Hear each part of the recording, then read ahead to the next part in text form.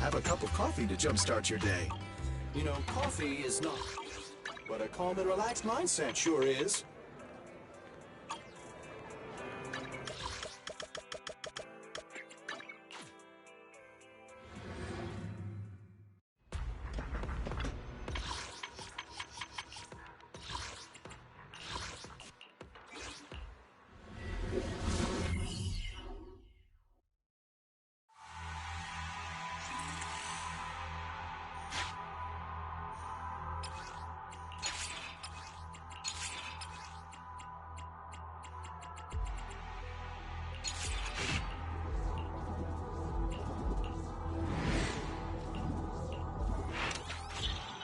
Commission start.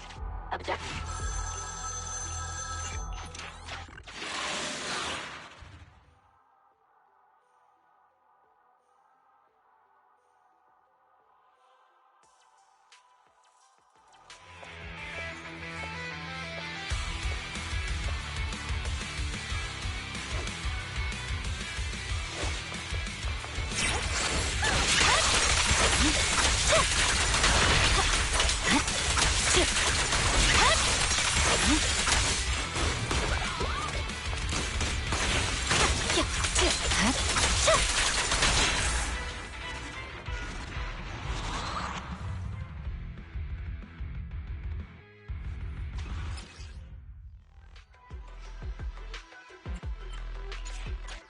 Can these coins be used to sharpen a blade?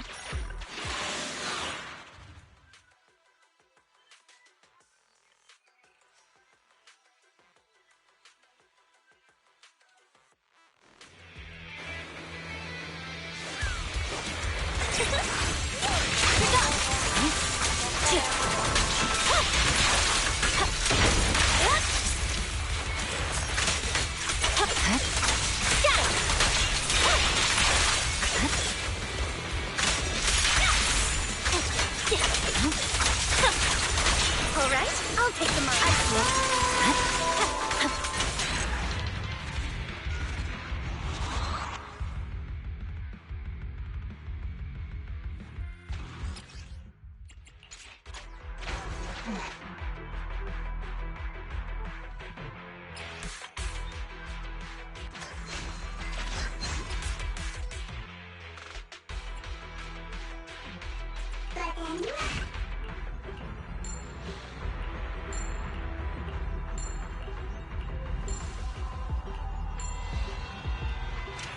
Suggestion.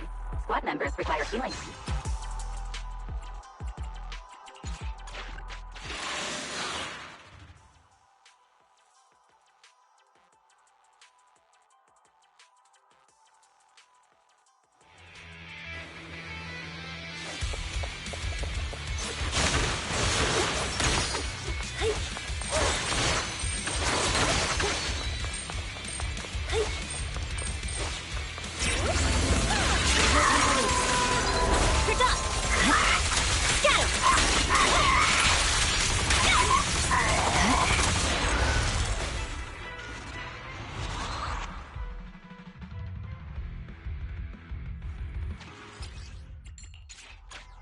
Can these coins be used to sharpen a blade?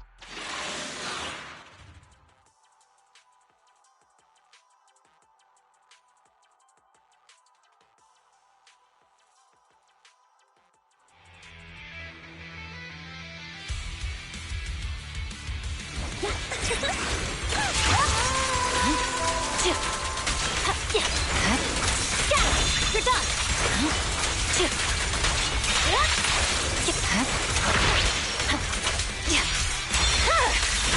Weakling.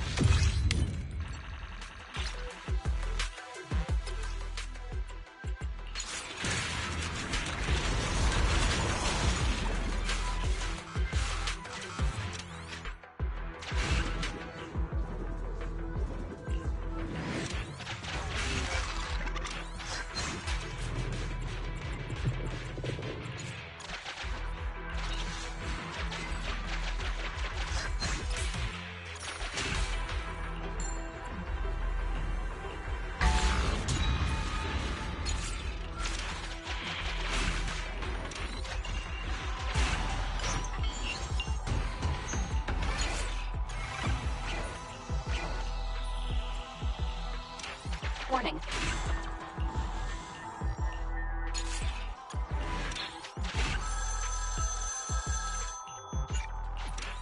Need some help? This time it's on.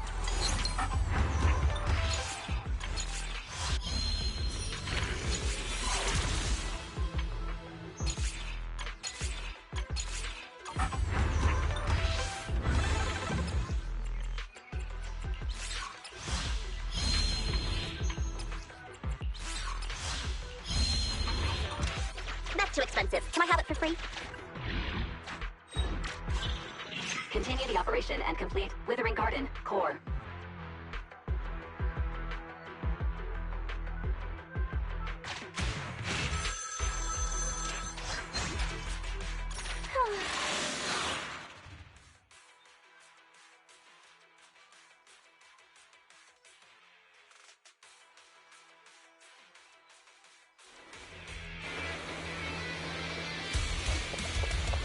Right.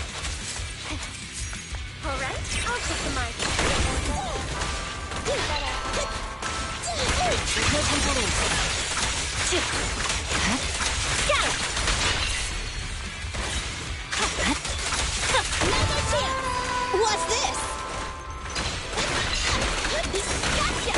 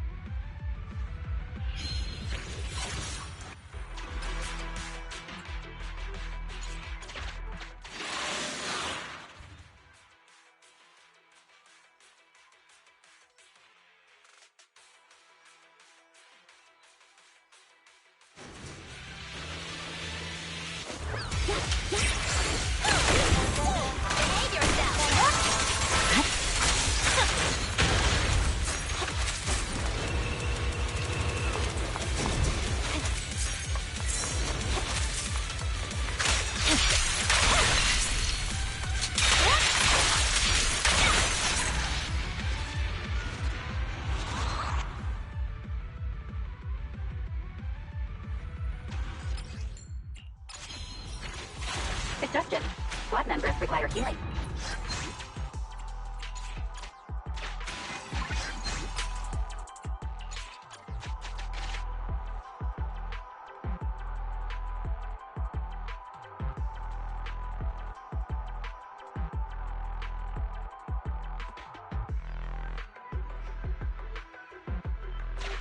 Why can't we just pay with Denny's?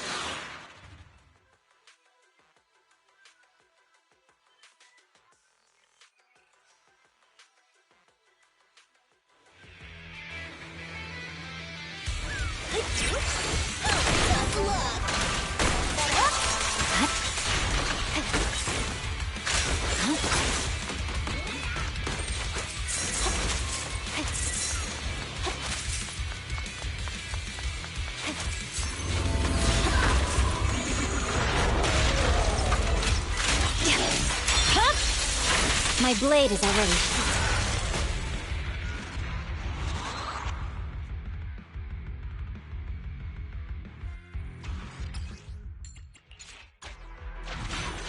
Hey!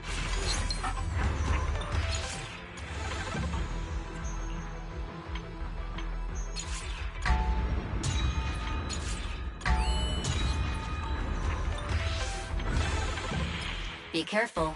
The corruption is getting stronger.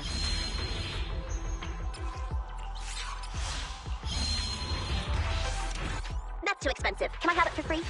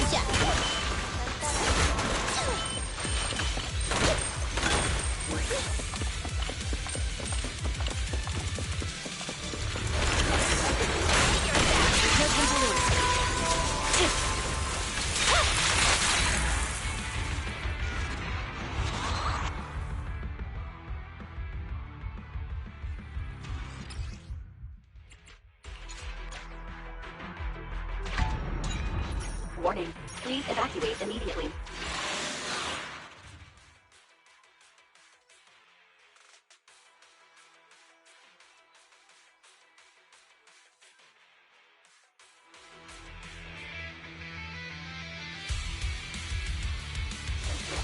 Okay. Now's our chance.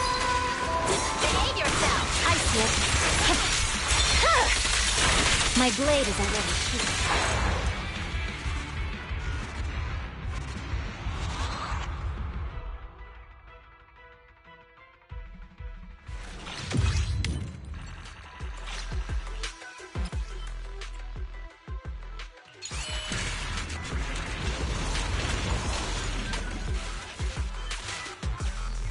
Suggestion.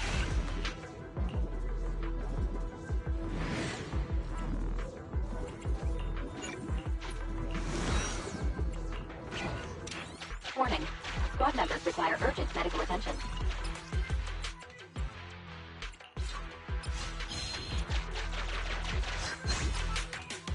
You take them.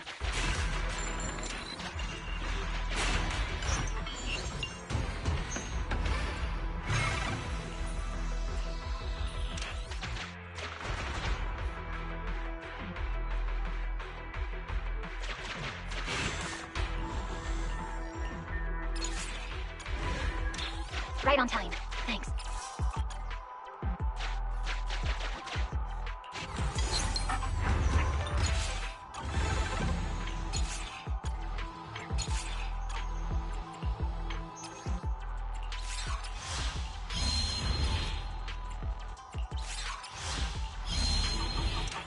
That's too expensive. Can I have it for free? Continue the operation and complete Withering Garden Core. Suggestion. Squad members require healing.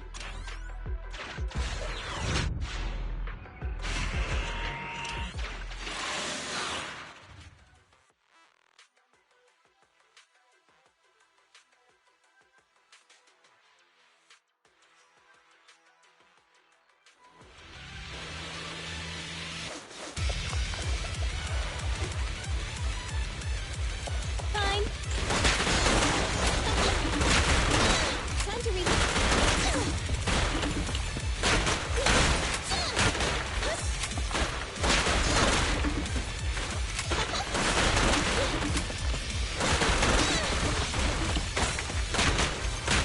Get away from me!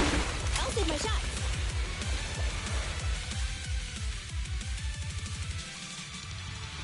Suggestion. Squad members require...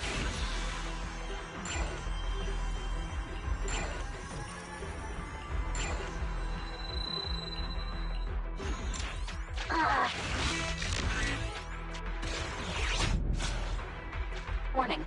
Squad members require urgent medical attention.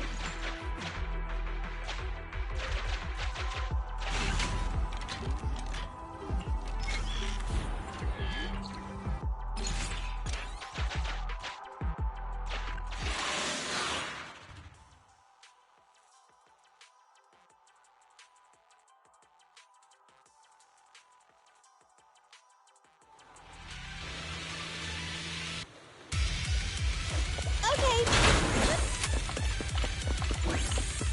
I'll save my shot. Gotcha! Good job! But my song needs everyone.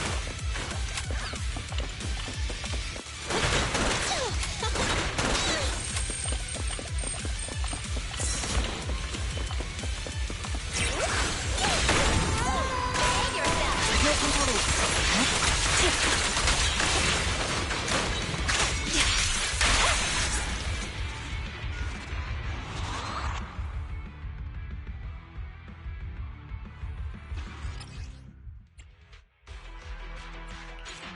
Suggestion.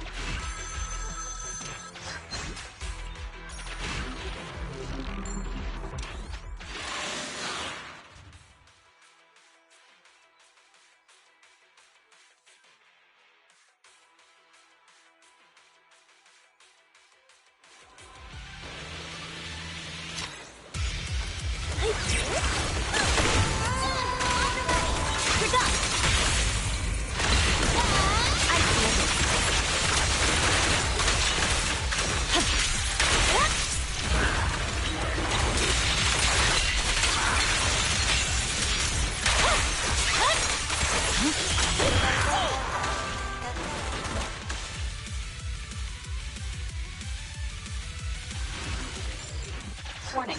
Squad members require urgent medical attention.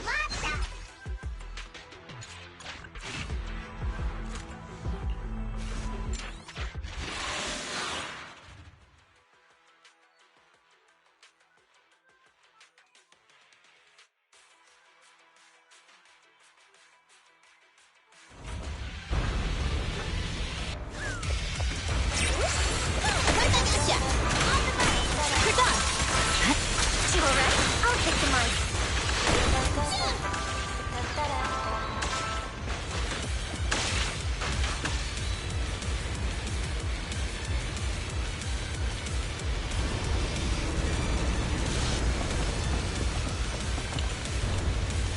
Fine.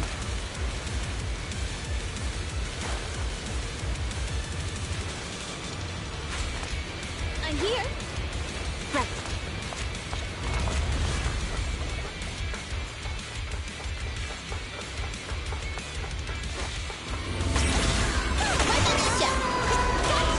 There's no time to lose.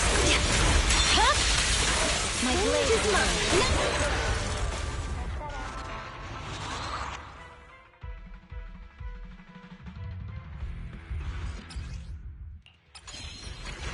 Warning. Squad members require urgent medical attention. Suggestion.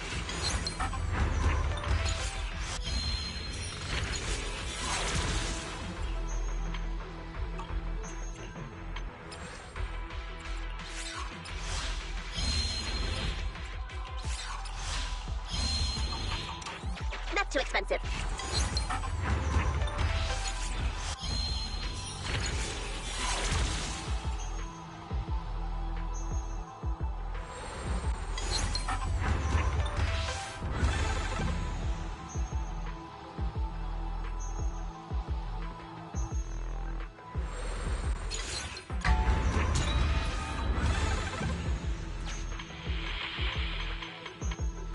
Warning. Please evacuate immediately.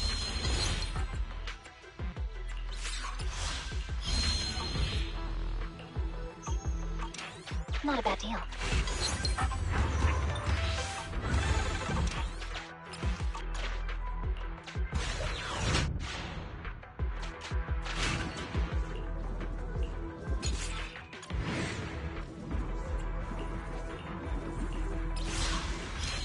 Warning.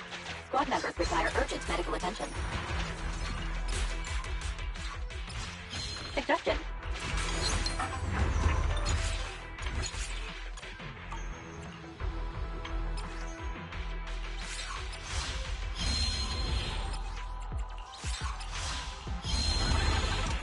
Not a bad.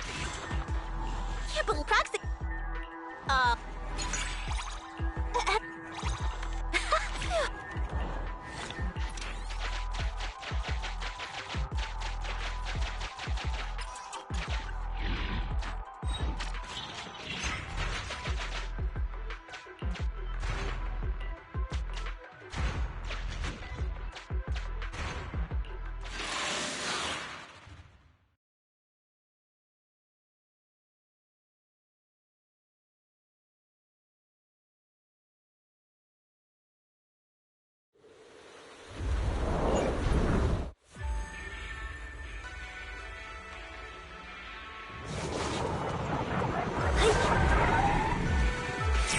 Charging up!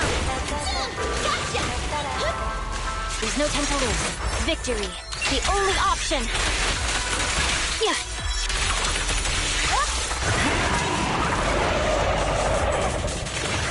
Catch the rhythm. Right back at ya! Tough luck! I'll eat everything! You're done! It's over.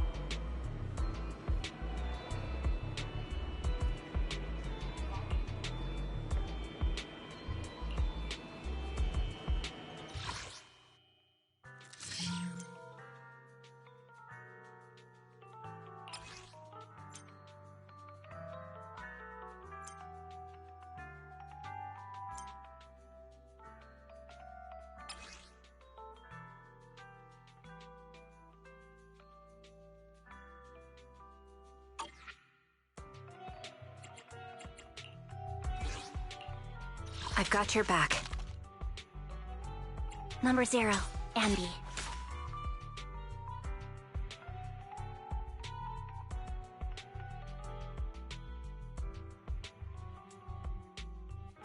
Looking for intel? Or hiring me for a job? I am the Eye of Obel.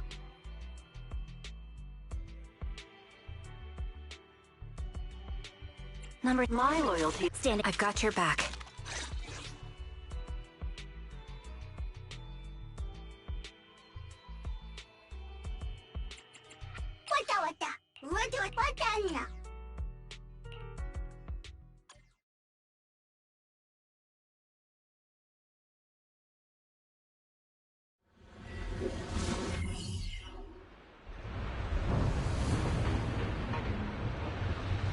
Engaging head-on. Ether vision activate.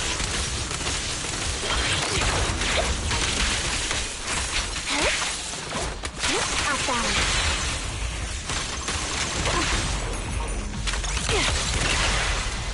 Yeah, target locked. Done.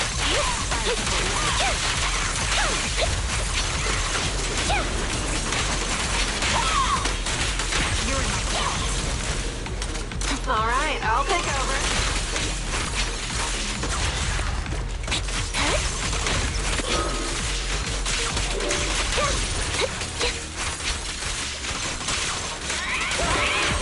Suppressing fire. Right on cue. Time to pin. Wait a minute. Gotta keep the claws sharp. Mind the voltage. Now you pay.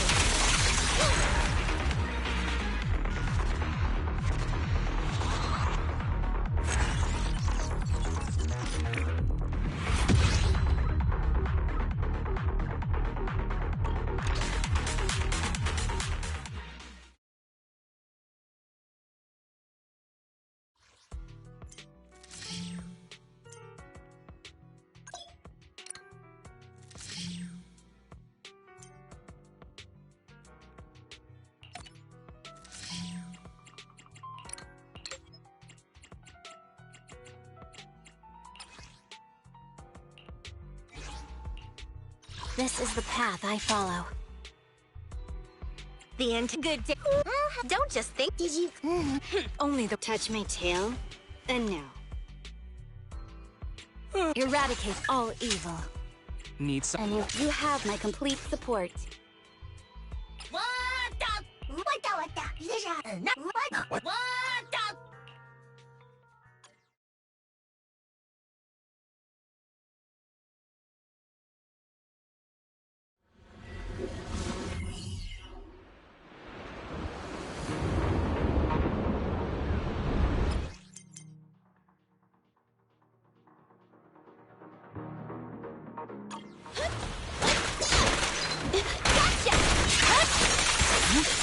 Watch out!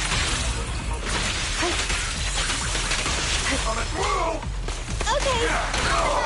I see it. Weakling.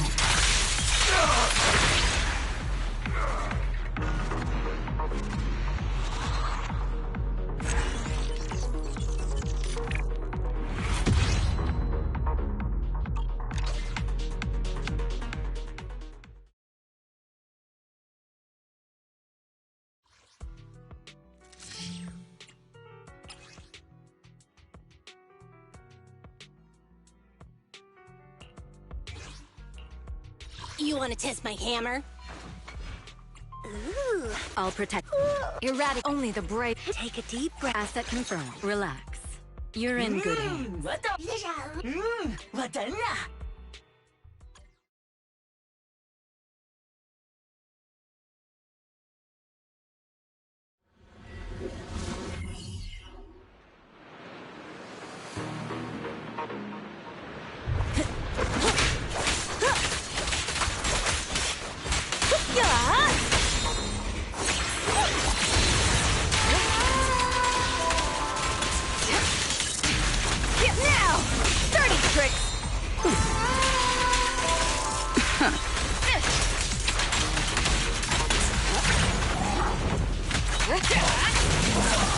Precision strike, initiate. Press the advantage.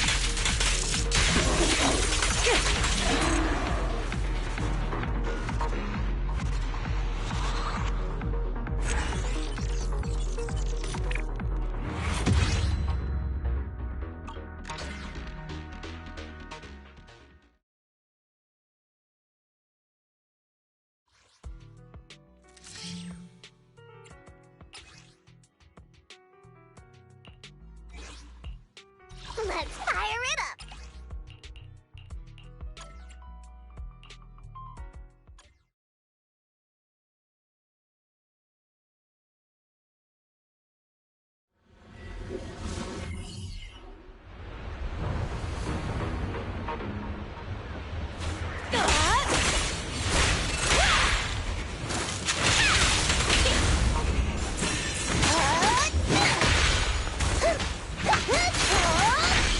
Buckle up!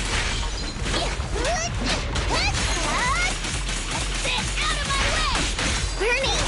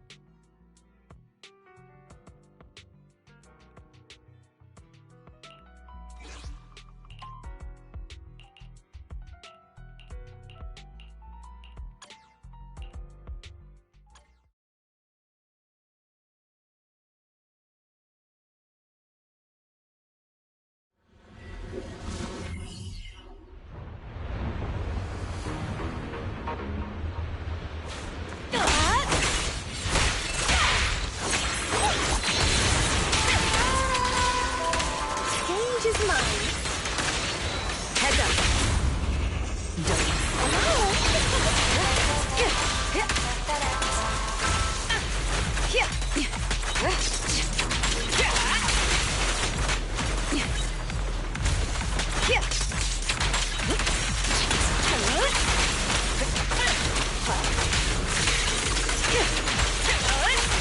Press the advantage. The best defense is a strong offense. Nothing slips through my defense.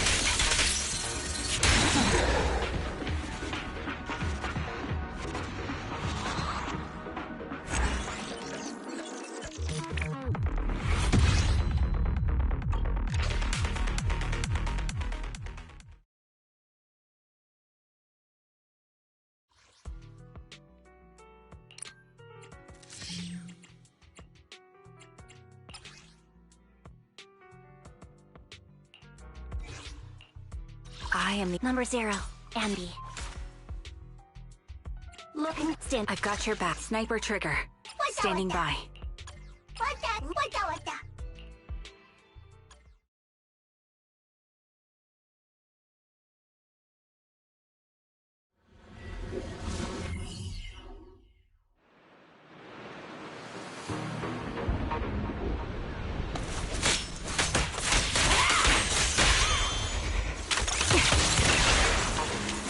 The enemy is ambushing.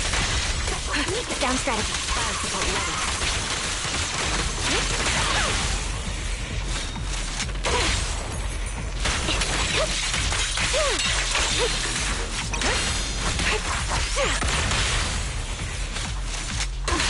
Take the shot. Recalibrating.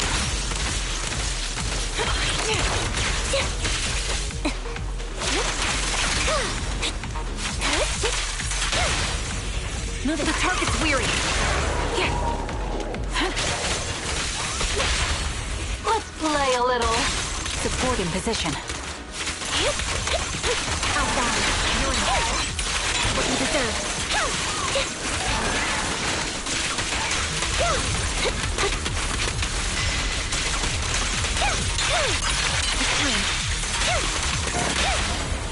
Gotta keep the claws sharp. Mind the voltage.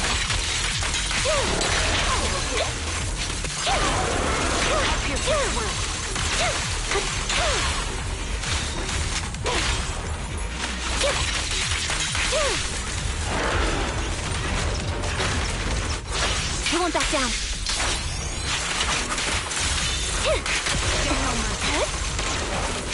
This bullet will reach its mark. Right on cue. Now you can. Let's play a little. Wanna recharge?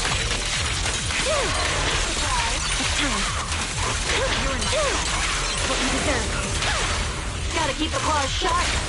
Perfect shot. Make it fun for me.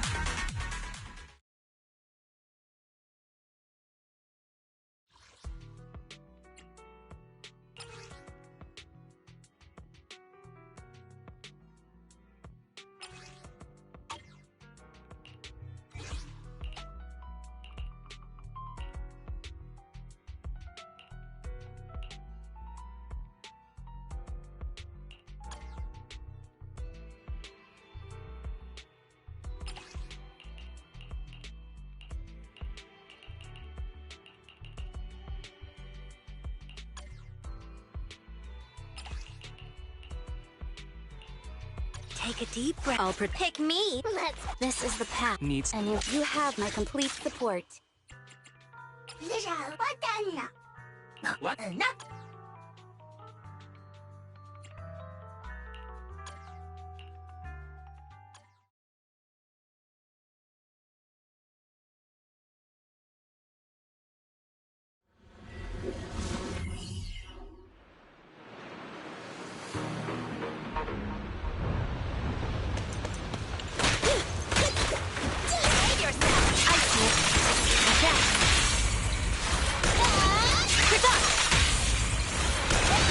No time to lose. Move it! We fine. Got it.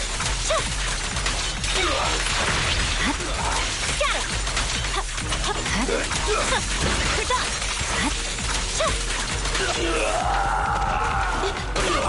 I see it. I'm unstoppable. Good. Wasted time. Over.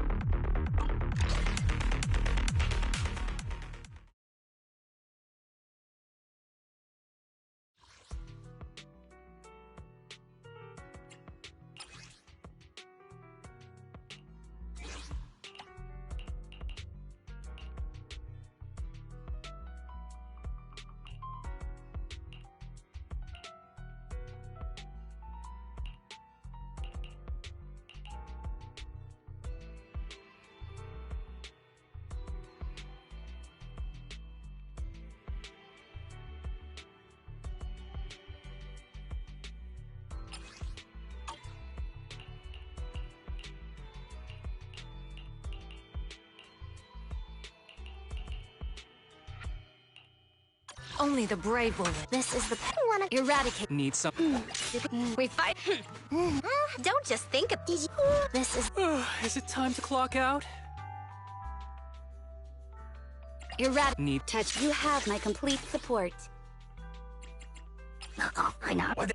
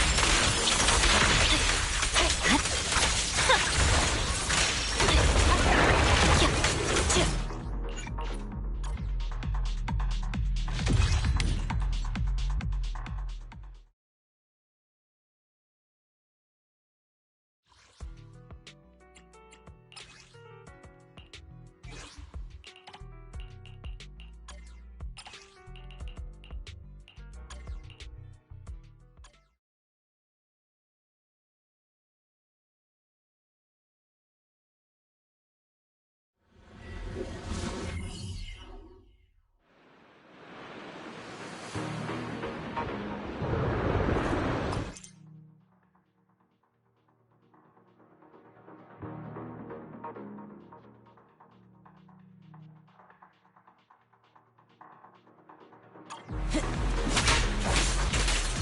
tricks!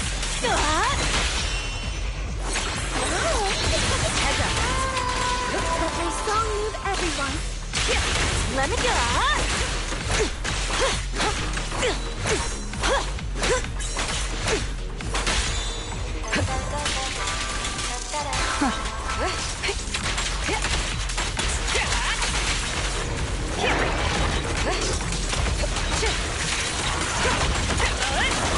Jump strike. Removing threat.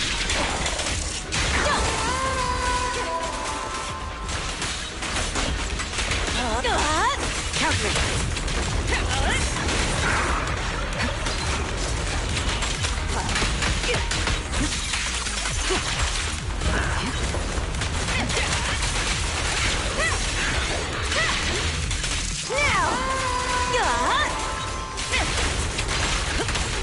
Neutral.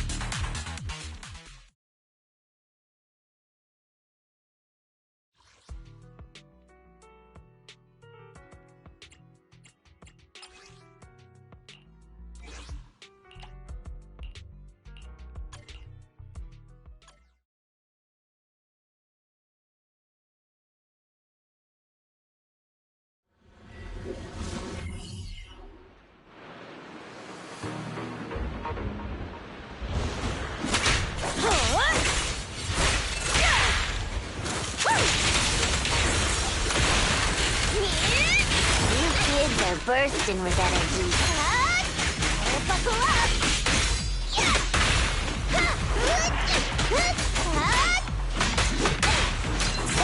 Steel Tusk is waiting for you. There's no retreat now.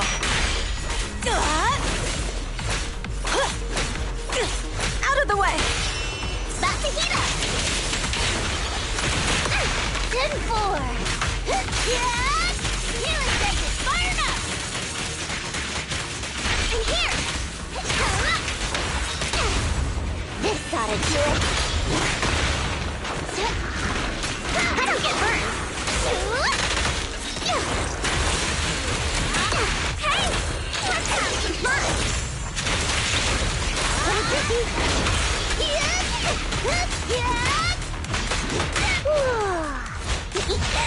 Kick into gear.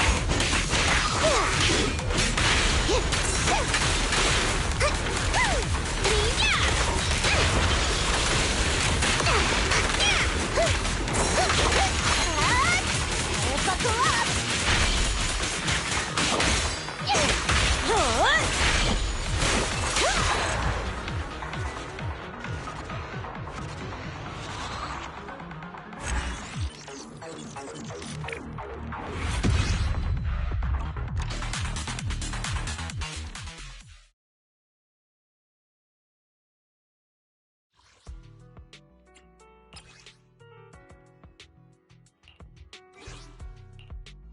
Huh?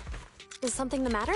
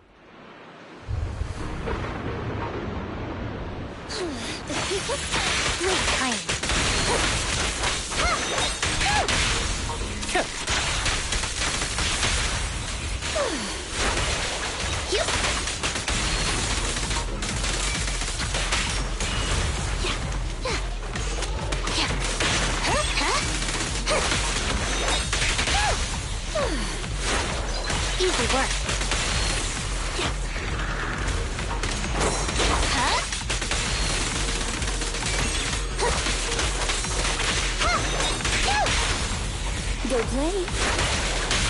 Please, don't resist. Yeah.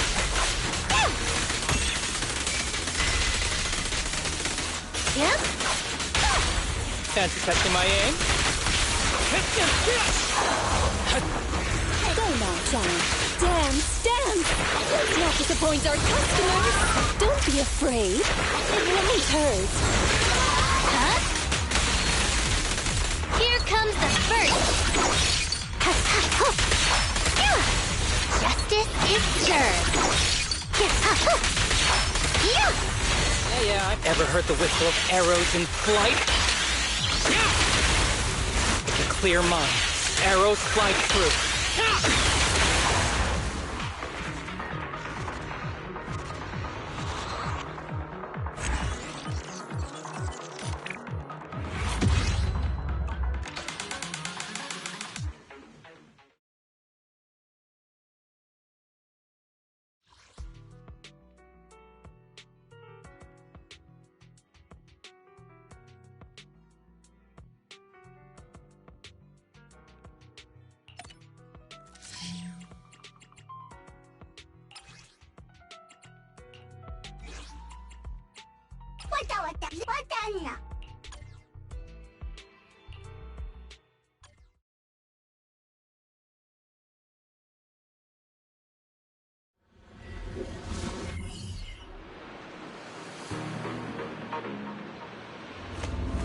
Leave it to me. Ether vision activate.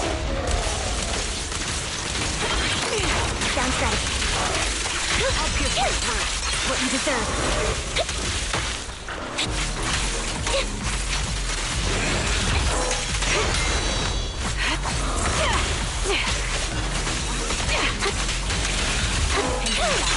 Now you pay. Off balance. Don't know what you deserve.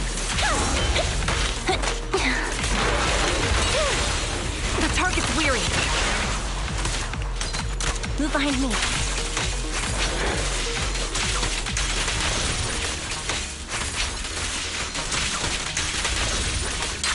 Get ready.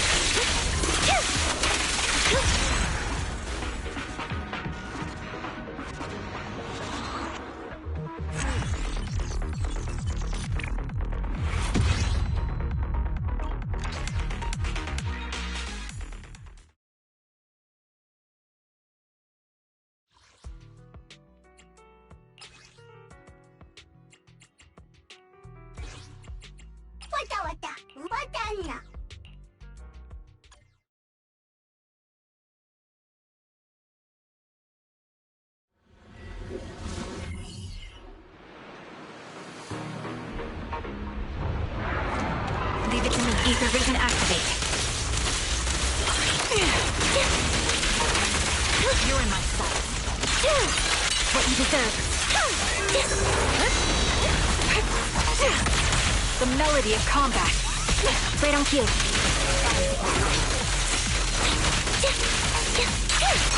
It's time.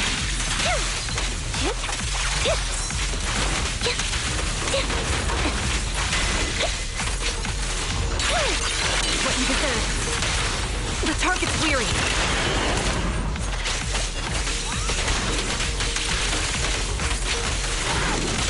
Keep focused. Wide open. Show no mercy. It's time.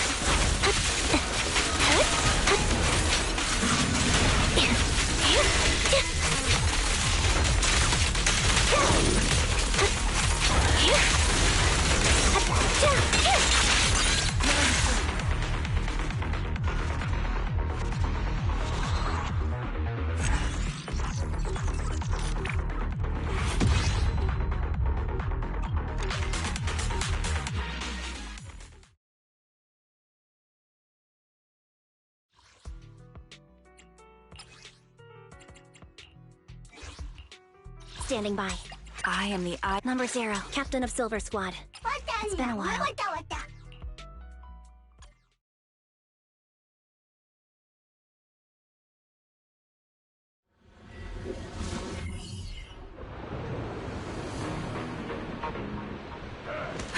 Ether vision activate. Heavy unit encountered. Specialized following. This enemy uses explosive siege weapons for close-quarter combat. Combat strategy. Prioritize attacking the rear ammunition compartment.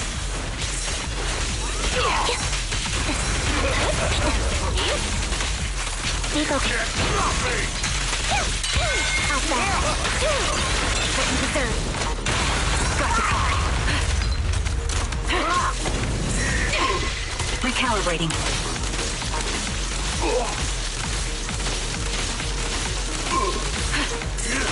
You're cornered. Flip the switch.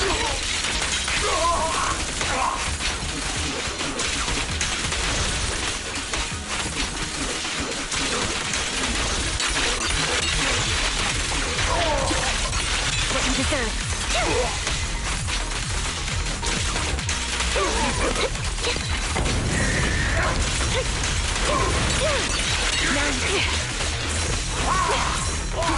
Ether vision activate.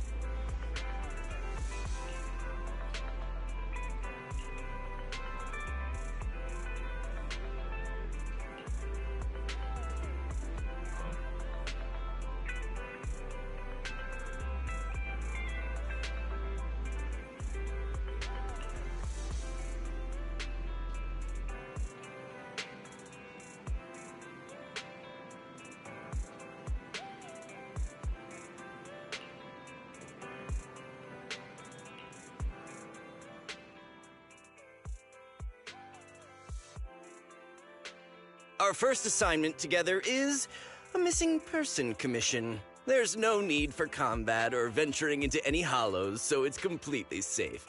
Honestly, I can't think of a better way to test your skills. To be honest, it feels like you're just filling your quota with this commission. Don't get me wrong, I'm definitely not trying to pass this off on you.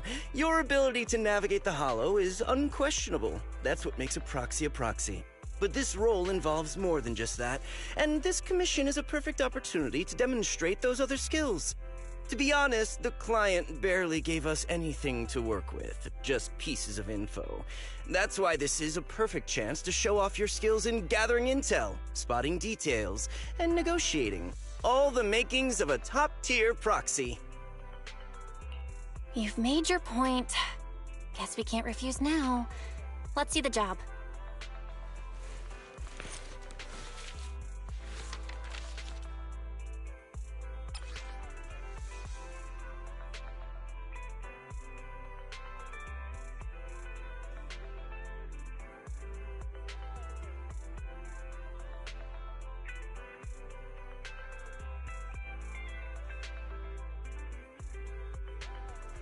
The client has only provided us with these 3 clues. All we know is that the woman in the photo is your target. Just a photo. So even the client doesn't know her name, identity, or whereabouts? And what's the deal with the harmonica and the sheet music? The client doesn't seem to have any more info, though it's possible they just don't want to share. But the client did mention if you get stuck, you should try playing the sheet music with the harmonica. Well then, I'll leave this commission in your capable hands. Keep me in the loop if you make any breakthroughs. Just ping me on Knock Knock. A single photo and a melody. Feels like chasing shadows. Belle, where do you think we should start? Maybe we should start with Port Elpis. A woman with her eyes covered isn't exactly someone you see every day. Remember when we went to visit the sea? I'm pretty sure we spotted someone like that back then. Remember? I was in a bad mood that day, so you took me to the port to clear my head. We bought some fries, but you were so busy staring at that girl with her eyes covered, a seagull snatched them right out of your hand. Why do you sound mad? Now that I think about it, that woman did look a lot like the one in the photo. I was just a bit distracted. I didn't mean to stare. Next time I'll make sure to watch my fries more carefully. Well, thanks to you, we've got a lead now. Let's head to the port and see what we can find.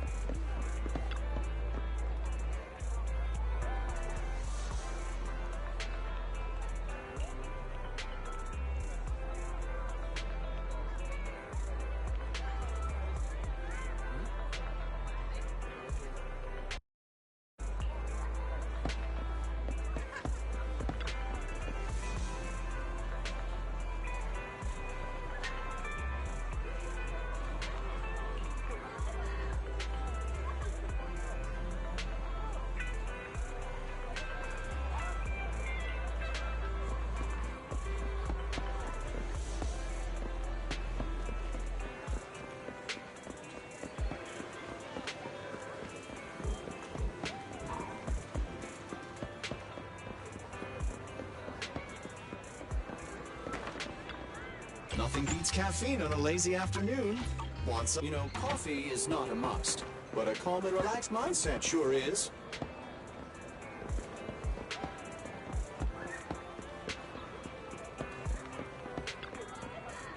Good afternoon. Feeling hungry? Let me make you a deluxe bowl. Oh, not to your liking. Next time I'll have something that better suits your taste. またまたいいな。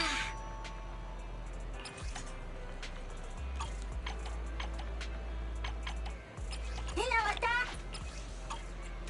Manana. ひなわた。 Manana. ひなわた。 Nata. Nata. Nata. Nata. Nata. Nata. ひなわた。 Manana. Nata.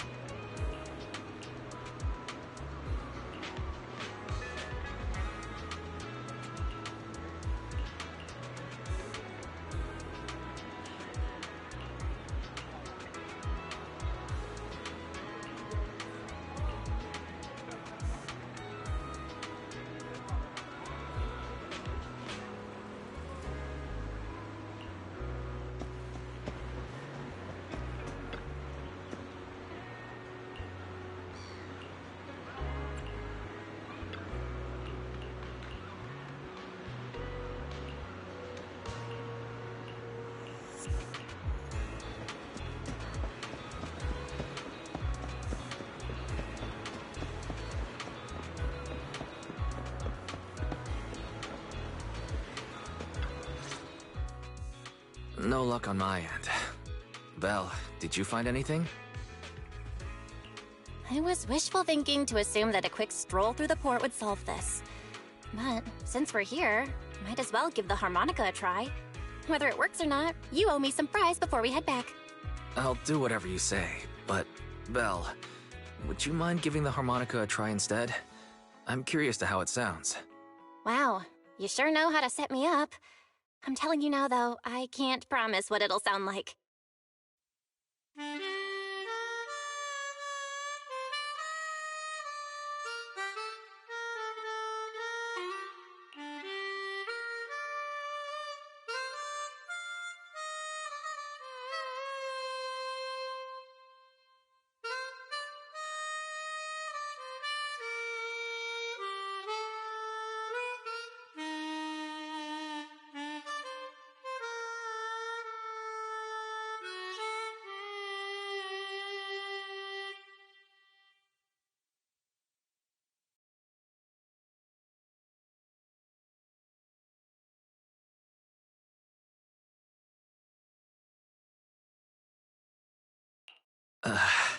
How do I put this?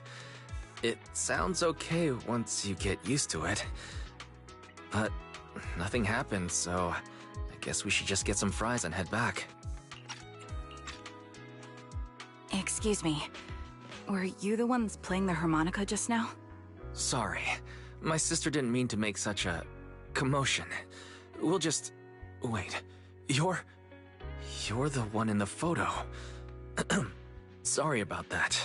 I didn't hear any footsteps, so I didn't realize you were right beside us. My apologies. Moving quietly is second nature to me. I didn't mean to startle you. If I may ask, where did you learn that melody?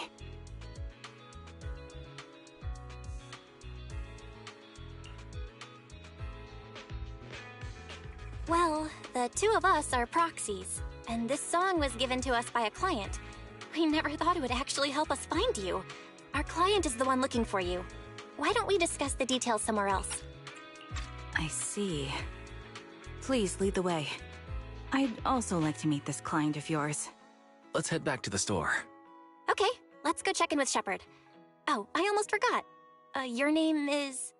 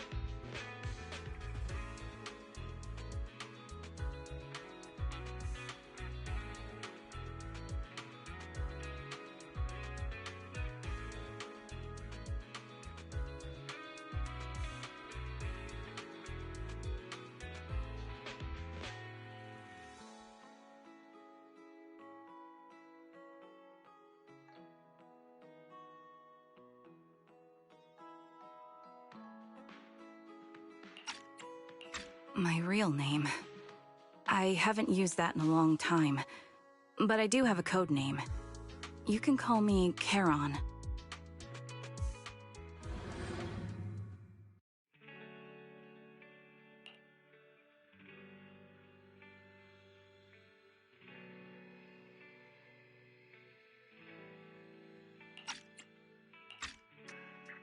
Miss Caron, I just reached out to the information broker who posted the commission. He should be here shortly, and you'll be able to meet the client soon. Please take a seat on the couch. I'll get you something to drink. Thank you, but please, don't mind me. By the way, the second row from the top on your TV wall, third unit from the left, it has a connection issue. You might want to check it out when you have time. Oh, let me see.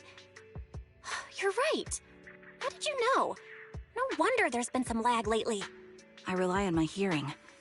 I lost most of my vision in an accident. I can just about make out the outlines of my surroundings. To move around like an average citizen, I've trained my other senses to be extremely sharp. I heard a faint buzzing sound. By moving around the room and noticing the change in sound, I was able to pinpoint the location of the faulty TV. Sorry. I hope my question didn't seem rude. No need to apologize. Vision isn't the only way to perceive the world. As proxies, you too should know that better than most. Anything that can be seen with your eyes can never be considered a secret.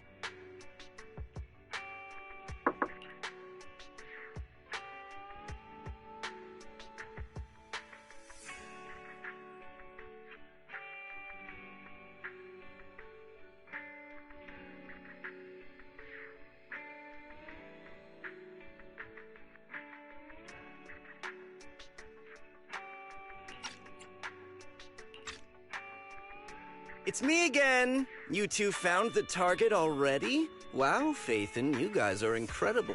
If you're always this fast, you could take on anything. I'm glad you're impressed. But why do I get the feeling you aren't very happy? You look a little uneasy. Where to start? It's great that you were able to find the woman in the photo, but there's a new problem. I can't get in touch with the client anymore. There's been no reply from his Knock Knock account since yesterday. I brushed it off at first, but there's still no reply today. Just when I thought he might have skipped town, his account suddenly sent me a location, the edge of a hollow. Who sends something like that in normal circumstances? Based on what you've said, there's a good chance the client encountered some trouble involving the hollow. Still, it's too early to say for sure. Either way, I'll keep trying to reach the client. I hope he's alright. Let's stay in touch for now. We won't be wrapping up this commission for a while. Sorry, but I overheard your conversation. Could you share that location with me? If I investigate the hollow, I might pick up some clues. You're Miss Caron? No offense, but the hollow isn't somewhere just anyone can waltz into. Without a carrot or combat personnel, it's a death trap. You should wait. I'm a soldier. I served with the Eridu Defense Force under the Chrysoberyl Division. Even after retiring, I've made countless trips into the hollow. You can trust in my combat skills. The heart rates of you and the two proxies here seem to have just spiked. Don't worry. My military days are far behind me. I have no current ties with them. As for getting into the hollow, proxies, can I request your assistance? I don't know anyone else who could guide me. I'll pay the commission fee as best I can. If you don't want to be involved, that's fine. I'll think of something.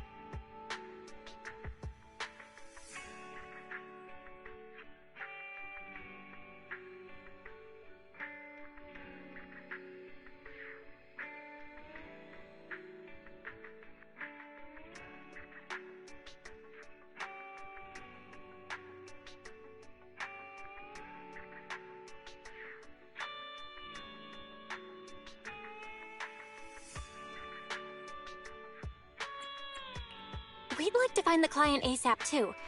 I mean, who's gonna cover our commission fee otherwise? Besides, if we said no, you'd just head into the hollow alone, wouldn't you? How did you know? So that was your plan? You just remind me of how Wise and I used to be. So desperate to find someone that we didn't even care if we were ready or not. Well, since Miss Charon wants to continue to investigate, I'm willing to act as the proxy for no additional fee. You can relax, Shepard. I see. That works for me. With the client still unreachable, my hands are tied. Please, look into the hollow, and be careful. I'm really sorry for troubling you both. Finding this client is very important to me, so I may have acted a bit out of line just now.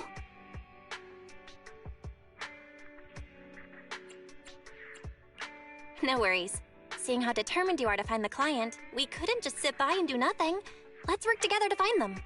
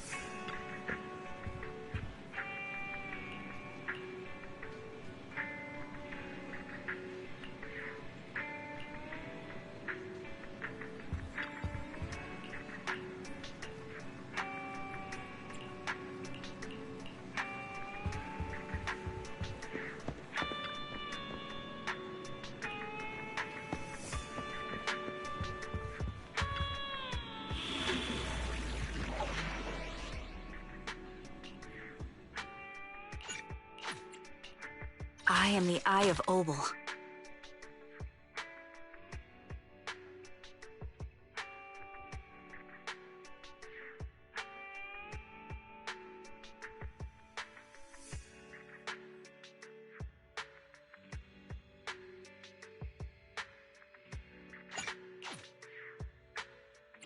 I've got your back. Take a deep... I'll protect you from any danger. It's my duty to protect the asset.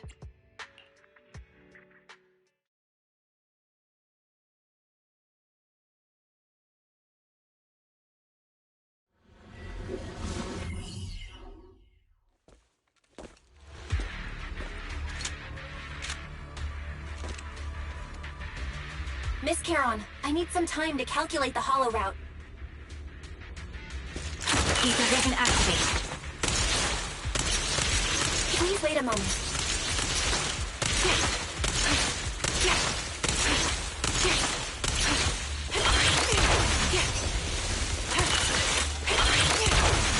Adjusting for wind.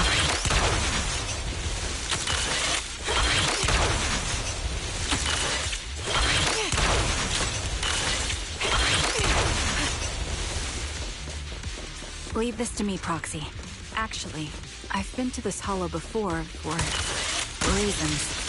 I still remember the way forward clear as day.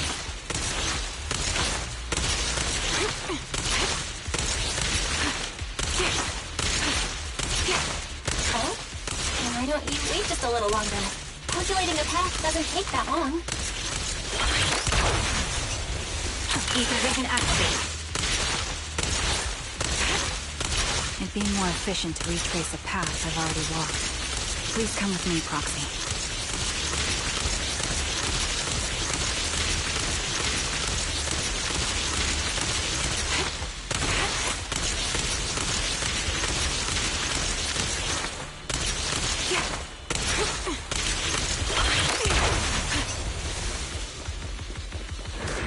Recalibrating.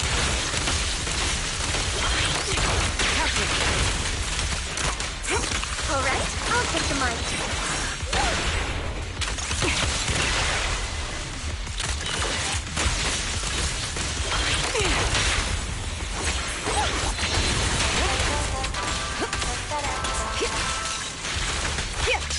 The path ahead. It should be right around here. I wasn't here too long ago. One moment, Proxy. I might have misremembered. I just need to think. I'm sure you're well aware that hollows undergo periodic spatial distortions and reconstruction. Sorry for being so presumptuous, Proxy. I got ahead of myself and made things difficult for you.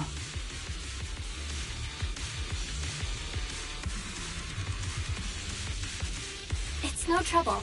There's a fissure nearby. We can use it to get back on the right path.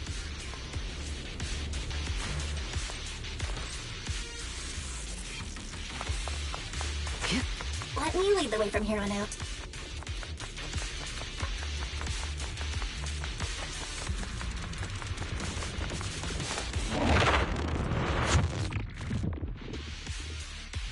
By the way, Miss Carolyn, how are you so fluid when you move and fight?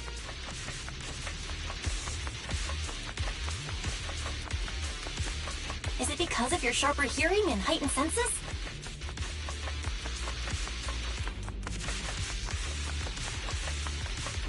That's one part of it. In fact, my eyes gained some unique abilities as they changed.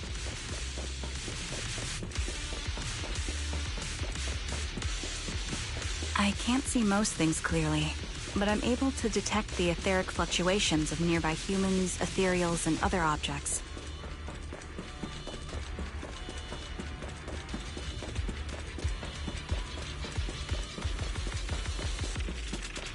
I call this ability Ether Vision. That's quite the ability! Given your combat style, those eyes must come in handy on the battlefield, huh?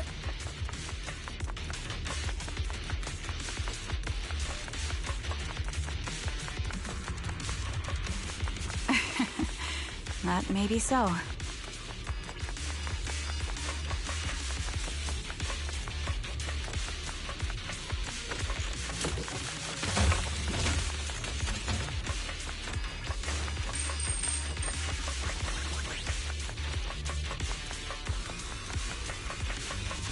Adjusting for wind.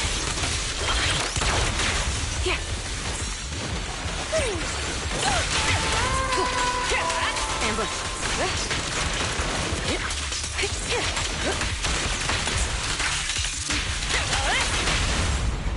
Don't move. Wait, something's up ahead. There's someone on the ground. Ugh, it smells like blood.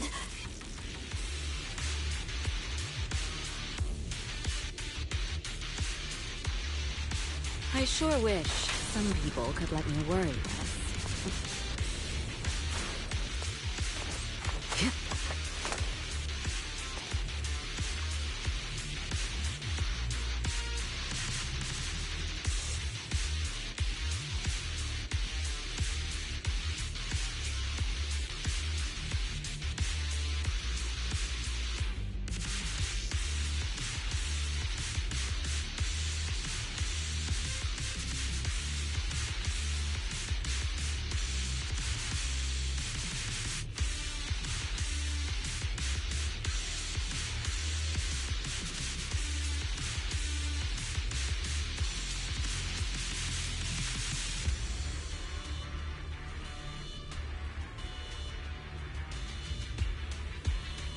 What could have happened? Who did this?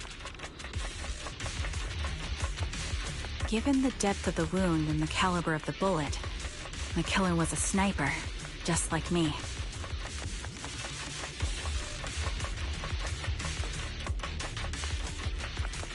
Proxy, stay vigilant and get behind me. The killer may still be nearby.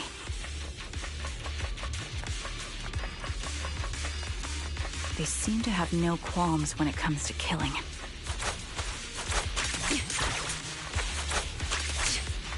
Let's press onward. I feel there may be more victims, and...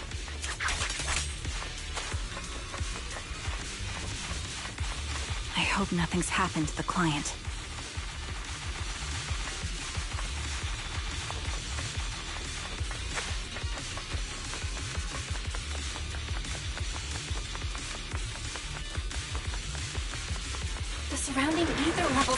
significantly increased. What's going on?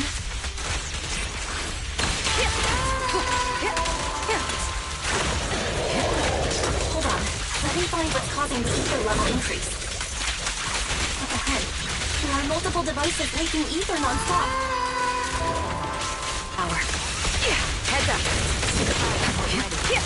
Neutralizing. Those are high-pressure ether storage tanks, filled with highly concentrated ether.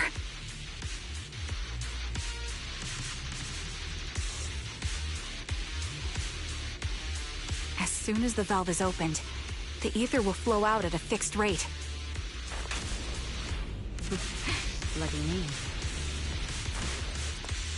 Such high ether concentrations will make the nearby ethereals more active and cause more to show up.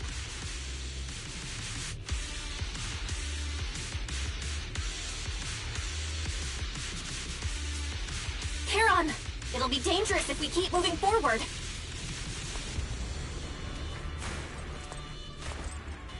Understood. These storage tanks are high-risk items manufactured by military-industrial companies. They're rare, even on the black market.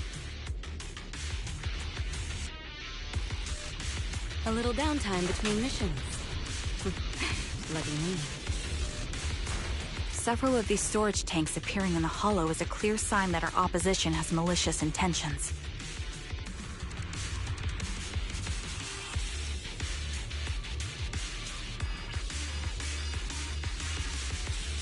I sure will. Let's find a suitable sniping position and disable those ether storage tanks along any mission-critical paths.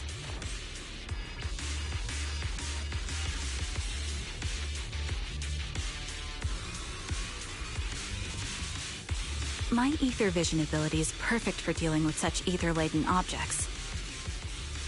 Time between missions. Lucky me. Let's take care of these leaking tanks to lessen the threat of ethereals on our path. Then we can proceed.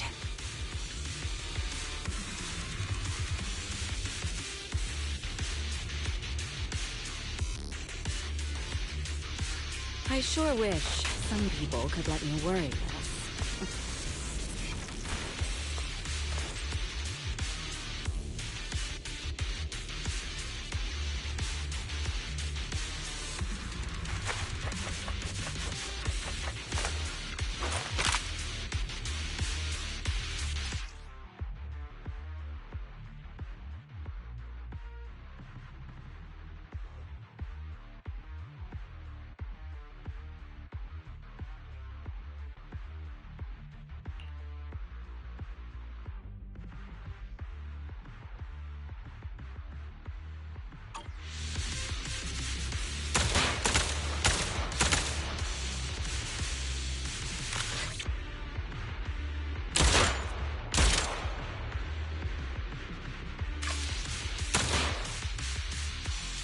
High-pressure ether tanks have been disabled. We can keep moving.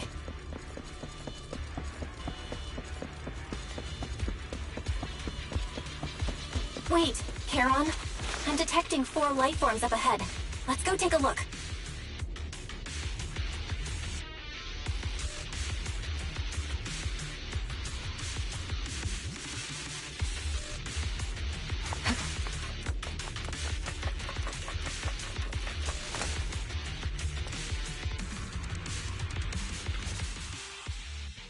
Proxy, there are 4 people over here. They're all still alive. I'm not detecting any ether fluctuations from any other life forms nearby. Great, that's a relief. Charon, can you confirm their condition? Confirmed. 1 is seriously injured. A bullet pierced their lung. The other 3? No internal injuries, just a few minor wounds. They're all unconscious. The one with severe wounds. His etheric fluctuations are nearly completely gone. He's beyond saving. Who are you? Help me.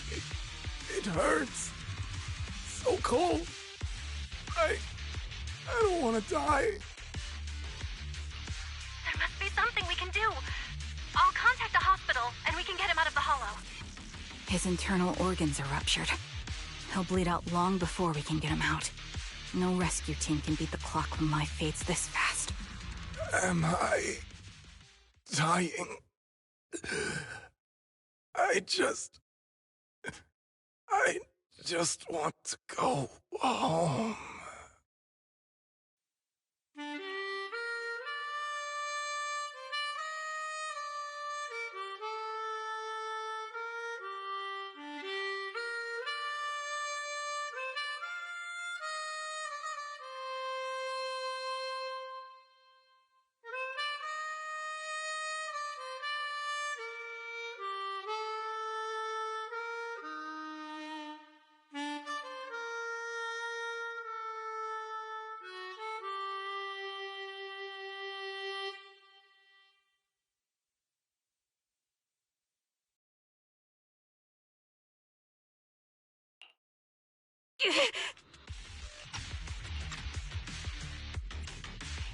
Caroline, are you okay?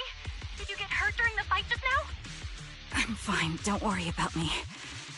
As I mentioned before, these eyes of mine have their uses, but they bring just as much inconvenience. The rejection reaction you saw just now is one of them. Staring into death. It's not something I handle well. My head. Where am I? Who are you people? I remember now. There was a madman, a lunatic who tied me up and dragged me into the hollow. You're not. I'm not the lunatic you're talking about. Can you stand? There are 2 more unconscious survivors here. If you can, help us carry one of them. Let's get out of here together. Leave? We can leave this place? What about that lunatic who shot at me from the shadows? The culprit should be gone by now. Caroline, let's get the survivors out. Follow me.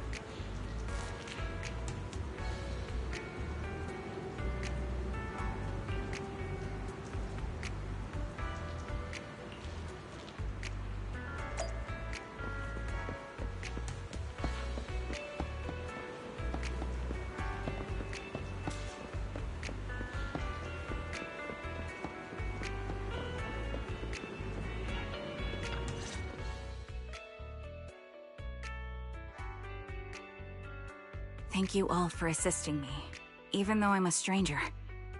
You've given me valuable information. It's the least we can do after you saved our lives. If there's anything else you want to ask, go right ahead. I do have some questions left to ask. Before that, could the three of you introduce yourselves? I'd like to see if there's a pattern to how the killer chose their targets. I'll go first. My name's Zoe. I used to be a soldier in the Defense Force, but now I'm just working a regular desk job at a private company. Don't let that fool you, though. I've earned my stripes. I'm Jesse, currently working as an Internaut information broker. I'm still pretty new at it, though, so I can't think of any reason someone would target me.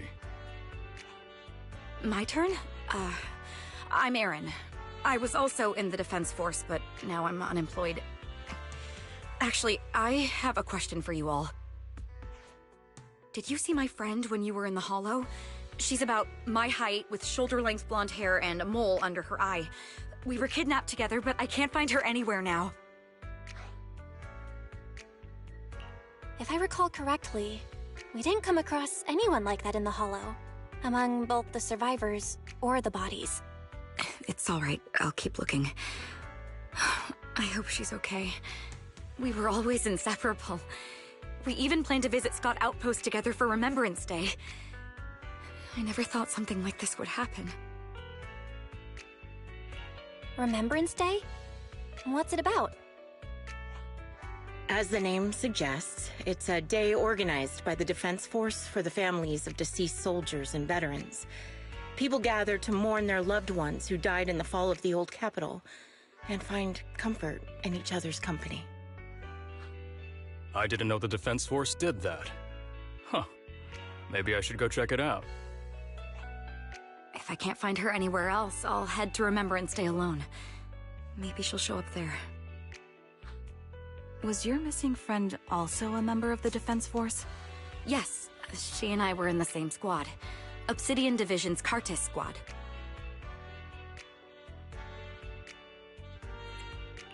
This sounds like a series of murders targeting the Defense Force.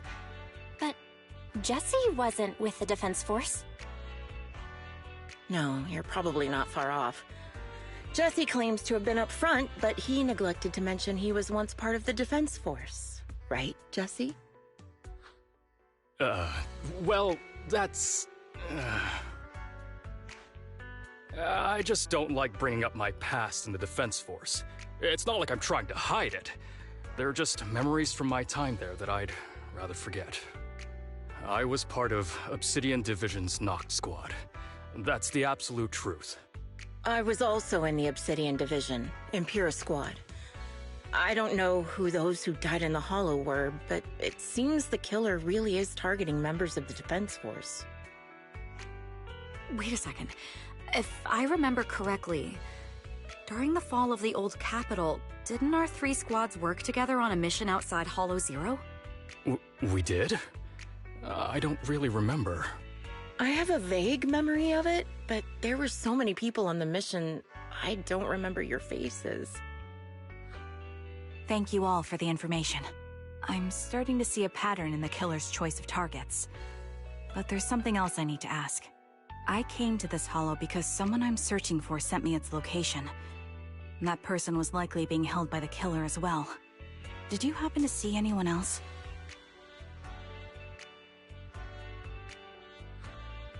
You're not giving us much to go on. At least tell us what kind of person you're looking for, male or female, what they look like. Can't offer much help without that. Sorry, I don't have much else to share. Even so, if any of you remember anything else that may be useful, please let me know. This is very important to me. You don't even know who they are, yet you're so determined to find them. Is it really going to be an issue if you can't find this person? Maybe. I've been searching for someone for a long time. They might be the key to achieving my goal. I see. Whatever happens, I hope you find them. If there's anything I can do to help, just let me know. Thank you. But please, prioritize your own safety. If the killer is targeting former Defense Force members, there's a good chance they'll come after you again. Stay vigilant. Of course. Once I've checked out Remembrance Day, I'm locking myself in my room and throwing away the key.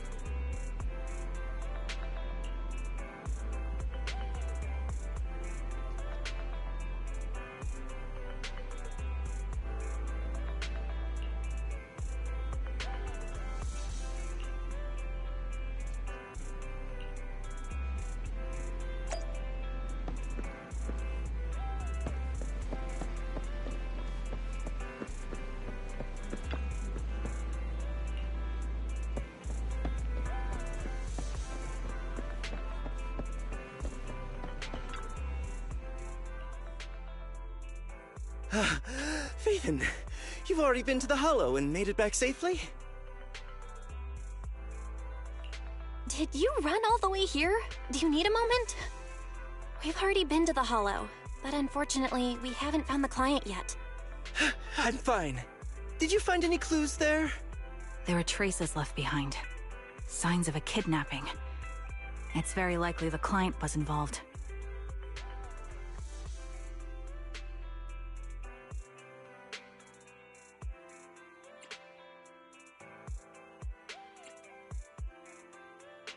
Yeah, it seems the client was kidnapped, brought to the Hollow, and later moved again. We're still looking for clues. But why did you rush over to the store? Did you find anything? Well, just take a look for yourself.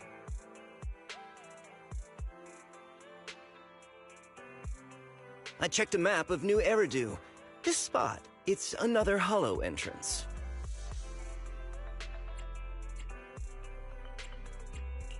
We've been chasing dead ends with absolutely no clues, and now one just appears out of nowhere?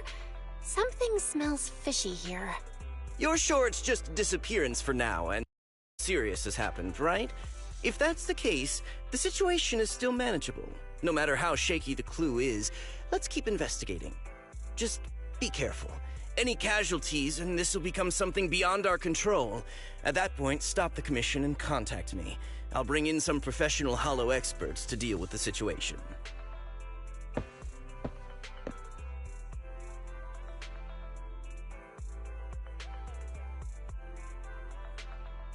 Thank you for not revealing what really happened to that information broker. Don't mention it. But I have to ask, why are you doing this? Calling for help might have been the safest way to handle the situation. The killer is a sniper who has no qualms about taking lives. Judging by the victim's injuries, it's clear they know how to deal a fatal blow and how to inflict pain without causing death. Most Hollow Raiders lack experience dealing with snipers. If they encounter the killer, it's likely to end in a difficult fight, or worse, casualties. And besides, asking for help from others would only delay the search. The client is at risk right now, so I think we should follow the clues and enter the Hollow as soon as possible to ensure their safety. I helped you keep this from Shepard, but I have to admit, it's just too dangerous. What if this lead is a trap? Who even knows who's really behind the client's messages anymore? I understand, I really do. But what if we're late and something happens to the client? Why is the client so important to you, Charon? Would you be willing to tell us? Are you so set on finding them because they're connected to the person you've been looking for? The client's true identity might be the very person I've been looking for. And if not, they most certainly have some vital information. Since leaving the military, I've spent years searching for my missing teammates. They were more than just comrades who trusted me with their lives. To me, someone raised as an orphan, they were family.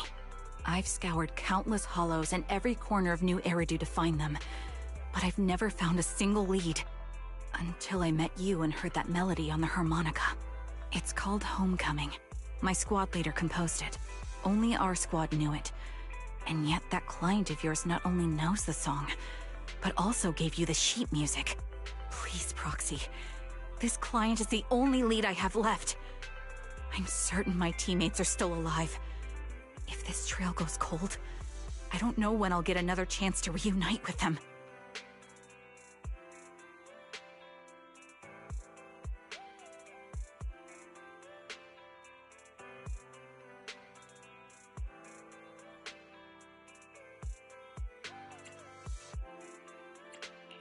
I get how anxious you must feel. Let's face this together. But this time, we really need to be extra careful. Thank you, Proxy. I feel much better knowing I have your support. You can trust me. I'll protect you if the killer is really waiting for us in the Hollow. We'll make it out in one piece.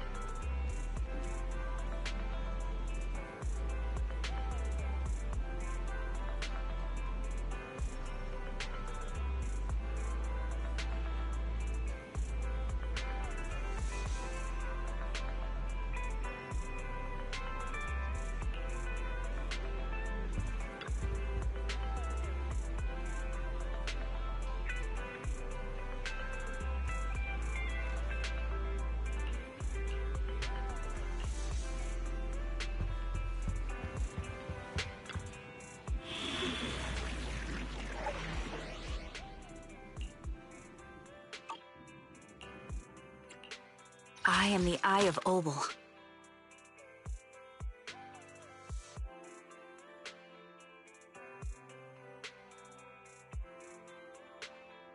Pick me, and I promise you'll learn big. Good day. This is the pre-fight. You have my complete support.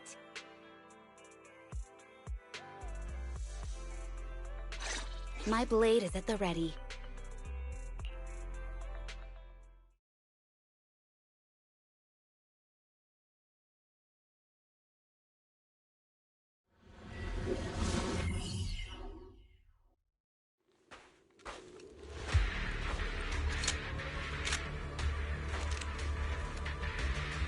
Looks like there's something here. Is this a communicator?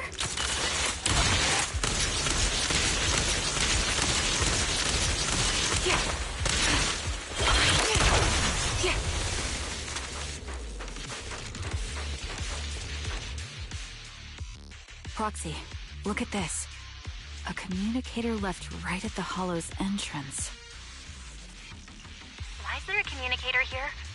It doesn't look like it was randomly left behind. There's hardly any dust on its surface, which means it was only placed here recently. It looks like someone wants us to use it. Ah, such decisiveness. Following random location info without even thinking twice. I'm glad, Sniper of Liar Squad. Liar Squad? What's that? Wait, who are you? Sniper. Or should I say Charon now? Haven't you shared your past with our dear Proxy? If introductions aren't your strong suit, I'd be happy to show you how. You can call me Grim Vulture, the one behind this string of murders. You see, I've been working my way down a list, crossing off names. And now, Charon of Liar Squad, your name is next. Looks like you've done your homework on me. Just because my presence interfered with your plan, you've decided to take me out for good? I thought you were just going to be another obstacle in my way. And now, with you in my sights, this must be some kind of destiny. I'm not sure what you're referring to, but I'm looking for someone. Given that you're waiting at the Hollow entrance they shared, I'm guessing you have them.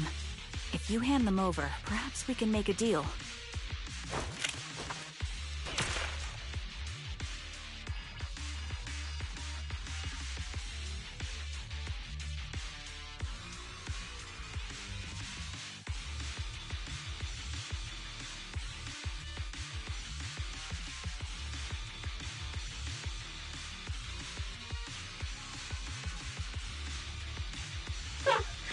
Your version of making a deal is stalling for time to locate me and lining up your shots?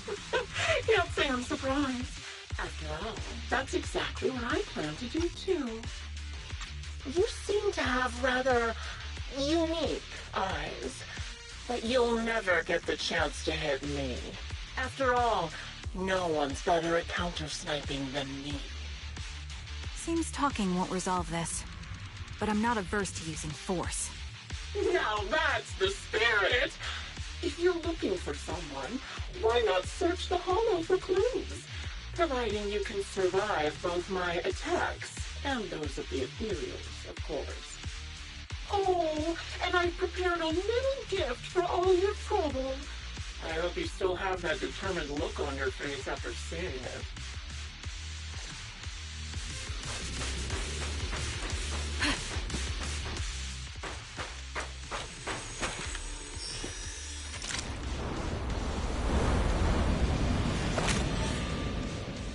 Watch out for Grim Vulture taking shots from afar.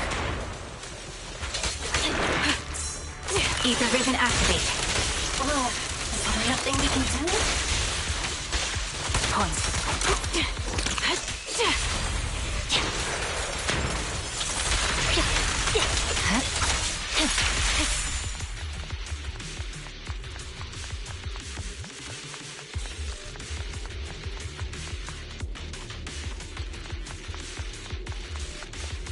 I found a box. Something feels off about it.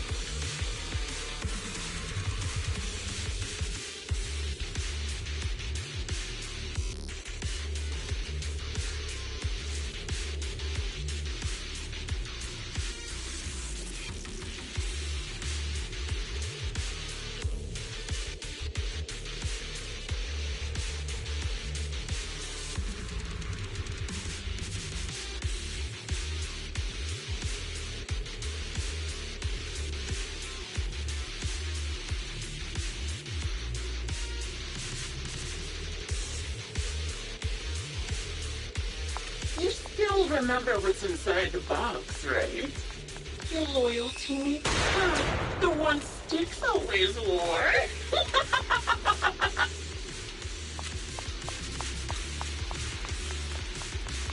Curious as to how he died? I'll tell you. He took his own life. No, it wasn't much different from being tossed by ethereals.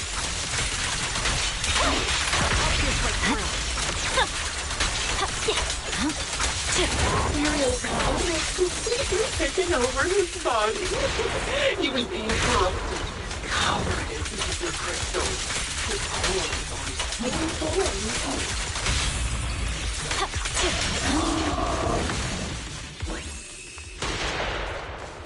He didn't want to become an ethereal, so he raised the cannon he was oh so proud of, with just one last shell inside.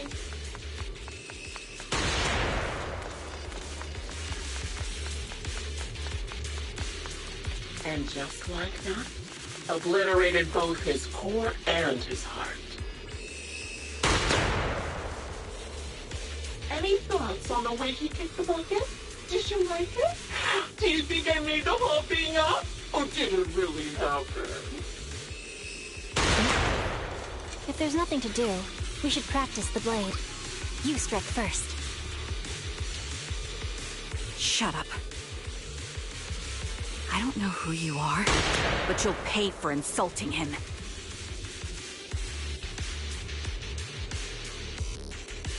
Oh, wanna kill me? Then come to my next surprise spot. I read you something?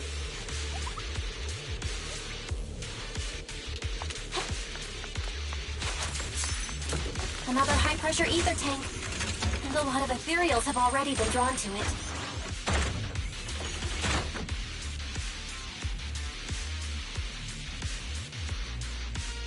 Leave it to me, Proxy. My eyes will take care of them.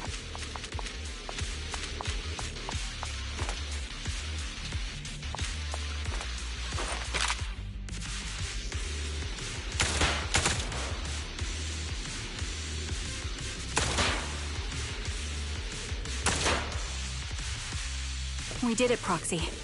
Let's keep moving. I want to catch that murderer as soon as possible.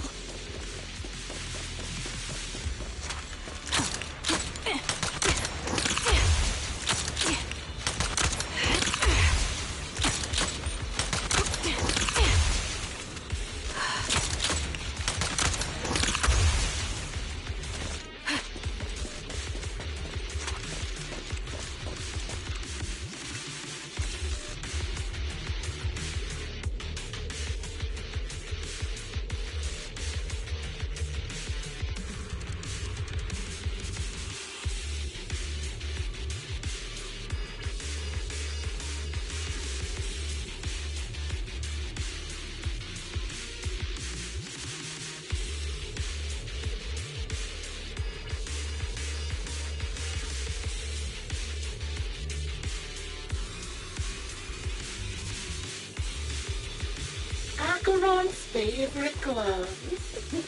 It wasn't easy getting my hands on them. Adjusting for wind. As expected of such a famous, beautiful commander, even if not so stylish. Blade is already sheathed.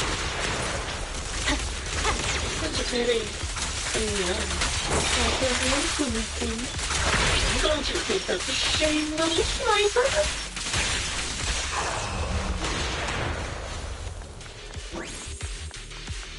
Such beautiful hands, yet they could no longer hold the sword.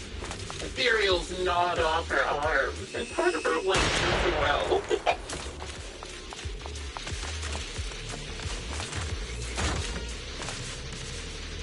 But she still had some backbone.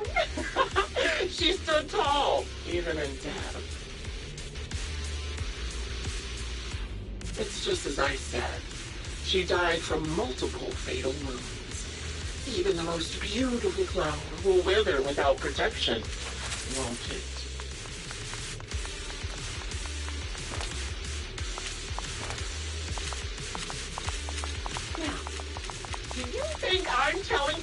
dead or alive this time. How long do you intend to keep up this game of cat and mouse?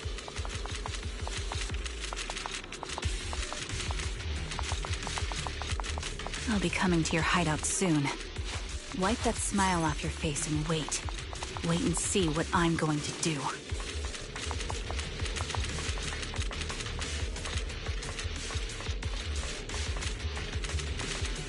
Ooh, good reaction! Hurry up then.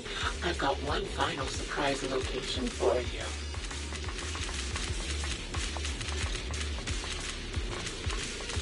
I'm sure you figured out the route to get to me. That's right. The surprise is at the end of the road.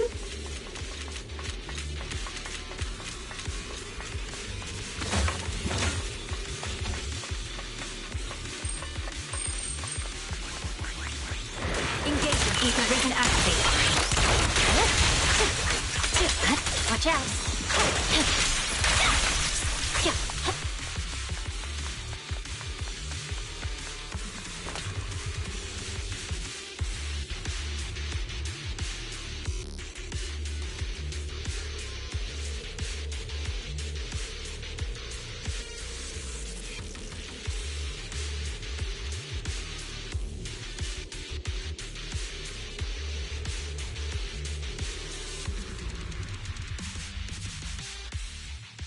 Congratulations! You found the third box. Inside is... Who was it again? Oh, right. A piece of bloody fabric, some Cocytus's clothes, and some damaged engineering gear stained with Leafy's blood. There weren't enough boxes, so I had to cram them together. They're just a medic and an engineer, not exactly combat material, right?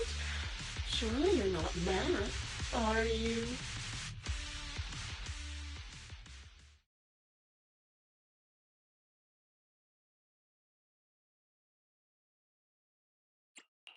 Enough already! Using her squad mates? Her family to mentally torture her? That's vile. How much longer are you planning on doing this? Oh dear, did I go too far? My sincerest apologies. It's just, watching you plunge headfirst into my trap was so entertaining. I may have gotten a bit carried away, you know? Relax, the person you're looking for isn't here, and those are just fakes. I didn't actually take them from her comrades. Her comrades are long since corpses in the hollow, after all. How could I possibly have gotten hold of their clothes?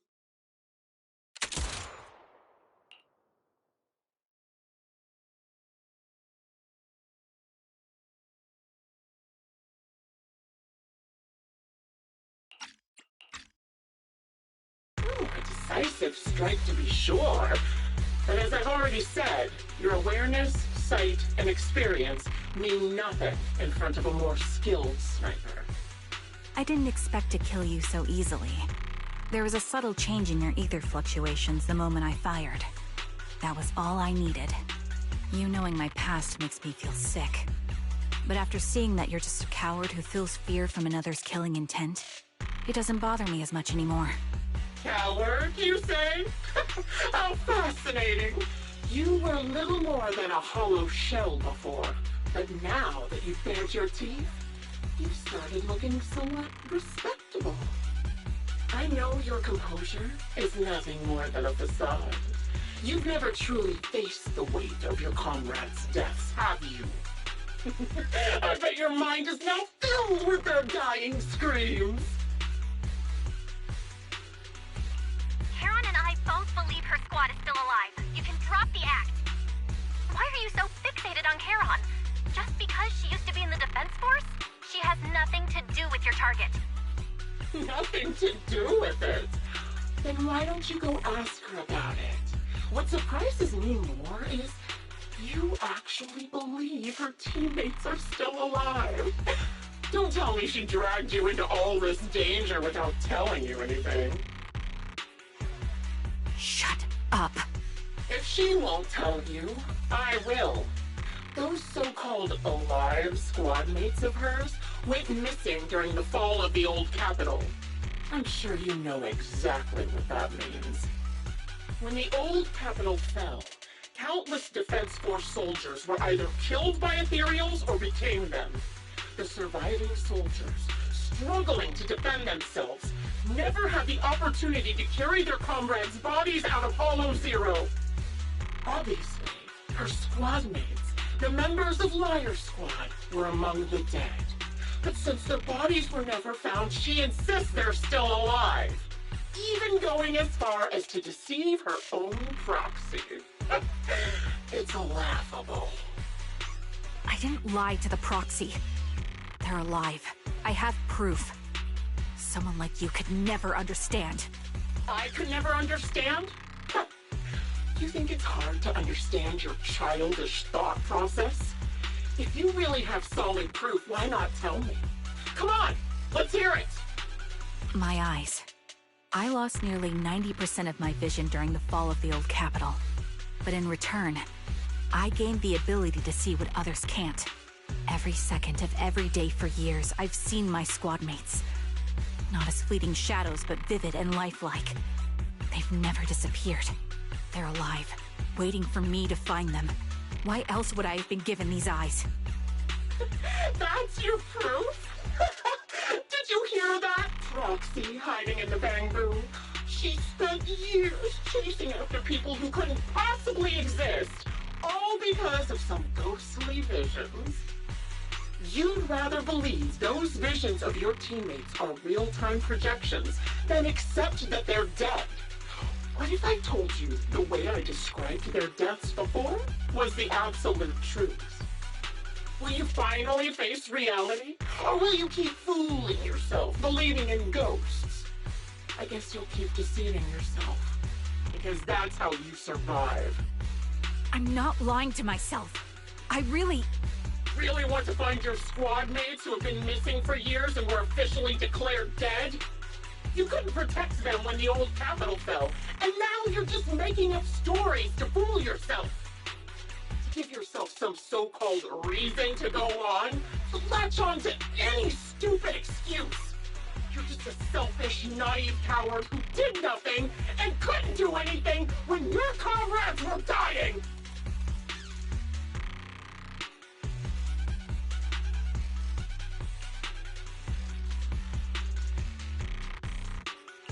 Giving up already? At least you've got a shred of dignity left. Nothing disgusts me more than a useless hypocrite. Enough of this. Time to die, coward. Charon is not a coward. Someone who'd enter perilous hollows just to find what they seek. Someone who'd play music to console a dying soul, despite the pain in their eyes, is anything but a coward.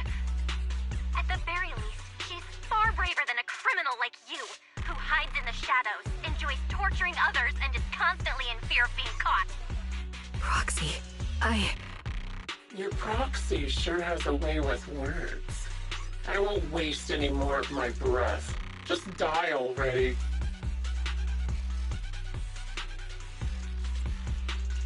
I've completed analysis of the surrounding fissures. Charon, snap out of it. We can use that fissure to escape. Fissures? When did you... Still trying to play tricks.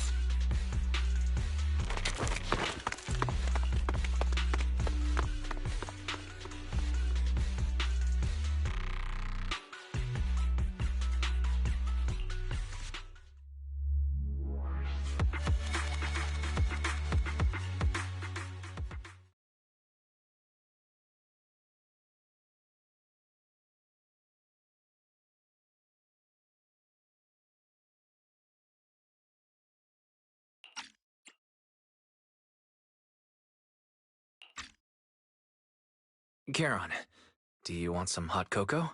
I'm sure you're exhausted after such a tough fight. You should get some rest. Thanks, but I'm fine. Don't listen to Grim Vulture. They'd say anything to get under your skin.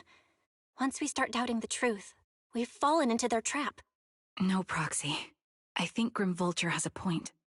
Maybe it's all just in my head. The things Grim Vulture left. When I touched them, I was reminded of the day the old capital fell. I felt the same sensation when I touched an injured comrade. I tried to shake off that feeling, but the truth is, I can't stop thinking about the possibility that all my squad mates are dead. Would you be willing to share more? What really happened to you and Liar Squad on the day the old capital fell? That day, in the first hour Hollow Zero started expanding, Defense Force HQ thought it was just a normal Hollow disaster, and thought they could suppress it with the standard amount of troops. Liar Squad was among the first troops sent there. Before we left, our superiors promised reinforcements would be on the way to support us in combat, so we didn't need to worry too much about facing the Ethereals. But soon after we began the mission, we realized things weren't going to go like we thought.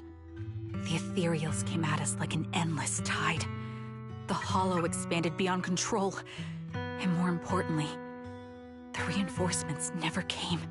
The Defense Force troops outside the Hollow soon realized this was no ordinary disaster. Hollow Zero was devouring Eridu at horrifying speed. The reinforcement plan was called off, and the promised troops retreated. Honestly, even if they had come to help, it wouldn't have changed anything. I watched as members of the advanced force around me died one after another, or were corrupted into ethereals. Our squad slowly lost the strength to maintain formation. I was a weak point in our formation. An ether shot fired by an ethereal hit my eyes, corrupting them. Because of that and several other wounds, I shortly lost consciousness. I'm not sure how long I was out, but just before losing my vision, I briefly regained consciousness. The last thing my eyes saw was my squad mate standing in front of me, looking back.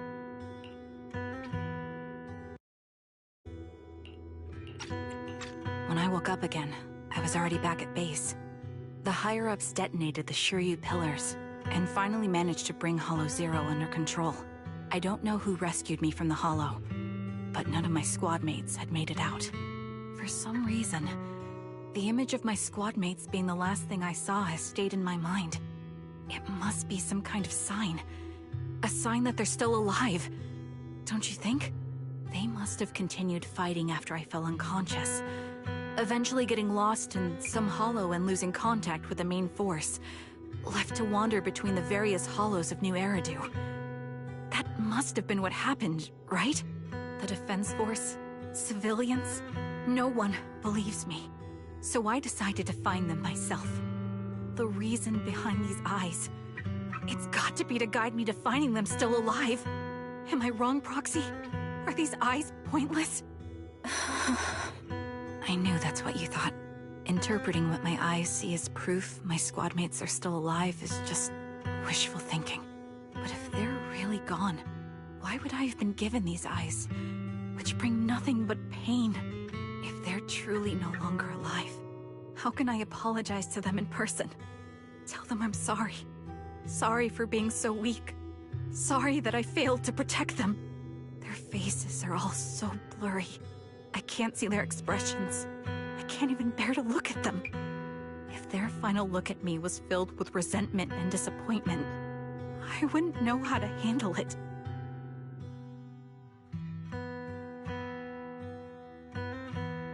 Kiran, listen to me.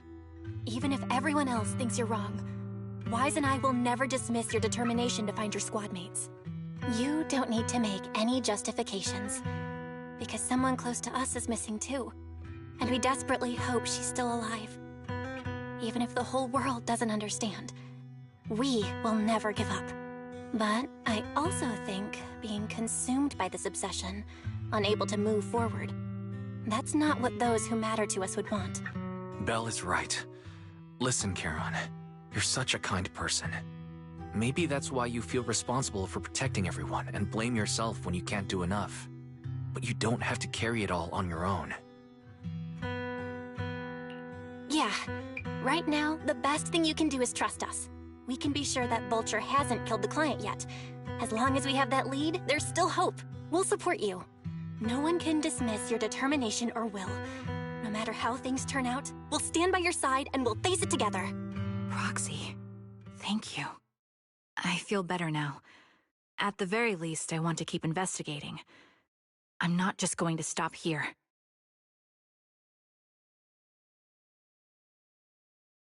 Sorry to disturb you at this hour. Did you go investigate that new hollow? How's it going? Oh, never mind. The client just shared a new location with me on Knock Knock. They're pretty eager, huh? Which hollow is it this time? No, it's not a hollow. If I'm reading this right, this location is Scott Outpost. Scott Outpost? Isn't that managed by the Defense Force and White Star Institute? What's Grim Vulture up to?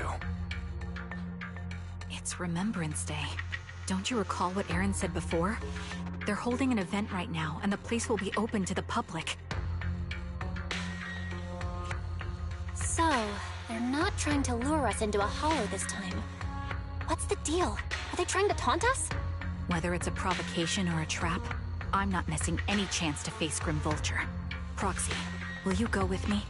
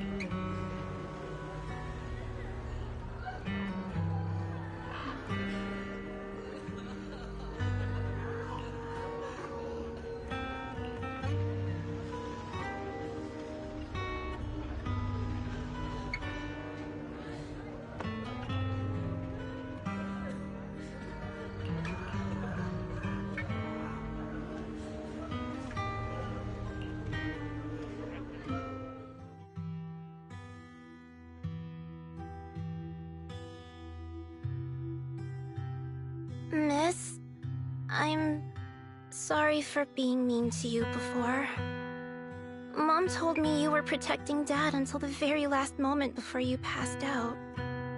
I shouldn't have said you left him to die. I'm really sorry. Zeta was really young when it happened, so she was too little to understand, and I haven't really talked about it. I hope she didn't upset you. No, she was right. If only I'd been strong enough to take down most of the ethereals, maybe they wouldn't have ended up in that situation.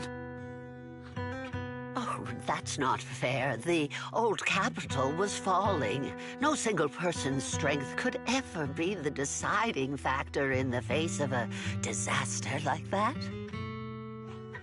In spite of it all, you survived. If they were still here, I'm sure they'd see that as something to celebrate. I've always known the truth. I failed to protect them. A weakling like me survived, and the rest of them disappeared without a trace. This isn't solace. It's the worst possible outcome. That's something I can't face. I've never had the courage to tell you I couldn't protect your loved ones. All I can do is wander New Eridu, hoping to find some trace of them. Even after all this time, I still haven't accomplished anything. I'm sorry. You really don't know us at all. This isn't the worst possible outcome by any means. Styx, my husband, and all his comrades who lost their lives, each one of them left behind their own legacy. Just look all around you. Everyone standing before you is a legacy they protected that is carried on to this day. After my husband passed away, Zeta and I received survivor benefits. And with all the odd jobs I've been doing, we've managed to get to where we are today. Styx always wanted our daughter to study art, and Zeta's interested in it too. Now, that dream has become a reality. She just got accepted into the art school in Janus Quarter. Mom and I have our tough days, but I often think of Dad's cheerful laughter, and that memory gives me the strength to keep pushing through. One day, it'll all pay off, just like it has now. Thank you for always being by my husband's side, even at the very end. Well, I suppose you must have heard about my condition from my son? Ethel, Kakaitis used to tell me about you. He often took leave or skipped work to earn extra money by part-timing, or to care for you when you were sick in bed. Yes, that's true, but I bet he never told you my illness became so bad that I needed major surgery, and he worked his tail off to raise the money.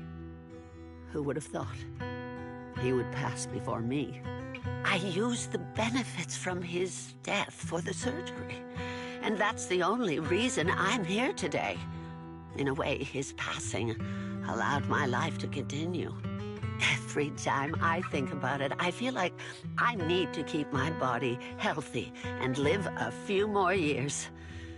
The sights I see, I believe he can sense them from somewhere far away. When I was too weak to take care of him, it was you and your comrades who stayed by his side. Thank you for everything that you've done for him. As for me, well, I'm currently working as a fashion designer. A fashion designer? Is that because of Acheron? It is. I'm sure you remember how much she loved beautiful things. She was always into fashion, so I decided to become part of that world. That way, she can always be with me. I admit I had no idea how fun fashion design could be until I actually gave it a shot. I wish I'd figured that out sooner. We would have had so much more to talk about. Anyway, I'm planning to start my own fashion brand next year.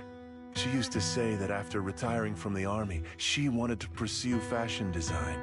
I really want to carry on her dream. It feels like my life's purpose.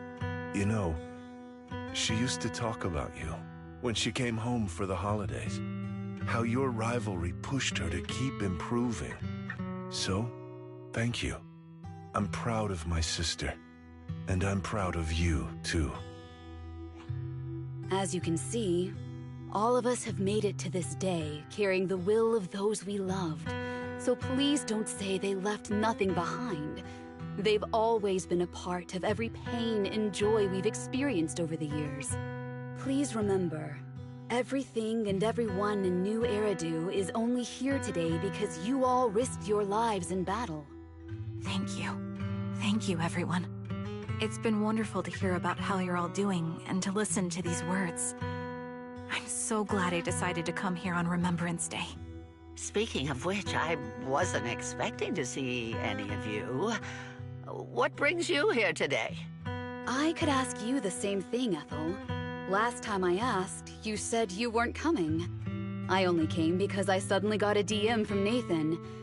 He said he really wanted me to be here. I'm here because of Nathan's message, too. He was pretty insistent, so I thought he'd be here.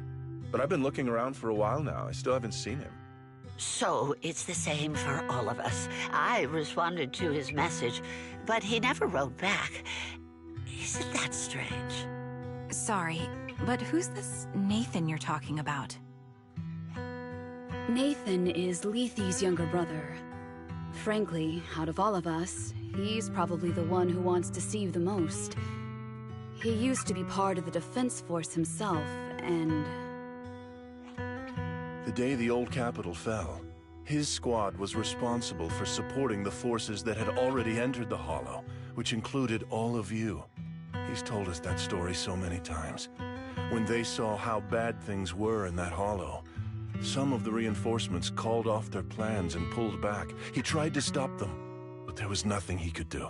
He always blamed himself and wanted to find you to apologize. But the truth is, the reinforcements retreating was inevitable. Shortly after their retreat, headquarters issued the official order. We all lost someone in that disaster. And for a while, we resented the reinforcements for their decision. But over time, we came to understand it, and we eventually let it go. There was no avoiding casualties in that battle. In hindsight, it wasn't wrong for headquarters to prioritize saving their strength. May I ask what the name of Nathan's squad was when he was in the Defense Force? The Impera squad of the Obsidian Division. Is something wrong? Nothing. It's just... I think I might have stumbled upon the answer I was looking for.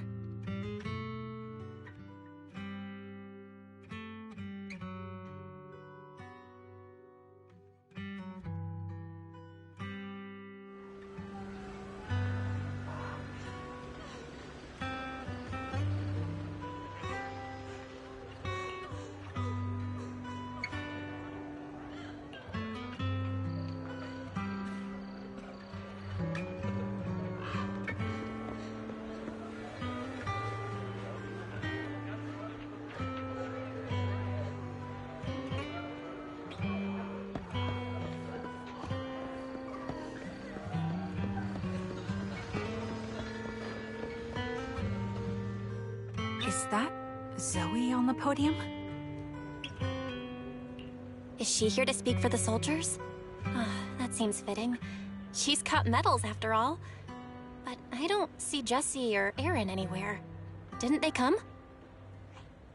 Everyone please, quiet down. Zoe, of Nemesis Squad, a representative of the veterans, will now deliver the Remembrance Day speech. Hello, everyone. I'm honored to stand here and speak on behalf of all of the soldiers of the Defense Force.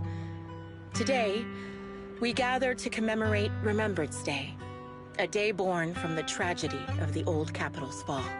Many of us lost relatives or friends in the disaster, and I am no exception. Every member of my squad perished in that battle, leaving me as the only survivor. Losing the friends you cherish to the Hollow is a pain that never fades. It's a sorrow that will stay with us, now and forever. However, to the families of the fallen soldiers, hold your heads high with pride for your loved ones who gave their lives. They fought to the very last moment when the old capital fell. Death isn't the end, nor dishonor. It is their eternal mettle. They gave their lives facing an unstoppable disaster, exchanging their sacrifice for the world we have today. In doing so, they fulfilled their duties as soldiers to perfection. Without the blood they spilled, Eridu would not have endured, and new Eridu would never have risen from the ashes. In honor of the wishes of the departed, look ahead, people of New Eridu. Our thoughts and remembrance of those who passed will be carried in every flicker of candlelight and in every bouquet of flowers.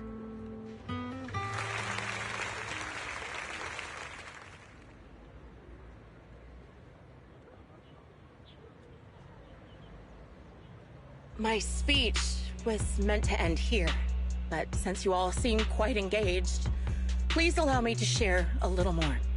The reason you all agree with what I've said is because it offers a way to step away from the pain. That's what the living do. They seek ways to ease the weight of others' deaths, so they can find a way to start over. This is the new Eridu of today. A huge disaster consumed the old capital, and the people who survived it keep saying things like, treasure the moment and start fresh to numb themselves, hoping to forget the nightmare. No one talks about the soldiers who gave their lives in Hollow Zero. No one asks why they had to die. The brave gave their lives battling the ethereal onslaught, while the weak survived. This is New Eridu, built by weaklings. Its order founded upon their way of thinking. Your applause makes me realize you all accept this logic. Each of you had loved ones who sacrificed their lives in the fall of the old capital. And now, you're thankful that someone has encouraged you to move on from them. What meaning does the sacrifice of those who died have if you all choose to forget? Have you never thought about why your own loved ones had to die? And why no one is responsible for their deaths? Miss Zoe, there's not much time left for your, Open your eyes! I'm speaking to those who have lost loved ones! If death is the medal for the fallen, then pain is the cross the living must bear. If you fear its weight and run from the suffering, the soldiers will never find peace in their eternal rest. To tear the wound open once again, so you'll never forget the searing pain! That's the real meaning of Remembrance Day! I don't agree. Charon, I didn't expect you to be here for Remembrance Day. How are things going with your search? Seems like you have something to say.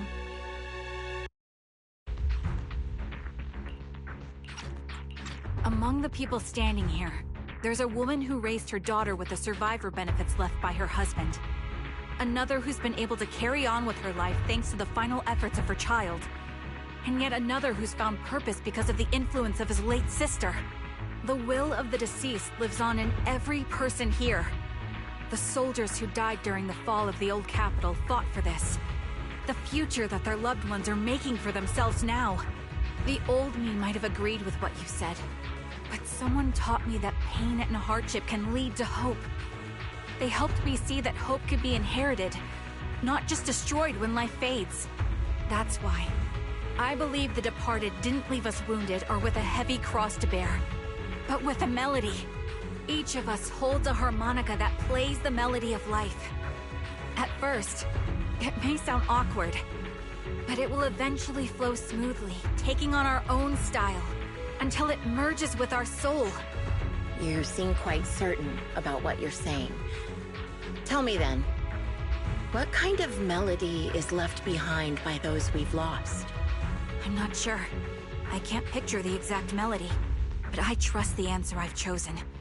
And I trust everything I've seen and heard.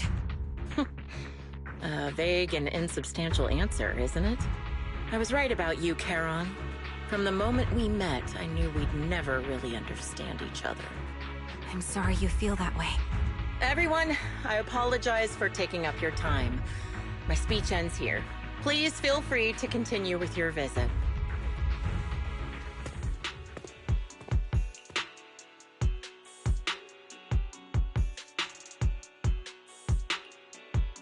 What do you think, Proxy? Something was definitely off about her just now.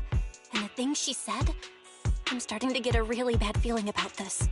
You mean about her real identity, right? Looks like we're on the same page. Shielded by her identity as a decorated soldier, she seemed pretty confident that we wouldn't confront her directly on military ground like at the outpost. She arrived so brazenly and left without a care. If I'm right about this, she'll be trying to contact us again in no time.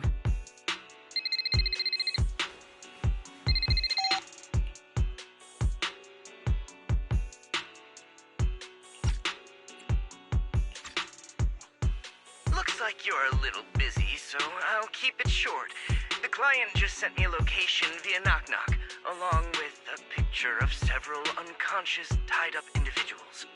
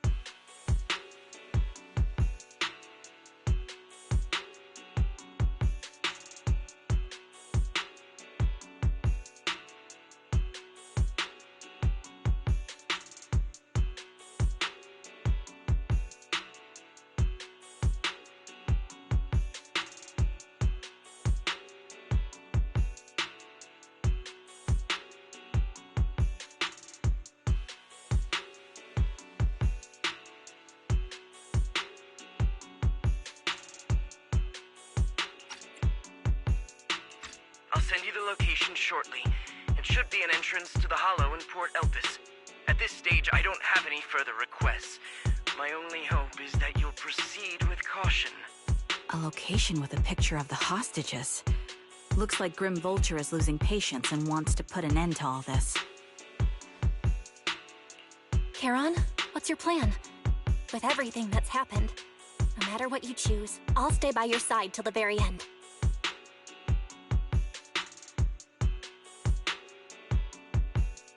I've made up my mind. Proxy, please accept my official commission. Help me venture into the depths of the Hollow to rescue the client and any other hostages. It's time to put an end to this.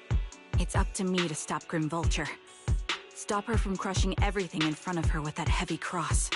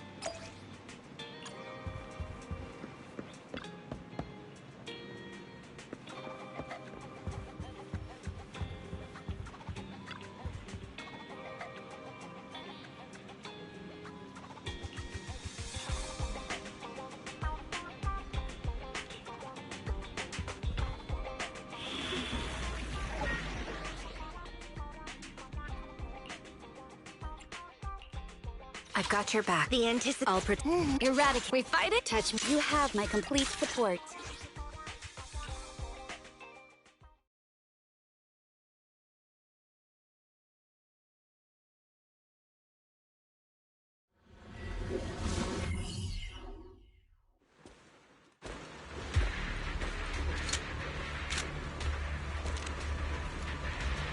Charon, look!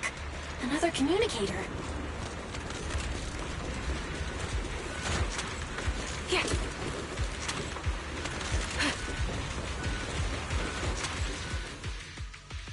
Another communicator. It's a bad habit for a sniper to be so talkative.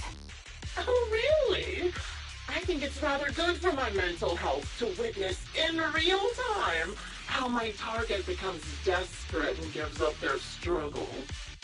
Do you really still need to disguise your voice?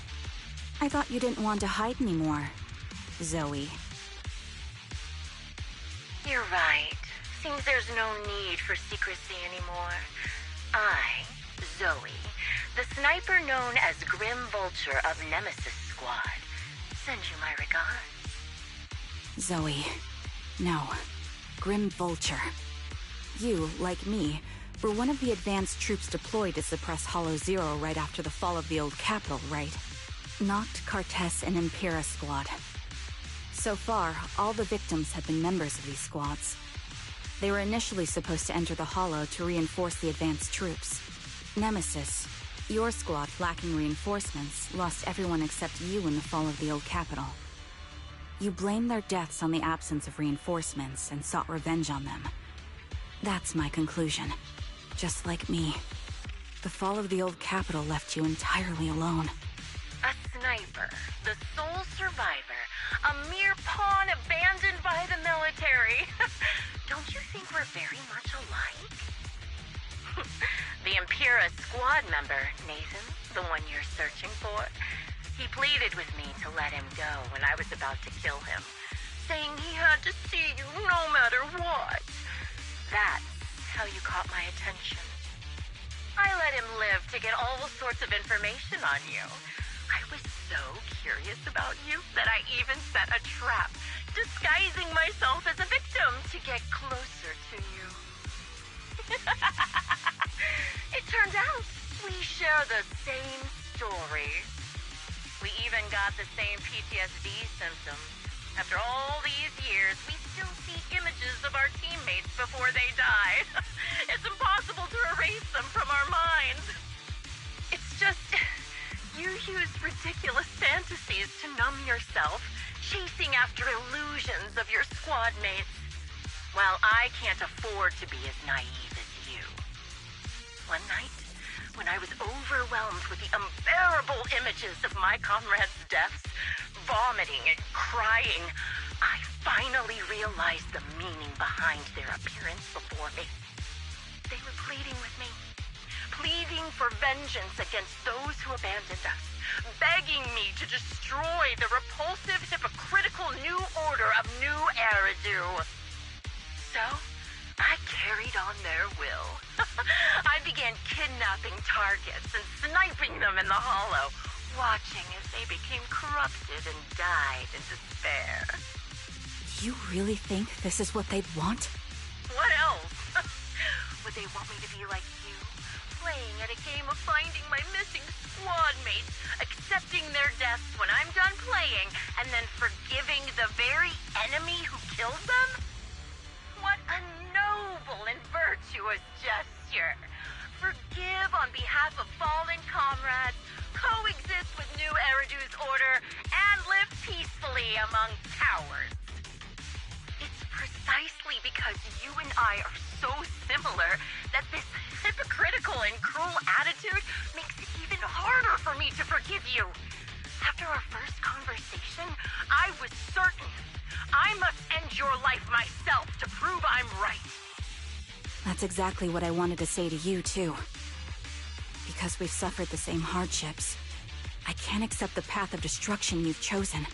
Jesse, Aaron, Nathan, the client I've been searching for, and any other targets of revenge you've set your sights on. They all feel regret and struggle over the choices they made back then. But you can't see any of that. You didn't target the higher-ups who misjudged the situation, the dangerous ethereals who killed your comrades, or the ones responsible for the fall of the old capital. Instead, you went after the easiest targets. Grim Vulture, as a sniper of the Eridu Defense Force, you have failed in your duty. To preserve the will and hope left by my comrades, I'm going to put an end to your actions right here!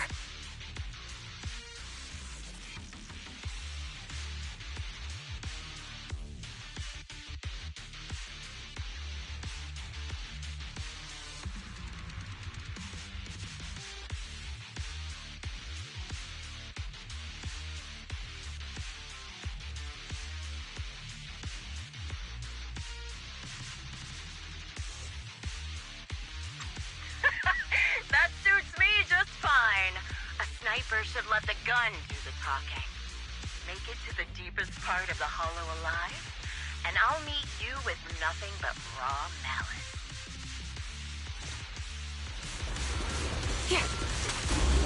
Since you made it here, let me reward you with a few things you don't know. Here. Nox, Cardus, Impera, and many other squads. You know the reinforcements that were meant to back us up ended up deciding to retreat?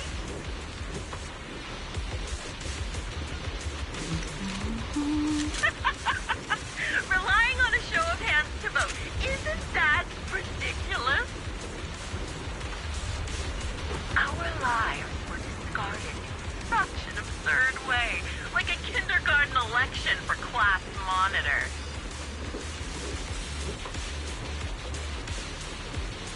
Wind speed. So, when I killed them, I employed the same method.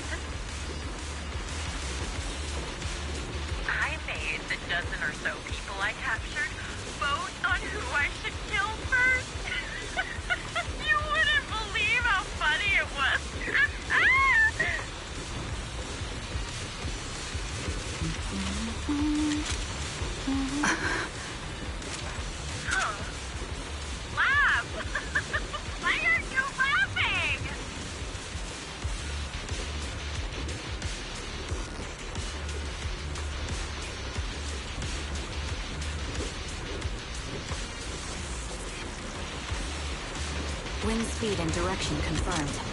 Let's keep moving. Adjusting for wind.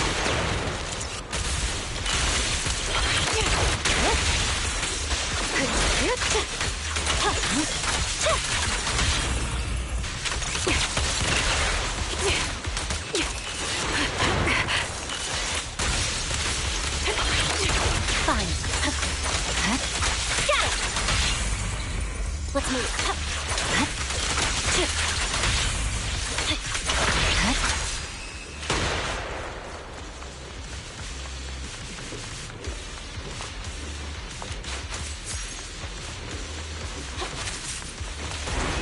Jesse and Aaron, do you have them too? Or are they already?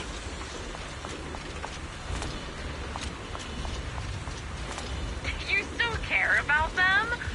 Or should I say...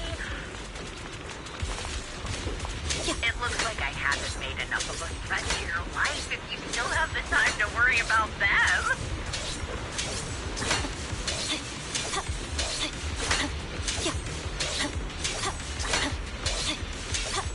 Why not leave their faces hanging as an unsolved mystery?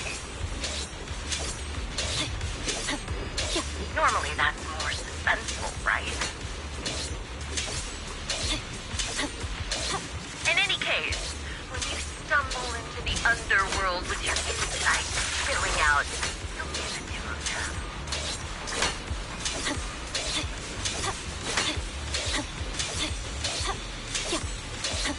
Wouldn't it be more exciting to wait until then to reveal the answer?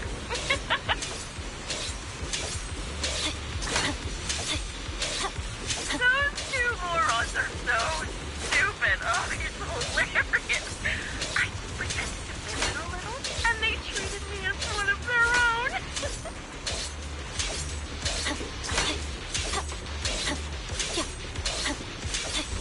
They had their guard up, but they never thought to watch out for me.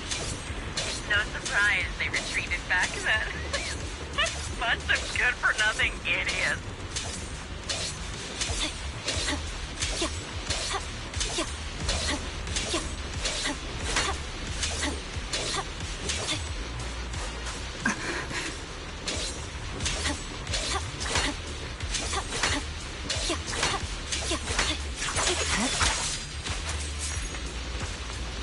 Copy. Ether vision activate. Press the attack right. Focus. My blade is already sheathed.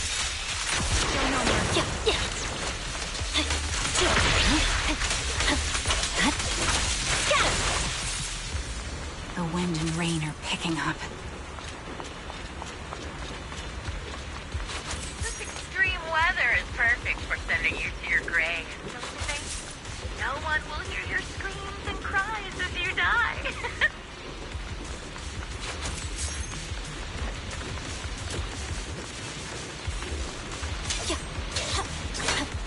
By the time the rain stops, the only thing left will be your cold corpse.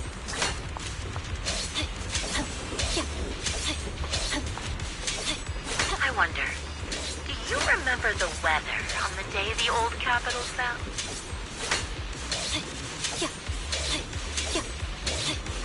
It wasn't heavy rain like now, but the sky was just dark. Both your teammates and mine, they all perished in a place like this.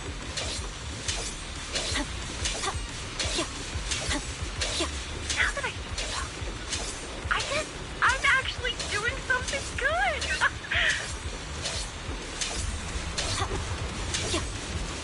Because if I let you and your teammates die here, maybe you'll be reunited. Aww.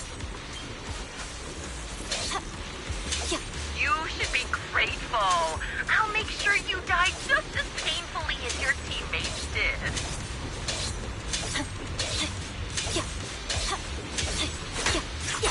Grim Vulture, are you in pain? Don't you get it? I'm the one in charge charge of this conversation. I haven't given you permission to ask questions.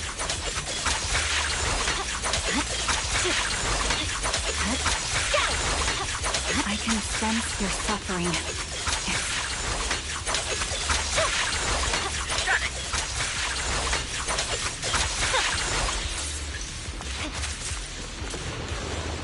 Recalibrating.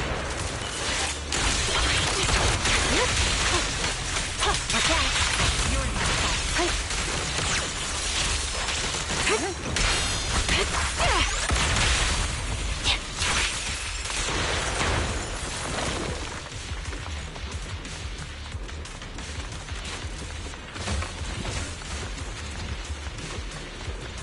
You made it to the deepest part of Apollo and watched them. Ah! Such determination deserves praise! Now, time for the final showdown with Increase firepower. Time to pin them down. What sniper would ever confront their enemy head on?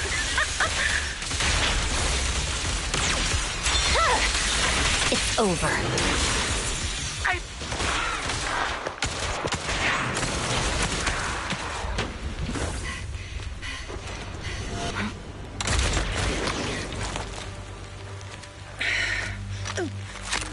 The real failure as a sniper is the one who's been forced into a corner, like you!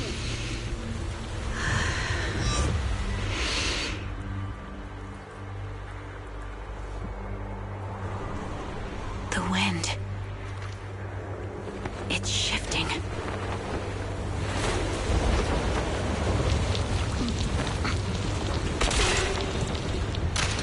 I won't fall for your distractions so easily.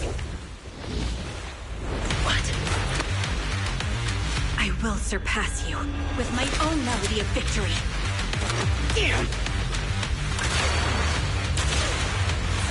And let the wind be the opening notes.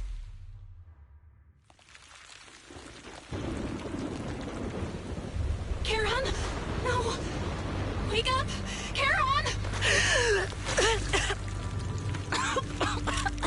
What's this?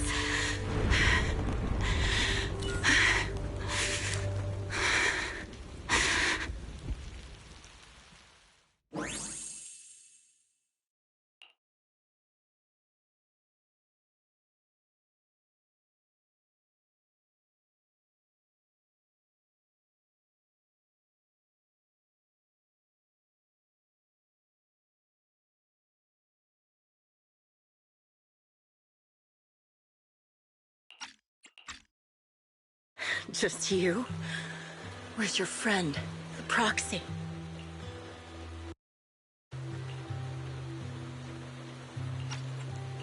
The proxy went to rescue the hostages. I want to speak with you alone. A sniper should always monitor the changes to their surroundings, factoring the environment into their tactics. Being blinded by the intent to kill and failing to take this into account was your downfall. Didn't expect to be lectured by a youngster. What a disgrace.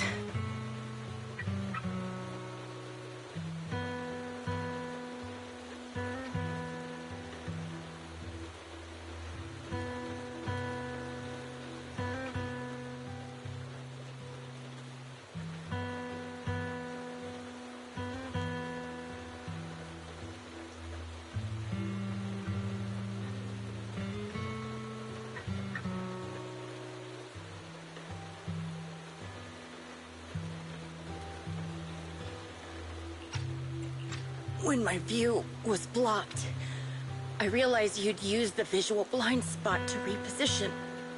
So I adjusted my aim accordingly. But I still couldn't hit you. Your prediction and accuracy were spot on. I was just saved once again by this. By both this harmonica, and by my former comrades. Are you trying to say that this is destiny? That it's the will of my companions guarding me? I lost to the wave of ethereals, to the military's betrayal. And now, I lose to your reckless actions, driven by some ridiculous fantasy. Your fantasy, your attitude, your very existence, and the outcome of this battle.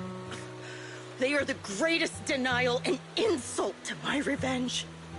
Yet you're emitting a much calmer ether energy now. Almost as if you found relief. My vision is fading. I can't see my comrades on the brink of death anymore. My wounds are fatal, but I don't feel any pain.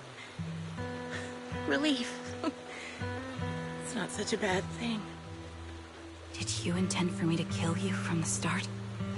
Let me answer that question with a story. The first time I saw you was actually during the fall of the old capital. My comrades were all dead, and the reinforcements the higher-ups promised before the mission never came. I can't even remember how long the fight went on. Ultimately, I had no choice but to retreat, failing to bring back my squad mates' bodies. I made my way through one battle line after another. The advanced troops were nearly wiped out. But when I reached a certain front, a small squad of survivors called out to me.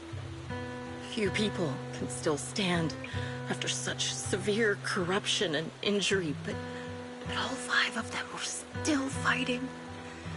They were protecting a girl who had lost her sight and fallen unconscious while searching for a way out of the hollow. They told me they were beyond saving, and if I planned to retreat, I must take the girl with me. I couldn't turn down the last request of a group of heroic soldiers about to die in battle. Your comrades entrusted your life to me. I was the one who brought you out of the hollow. You already know what happened afterward. It didn't take long for you to leave the Defense Force after you came to. Just like me. I developed PTSD so intense that sometimes I couldn't even hold a normal conversation. But for me, the hardest blow was the death of my squad. To an orphan like me, they were family. If the reinforcements had kept their word and provided support, they wouldn't have died for nothing. Don't you ever have that thought? To say I don't would be a lie. But I think deep down you know. From the moment we stepped into the hollow, there was no way we were getting saved. Given how quickly the hollow was spreading, and the ever-increasing number of ethereals, it would take the sacrifice of countless Defense Force troops to suppress it. It wasn't something that could have been accomplished in such a short time. The reinforcements would have only been a drop in the bucket. More sacrifices without results. Canceling the reinforcements, sending the advanced troops to rescue as many civilians as possible to minimize casualties. I think most commanders would have made the same decision. Objective and cold logic. I understand it, of course. But when you see members of the reinforcements living happy lives years later, can you still keep your composure? I couldn't.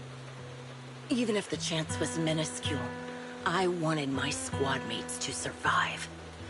But they turned that chance to 0, and still have the nerve to embrace a peaceful future.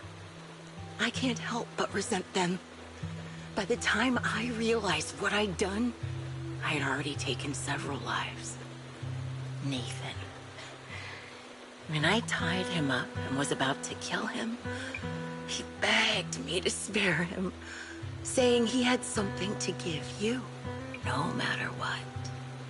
That was when you re-entered my line of sight. I think I've said this before. We're very similar. Yet we have completely opposite beliefs. After meeting you, I became even more certain. In the face of suffering, I chose destruction. While you we're destined to choose to protect. But you're still entangled in your obsession with your squad mates. If this continues, you'll eventually sink into a void of despair. Your hope is like a bubble, ready to burst at any moment. The version of you I want to kill is the complete one, who can firmly reject my answer. If you haven't found your answer yet, then I'll be the one to push you forward. I kill you, or you end me. Either way works. But after seeing your growth, maybe I'd prefer you to step over my body. That's the final answer. Why? Emptiness and doubt. No matter how many targets of my revenge I took down, nothing changed. Aiming my gun at former comrades, drowning in hate and rage, all it left was a hollow emptiness. But you're different. You've gained unconditional trust from the proxy. You have the courage to fight through my trap.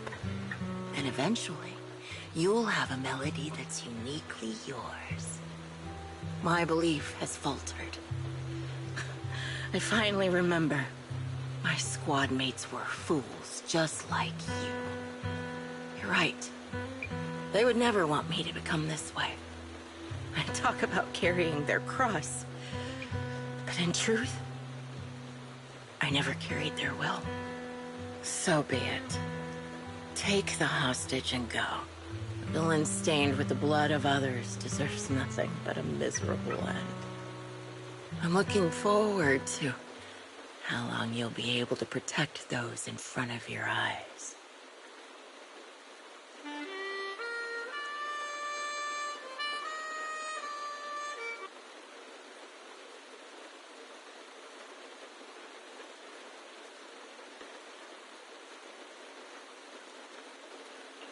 It can still be played after taking a bullet.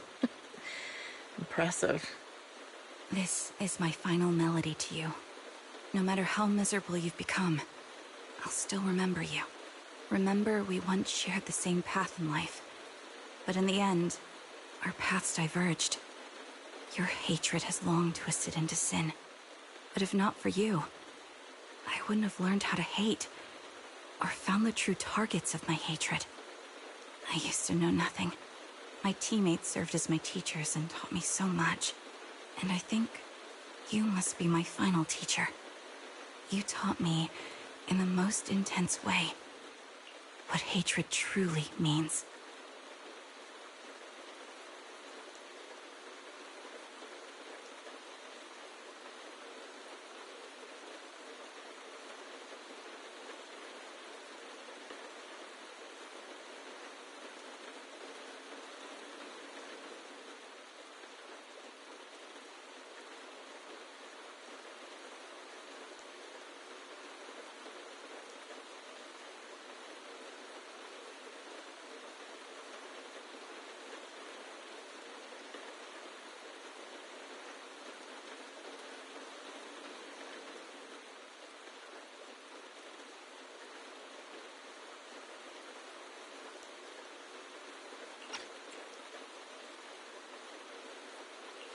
Really? So you found someone you want revenge against, too. That's good.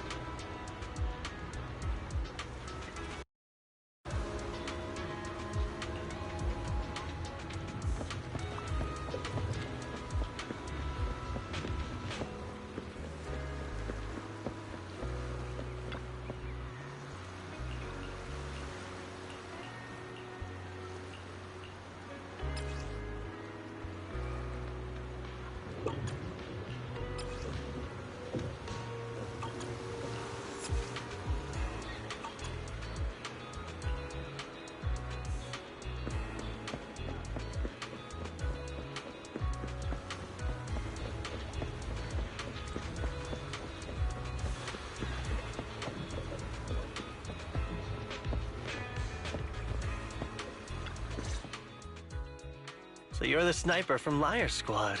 It's nice to finally meet you. And you must be the one who's been searching for me.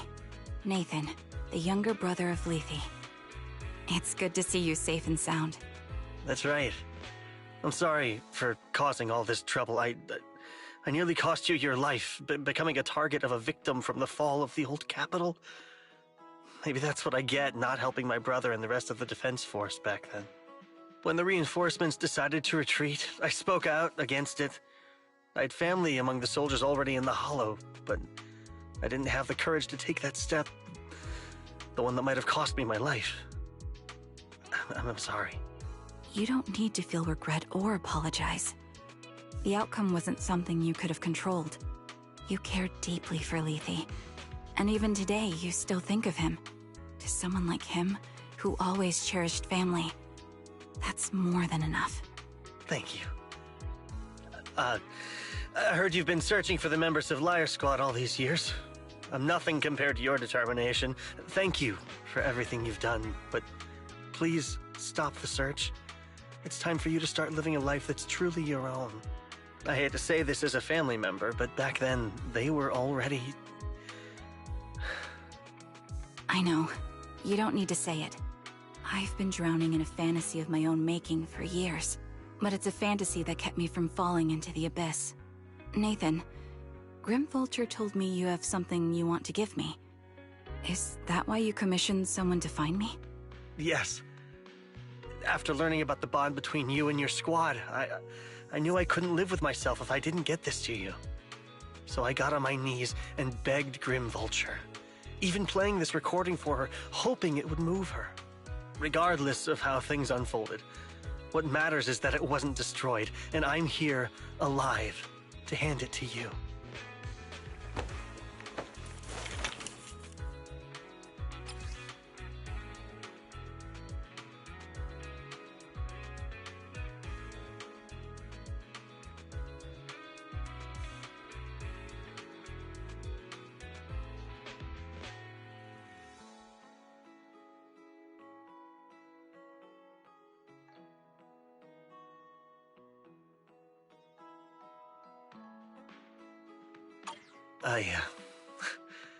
I found this while going through my brother's belongings. It's been tucked away for years. There's a recording on it, and I think it's a gift Liar Squad made for you, but never had the chance to give you. Thank you so much. Do you mind if I listen to it now with the proxies? Wait, with us? I thought we were just here to collect the commission fee today. Go ahead. As for the commission fee, I'll pay it to you both shortly, so don't worry about that.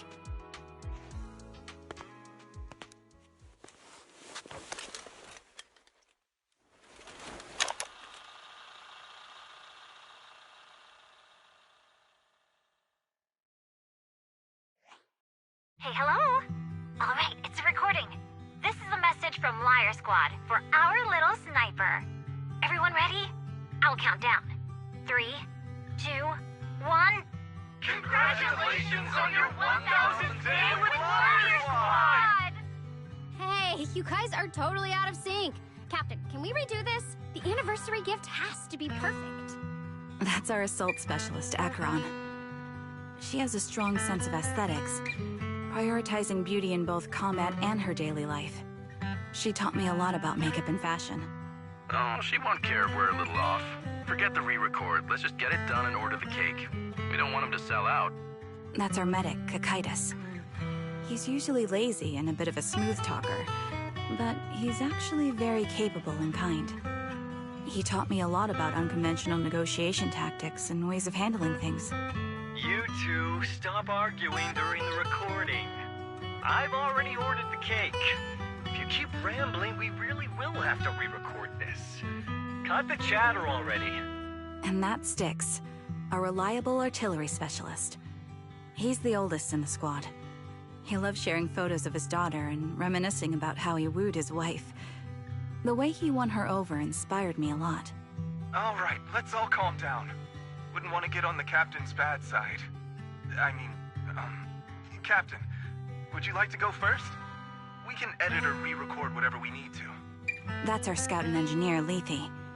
He's a bit self-conscious because of how his younger brother excels, and he's somewhat introverted, but he's actually very capable. He taught me sharp observation skills, calm execution under pressure, and how to make use of the environment. Okay, thank you all for settling down before I completely lost my cool. It's fine. No need to cut anything or re-record. Let's just keep it as it is. Loud and messy, just like our liar squad. That's our captain, who took me in and taught me how to play the harmonica. And the real Charon. I'll make sure to explain properly to you later, Proxy. As you've heard, this recording is a little gift from the 5 of us. How time flies. When I brought you into the squad about 2.5 years ago, you were just a shy kid who blushed whenever you talked to someone. Over these 1,000 days, you've really worked hard to keep pace with our fighting rhythm. You've done incredibly well. In the last mission, your successful sniper kill of that high-risk ethereal really helped Acheron a lot. I hate to say it, but yeah, I went too far in last time. Thanks for getting me out of that mess. Just this once, I'll admit, your moves were more elegant in that fight. And not just that fight. Ever since you became a quicker shot and learned to adjust for wind speeds on the fly, we've been taking fewer and fewer hits. Makes my job way easier. So, cheers. You often worry about not doing enough.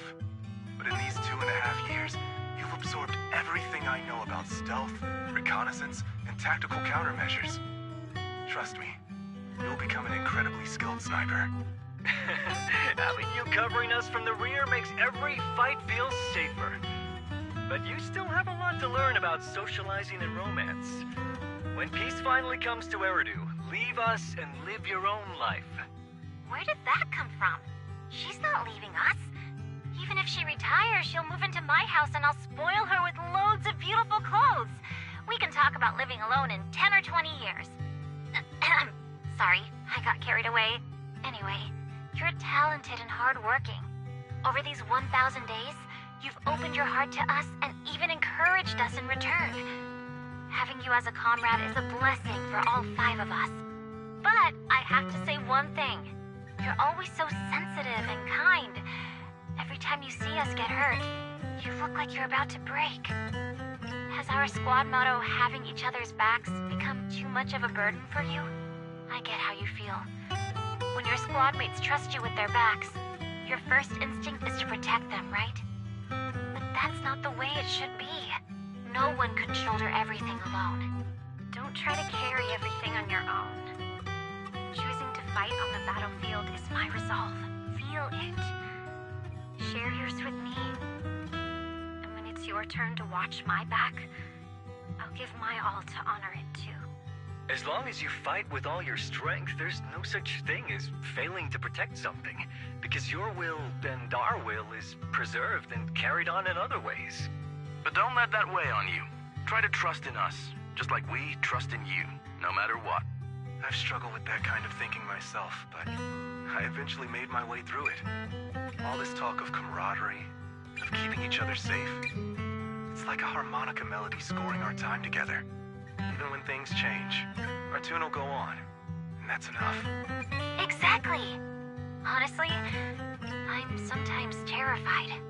Afraid that someday, you'll blame yourself for failing to protect us and fall apart. That's why I wanted to record this message. Please, don't try to bear everything alone. Maybe you can start relying on us more, fully entrusting your vulnerable side to us. Our will has long been intertwined with yours. We're comrades. This is getting way too sentimental. It doesn't feel like me anymore. Anyway, we just want to see you trusting your comrades enough to share your burdens, even if it isn't us. Finally, we'd like to give you the song that's closest to us. If what we've said is hard to understand, just feel it through the music. Please, enjoy my masterpiece, Homecoming.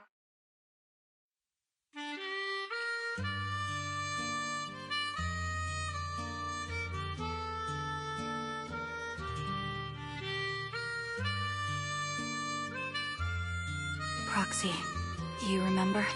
I was once terrified of seeing the look on their faces. Yes. Can you see them clearly now? Yes. Crystal clear. as if I've returned to the exact moment of parting.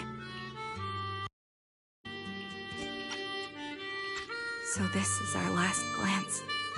This is the answer you wanted me to find. Thanks, guys, for everything.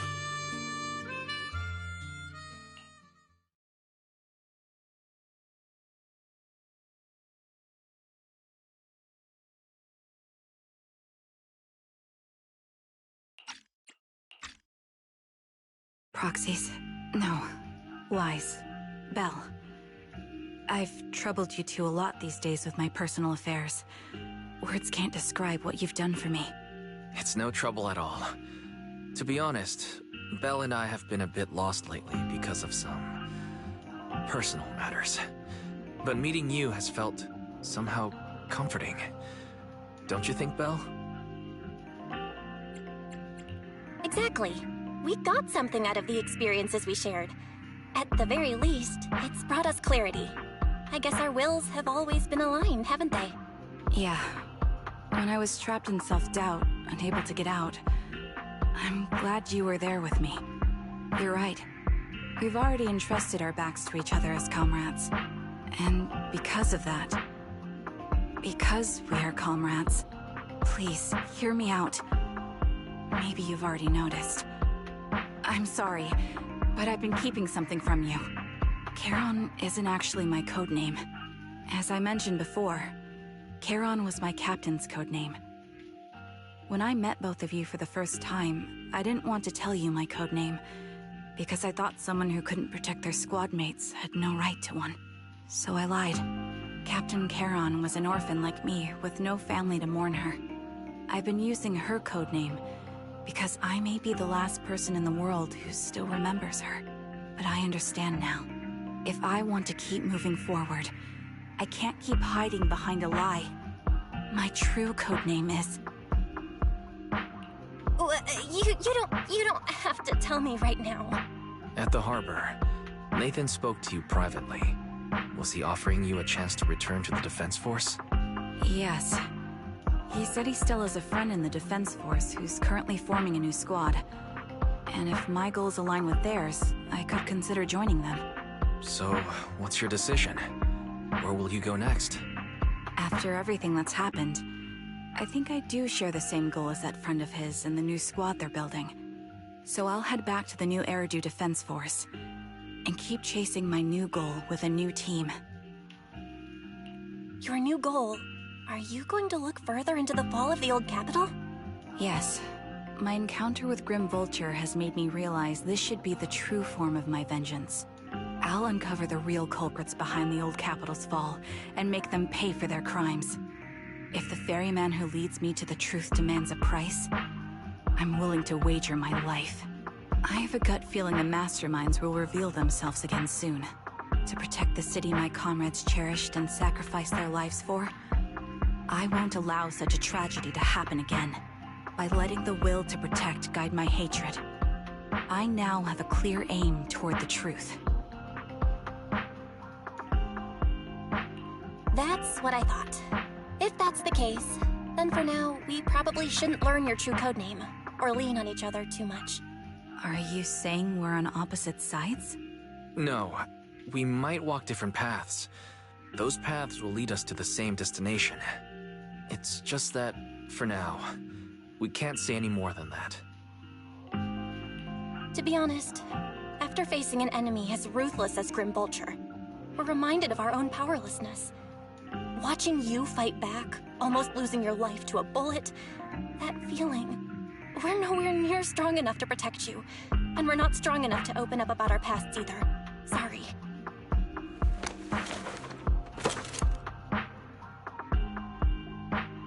If this is your slightly selfish principle, I'll respect it. You were once my proxies, and I'll keep this memory locked away as something I cherish. If, as you say, our destination is the same, then we should continue on our separate paths, striving to grow stronger. The next time we meet, I'll reveal my true codename. I hope we can become true comrades. I want your presence to forever remain in the melody of my life. Yes, it's a promise. We'll meet again, Charon.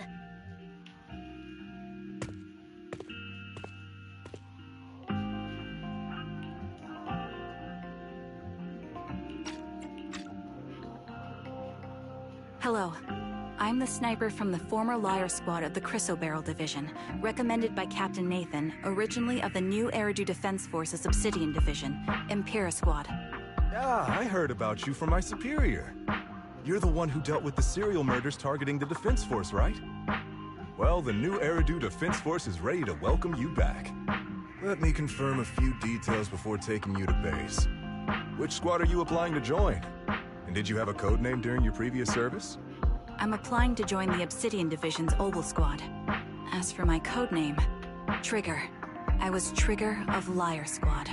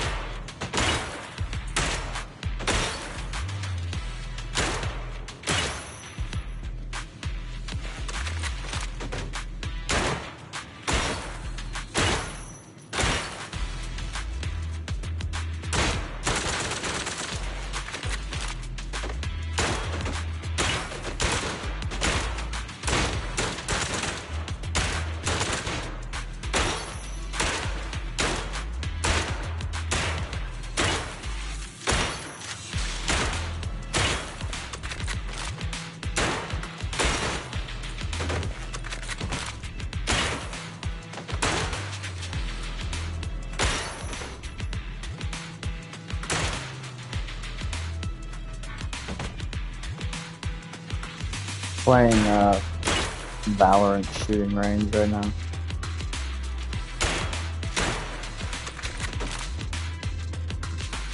I think I'm on. This is the last stage of it on the expert mode or whatever.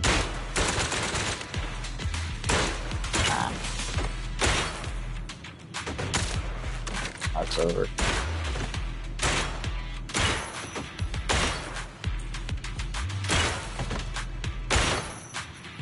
I don't even know what the score is that I need for this. Man, he's just hiding behind it all, man.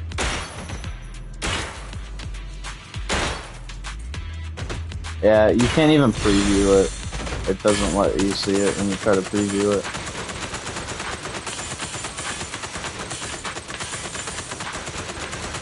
I also haven't been aiming, like, scoping in either, because there's zero reason to.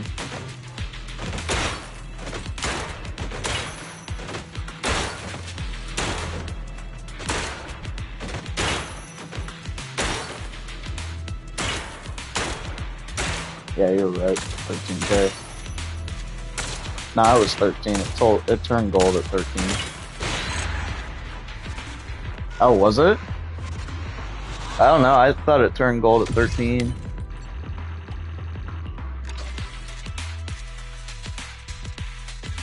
You probably missed it, but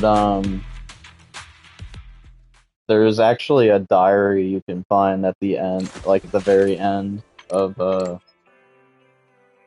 her story or whatever, which you can't even go back and see now. That's Zoe's life, like before everything happened. She was like about to get married and stuff, which is probably part of the reason why she was so bitter about everything that happened. Yeah, it's sitting, I think it's Inky, actually. Inky's at the pier sitting on top of a trash can with her journal all torn up. You piece it together. And apparently she was doing, like, how she, like, kidnapped people or whatever and put them in the hollows and stuff. That's how she was training people. Because she was given the opportunity to train by her captain to, you know, get her to socialize and get out there more, because she was literally the exact same as Trigger, but, like, evil. But yeah, she would do that. She would take the new people she was training out into the hollows and do the exact same thing she did to the people she kidnapped. Like, wrap them, like, friggin' strap them up and say, good luck. And then once their captain caught wind of that, they cut it off. But yeah, she was supposed to get married and stuff. Like right before she went out, before, you know, the fall of Eridu.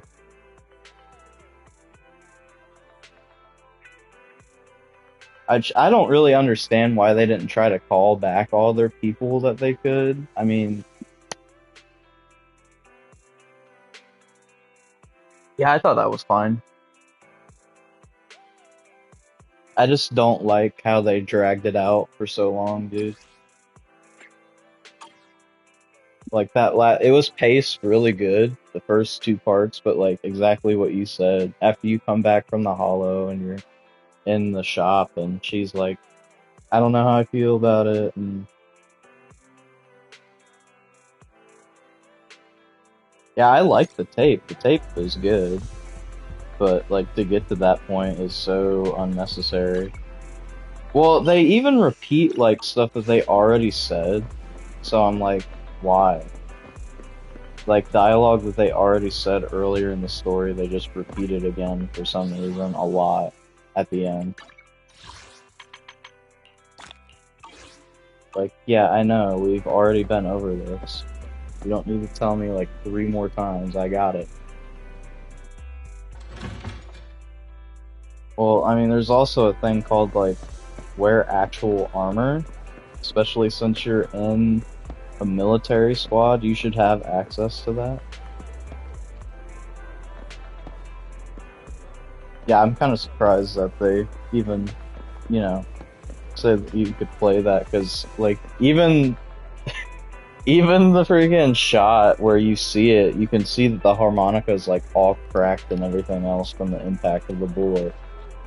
So it's definitely not gonna be playing perfectly. And I seen in the sub, whatever this new event is with Night Boo here, there's a lot of reading too, apparently, is what they said. I hope that's not true. Speaking of, I'm gonna, before I even do that, I need something else to do right now, other than read. So I guess I'll do the demos now.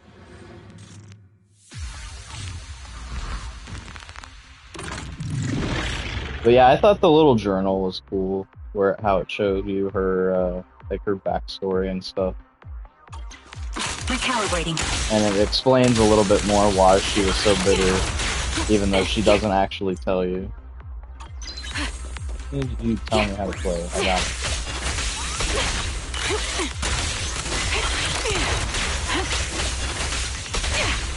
Ether vision activate.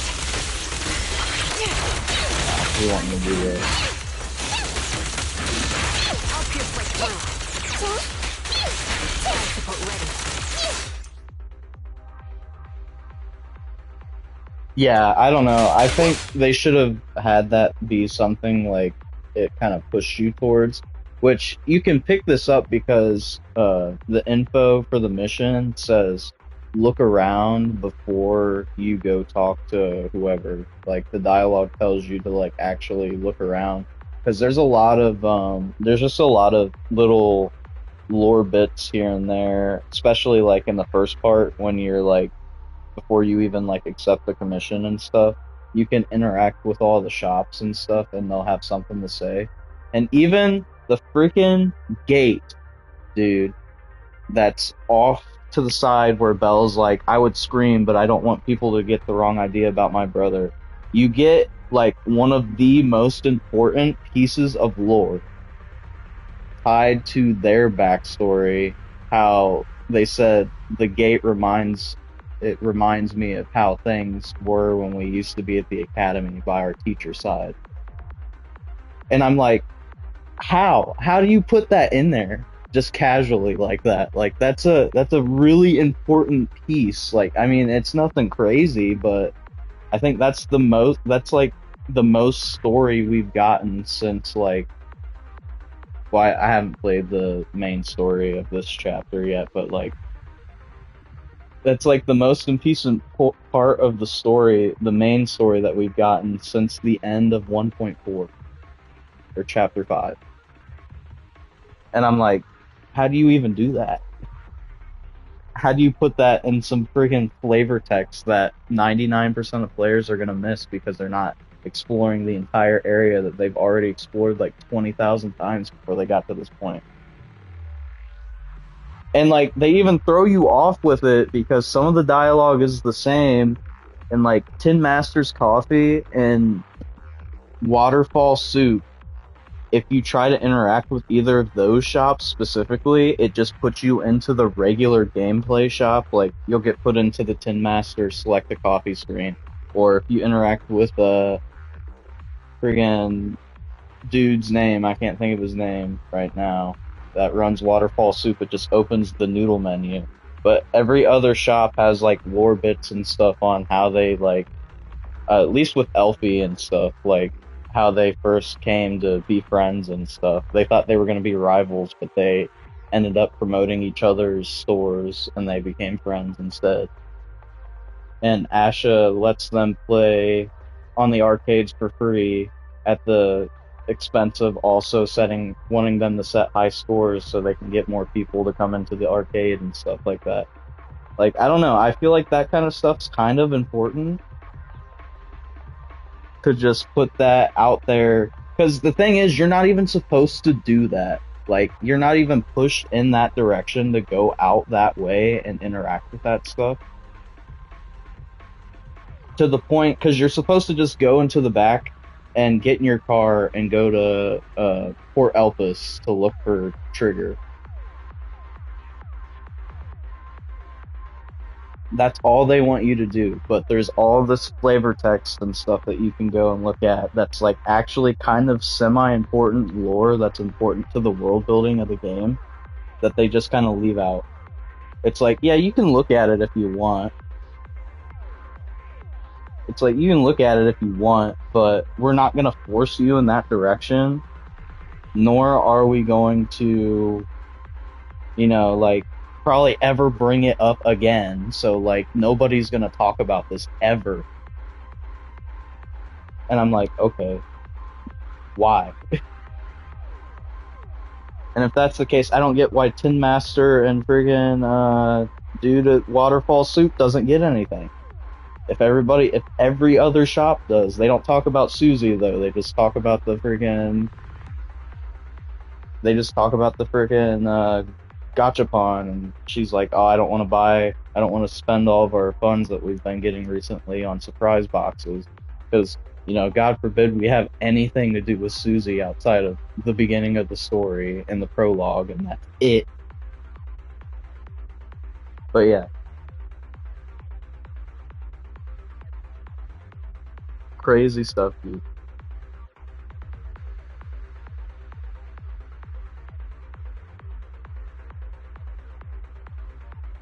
Yeah, especially that thing with the Zoe's diary at the epilogue of it. That's crazy, dude. How you just like leave that as an optional thing that you don't get an achievement for. It's not archived, so if you don't do it right then and there while you're playing the story, you will never see it. And you can't go back to see it, because when you go to replay the stuff, you just get all the cutscenes where they talk to each other and stuff. Like, that's crazy. Especially since something like that is like super important. That should have been something that was like integrated into the story. But that's the other thing that I have to complain about. When you go to ask about Trigger to try to find her, you have like 5 or 6 different choices to choose from, like different things, different people to ask and stuff. You only get to choose 3. The game does not tell you this. You only get to choose 3 of them. And the other ones, as soon as you do the third one, it's null and void. And this is the thing, though. Zoe, on the pier by the trash can where she throws her diary away, you can talk to her there to ask her about that. And I didn't even know that, because I didn't even go down there and look. I went down there, I ran across and looked real quick, and then I just went to the top and started from the top. And I was like, I'll start from the top and work my way down. Yeah, that's what I said. But she's there. You can talk to her at the very beginning of the story, but if you start from the top and work your way down without knowing that you can only choose 3, you won't even know. Until they're like, oh yeah, she was here at the pier earlier. And I'm like, what do you mean? I didn't even get to see that.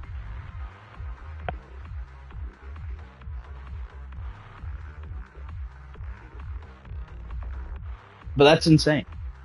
Awful. Absolutely awful.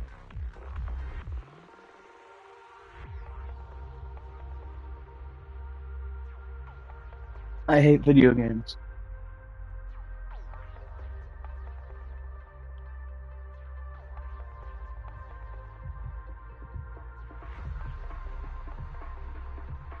I hate video games. I'm ending stream. I'm not playing anymore.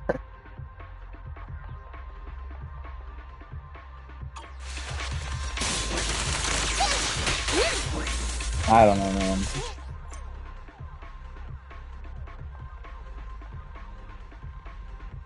I mean, I'd say that applies more to just like the story in general, though.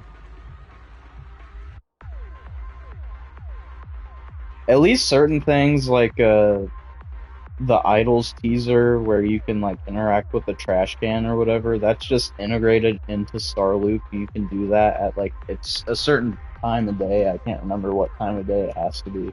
But like something like that, and then like the NPCs that give you like little teasers about them and stuff, that's not tied to a Travis Scott moment.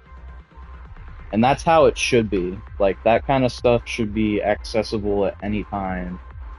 Just, like, put it at certain times of the day or whatever as, like, little Easter eggs or something. And then have achievements tied to it, too. That way it's like, hey, you found a little lore bit that's kind of important.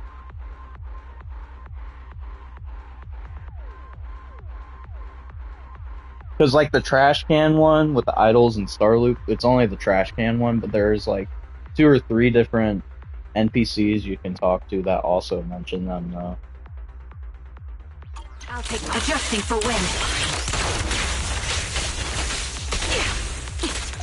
Yeah, I was gonna wait until you joined stream, but, I mean, that was, like, almost an hour ago to show it off. But, I mean, it's on stream, it's archived, so...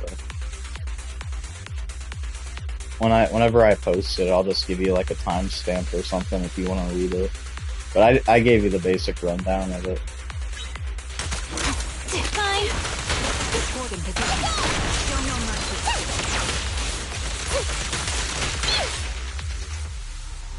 And that's why I always stream the new content. It's almost like a necessity for stuff like this.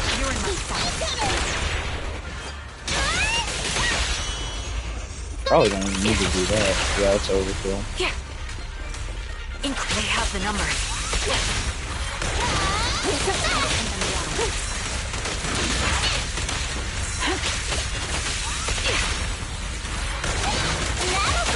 I would hope not, but considering who we're talking about here, I don't have the best of hopes for it.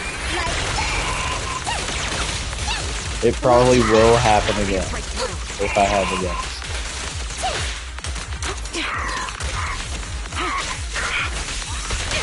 I didn't think that was gonna sound. Nah, why don't you have a taste of my claws? Lucky you, you're I probably just weren't, would be my guess.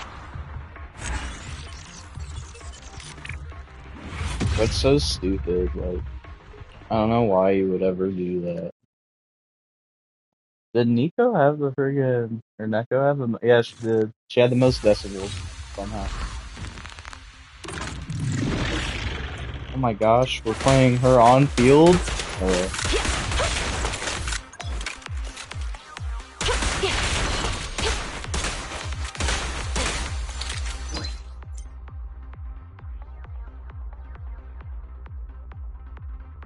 like after she's downed or whatever. I kind of figured that's why I should have waited to do that. How did that? I only had 4. I only used 4.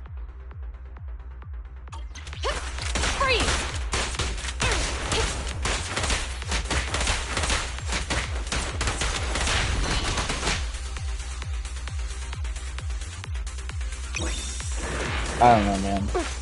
I'm here. An opening. Ah, man. That was kind of Ready for action. Oh, okay.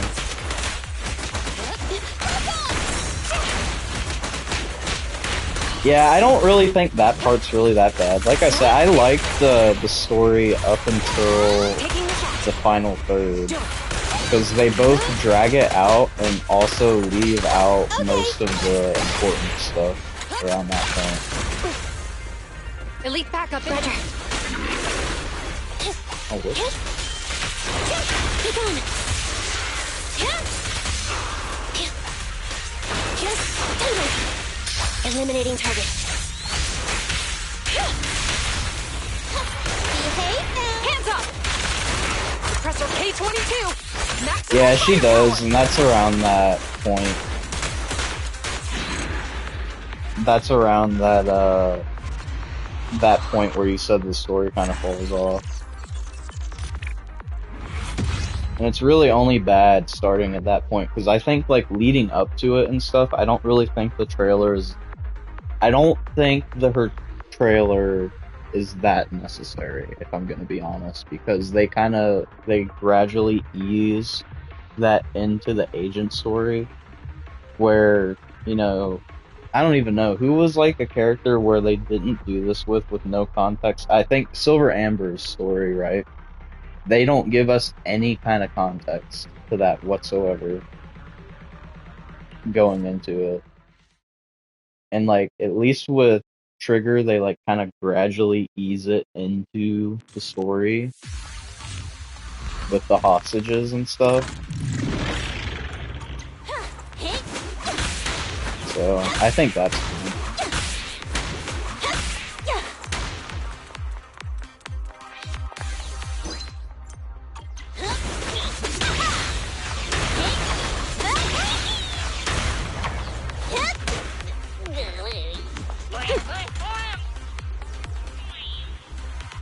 Yeah, I don't know. Really? Is there no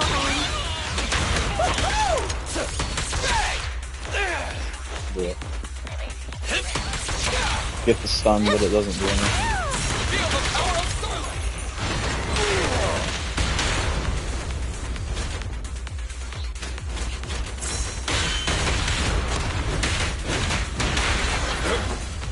Here I come!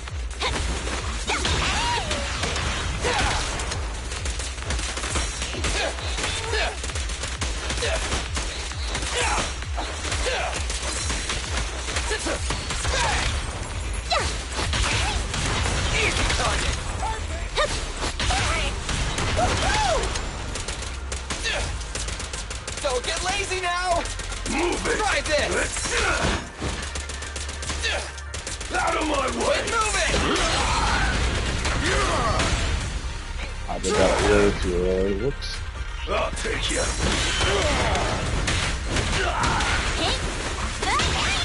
A beautiful shooting star! Feel the power of Starlight! I'll take you. Desperate times, man. You gotta actually play him correctly in this demo. It's like the only time. Waiting for to catch a bullet? It's showtime!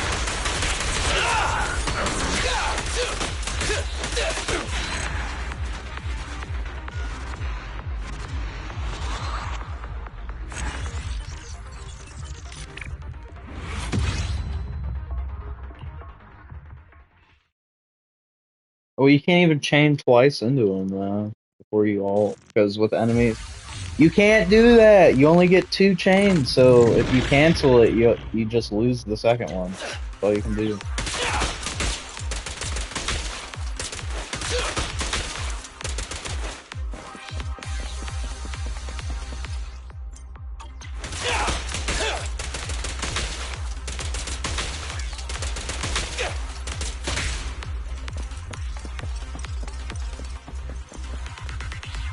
Now, all I got from that video is the same way that people play Anton, like quick assist and dodge counter, and that's about it. Get a support up, do that. That's literally all you can do.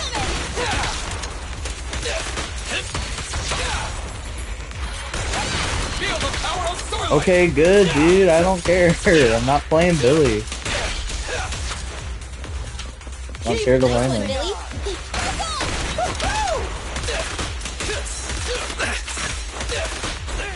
Watch out.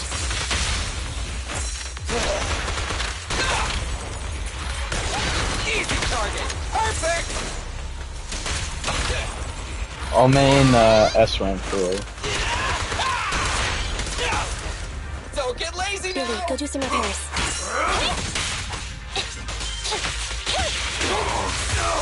Neutralize. This won't hurt. Nah. Starlight never dies! Bang! Starlight shines bright! Fine. Wanna run? Stay still! He's not even dead, so.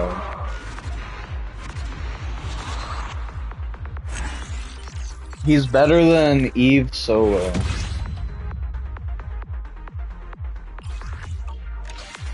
From the stats. Because Eve doesn't get her support up when she's playing solo.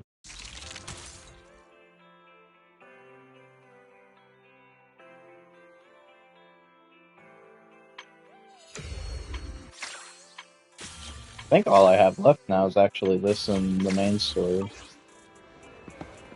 Hooray for more reading!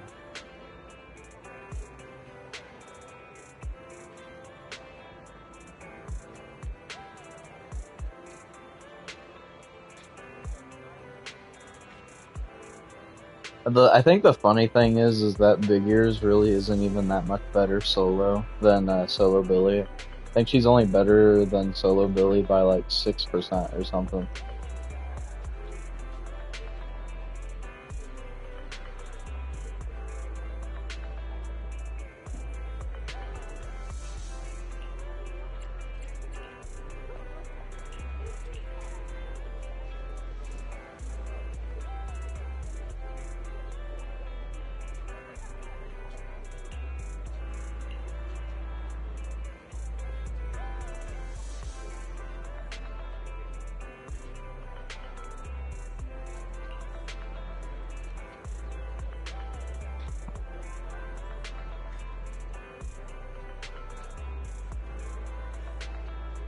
I mean, I think that just goes to show that he's kind of bad, period.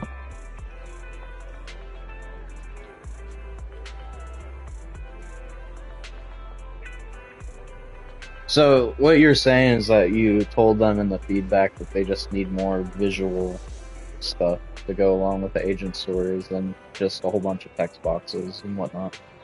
Now, do you mean just like voiced cutscenes where they're talking to each other? Or, like, you want more animated cutscenes, or what?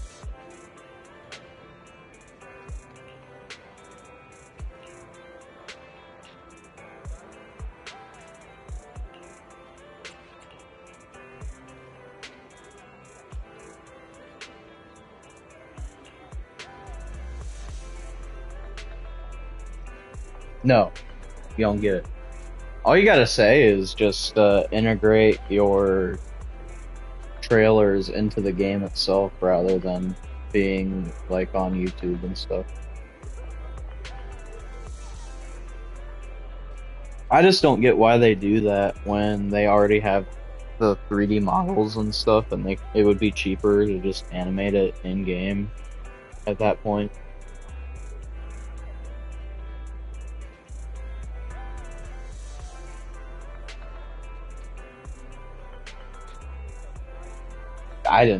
I thought Triggers was kind of stupid, honestly. Like, I don't know why, if she knew that Zoe was gonna shoot back at her, I don't know why she just stood there and took the shot. She's like, nah. She's like, I'm fine, I'll tank this shot. By the way, Zoe's bullets don't even do that much damage either. I think they hit for like 478 or something, which is like barely anything. It takes like maybe 1 or 2% of your health. I figured it'd be like really fatal, do like a third of your health or a quarter of your health or something. But nope, barely does anything. There's also a lot of, I mean, I wish they would have integrated it a little bit more into the commissions and stuff where she actually does that. Could have been cooler. Made it way more powerful, like almost like the ether electricity or whatever, because that stuff's like really strong. But it would make sense for the sniper shot at least, whereas the ether lightning or whatever comes down way too fast. I think the ether lightning's unbalanced because it just comes down way too fast, and it's even when you dodge it, half the time you still get hit by it anyway because it's a radius.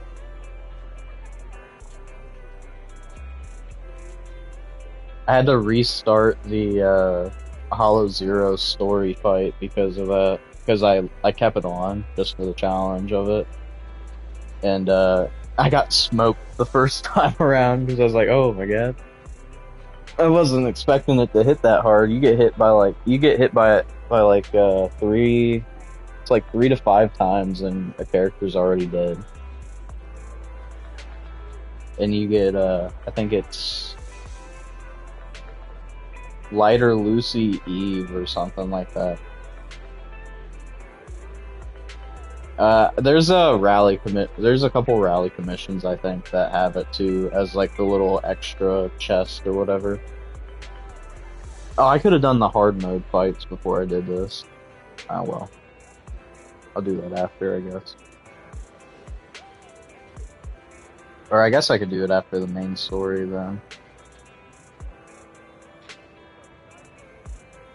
But yeah, they really sparingly use it, but whenever they use it, it's like completely OP. Just kills anything that's around it.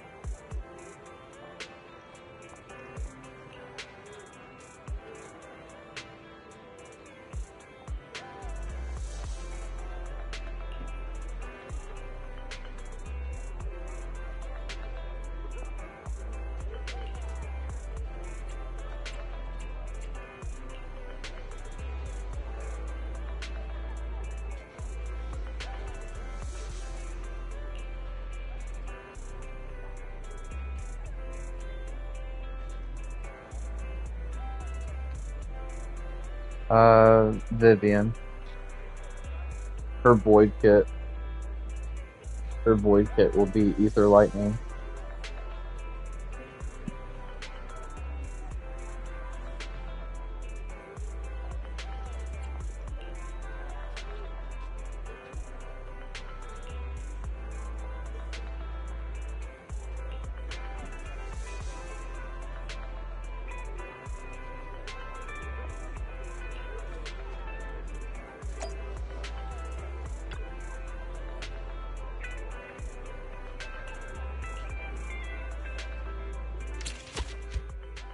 Oh man.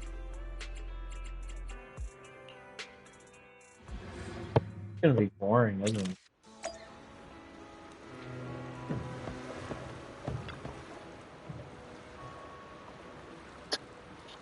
They sure do like reusing this. I think it's like the third time they've used this now.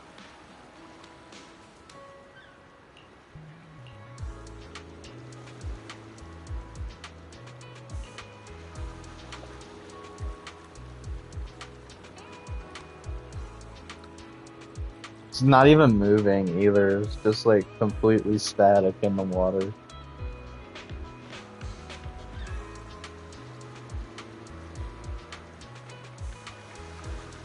I think the tail is like very subtly moving back and forth, but other than that, like it's just like a rock at the bottom of the ocean, but like on the surface, not moving at all.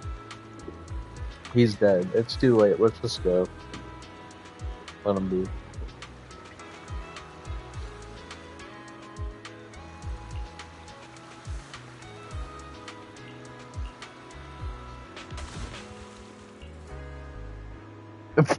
Okay.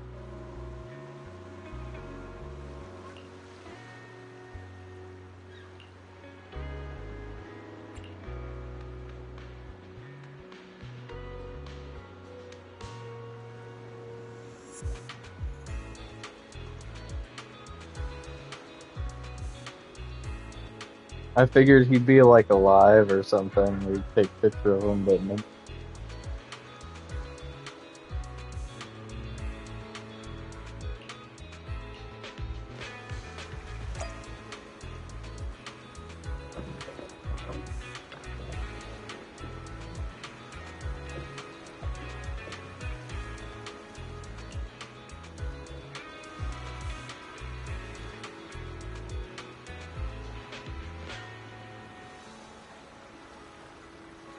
A day in the life of Bang Boo.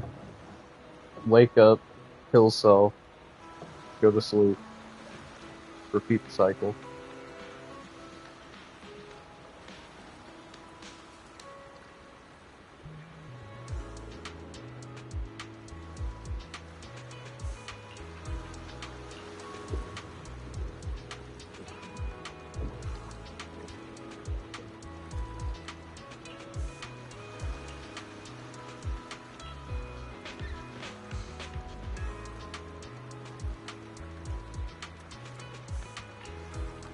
Is that it?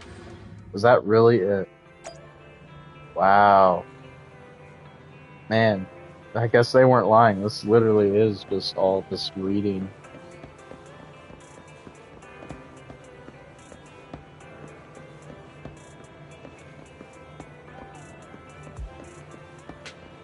I thought there'd be a little bit more to it than that, but oh, you can't. I thought you can run up on this a little bit. Yeah, I think you kind of just, since the way it is, you kind of just slip through. So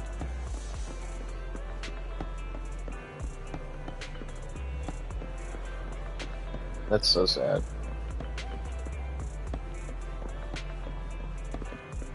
Oh well.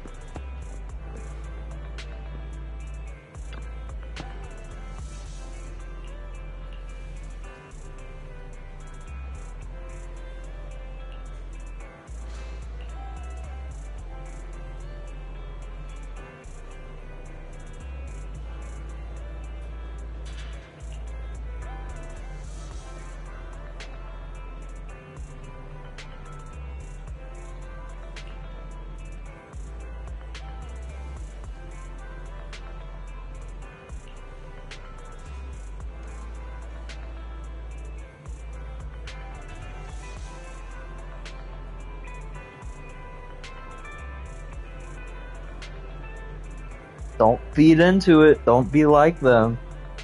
Don't be like everybody else that say bang boo or nothing but trouble.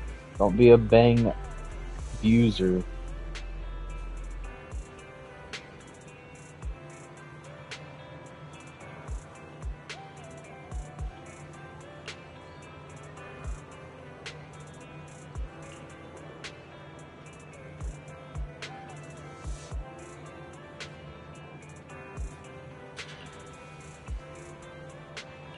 Ah.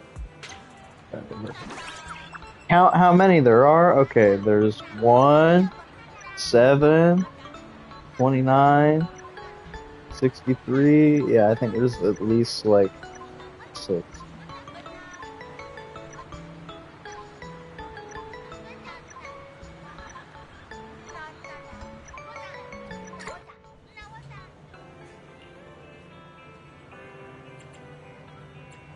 Oh, you're just not even gonna. What's the point? You don't even give me a choice.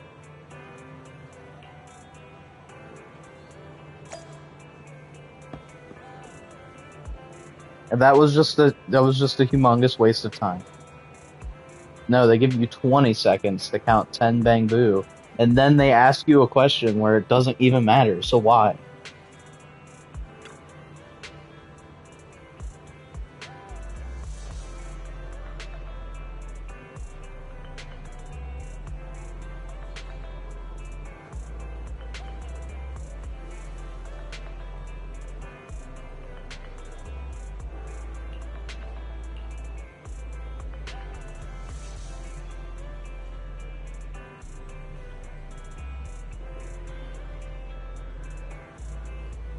Did you enjoy it?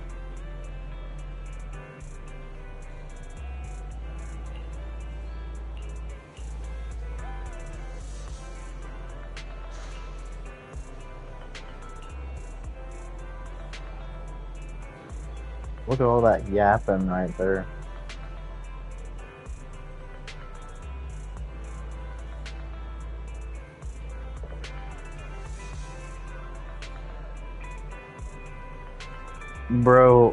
Bro sees Devil Boo and he says, nah, I'm good.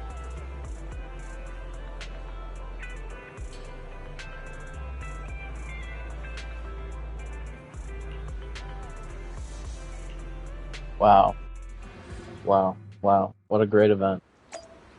It's just gonna take me through the whole thing since it's all unlocked now. It's over. It's so over.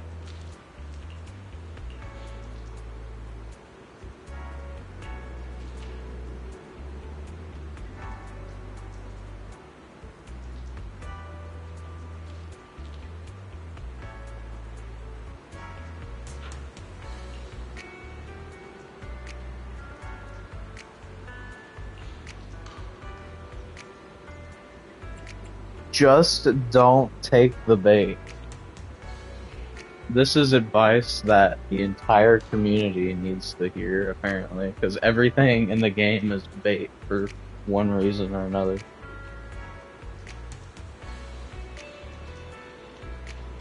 Just don't take the bait.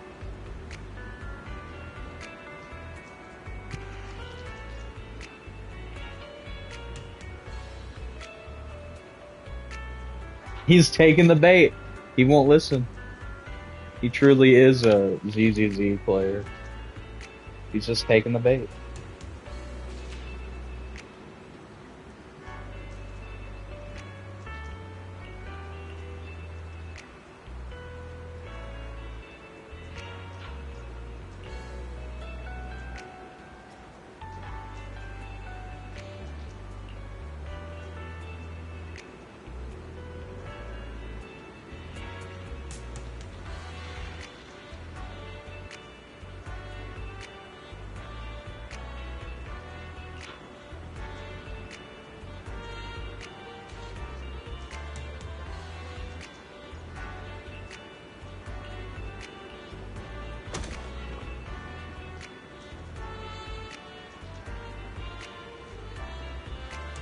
He's living in a fantasy world. So he's just kind of yapping, honestly.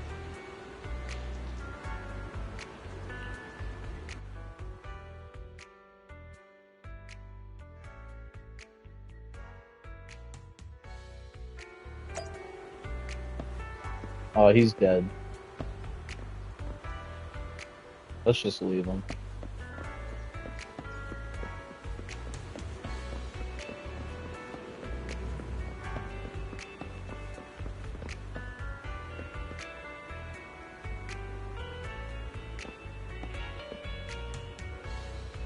I don't think he did. I don't think he could jump that far.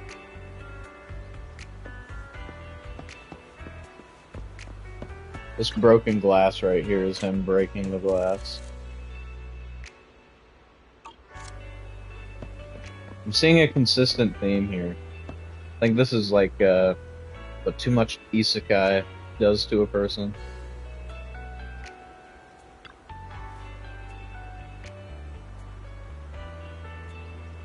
Oh, he said that word.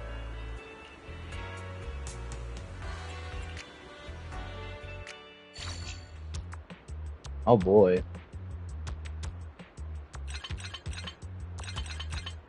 The heck am I supposed to even do with this? What do I need? Blue? Oh, okay. It was just... Wow, it was bait. The trap was bait. Or, it was... the puzzle was bait. Crazy. I was about to say, I don't understand what the puzzle is, and then I saw that.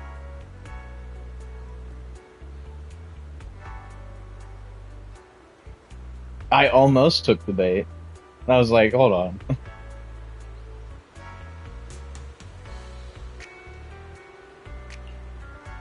Because it didn't make any sense to me. I'm like, well, if they're all the same, and there's only one blue side, it's not gonna matter if I even link it all up anyway.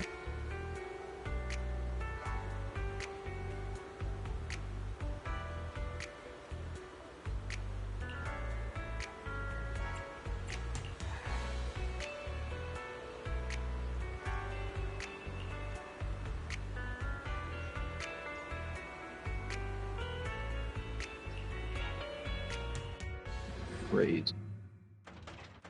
At least the stuff is like insanely short. I'll take that. I'll take that over having to read like 2 hours worth of dialogue.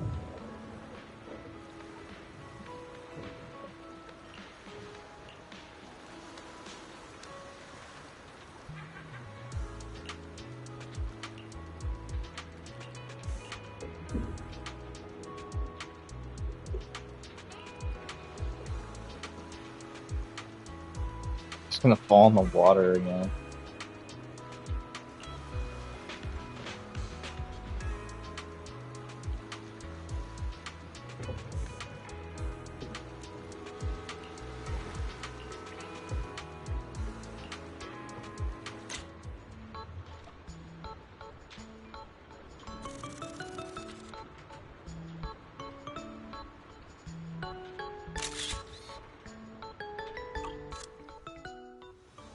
crazy. I like how I can interact with him with his name not even showing.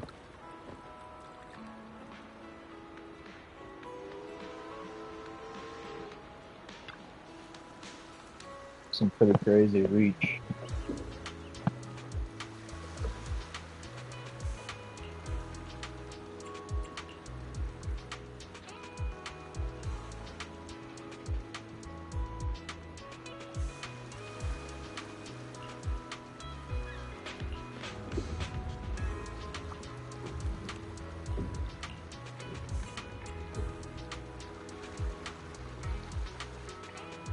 Yeah. I mean, have you not looked at the statue before at the pier? It's just the person down, like, on their knees, like, groveling in front of the statue.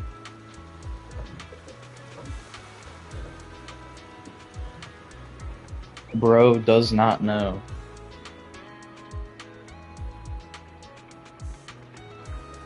Wow.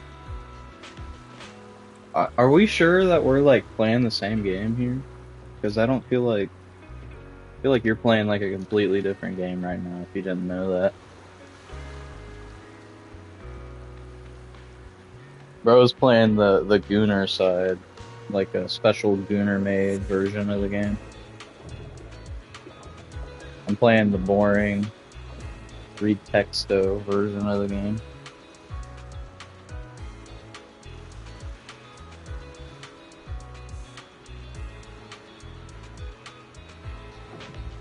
Apparently not.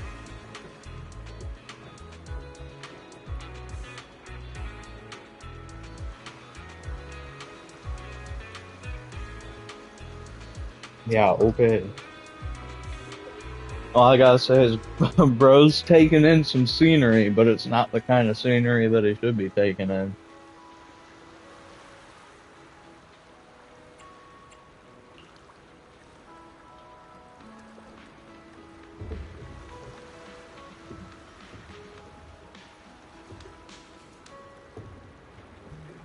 I don't know, I think New Eridu's a little bit bigger than a village.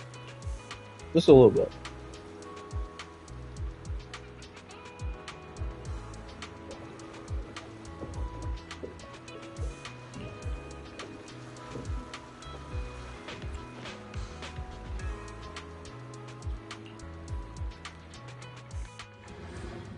Gooner.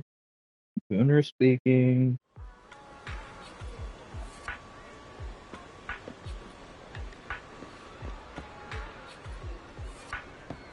You just not have anything to say about this? You let your Bangbu come over here and just start talking to this other one that's just speaking nonsense, and you have nothing to say.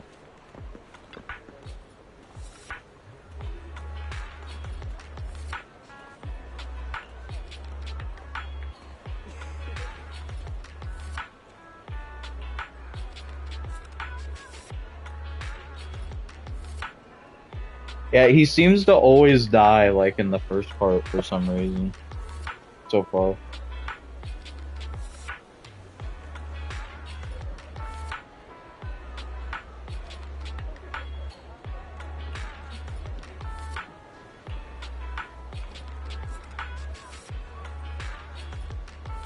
Bro's got him on the English pack.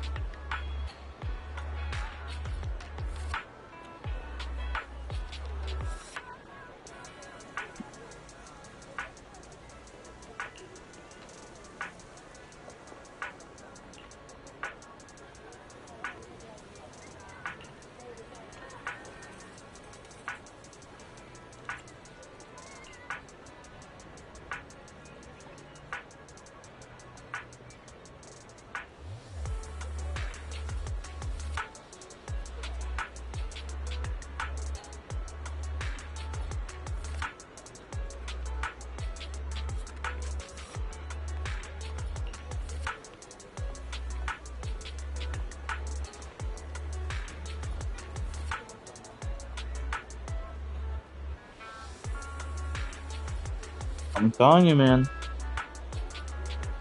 A million might be the worst treated Bangbu. That's all I'm saying.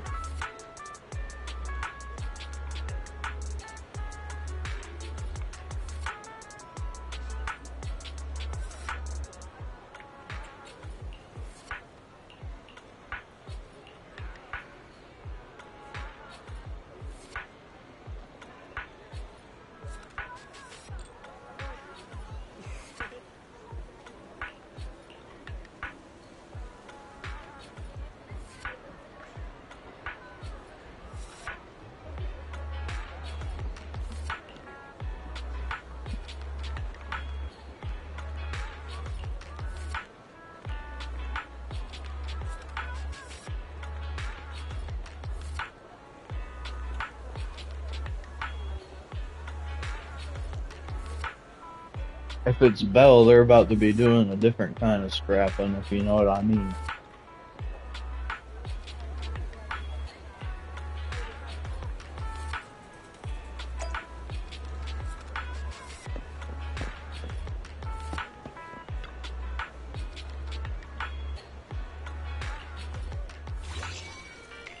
What the heck? What does this have to do with cheering them on?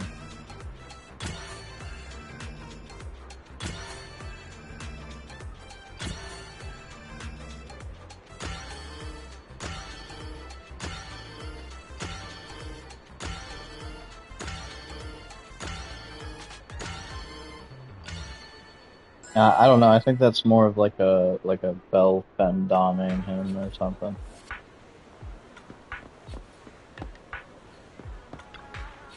The first time he doesn't die in the first half for some reason.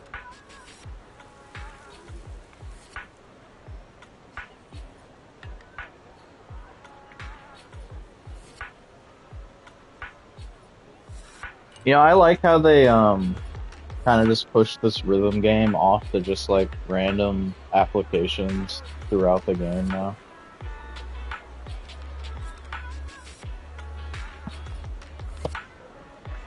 They're just like, yeah, it's a pretty cool mini game. We're never gonna bring it back as like a limited time thing, you know. We're just gonna throw it intermittently between all the content for the rest of the game's life cycle.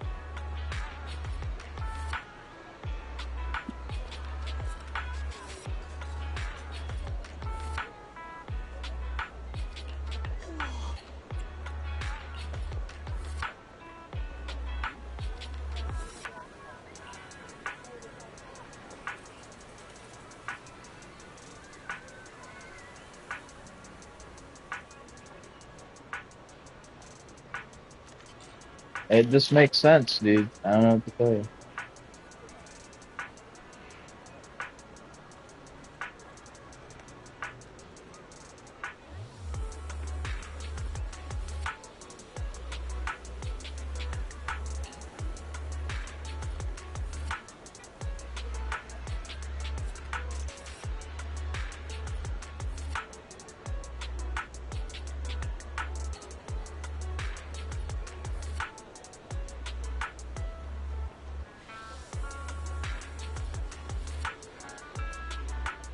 See, everybody talks bad about the Bangbu, and then if you're like actually nice to the Bangbu, they start treating you like this. Alright.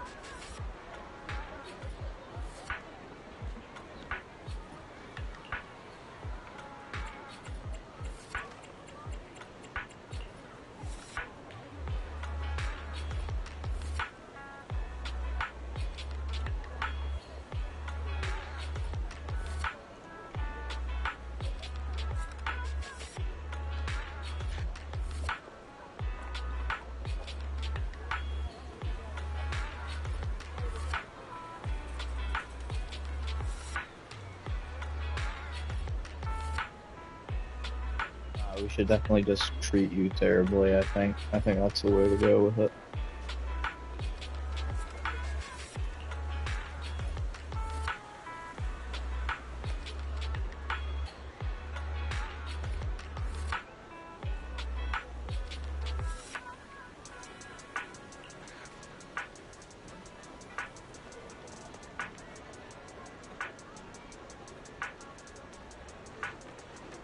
Let him cook now? I think he might be onto something. Maybe just a little bit.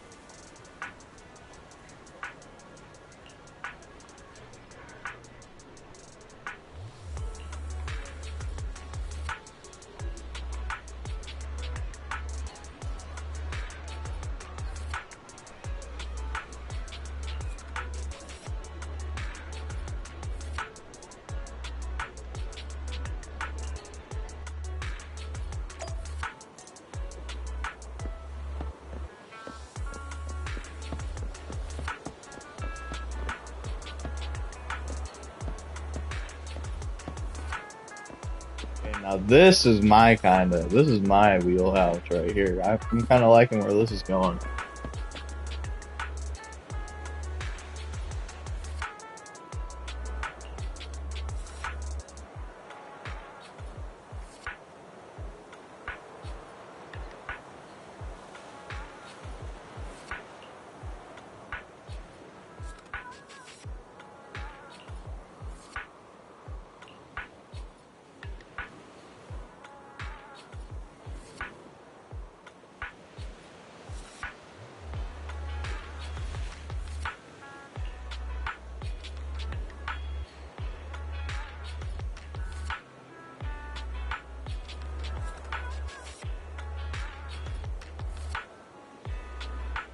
Kind of base, honestly. Maybe Bang Boo aren't as bad as everybody say they are.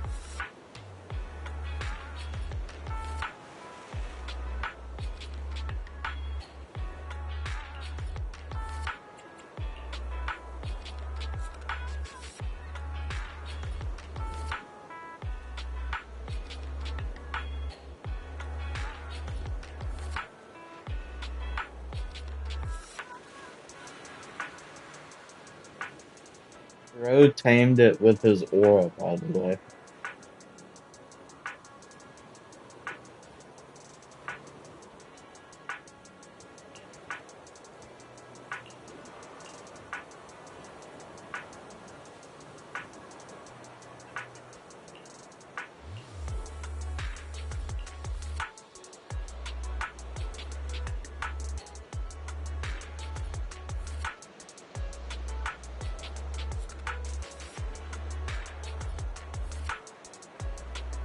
I think it's like a combination between the two.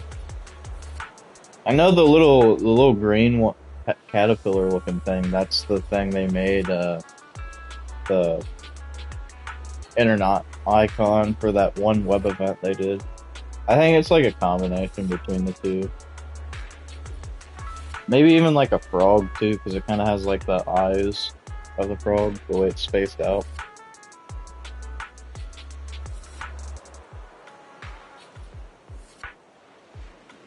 So it's like a pig horse frog with wings.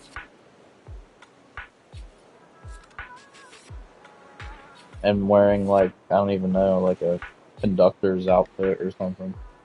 Or a chef's hat or something, I don't know.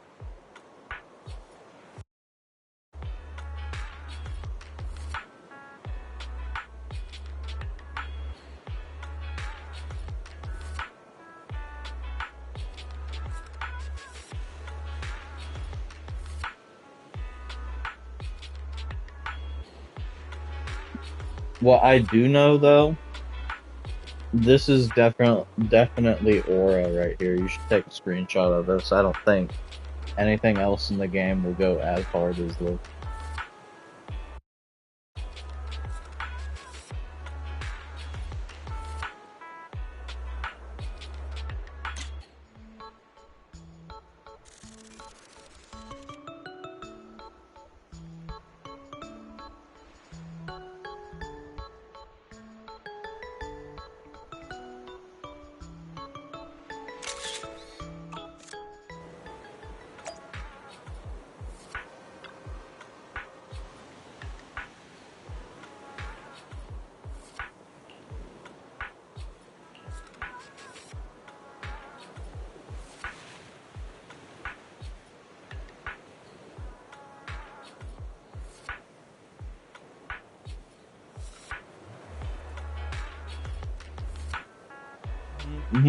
Yeah.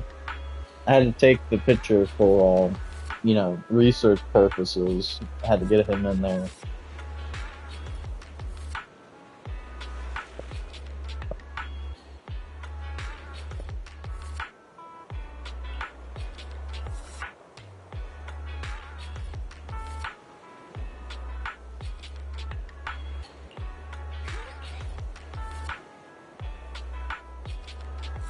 Bro's he's being a freaking playground menace. He's not sharing the toys.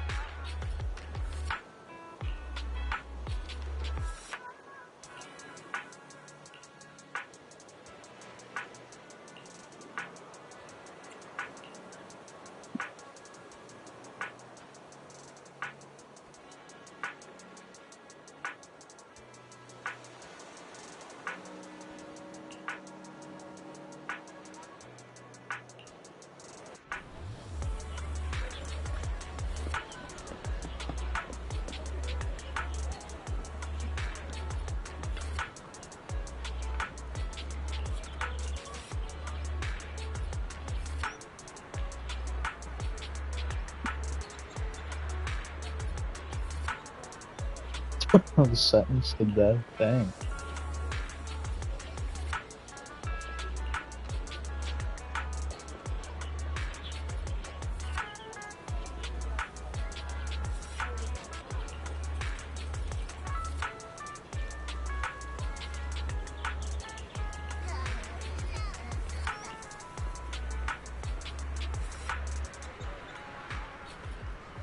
Well, he didn't kill somebody, or he didn't kill himself, but he killed somebody else.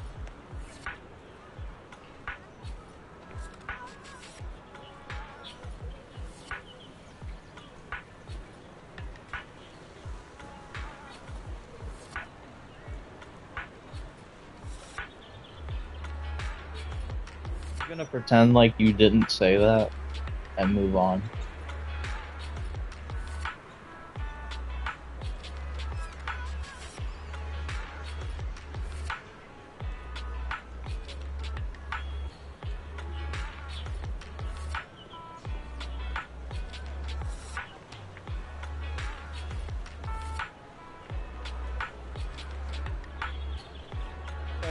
Question mark me, mister.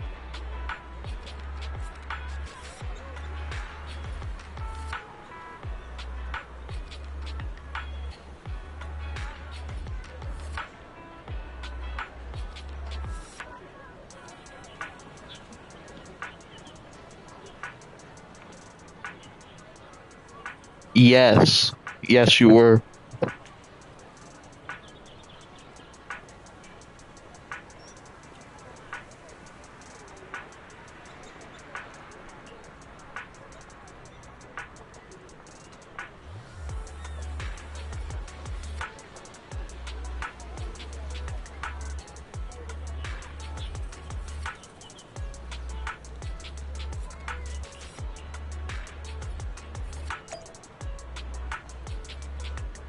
Me, when you comment on something that's part of the world that's been in the game since release, by the way, 1.0, and bro just found out about it now.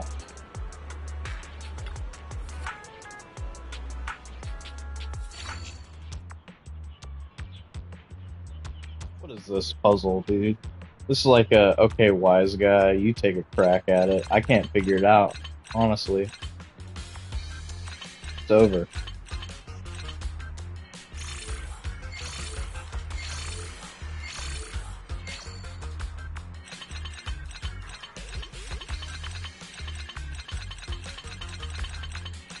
Dude, this event is like the event of all time.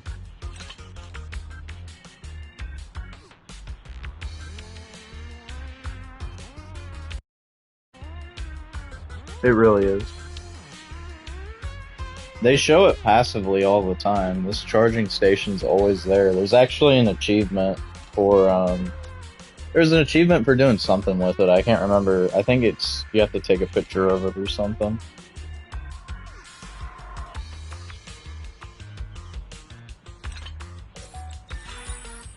Ridiculous puzzle, though.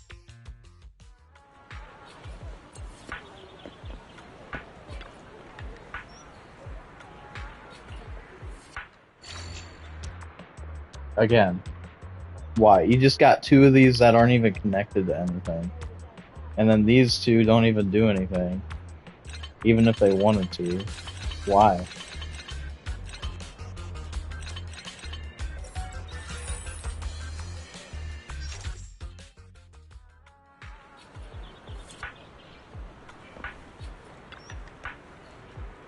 And this quite literally is, okay, wise guy, let's see you take a crack at it.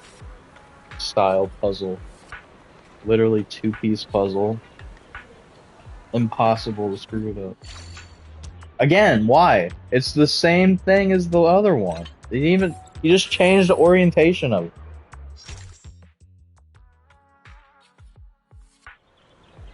Couldn't even be creative with it, at least. Literally just reuse the same puzzle twice, but just change the orientation.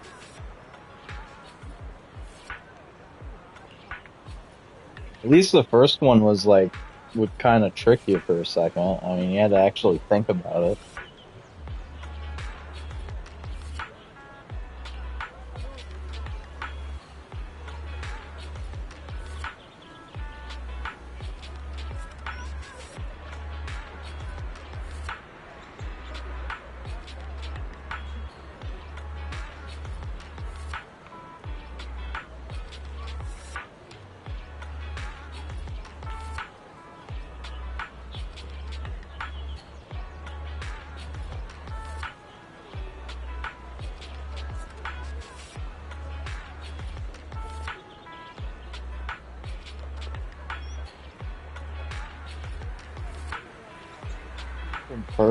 From personal experience about that, were you one of the people that complained that the puzzles were too hard?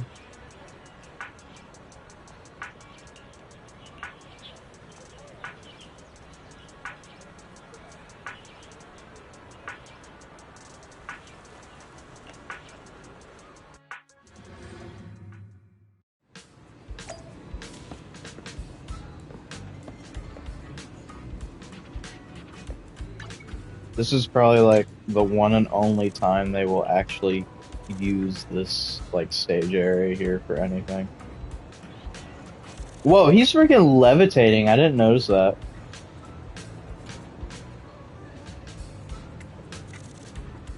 There's like not a magnet or anything. He's just chilling. That's crazy. I think this guy is also levitating too. They didn't really think about if people would look at it or not. But yeah, this he's legit levitating. This one is just supposed to look like he's standing on top of him, but it doesn't look like that. That's crazy. Also, what is going on with safety? Dude is not okay.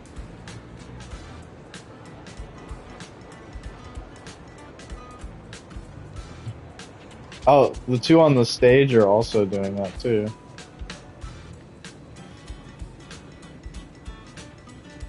There's like 4 of them that are just actively injured right now. Is this one Butler? I think it's Butler, right? I think he turns around at one point because he has one of the Rita's Got Boo animations. Pretty sure it's Butler though.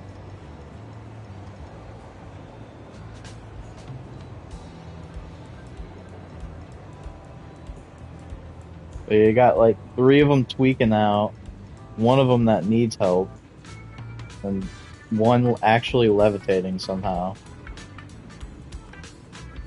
And then another one that's supposed to be standing on him but looks like he's levitating.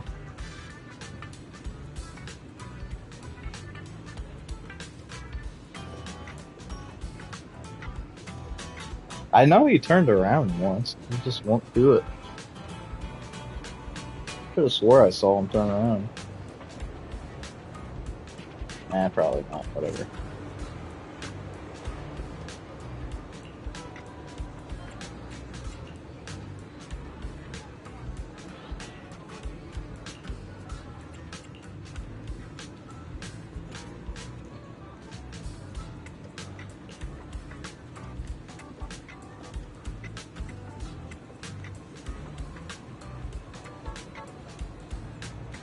They snorted some of that ether battery powder. You know what I mean? I think one of the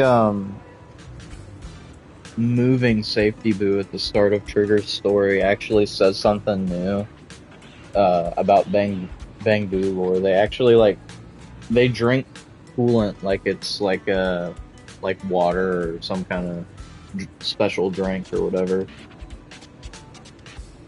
Because they always talk about like how they get ether battery charge or whatever, and what battery charge tastes better and stuff like that. But the coolant thing's new. I think that's the first time they've ever mentioned anything about drinking coolant, like it's some kind of fancy drink or something. Or it's probably more like the equivalent of water to them.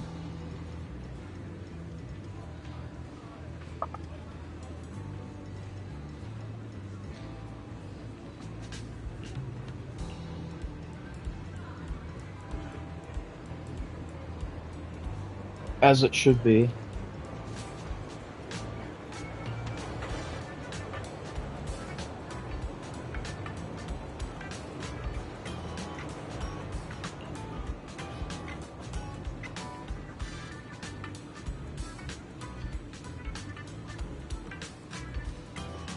I've never heard of this story before.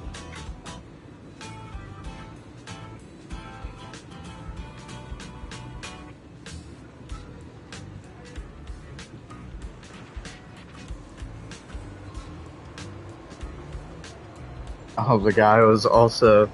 That's literally just like that one picture I sent, like, a little while ago. The one dude, the tomboy and the tom girl. Literally just that.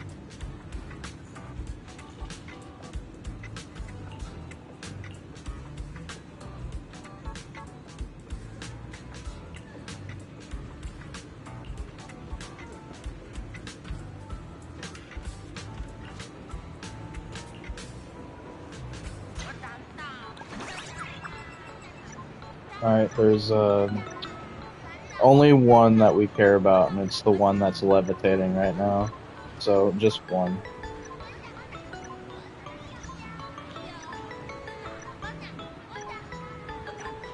That's crazy. I think that's the first time they've ever... That's like a unique animation and everything. Oh. Doesn't even matter, don't need to count it. Cool.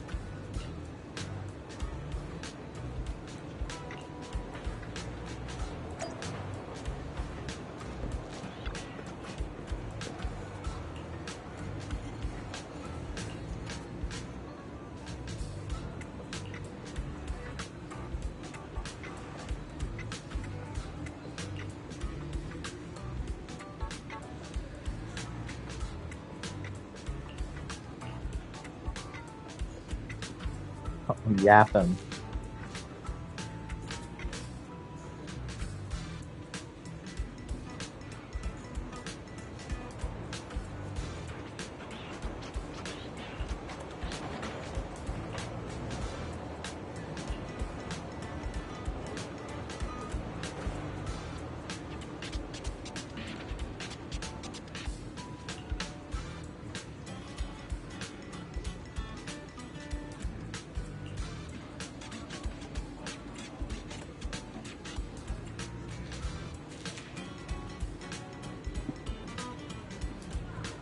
No, I wouldn't say so. I think the only one that actually has fun doing stuff like that is Hairline, because she actively comes back to Reverb Arena all the time to re-challenge the Astra Yao beauty pageant or whatever that the group of Bangbu run here.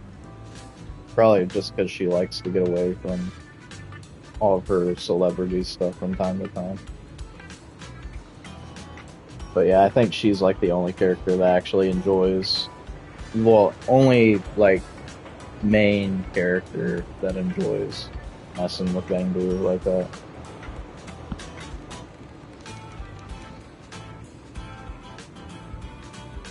I think the siblings are more just kind of like, they're just kind of there. They kind of get dragged into it, so they don't really have a say.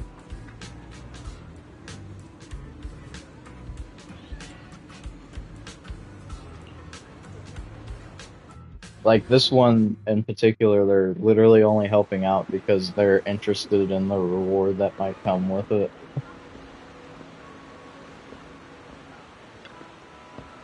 And also because if they wouldn't have, he would have attempted to crash into the window of their shop.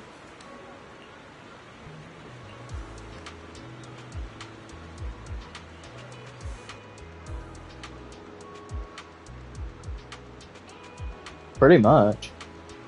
The only reason they're coming, they're around for the ride though, is because they know that they're gonna get something out of it at the end of it.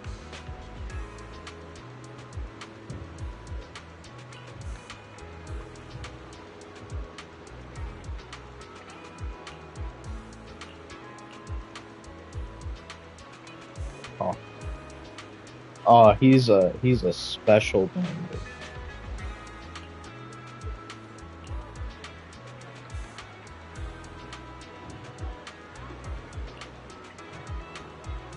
Boogle.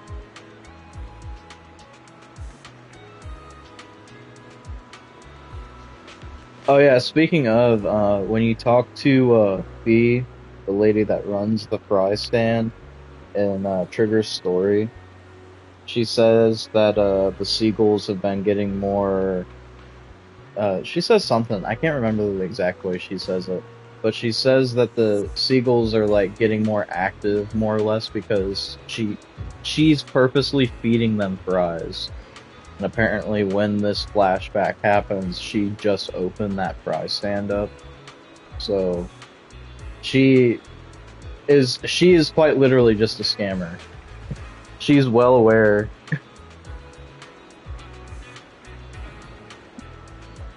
Of what she's doing, because she's just like, maybe I should stop feeding them fries, and then she doesn't. So she fed them the fries to begin with, so she knows what she did.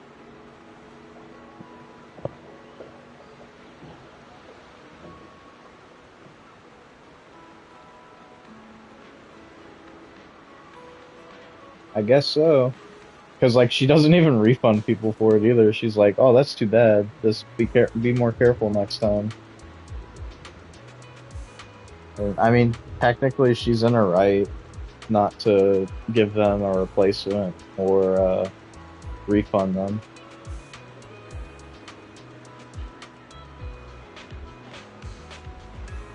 Because the only way it would be illegal is if she like trained. Well, I mean, she kind of technically did, but if she had like, if all the seagulls around there were like trained and she actually like had them as like pets or whatever, that'd be the only way. But even then, it'd be hard to prove that unless somebody like, you know, had pictures or something.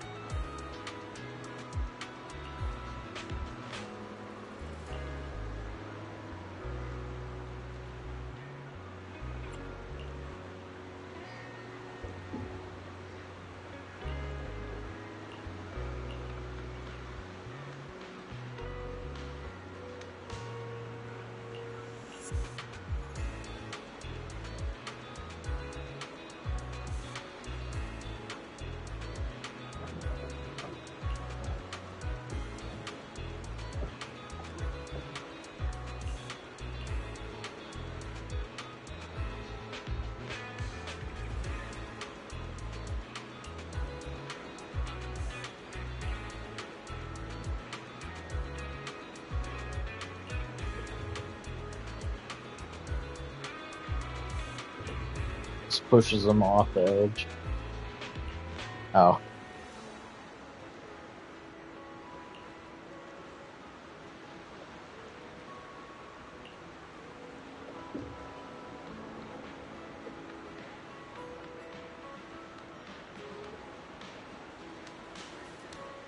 Push them both off the edge right now. And just pretend like this all never happened.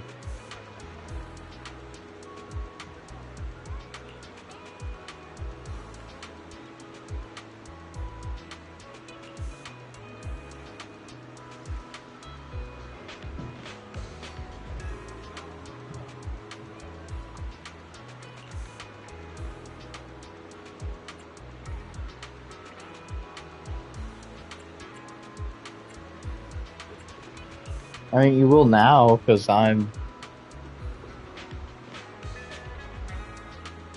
because you're already reading everything, so.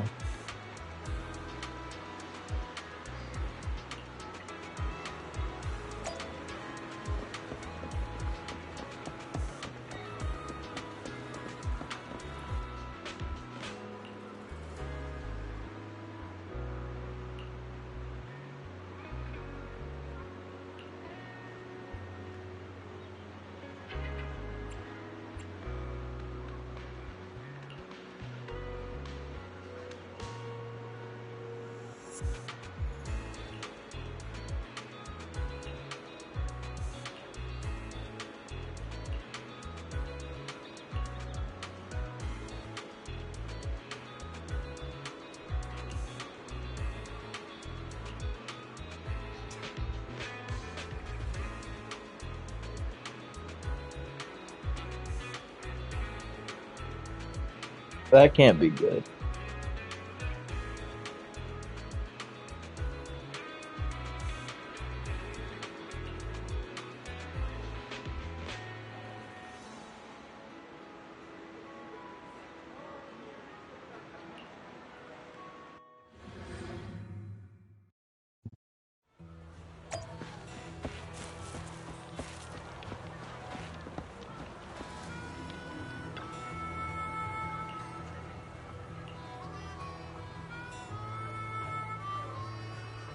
Of course, we get to end it on your favorite location in the game. To listen to this nice soundtrack.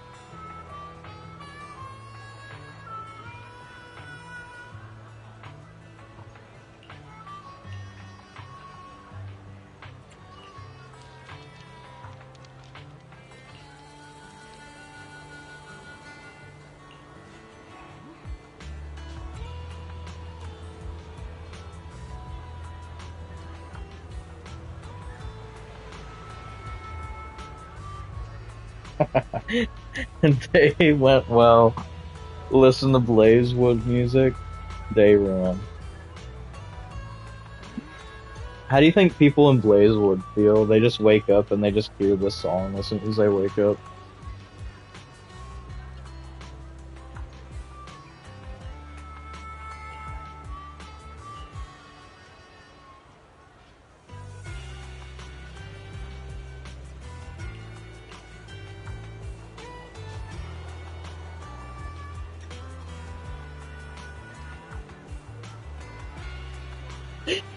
Wakes up, hears it, immediately takes himself out. He goes, nah, I'm not doing it. Not that bad, man. There's other... Look, it's an extremely low bar, but I would rather listen to this. I would rather listen to this than, like, Burning Desires or Nicole's Rape song. Both of those are, like, I would argue are worse.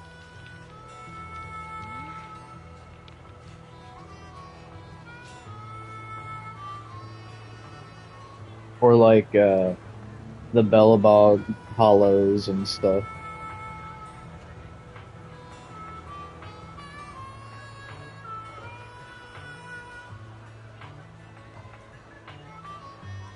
I would too if it was the instrumental. The vocals are absolutely trash in that song.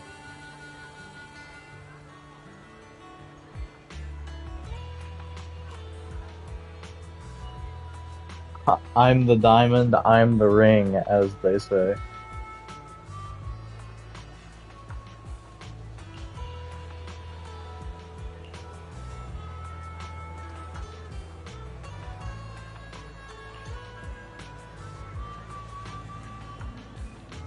Trash. Absolute garbage. I have to count the tumbleweeds too. Why? Okay, well there's technically one right here, out of frame of the camera.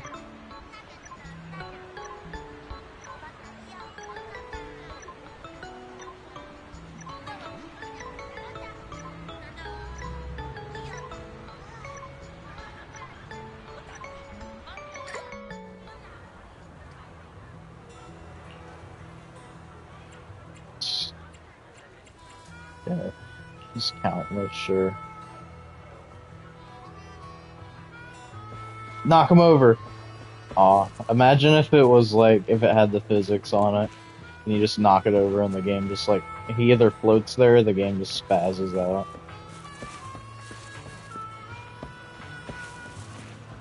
Oh, I can get this up here though. Hold on now.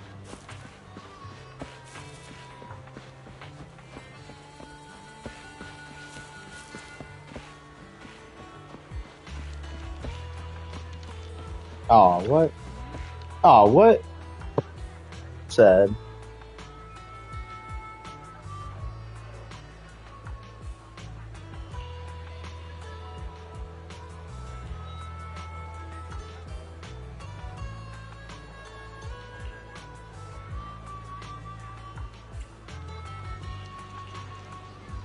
Even the game doesn't want you to do it.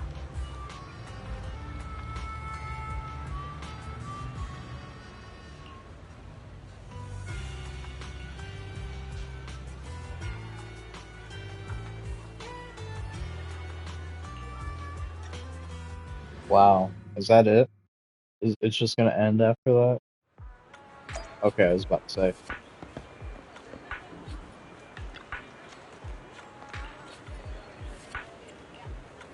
Bro's gonna fall off.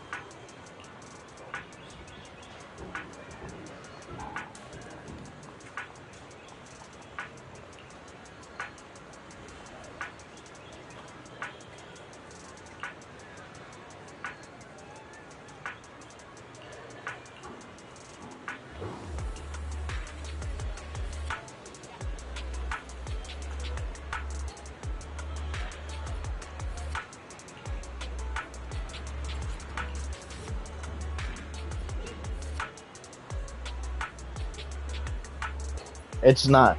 Trust me, after dealing with the last third of Trigger's story, I actually really appreciate this over that.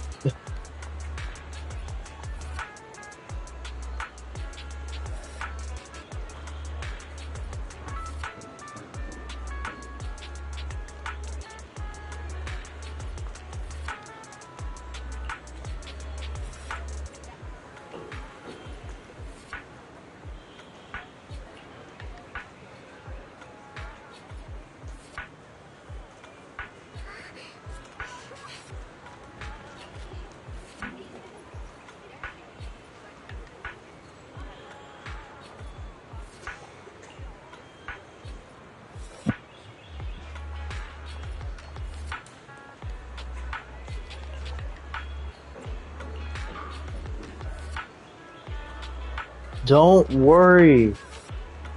Jay-Easy ain't dropped yet, bro.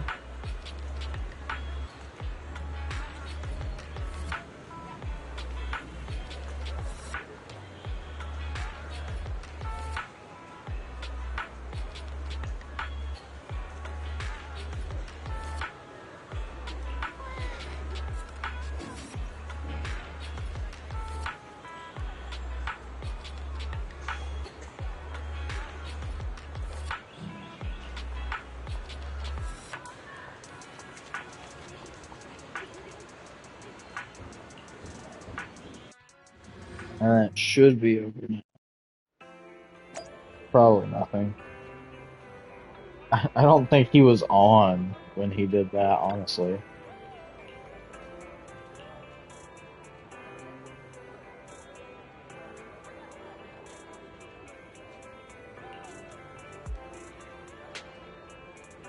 He's trying to find an outfit to look just like Belle. Belle's about to have a doppelganger that isn't a weird shadow ethereal thing.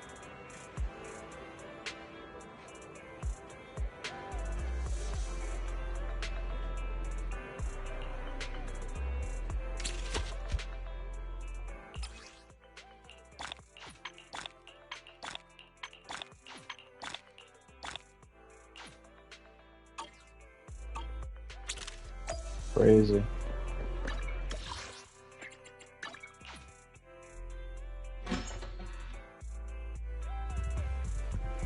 Let's see what the... I think it's a picture.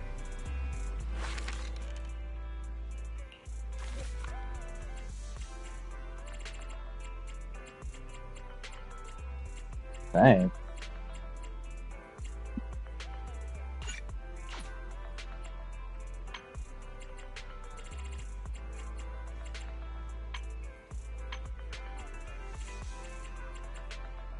Oh, maybe it's not then. I don't know. That was a picture. It might be bugged out too. Don't know.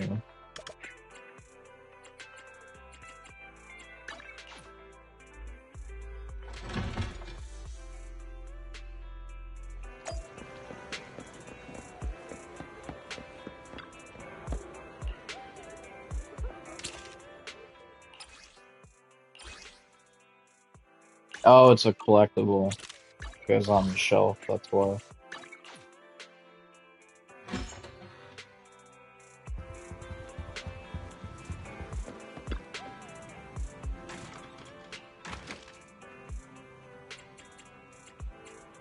I think it's this.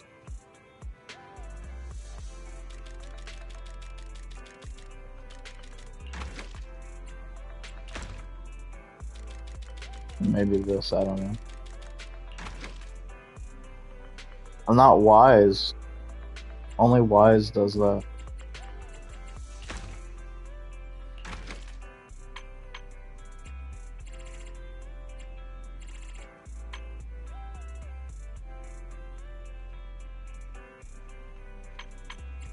I don't even think I have any other cores that I want to display, actually. I just put Nicole's up there because I think the vault looks cool.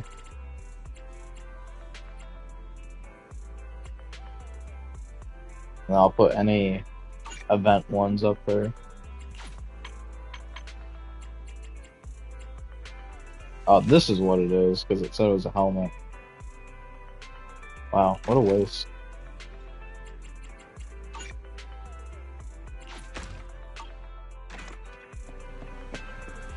Definitely the event of all time. What do you want? Oh, that was for doing Trigger's demo.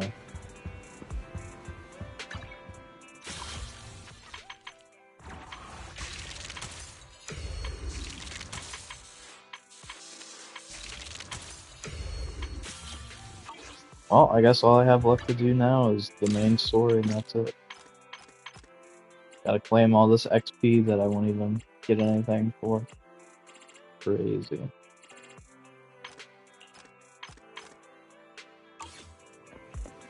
So sad.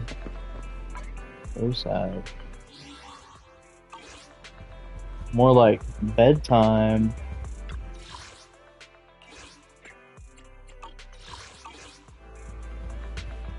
Yeah, I mean, I want to do the hard mode stuff too, but I'm gonna have to do the hard mode fights of this as well, so I might as well just do this first.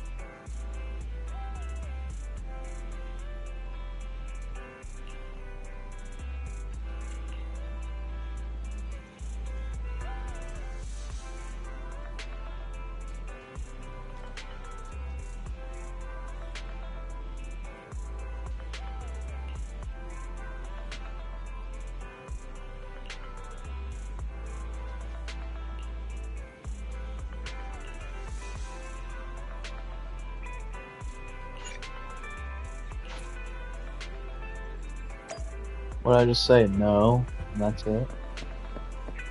Oh my god. Everybody's favorite guy.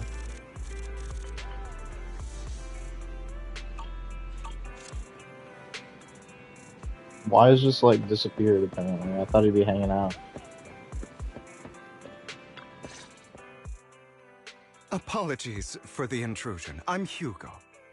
Let's just say I'm something of a collector. I've heard your video store is the most classy one in all of New Eridu, and I must say, it absolutely lives up to its reputation. The ambiance here is understated yet refined, elegant but still cozy. It's so soothing, like a steady beacon in the dark. Yeah, I've also noticed some well-known individuals frequenting this place, including elite members from PubSec and HSO. Your achievements at such a young age truly impress me. Wow, what a flatterer. Oh, you give us too much credit. Trust me, I'm being honest. I do find your store quite special. So, I guess the rumors about this place are true. Children of devils. What are you talking about? I'm not following. Dialogue option that doesn't matter, by the way. Or do you seem really nervous all of a sudden? Children of Devils is an old movie I've been searching for, but it's so niche I can't find a copy in good condition. Or perhaps, did this movie remind you of something else? You're imagining it. I'm just surprised there's a movie we haven't heard of. No worries. Like I said, this movie is rather niche. Despite the word devil in the title, it's actually about vampires. I'm sure you already know. Vampires were a popular fictional concept back in the old civilization. Typically, they are pale-skinned, well-dressed, exuding a mysterious and dangerous aura. But beneath their immaculate facade lie lethal fangs for draining human blood. Kinky. Oh, there you go. I'm just gonna say it. You kinda look like one. I'll take that as a compliment. Too bad vampires don't actually exist in New Eridu. Oh, and I don't feast on human blood. In fact, if anything, I'm hypoglycemic. Anyway, back to the movie. It's about a man who unwillingly turned into a vampire, and after years of plotting, finally kills his evil father, and ultimately dies in the process. Hey, that sounds like what you're gonna do. But, like, probably not die. Probably. So, it's about patricide. You think so? To me, it's more like a revenge story. The villain just happens to be the protagonist's father. Well, it's a shame you don't have the videotape I'm looking for. I'll just grab a copy of every movie you currently have for rent. Really? No offense, but you're being overly generous. You don't have a hidden agenda, do you? I understand the skepticism, but I simply wanted to express my gratitude for discussing such a niche film with me. Your store is like a collector's gem in itself. Please, consider my payments here as an investment in a collector's prized find. Your definition of a collectible is pretty broad, just as I'd expect of a collector. Because of my work, I happen to know some of New Eridu's upper echelon. Some even collect human organs. Yum. Just some rumors circling around. Hope I didn't spook you. I mean, that would make sense, considering what friggin' Twiggy was doing. That's nothing. I've seen my fair share of crazy stuff. Guess I was worried for nothing. With so many high-profile individuals visiting here, I'm sure you're well-connected and experienced in various fields. Speaking of which, there's a big industry auction coming up. Ooh, They'll it's probably have lots of colored collectibles, text. You know it's maybe important. even rare videotapes not on the market. If you'd like to attend, just let me know. Oh, by the way, I saw a marketing Now event you're getting at crazy Luminous with it. Square. Looks like there's a raffle going on. Go check it out if you're interested. Maybe you'll stumble upon something exciting, especially at a place so close to the upper class. After all, there are always secrets hiding behind the light. Well, thanks for today. I'll take my leave for now. Until next time, my precious friends. Not a strong start, I'm not gonna lie. Kinda boring.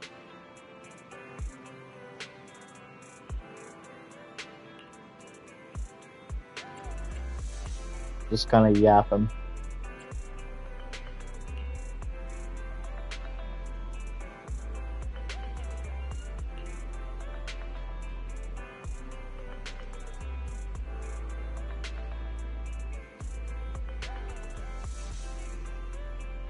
Shame, because he speaks about as slow as Twiggy does, too. Also, I just realized the poster on the far left there, they reused that art for player icon and name card like a month or two ago.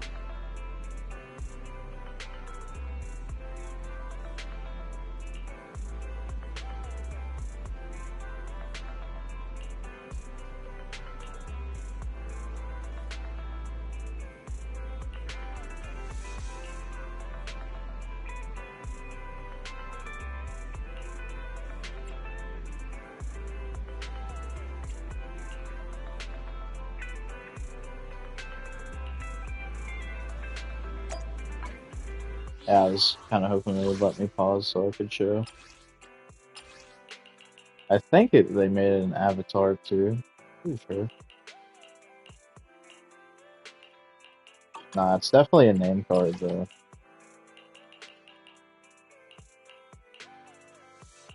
Yeah, right here. I don't remember what they made the profile icon for that pass.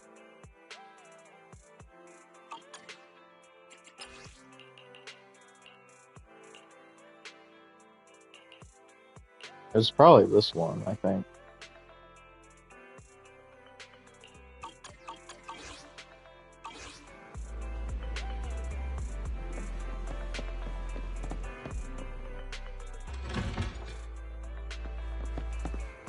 Gotta make that money somehow, I guess. Gotta make that money without spending money. You there! Why not come try your luck? All sorts of prizes are waiting to be won.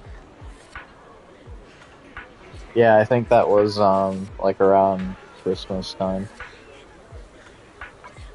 I know which one you're talking about, because that pass they made it the profile icon and the name card, because it's this right here, and then the name card is this.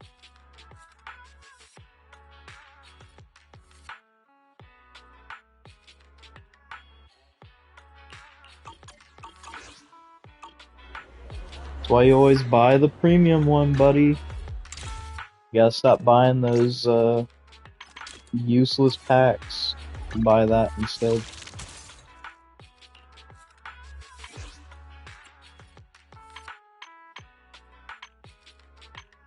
Bro buys all this stuff instead of buying the premium pass.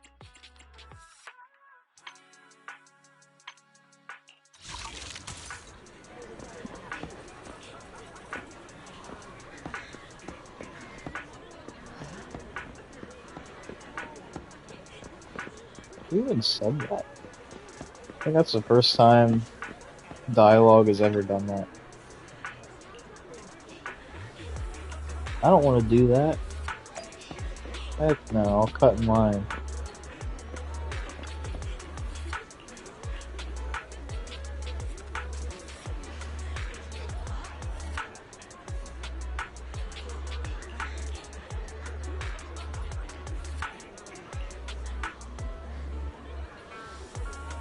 He's just like me, for real.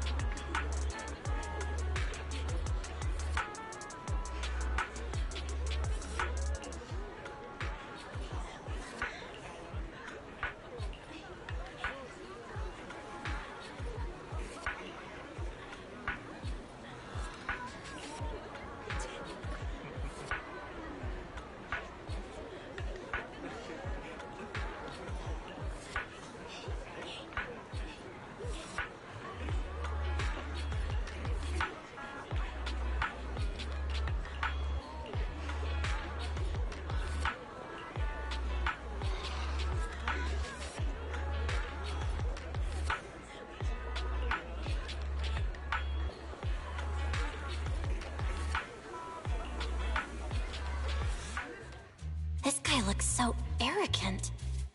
Maybe I should take a tougher approach with him. Quit the act. I've seen right through you. You He's may blind. look harmless, but I know you have a secret identity. Yes. Your crafty skills have caused headaches for countless people. Not to mention, you're revered in your field. Everyone knows who you are. Your true identity is a member of the most infamous band of thieves in New Eridu, Mockingbird.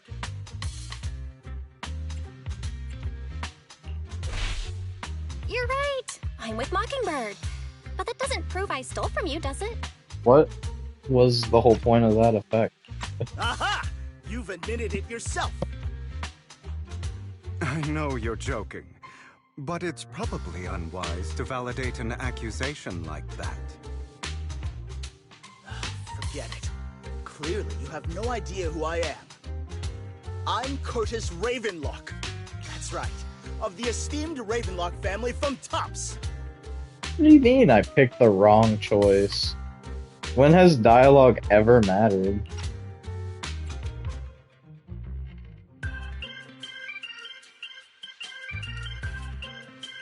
You'll face consequences for crossing me.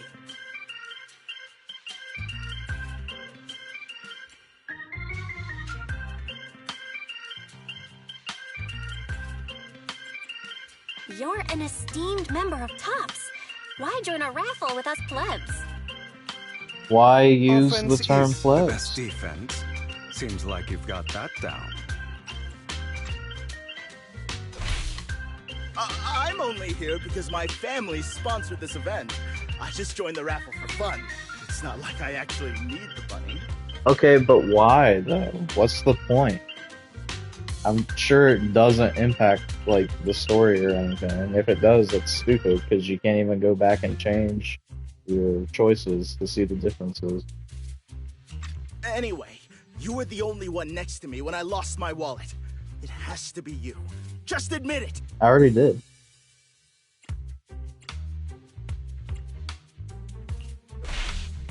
You think I stole your wallet? Got any proof? Did you see it with your own eyes? Or are you just talking trash? What's with the overly defensive tone? Clearly, you're feeling guilty. So true. Doesn't seem like your tactics working on him. In any case, my wallet is missing. It had a ton of Denny's, so someone's got to answer for that.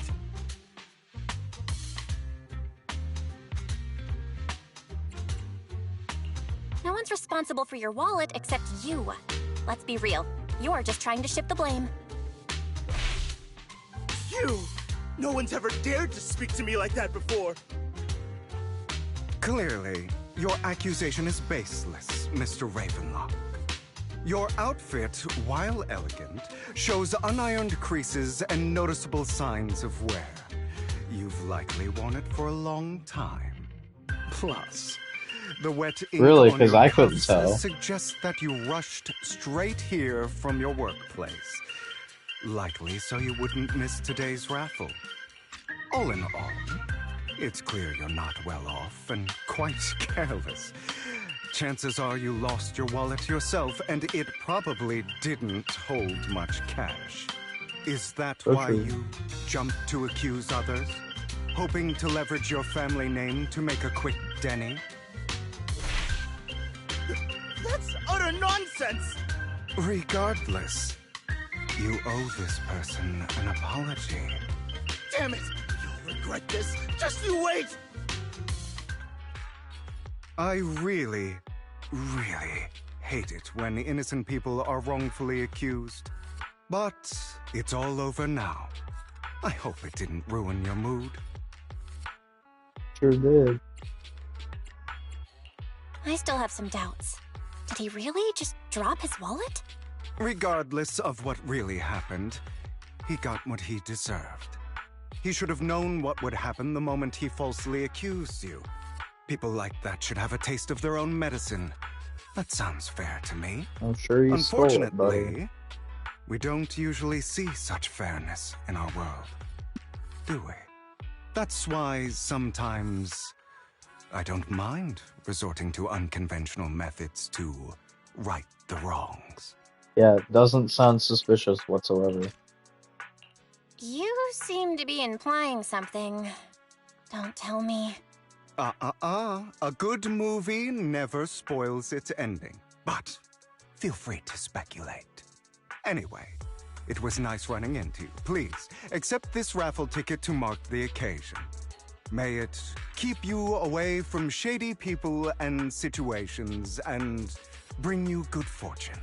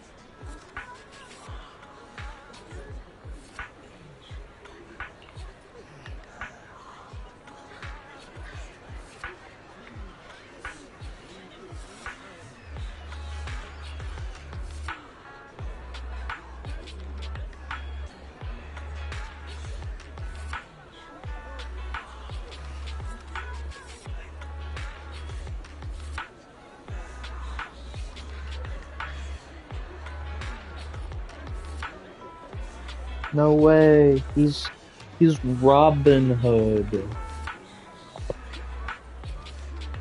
So crazy.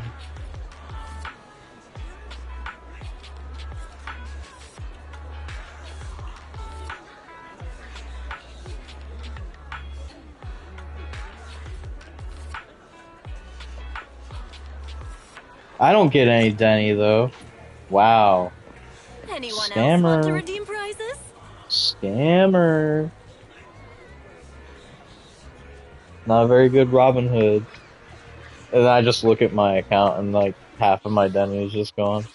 He stole it from me.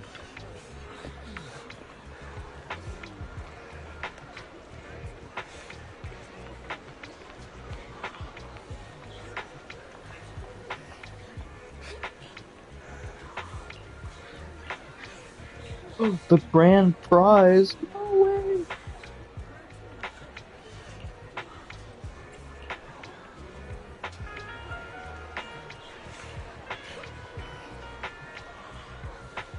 Yo. I did get paid.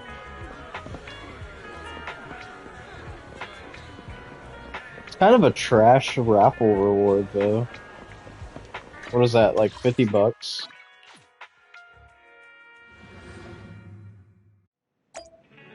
Bro was really hard up for some he was really hard up for some cash to be cutting in line for $50.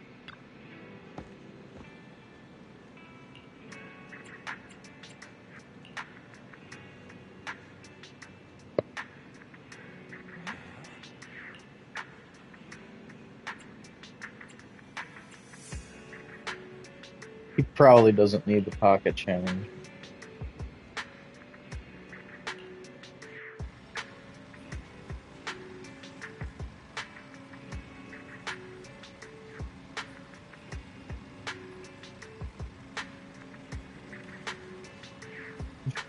Yeah, they also don't care. They're in line with how much money or how much Denny I have. They said 50,000? Nah, it's not that much. We got 14, almost 15 million.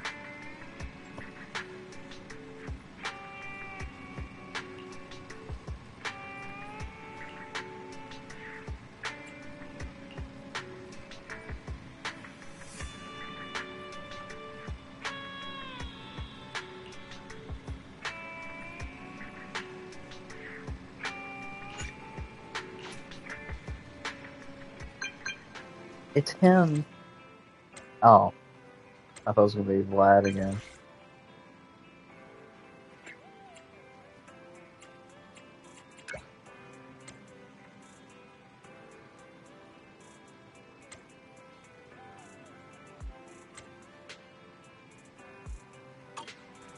Oh boy, more smelling. So glad I get to see her again. Yippee. You can tell by how excited I am.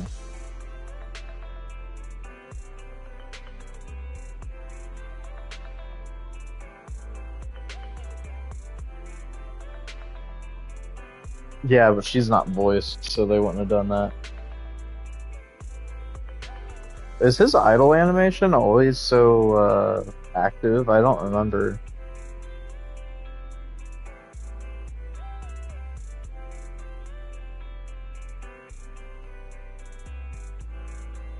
Why am I not surprised that she doesn't contribute anything?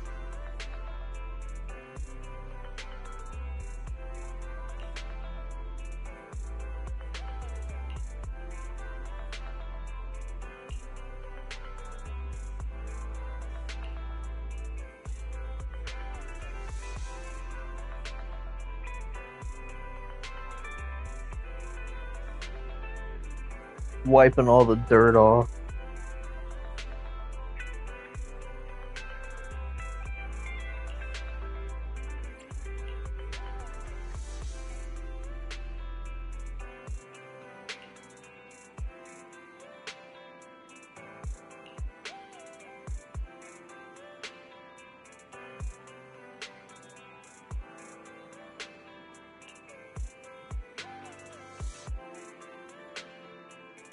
No space, by the way.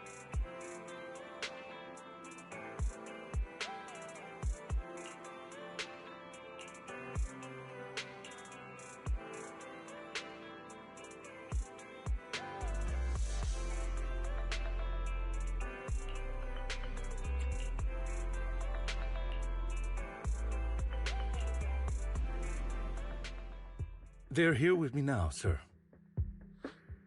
I'm glad to have the chance to speak with you, young'uns.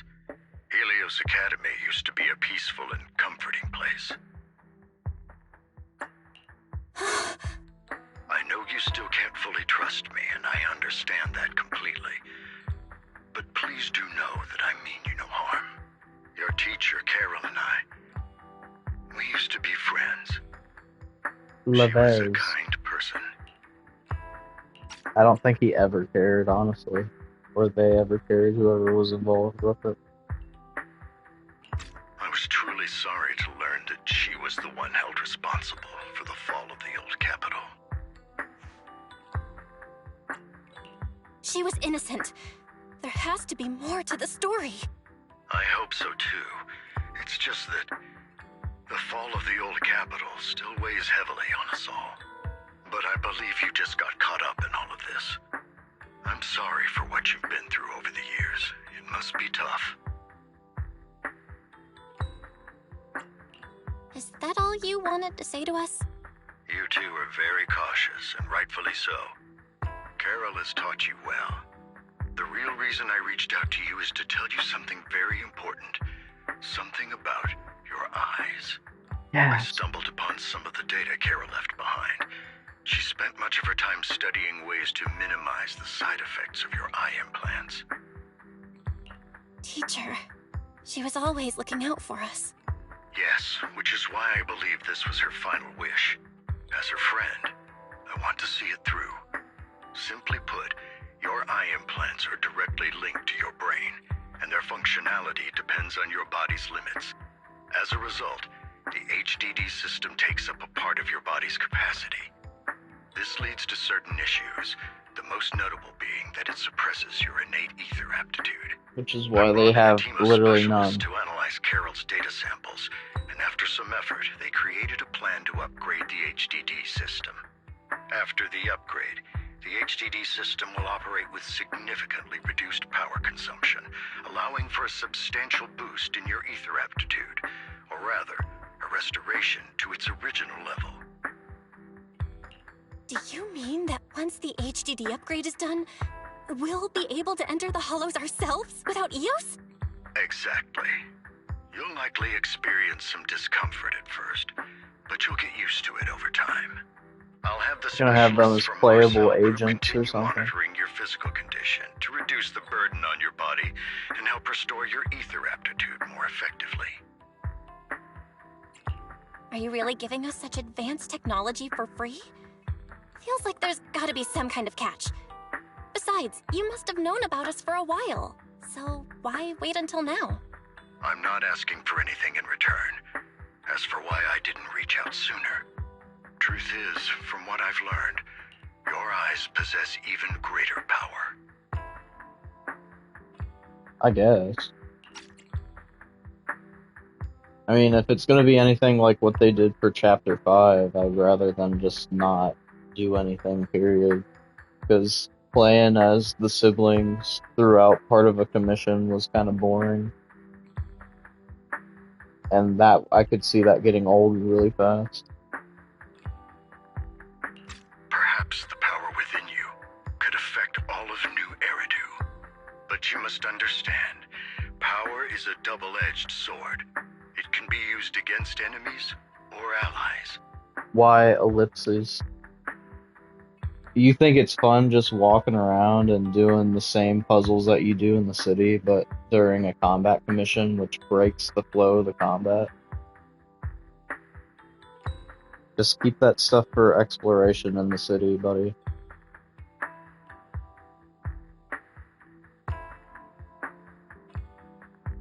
Because that's what it is, unless they're going to innovate it, which we're talking about the ZZZ dev team. I highly doubt they're going to. It's probably more than likely just going to be that.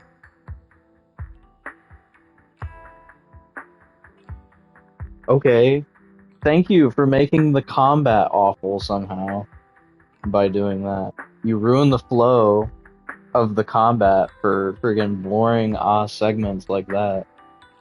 Just give me freaking EOS Fall Guys segments instead, where it's actually worthwhile to explore and stuff. I'd rather have that. Don't give me, oh, the agents, or you get to play as the siblings and they run around in the hollows and do literally nothing and ruin the flow of combat because rally missions are more fun.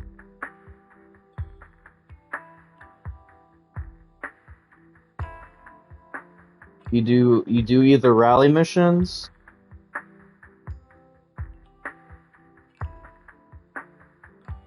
Well, even at that point, it would be more fun to play as Eos, throwing those little bombs and stuff around instead.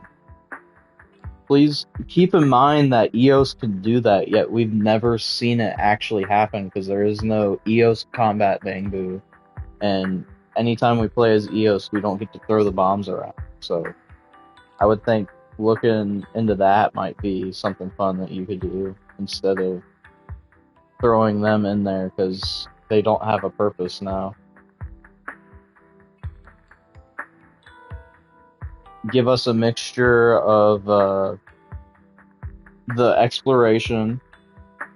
You could do like the regular exploration like they did in Chapter 5. Do the Fall Guys maps like how they did in Melano. And then do like a combat EOS segment too, where you can throw bombs while agents attack and stuff. And the bombs like stagger enemies so they can deal damage easier and stuff like that. If you take those three and combine them all together throughout your story, that's a lot better than just going all in on one of them. And because you're gonna run out of things to do with it. If you take all three of them and split that up across the combat segments and stuff like that, that would be like leagues more fun than just investing into like one specific thing. Because what they did in Chapter 5, that was genuinely one of the most boring things I think I've done in terms of combat. I'm not gonna lie, I thought those segments where you get to play as Bell or Wise, depending on who you picked, I thought that was extremely boring, and it ruined the flow of the combat. I would rather just have a rally commission at that point.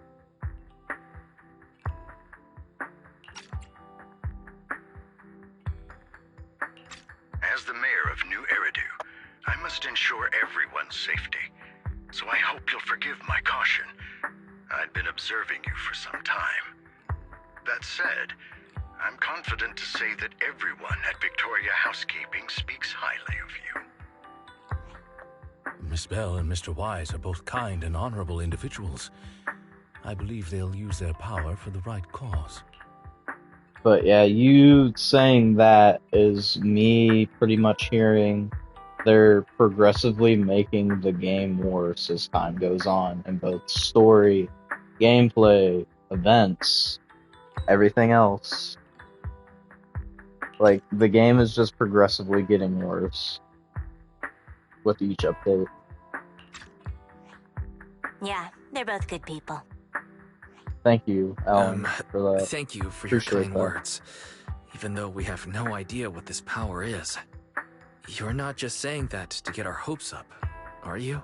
I'd assume he knows that because he was friends with Carol. So he knew that. Of course not. It's just that I don't have much information right now. I'll let you know as soon as I do. Well then, I'll let Lycon assist you with upgrading the HDD system.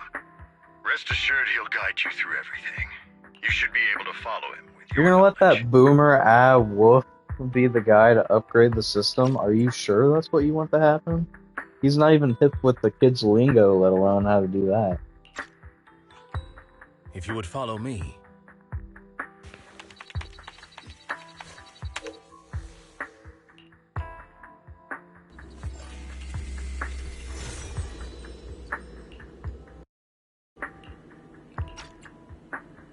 Yeah, I feel like that would have been like Smellin's thing. That would be like the whole reason why we brought Smellin, because she's a younger kid that actually knows how to mess with new technology and stuff. Just, it's not like to the point where I'm gonna complain and say, oh, that's bad writing. It's just a missed opportunity. That would have gave her actual purpose other than just kind of being there to be there.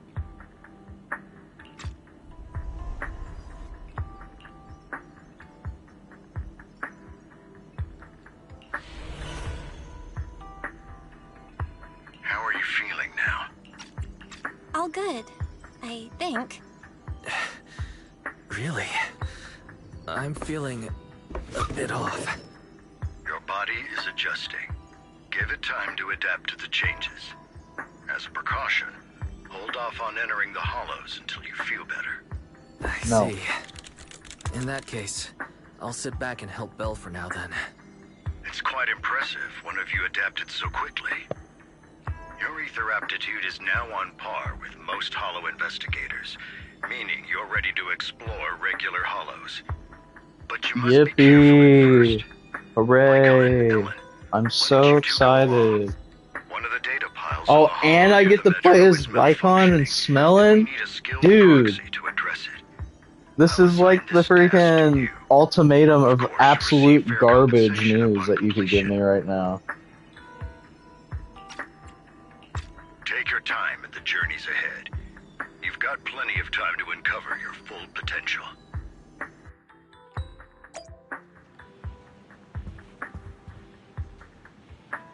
Dude.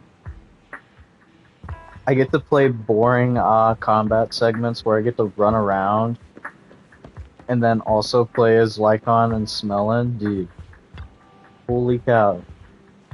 Please tell me it gets better. Please tell me the next segment after that is Soldier 11 by herself. No support, no Bang Boo, nothing. Just Soldier 11 by herself.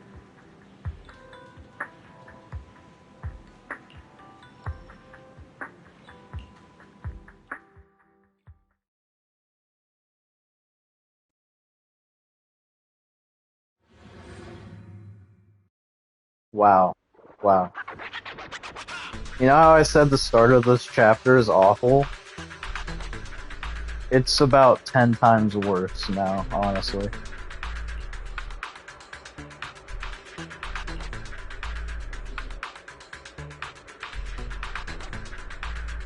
I think this might be the worst start. The worst possible start you could give me to a chapter. Boring odd dialogue where Vlad's just being a pompous rich fella stealing people's wallets with some weird Ace Attorney gameplay in the dialogue for some reason. News that we get to play boring segments that ruin combat, and then also Lycon Smellin' gameplay. Crazy. Master Proxy, the data pile that the mayor mentioned is in this direction. I do not think you could... I don't even think it's possible for them to get any worse than this, honestly. I think this is like the lowest of the low of main story. Like, if it somehow manages to get worse than this... Yikes. That's all I have to say.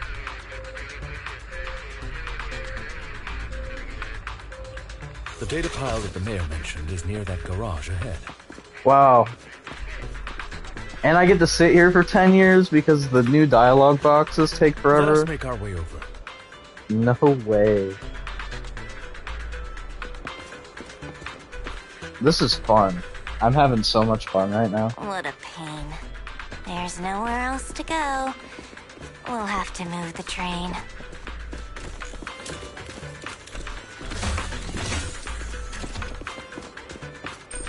This has been an area reused from a rally commission, by the way. It's just in the day instead of night and raining.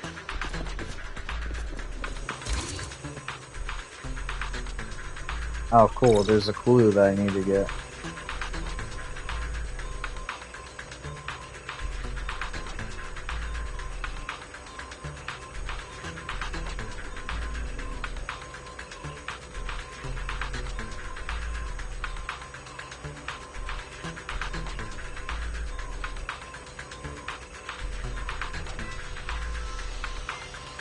We should search for the passcode nearby to disable the laser, and then move the train.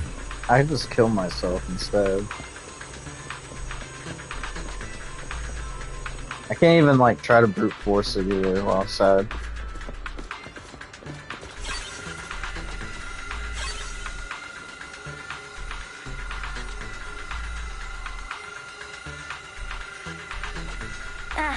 get it now. No, I don't want to do that. We should be able to enter the passcode now. Yeah, I'm sure it's that. I'm sure this isn't bait.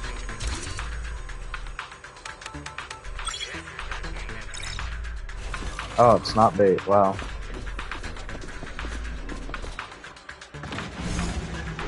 Surprised it wasn't. How are you feeling now, Master Proxy? Not good. I feel like I'm about to pass out. Honestly, this is my reaction to the start of the chapter. Glad to see you're well enough to crack jokes. If you feel any discomfort, please let us know at once. Yeah, I'll carry you on my back if needed. Really? I want you to carry me right now. Let's finish the task first, Master Proxy. Also, like, Lycon's VA replacement isn't terrible, but I still like the original one better. He just has a better, he has like a better voice for him, I think. He's not awful. I wouldn't say like he's good, but like it's serviceable. It'll work. It's better than him being silent. I'll take that over him being silent at least. You've always had a sharp mind, and now you've got the muscles to match. Thanks for the compliment. No, I was just thinking. When will you pick up some fighting skills? If you can fight, Hopefully you soon. can handle things in the hollow all on your own. That'd be pretty neat. I agree. Instead of doing this, hey, can you run me over? Just run me over. Put me out of my misery. Oh, sad.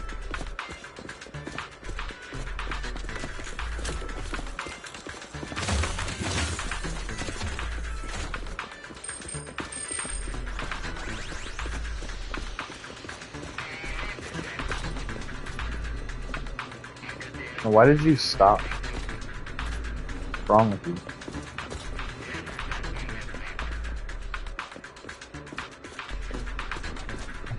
This AI just dies around this area for some reason.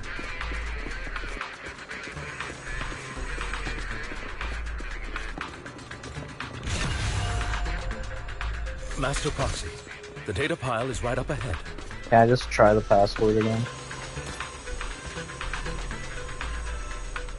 No! Oh my god. We'll ensure I'm gonna be honest with you, I have no idea how to play Lycon. Thank you. Sorry, I still need you guys to protect me. Looks like I gotta buck up a little. Roxy, you don't need to push yourself so hard. You're already pretty. Combat's so short, I can't even play the game. Or I can't even listen to the dialogue.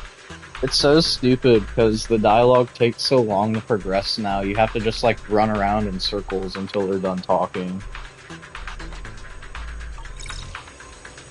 I put that in the feedback today, is they need to make those dialogues go a lot faster. They need to remove that super long delay.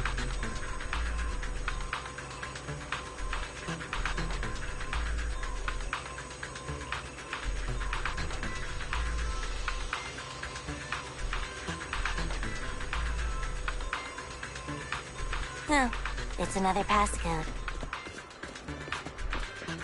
We should be able to find the passcode nearby. Let's keep an eye out for it.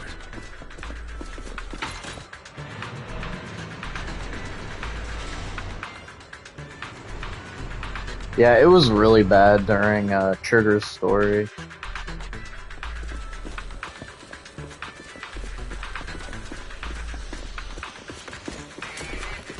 Maintaining the data piles in the hollows requires a proxy with the utmost professionalism.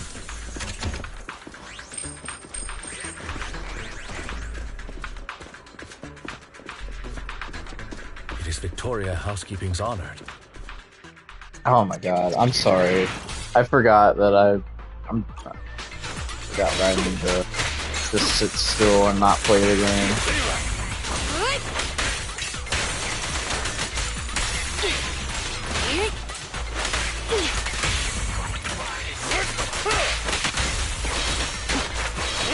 Yeah, I know, because he's like one of the fastest moving characters, even like in the city.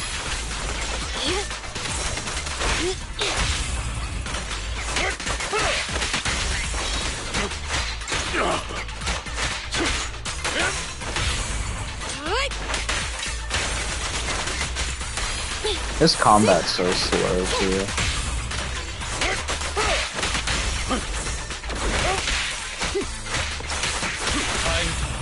I'm not even swapping over because it's just the time. Master Proxy, let's take a look around this area. We might be able to find clues regarding the passcode. But yeah, I don't think he sounds awful. But he's not as good as the old one for sure. 0. Oh boy.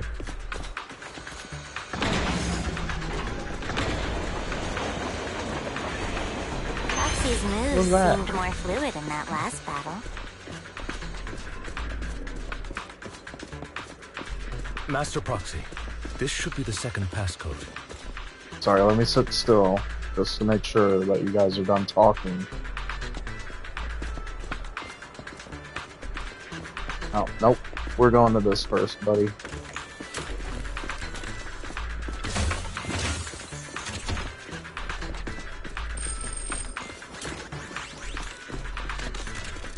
There's probably another one behind here.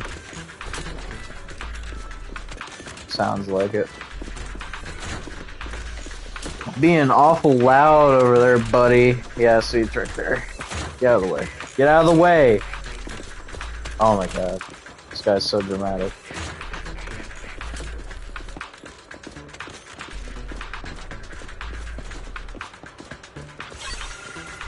Four. Master Proxy, we've been in the Hollow for quite some time. Man. How are you feeling?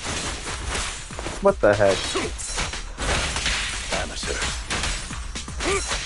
I feel fine. Nothing out of the ordinary. I didn't forget yet. Dang. That's good to hear. After all, this is the first time you've entered the Hollow since the system upgrade. Best not to overdo it.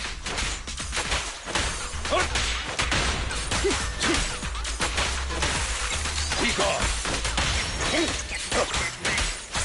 Let's end this fight quickly.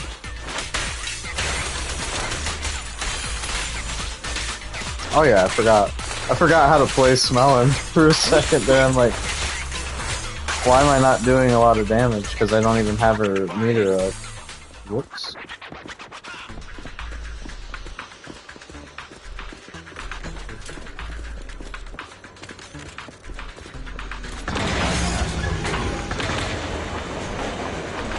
Dang, I moved all of them back.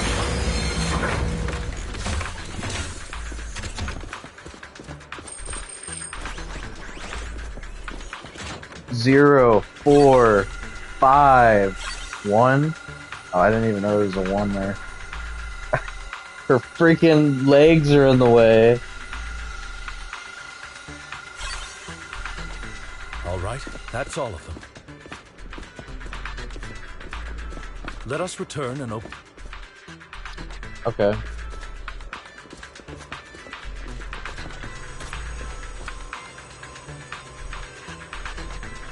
Oh, thank you for telling me anyway. Because, you know, my TikTok attention span couldn't handle that. It's a 2569. 3, 2, 1, 0. 2547. Oh, I don't even have to enter it. It just does it automatically.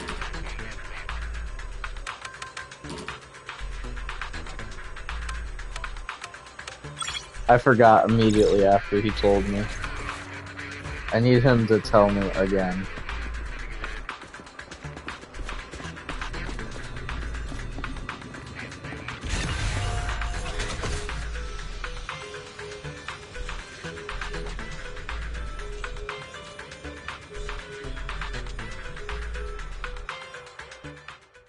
Wow, that was so fun. Can't wait to do that even more in the future. The mission was a success, sir. Master Phaeton's performance was outstanding. Excellent. You truly are exceptional. I'll be frank. I contacted you because I need your expertise for an important task. Ah, so you weren't I'd just like you coming to to say hi. participate in an auction and help me secure an item up for bid. Oh my gosh, it's the plot of the chapter. Hold on. Is it the same auction I heard about? The one with all the high-profile attendees? Yes, that's the one. I knew asking you was the right choice. Since you're aware of it, I'll get straight to the point. It's related to the sacrifice you encountered. Nuh-uh. Sacrifice? Has it appeared again? Remember the sacrifice you took down near the construction site? Public security did some research after retrieving it. It turns out it can maintain its form outside the hollow and carries human genes. Never would have guessed. Within it, we extracted a mysterious core. This core possesses the same inexplicable power as the sacrifice, allowing it to exist without relying on ether. However, the core was recently stolen from the most secure lab in New Eridu. We suspect this is an inside job rather than an external theft. We searched extensively without success, until I saw the auction flyer. The core has been concealed within an auction item. So you want us to bid on it at the auction. But why us? The power of the sacrifice is highly volatile and destructive. We must keep it confidential, at least for now. And I, as mayor, am not suited to participate in the auction myself. Plus, I'm running checks on my inner circle due to the theft. Frankly, there aren't many people I can trust. So you trust two people you don't really even know. Victoria Housekeeping will be assisting you. Of course, this hinges on one condition. Your willingness to aid me. Yeah, see, like, if you have to say that, I don't think we'd be very trusting. All right. We'll give it a shot. Thank you very much. I knew that I could rely on you. The only hurdle Oh, now it's fine now, he says. is the invitation. Thank you.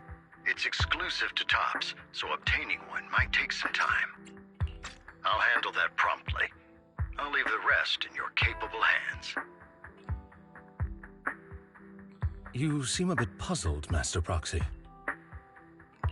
The relationship between the mayor and Tops seems rather delicate.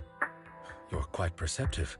As you know, the roots of New Eridu's governance lie with the Mayflowers, while Tops is a conglomerate of companies. Power and profit often lay the foundation for conflicts, which is why securing invitations could be tricky for us.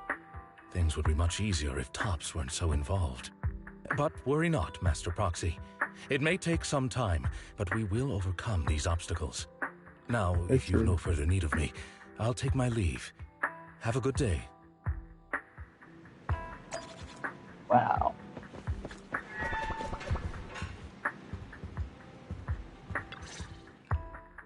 Didn't that collector Hugo mention if we wanted to attend the auction to give him a call? No. But he didn't leave us with his contact information. Odd, right? If he wanted us to contact him, why not leave a number? Did he just forget? Maybe he left a puzzle for us to solve, like in the movies. You've been watching too many movies, Belle. We need to separate fiction from reality. Something people in real life can't even do. Come to think of it, Hugo did leave us a raffle ticket, and said something weird. He said something cringy like, "There are always secrets hiding behind the light." That's not very nice.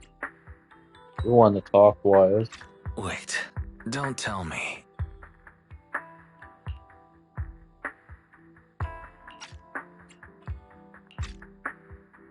I get it now. This guy watches too many detective movies. Anyway, let's try contacting him.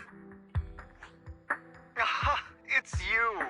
The manager of my favorite video store. Glad you've cracked my little puzzle. I'm surprised that they don't just show him in this call, since we know what he looks like. I've been waiting for you to contact me. I was worried Good. I might have left a bad impression. I'm glad he doesn't. Actually, I have a favor to ask. About the auction you mentioned. Could you secure 2 invites for us? Ah, so you'd like to attend the auction? I'd love to assist, but unfortunately, I have some tasks at hand. When has that ever stopped them from doing it before, though? There's plenty of times where they call on a phone. I think Smellin even has like a earbud or something in during her agent story, but we see them on video call for some reason. So, you tell me. But if you two can help me with my current task, I should be able to find time to get the invitations you need. What kind of task? Is it something I can handle? Nothing too dangerous, I hope. Don't worry, I would never put you in danger. Yeah, okay. Let's discuss the specifics in person. I'll wait for you at Dew Gardening Shop in Lumina Square.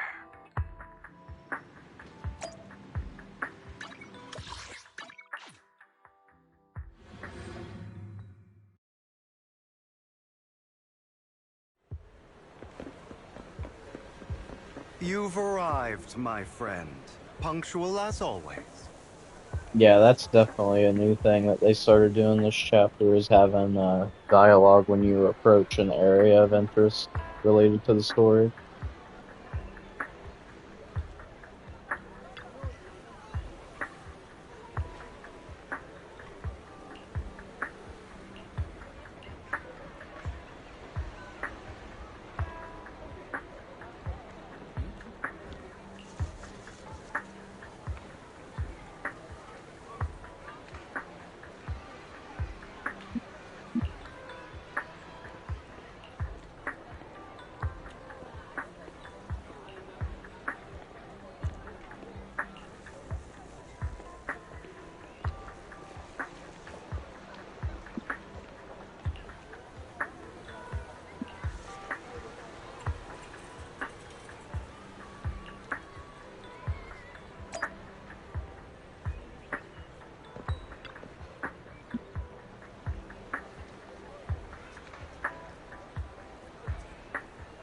Surprised we're talking. I wonder why they keep trying to put war relevance on her, because she's had like a whole side commission storyline given to her, and like every once in a while she talks to you and stuff, and then we're getting the flower mini game next patch and stuff. I wonder why they keep always coming back to her.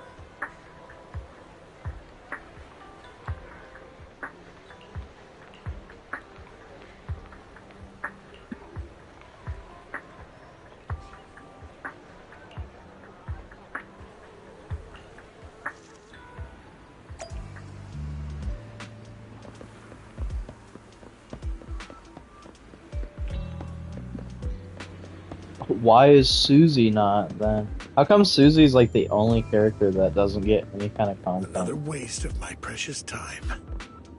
It's not really tailing him if I'm gonna like... Okay, I was about to say, if I just like run right in front of him.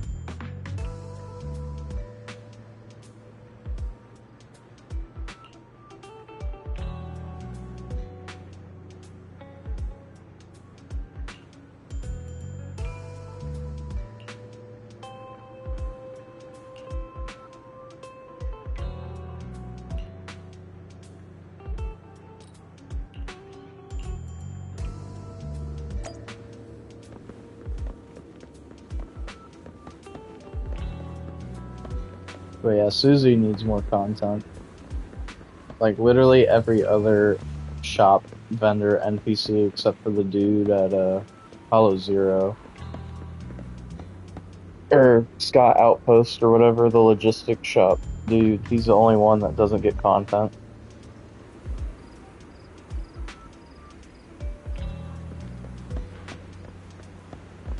I would assume, probably.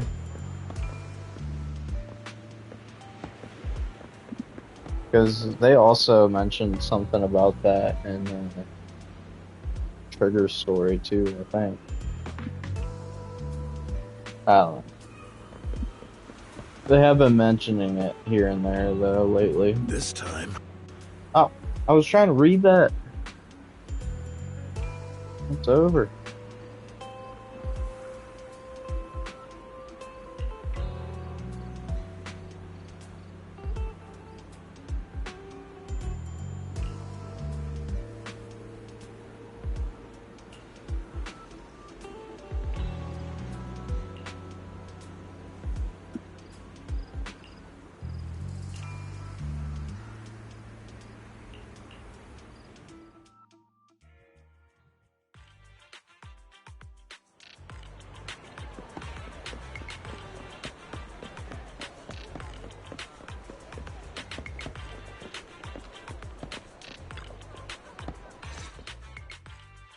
Good day, manager. Wonderful to see you again. You're as sophisticated and charming as always. About our previous discussion, I assume you've made some progress? I don't know what you're talking about. So far, the story has been very boring.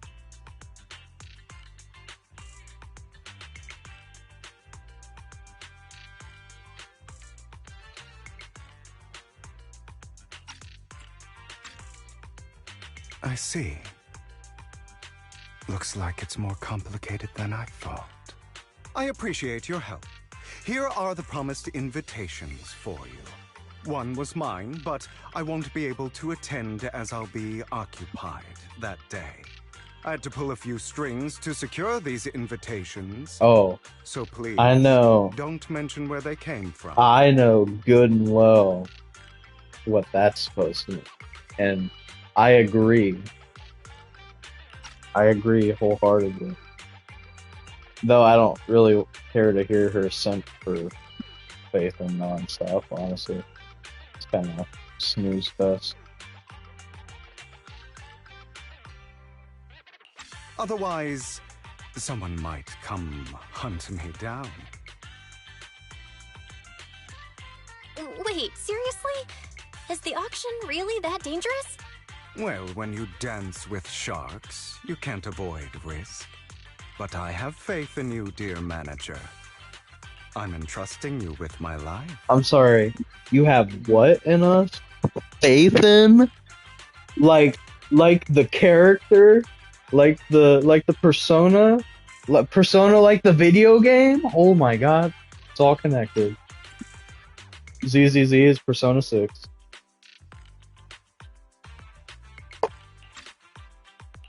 Don't worry, my lips are sealed. And so are my brothers. I've been meaning to say, you're so close with your sibling. Oh. I'm kind of jealous. They're close. They're definitely close. What's your view on family ties, manager?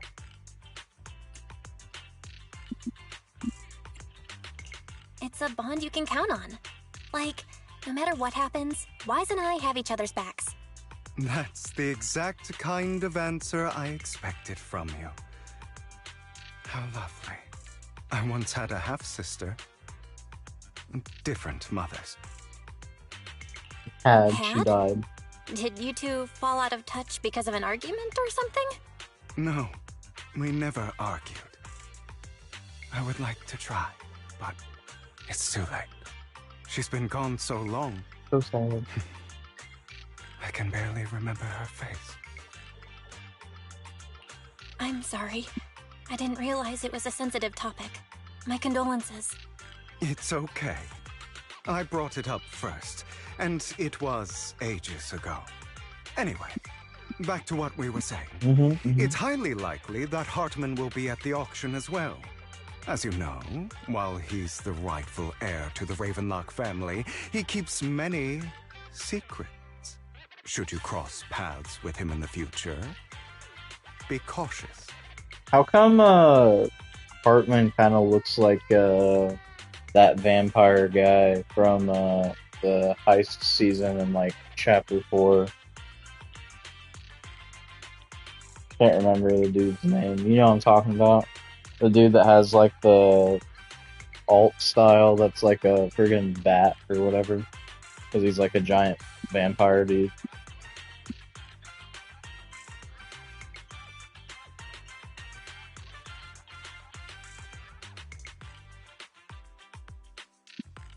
Like, he wears, like, a very similar outfit to Hartman. Because they got, like, the red glasses and everything. He's sitting up on his high horse, looking down on everyone else, and he'll do whatever it takes to I get can't remember more what his power. name is.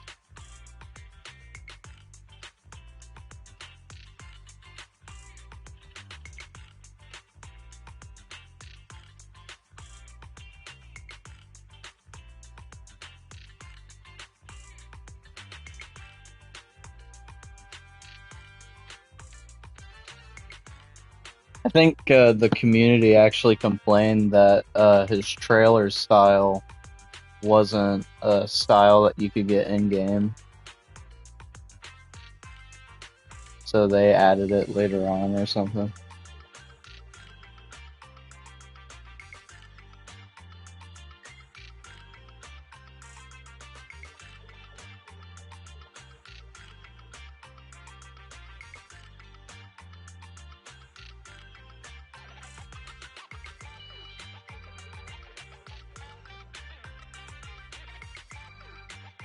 Kato Thorn is his name. I gotta try to find the picture of the style that I'm talking about.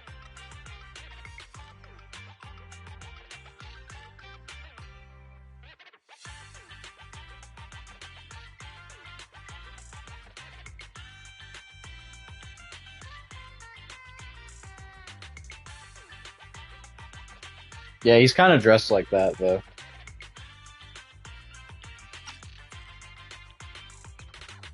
They're like the same personality and stuff, too. Like some rich white dude that's like overly confident. Yeah, that's why I said it reminded me of that. I hope these upper-class people eventually face the punishment they deserve.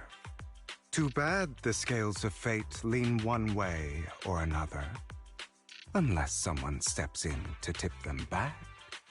I digress. That's all for today. I have some errands to attend to, so I'll take my leave. Have fun at the auction.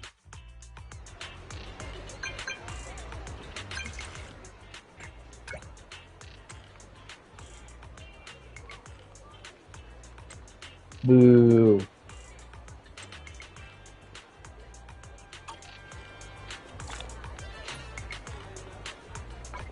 Why is that an account resource? I look at it.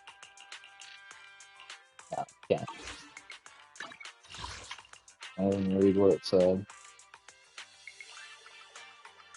Yeah, I'm confused why either of these are account resources.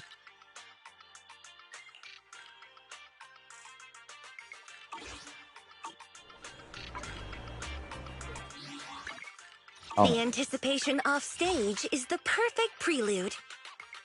Okay.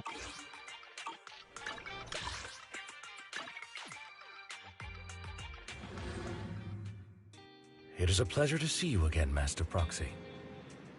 Boy, can I not relate. It's been a while. It's been like a day.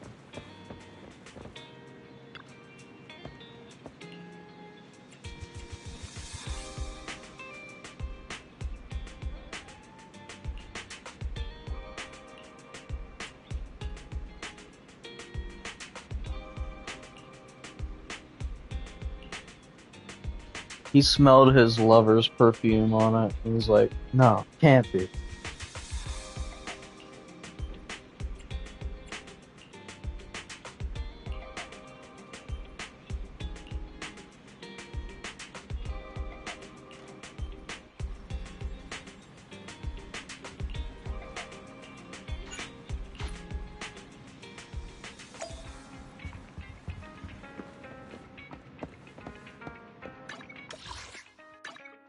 Yeah, he's got that Axe body spray smell.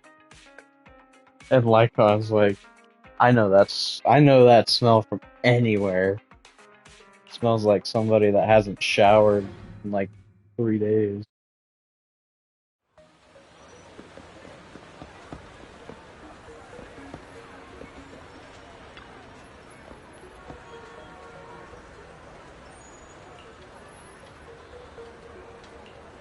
I mean, I guess. What else am I gonna do?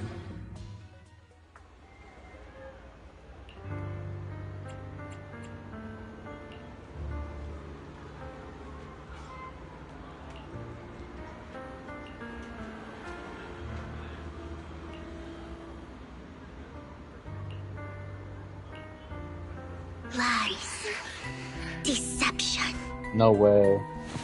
Betrayal. Just traumatizing a woman and a child. Shrouding the truth in a deep, enigmatic haze. Found you. Chosen one. I'm gonna be honest with you though, I kinda don't like her voice. It's a little too shrivelly for me.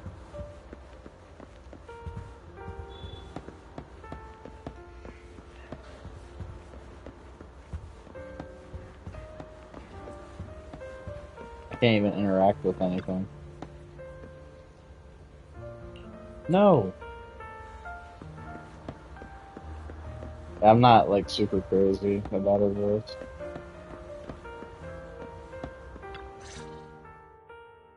You are exactly as I thought you'd be. She sounds like she's whispering, but she's also talking like in the highest pitch possible at the same time. Chosen one? What's that? Sounds like something from a tacky novel that was popular a decade ago. Dang. Words can only convey so much. So it's understandable if what I say doesn't make sense to you now. But you'll know what I mean soon enough. Young lady, I know you might think I'm lying, but I'm telling the truth. That item was my late husband's keepsake, and I had to pawn it due to financial difficulties. But I can't bear to see it auctioned away to who knows where. I'd never be able to get it back. Please help me bid for it. Which one's the NPC? I can't tell the difference. There's a hidden flaw in that item. If you point it out during inspection, it will be withdrawn from the auction and returned to the pawn shop. That way you won't have to pay for it. In return, I'll offer you some compensation. It may not be much, but it's all I can manage. Please. Mom, please don't cry. You got the Your kid in on story it too. might be genuine, but your intention is not. See how the kid isn't Besides, actually crying? This has So you know nothing it's to do fake. with me. Your misfortune is not my concern. Young lady, you don't look like you're struggling for money. How can you be so cold-hearted? I'm sure this refined individual here feels the same way. Me? What the heck? Huh? Are you referring to me? Yes, you. If you're willing, could you please... The auction is about to start. I'm not sure how you gained entry, but I'm sure you don't want to be driven out with your daughter. And you? Here's a little piece of advice. Don't let your sympathy easily sway you in an auction like this. Otherwise, you might get swindled. I'm Vivian, by the way. Pleasure to meet you.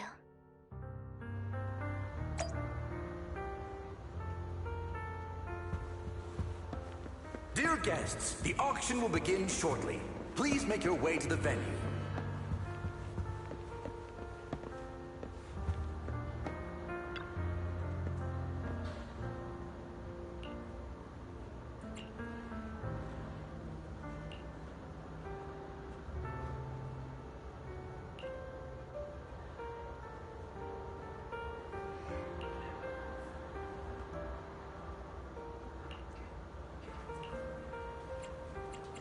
I'm getting everything.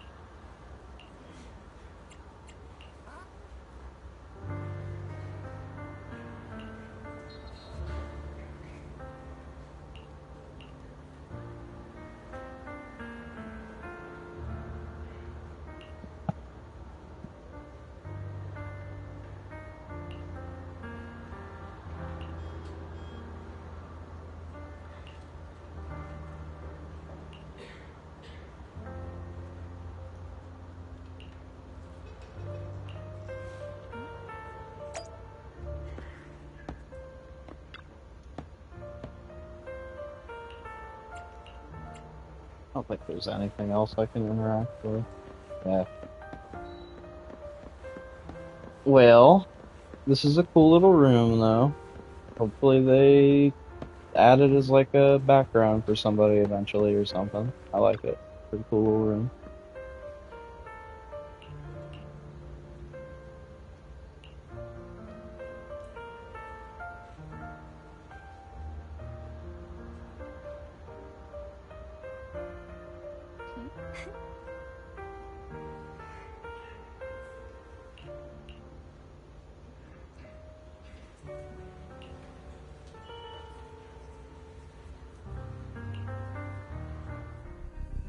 He may be from the Ravenlock family, but he's been entering the lottery in secret. Maybe he's not as well off as I thought. Ugh, what rotten luck. I didn't expect to see you here. We also get to do the Ace Attorney gameplay here too. I won't back down this time. Can't wait. I'm so excited that we have this useless feature. Wow. Aren't you that bigwig from the Ravenlock clan? Surprised to see you at the same auction as us commoners. This is the top auction in the industry. I really don't know how you got an invitation, but I doubt it was through legitimate means. You seem a bit hesitant. His accusation isn't true, is it? You should just give up already. I'm dead set on getting this item. Truth is, we've got a solid sponsor. Give up, because we're going to secure this no matter what. So that's how you were able to join the auction? I knew there was something funny going on. Damn it! Am I really going to lose? Nicely done. I see you're getting the hang of manipulating your opponent's emotions at the bargaining table. Okay. Let's not rush into inflating the price. Seems Yeah, like it's it literally just just sounds in like the item. Ace Why don't we Attorney discuss this in music. private first?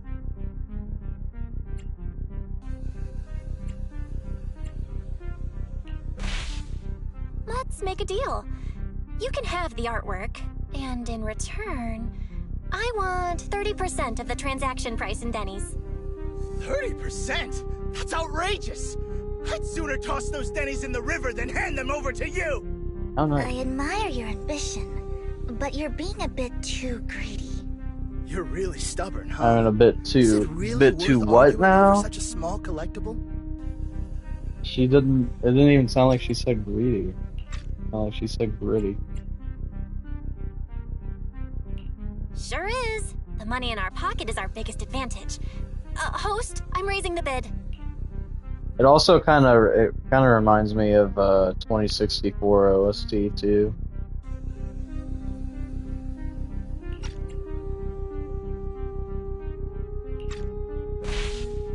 The price is way more than it's worth. Forget it, I'm out. It's We a won. bit overpriced, but it's still acceptable. Regardless, congratulations on your winning bid. Though, in my opinion, its aesthetic style is a bit ahead of its time. But as long as you like it, that's what matters. After all, the true value of art is in the love people invest in it. So true. The next item is truly exceptional. The final creation of a legendary artist, the only one of its kind in all of New Eridu. This art doesn't look that good, honestly. The artist's tale is quite fascinating. Unrecognized during his lifetime, his works were discovered by art collectors after his death and became hugely popular. Because of this, authentic works are few and far between, making each one incredibly precious. And this stunning final piece, anyone who loves his work won't want to miss it. Without further ado, let's get started! Starting bid, 200 million Denny's! Dang! If I can get it for under 500 million, I can still turn a profit. 300 million! If I'm not mistaken, Wise, isn't that the item the woman asked Vivian to bid on? Yeah, that's the one. If our budget allows, perhaps we should. 1 billion. Oh, never mind. Even if this final piece is a collectible of this quality, starting at $1 million right off the bat, A billion, So she doesn't have to earn her own actually, money. Any not a bid is just a million. number to her. I don't know why he said million. Was that Vivian? Wow, she just said, "Don't let your sympathy sway you," then went ahead and bid anyways. Yeah, but she can literally afford not to take her own advice. Ooh, this elegantly dressed lady certainly has refined taste and deep pockets. So, is anyone ready to challenge this young lady? Invest in the legacy of a talented artist who left us too soon. Its value could double in the future. I'm gonna put in a bid for 2 million. I'd advise against it. Oh, it's happening. I'm going to bid on this no matter the price tonight. 2 billion. This young lady is certainly very confident. Our time is almost up at 1 billion. Going once, going twice, going 3 times. Sold for 1 billion. Didn't give me the dialogue option because they knew I would have chose that challenger.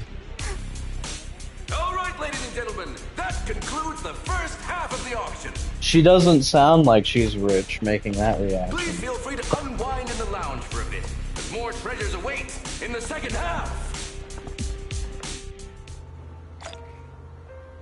What the heck is that?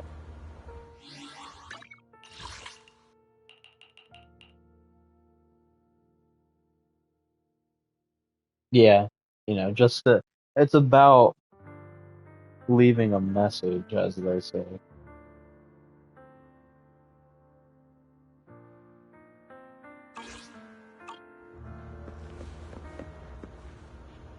Dude, no way, it's the Fortnite guy. Man, see, I get to interact with all this stuff The now. coffee here is drinkable. Why are there so many unfamiliar faces around? I thought this was for regulars only. Why do they just get random dialogue? The coffee here is Why? Okay, and it happens more than once.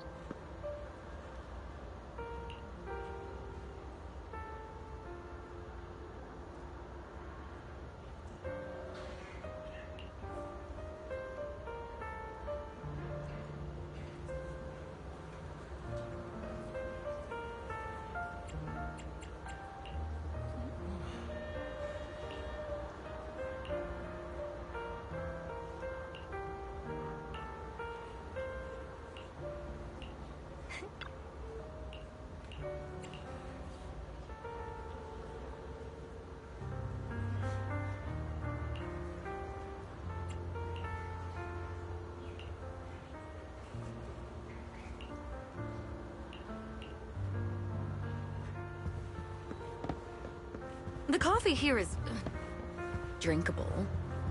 Oh, you can't trigger it back to back. Sad. Why are there so many unfamiliar faces? Yeah.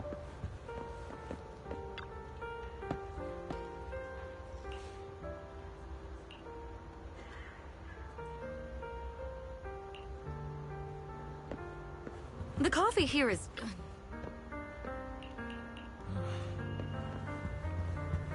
Oh, you can't even do that either. Wow. You have to wait for the whole dialogue to play out after it's triggered, even though it disappears early. the coffee here is Can't even be annoying if I wanted to. Sad. You have a strange look on your face. Despite her ruthless exterior, she's actually quite kind-hearted. Though you wouldn't dare think that, would you? Not at all. That's not what I'm thinking. You're not being honest, and I don't appreciate deceit. Just to Yeah. clarify, I didn't assist that woman out of kindness, nor do I plan on giving up the item I just purchased. Okay. Because it's nothing more than a common scam. A scam? So you're saying that woman is a con artist? Complete with They'll tell child you a and tragic everything. story, begging you to help bid on a collectible at a high price. They promise a reward and guarantee the item will be withdrawn from the auction, so you think you won't have to pay anything. But the reality is, Once you bid, the deal is done. No going back. And you end up shelling out a hefty sum for something worthless. Yeah, you placing 1 billion. Right. That's what I'm saying. And then she like gasps after it gets sold off to her, like she's like, oh crap, I actually have to pay that now. So, why did you still bid on the item? I really enjoyed the story of that legendary artist. Art at its essence sells stories, doesn't it? I'm willing to pay the price for the stories I choose. That's another lie. Looks like you believed me. I didn't really believe you. Let me give you another piece of advice. Appearances can be deceiving. People often mask their true intentions. Sometimes, what you can't see is the real truth.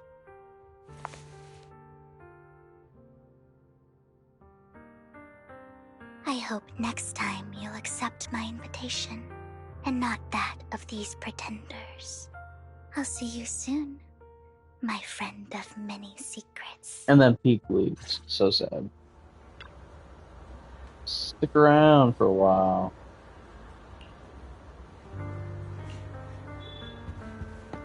The second half of the auction is about to begin. Please make your way to the venue. Can we get the coffee here is drinkable one more time? Just one more time. One more time. Oh, I don't think it's not gonna happen. Oh, that's sad.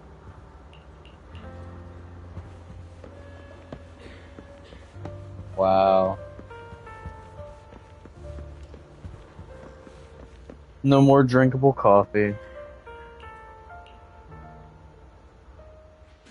Ladies and gentlemen. See, now this is a good piece of art. That other piece of art looked bad. Up next in our auction is tonight's showpiece, the one-of-a-kind Robe of Heroes. Legend has it that, long ago, this was a garment that only a hero could wear. What's truly fascinating is the unique gem embedded in the collar of this robe. He is like Unlike really any gem tall. I've ever seen. Almost magical. Also, why is there like two of them? Because you got, or is it like, no, it's not a reflection either, but yeah, there's like somebody that looks just like him in the back. Did he like clone himself just for this occasion or something? Whoa. This looks like this is part of Vivian's outfit. Whoa, it actually has like a little texture that changes when you change the camera angle too. That's cool.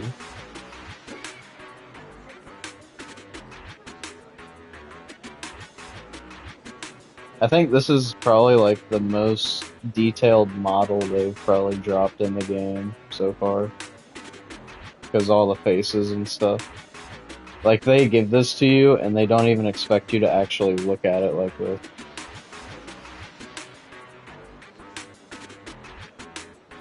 Wise, that gem's probably what we're looking for. Such an important item, yet it's just there on a piece of clothing, completely unprotected. How gaudy. This auction sure is busy. There's people of all sorts, whether they belong or not. Robe of Heroes. What a tacky name. Nonetheless, I'll secure it. In the No, name you of won't. the Ravenlock family. Yes, I see it. Random woman. Seems authentic. Also random Of woman. course. I'll keep an eye on it.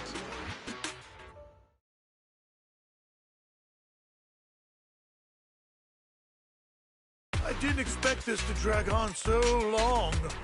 I believe there is no meaning in continuing this senseless bidding war. Frankly, wasting time irks me more than squandering money. So, He does have my a friend, funky sounding let's voice, cut though. to the chase. What did you have in mind? This man is pretty shrewd. Maybe I should match his energy. Do we get more Ace Attorney gameplay? Is that what that means? Yep. Perhaps a better question should be, What can you offer me? The ball's in my court now. Good. I enjoy conversing with people of sufficient intelligence. There are more antiques in this auction than just the robe. Why rush into this? You might find something else you prefer.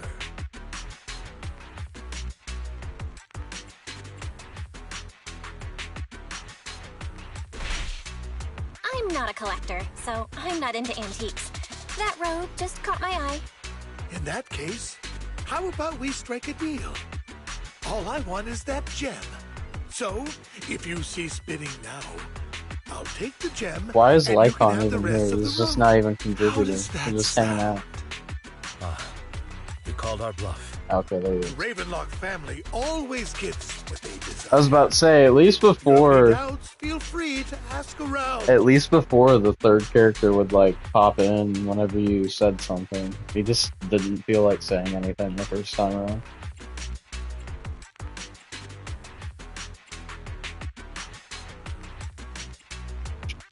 He's just standing there posted up, like how he always is, just trying to intimidate him. You're not threatening me, are you? In broad daylight? Is the Ravenlock family plotting against me in front of all these attendees? Of course not. I simply want you to understand what it means to try and take something from me. He has no shortage of cronies here. Stay vigilant. My time is valuable, my friend. I mean, fair Already enough. lost a significant amount of dennies talking to you. If I offer you a token of appreciation, let's say a hefty sum of dennies, would you consider backing out of this bid? Danny. In that case, if I were to give you a hefty sum of dennies, would you back down? Why is the right answer just literally repeating exactly what he says, but directed towards him? I fear my price is beyond your means. It's been a while since someone dared speak to me like that. All right, since I can't sway you, we'll have to settle this with our financial power. Nah, I would do whatever the right thing Let me is be or whatever. clear. No matter how high it goes, I won't back down. 20 billion. No. Though the mayor gave us a huge sum of dennies, I have a sinking feeling it won't be enough to outbid this rich jerk.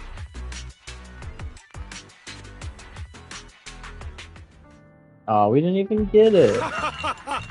Thank you, everyone. It appears I'm the final winner of this auction after all. So sad. Well, I'll be taking this masterpiece with me. Of course. I must extend my sincere gratitude to all of you. Why is he giving a speech? Damn it, we almost won! Ugh, denny grabbing jerks! I don't think that's how auctions work. I got a message from Hugo. He wants us to... I just steal it. You do it. Look up?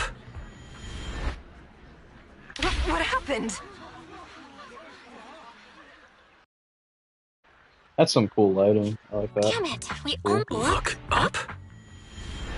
What happened? Transition was pretty neat too, for it being like a comic book style. out! Smash. What's going on? The power went out? Smash the kid.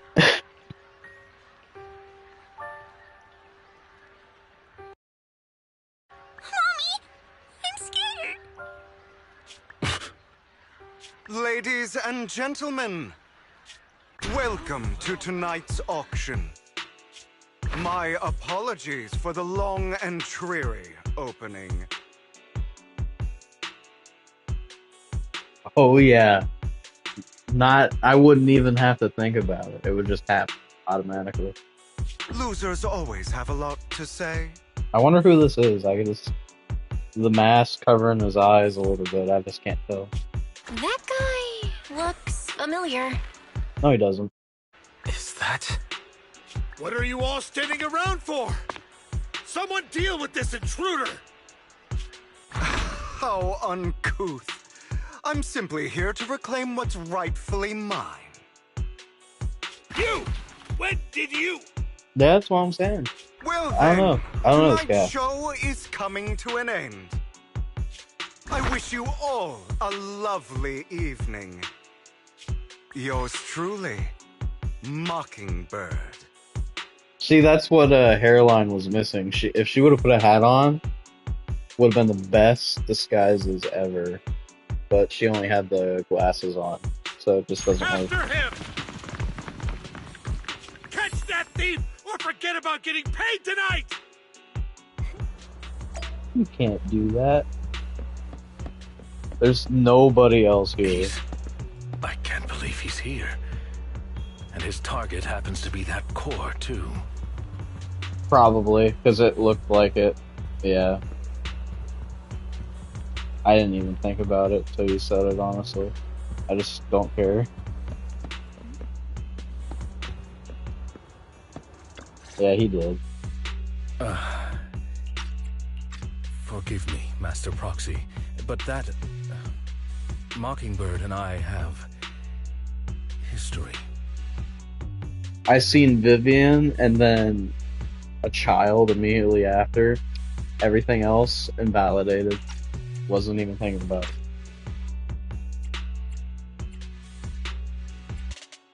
He might find it surprising, but I know him too. You do?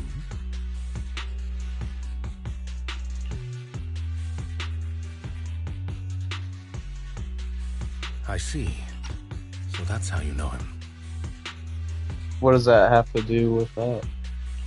Years ago, we founded Mockingbird, the Phantom Thieves Syndicate. Things started off well. We were young, with naive ideals and lofty goals, and we pursued what we thought was right. But one night, that all changed. There may have been signs of what was to come, but no one noticed them at the time, or... Oh, I didn't know you were talking about that. Yeah, I'm telling you. ZZZ is just Persona 6. Just like how there's like at least 2 or 3 different people in the sub that have said that now. I don't really see the resemblance, but I don't know, maybe they're onto something. Eventually, I left Mockingbird and accepted the olive branch extended by the mayor. The separation was, shall we say, less than amicable. And my dearest friend became my sworn enemy.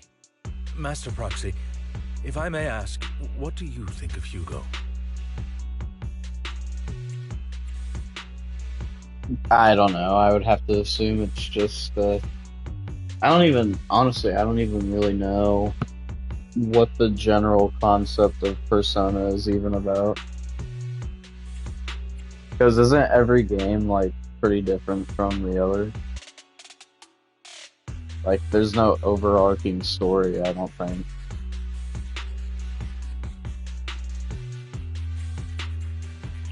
Though he helped us before, and he seems pretty nice, I can't help but feel something's off. He's a part of Mockingbird after all. Yeah, so I don't know how they're even related because all the games are different. Mockingbird has changed from how we envisioned it. And Hugo too, Well, I mean, Persona 5 and then like the 2 rhythm games and stuff are the same.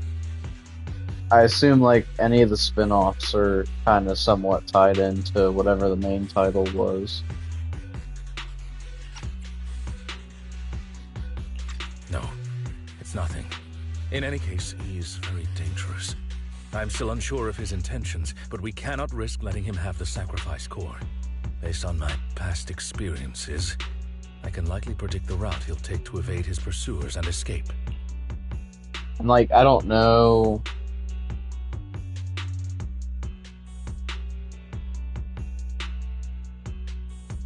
I want to say, the DLC, like, remake or whatever remasters that they do of the, numbered titles, or... I don't know if that's considered, like, a continuity or not, though, or if they're just, like, expanding on something that already needed expanded on.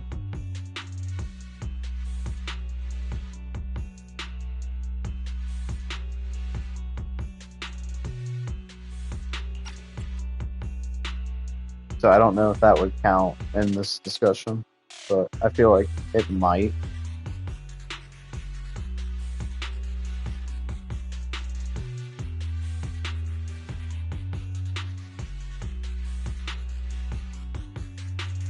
What's the new one that people say that they're getting ready to do again? Like Persona 4 remake or something?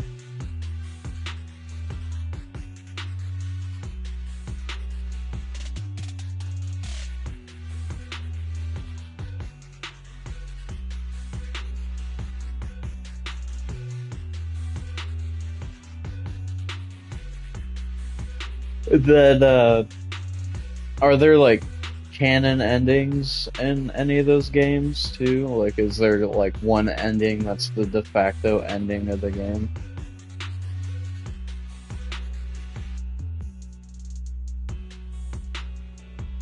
What if the remake is just a remaster and they don't add anything new?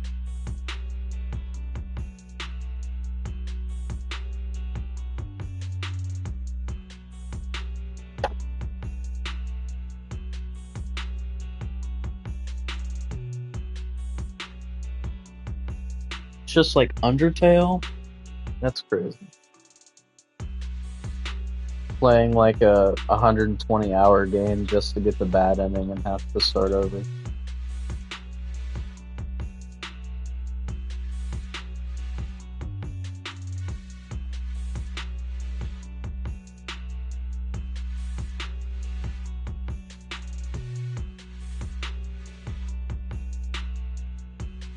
That's worth the money. I think that's worth like the whatever they'll charge for it. Hey, don't tempt me.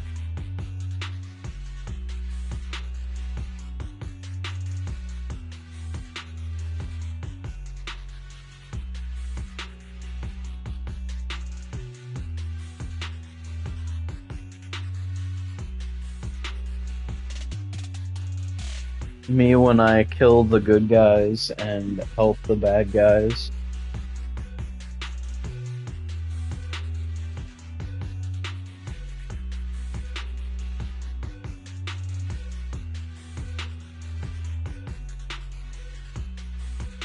Everyone dies.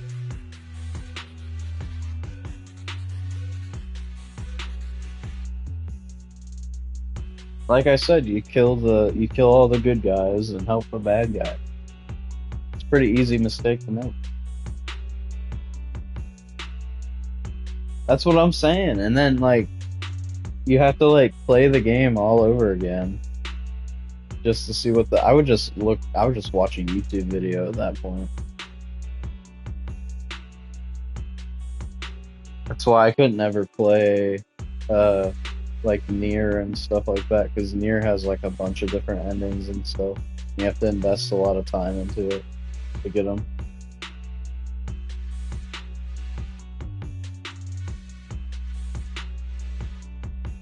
Yeah, I would not be like wanting to put in another 80 hours just to get like the good ending or something.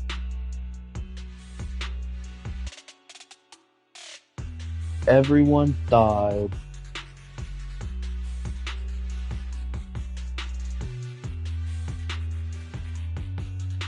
Yeah, but I think Undertale Genocide route does that the best out of any game ever.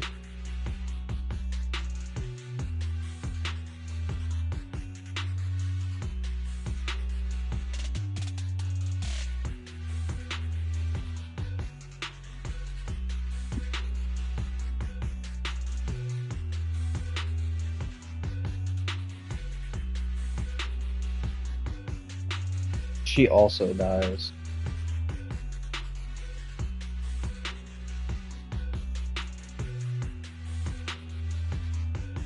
Yeah, but it's also you get a little overly emotional over stuff like that. Exactly, because of what you just said perfectly proves my point.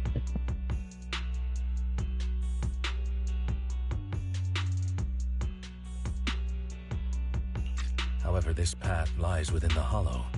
Master Proxy, can you Can I? Let's head straight there. I'm feeling super strong right now. All the time. Very well. Please, follow me then. Oh boy.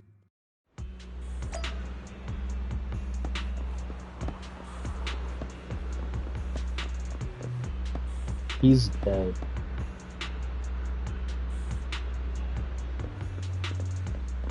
I don't even think he's breathing. He might be dead, actually. Okay, no, he's moving. I don't know, they showed, like, the same unmoving bodies in Trigger's story, but, like, the difference between the two is that the first set are dead and then the other set are alive somehow.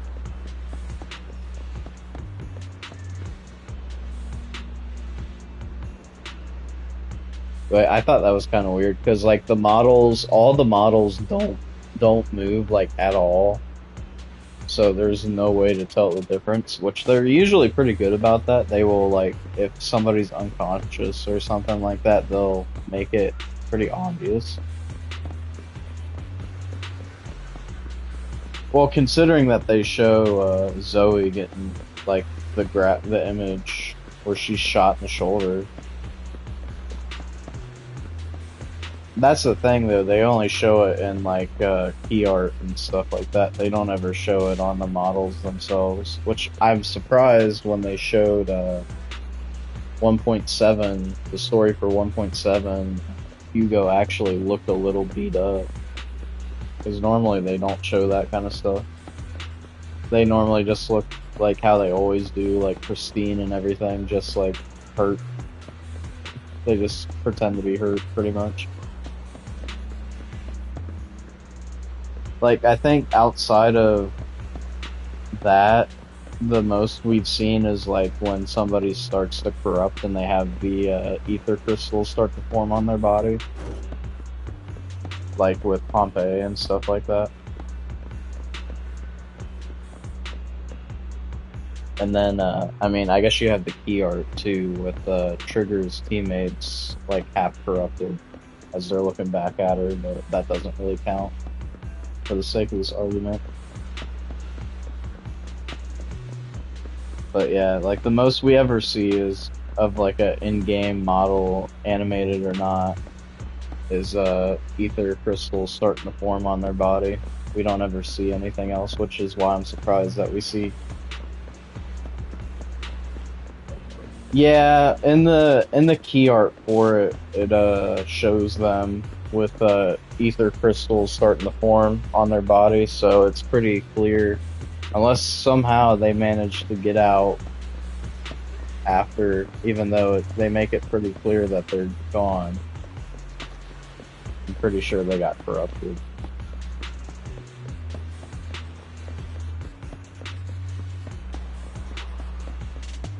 Because they have, they all have a whole bunch of ether crystals forming on their bodies and stuff, like how they do right before they convert. Yeah. I mean, they make it pretty clear that they're dead, or like corrupted or whatever. But she didn't know that. She didn't know that until after the tape played. Because she could see them, like in her vision, she could see them. But she couldn't, like, actually... She could, like, see the outlines of them, pretty much. She couldn't see any of the details on them. Because after you play the tape, her vision of it gets cleared up and it shows them fully. And you can see that their bodies are just, like, covered in crystals as they're looking back at her.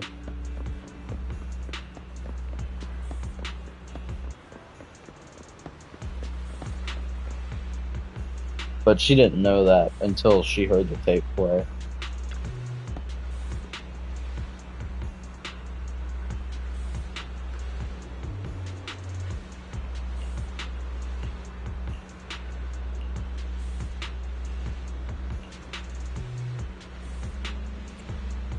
Oh man, I am not trying to fight anti-Vlad with freaking Lycon. That's gonna be an awful thing.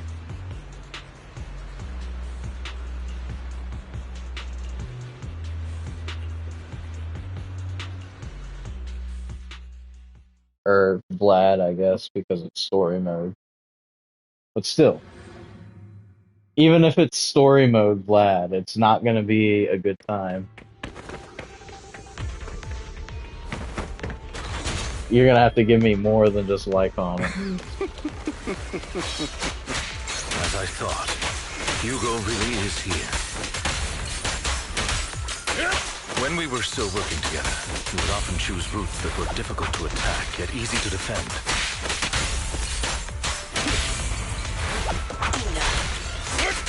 Master Proxy, the layout of the port is complex. Ethereals may jump out from any corner. Oh boy.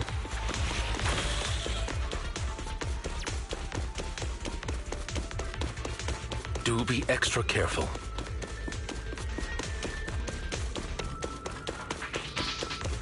If only there was a way. You know, when I said it couldn't get worse, it somehow managed to get worse.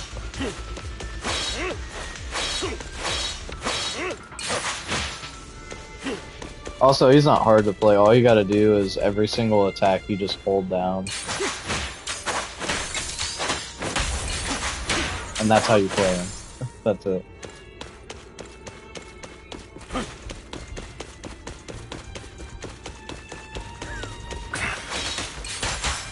are so many ethereals. But they don't seem to faze him at all. Dang, Butler friggin' killed that dude right away. Though I am loath to admit it, that man is quite formidable. Buddy.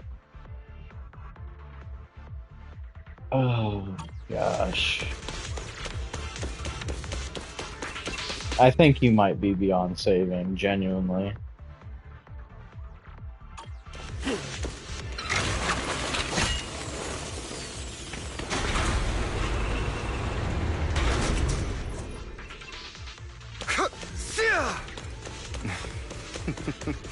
Goodbye, my friends. See you Pay later. his provocations no heed. I have him, but I haven't played him until now. I think, like, every time that he's been, like, in a demo team or whatever, I haven't really used him. So, this is, like, my first actual time playing as him.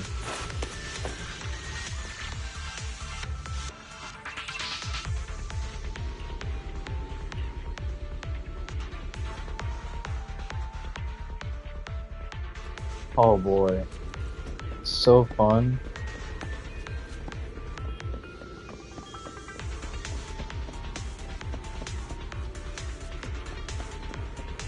Just slip right on through here.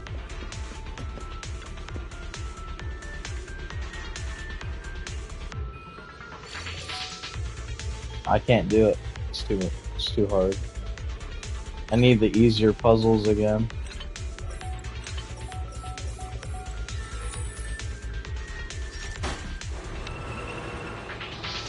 Don't worry, Mega Man.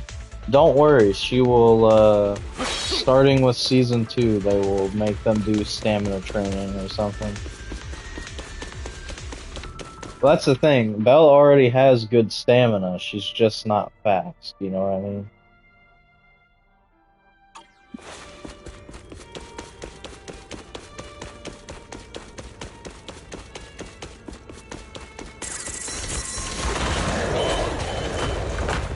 Careful, or you'll get hurt. What the heck? I'm not going to let you have your way. Master Proxy, that's one of Hugo's weapons. Make sure to avoid it. I did not do a very good job of avoiding. Stay calm. It may look like a coin, but it's actually he's extremely familiar That's with what I'm this place. saying.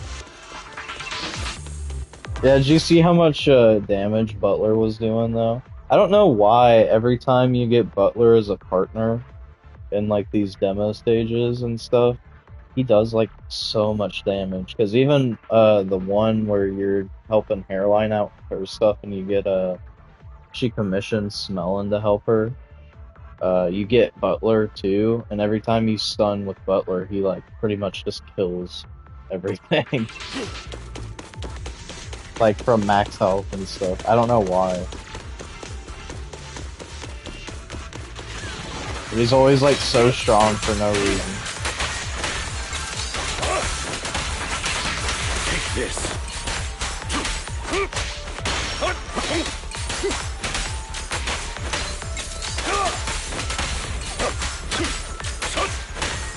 Be gone. The mechanism here isn't damaged. It's still functioning normally. Yeah. Something's not right. It feels too easy, almost as if he let us through on purpose. He's leading us on.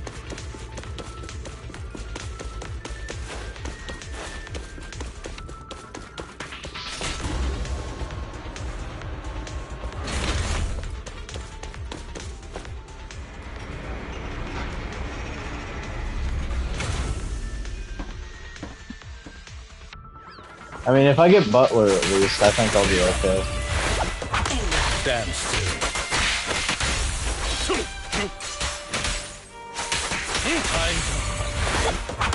Stay calm now.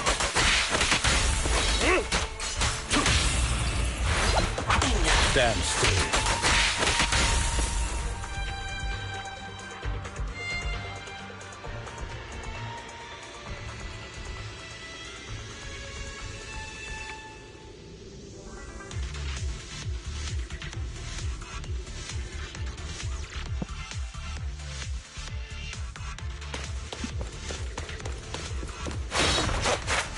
I don't know why, too. Not to worry, Master Proxy. We'll be able to catch up to him soon.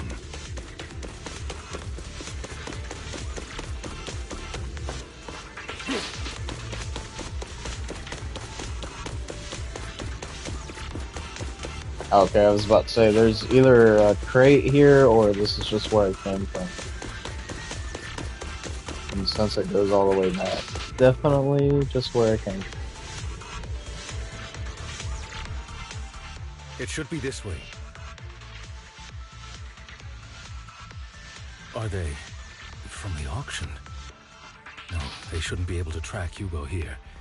They're likely just hollow raiders. Back then, Hugo would typically retreat into a hollow after securing the goods. And as his partner, I'd be responsible for leading the pursuers astray. I'm unsure if he has a partner now, or who they might be if he does. Well, Phantom Thieves usually have partners, right? He must have recruited a new one. True. That could make things trickier, as he may have passed the court his partner. Regardless, Master Proxy, let's steer clear of those hollow raiders for now. Although I'm confident in my ability to defeat them, a clash here might delay us and jeopardize your safety. Our main focus now is locating Hugo and retrieving the gem. Oh, I'm fighting. If you give me the option to, I'm fighting. It's also where it came from, I think.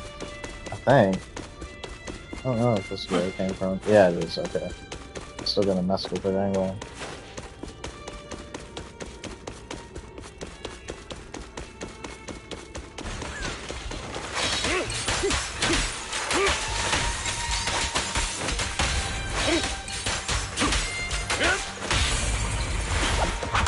Stay calm now.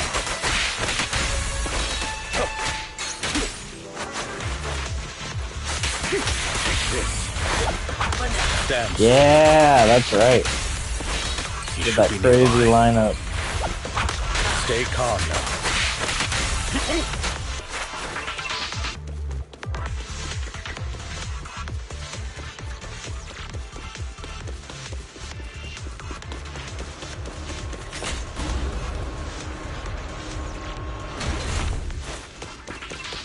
I'm surprised there's not as many crates around here.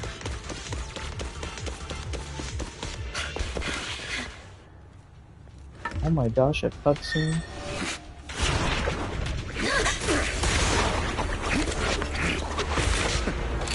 Long time no see, traitor. Traitor?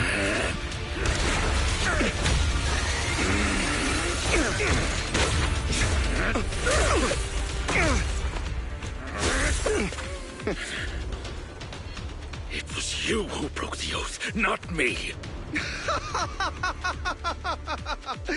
You haven't changed, pompous and self-righteous.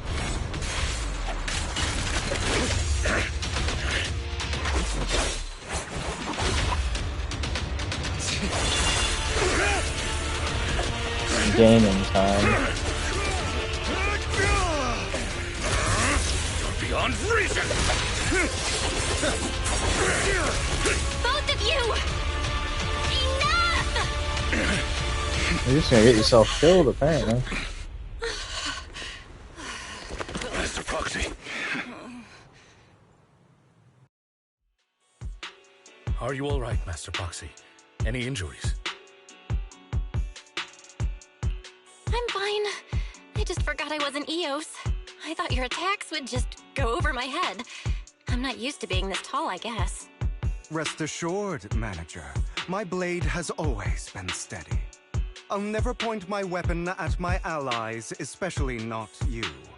As for that oath, he has no sense of control in the heat of battle, even turning on his own comrades.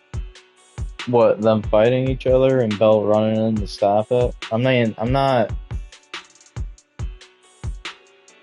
not really surprised that they went with that. Because, I mean, what else is she gonna do other than just sit there and watch? I'd thank you not to spread lies. What? Are you denying it? I merely spoke the truth, didn't I?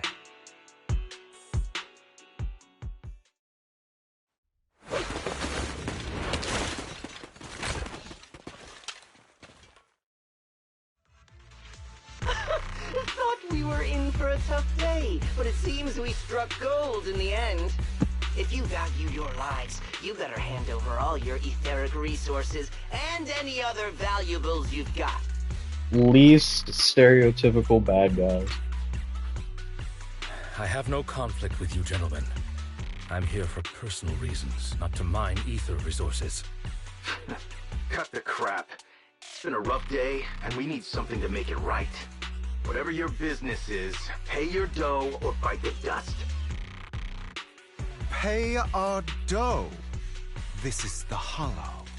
You're not claiming this Hollow as your own, are you? Not even the current mayor of New Eridu would dare to make that assertion. Am I correct, Mr. Mayflower Watchdog? You sure have a mouth on you, pretty boy. Don't push it. We've buried idiots like you in the Hollow before, and soon you'll be joining them. I'd urge you to reconsider. Huh? Unfortunately, your kind advice has come too late. They've already worn my patience thin. Oh, help me! Scared? Then perhaps you should think twice before you act. I'm so happy that we just didn't even get to demo him out for that fight, and they just cut to black. You've made your bed. Now lie in it. That would just be, you know, helpful. Sorry! I'm so sorry! Please have mercy! Spare us! We won't do it again! Not allowed to have any kind of fun in this game, apparently. Are you quite done blowing off steam? Don't kill them. I'll hand them over to public security once we're out of... Who do you think you are to tell me what to do? They weren't planning to show you any mercy, yet you forgive them so easily. You haven't changed at all over the years, Lycon. To hell with you and your foolish fantasies of being some almighty savior. Haven't you learned your lesson from what happened with your eye and legs? My principles remain unshaken. No one has the right to take another's life. Sinners deserve punishment. Do you know how many lives they've taken? You sound awful self-righteous right now for somebody calling somebody else self-righteous. I'm merely delivering the justice the world needs. It is not our place to pass judgment. I know I will not sway you. There's no point in continuing this argument. I will stop you. I always will. Go ahead and try. I will defeat you. I always will. Be prepared to kneel before me. Oh, cool. You talk too much. Take this. Trying to run, are we?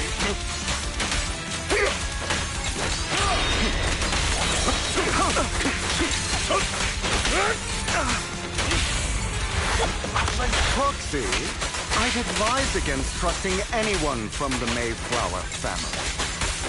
Or their dog. How many bodies did the... Really? Do you two have to do this now? I'll eliminate any of my apologies, dear master. But I'm itching to teach him a lesson. I was doing good for a second there, though.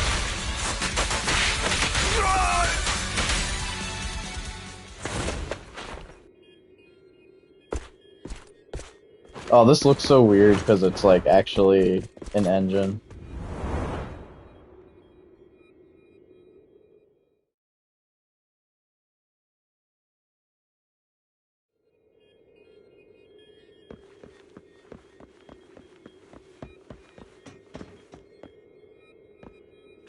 Yeah, he really did the second time around. The first time he didn't do too much.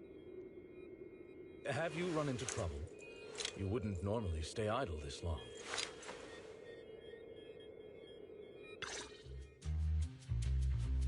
That wasn't too bad, though. Worry not. Mastery of my skills will come in time. But there's something more important I would like to teach you. Well, I mean, you Something probably about faith. shouldn't have said that dude's name right away. I don't think we know who this is yet. Does a phantom thief even need faith? Of course. What else would we fight for? For wealth, fame, and power to stand at the top, so nothing and no one can imprison us. Yeah, I like how they have to specify that they're young here. Like, I couldn't tell. Isn't that what everyone desires? Or perhaps, by faith, do you mean something asinine and empty, like justice, dreams, or friendship? Hilarious. Grow up, Lycon. It's time to let go of your naive fantasies of being some almighty savior. Yeah, we've already seen this. This is like a really similar scene to his agent story. You just don't get it. All right, enough squabbling. What I'm trying to teach you is very simple. I may not walk the path of justice, but I do not walk the path of evil. There's too much injustice in this world, and there are times when it becomes necessary to right those wrongs with unconventional methods. Taking lives, however, is out of the question. Life is a precious gift, one that nobody has the right to steal. No one should have the authority to judge whether another lives or dies. Keep that in mind. I will. You just said that. You don't seem convinced, Hugo. As you mentioned, this world is unjust. That's why we must strive to bring fairness to this world. Those who cause harm should face consequences, just as those who take lives should. But not all lives hold the same value. Sometimes, you may need to eliminate one if it means saving more. Bro's using a trolley problem ideology on that. You're too proud. Your pride may lead you astray. I have my own path and beliefs, Jack. I'll determine for myself what's fair and unfair. Hey, watch your mouth. If it weren't for Jack, you'd be dead already. You're a smart kid, Hugo. Skilled, too. You could easily take the life of a sinner. However, what if one day you found out you were wrong? What if that so-called sinner were innocent? Could you bring them back to life? More than likely. They'd come up with some weird lore reason. I wouldn't make that mistake. To err is human. Everyone is bound to make mistakes. Literally you. It's good you are open with your thoughts. I just don't want your troubled past to weigh you down. Because your hatred doesn't define you. It only eats away at you.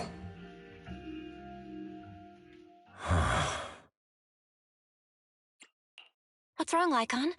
You've been quiet for a while now. My apologies, Master Proxy. I was just reminded of some past memories. Where is Vivian? Bring her back. Before Hugo and I founded Mockingbird, we had a mentor, Jack. I want to see these lovebirds fighting with each other the entire time. He took us under his wing when we were in dire straits, imparting his skills and life lessons. But Hugo didn't agree with his viewpoints. Perhaps our paths were always fated to diverge. Okay, I'll admit.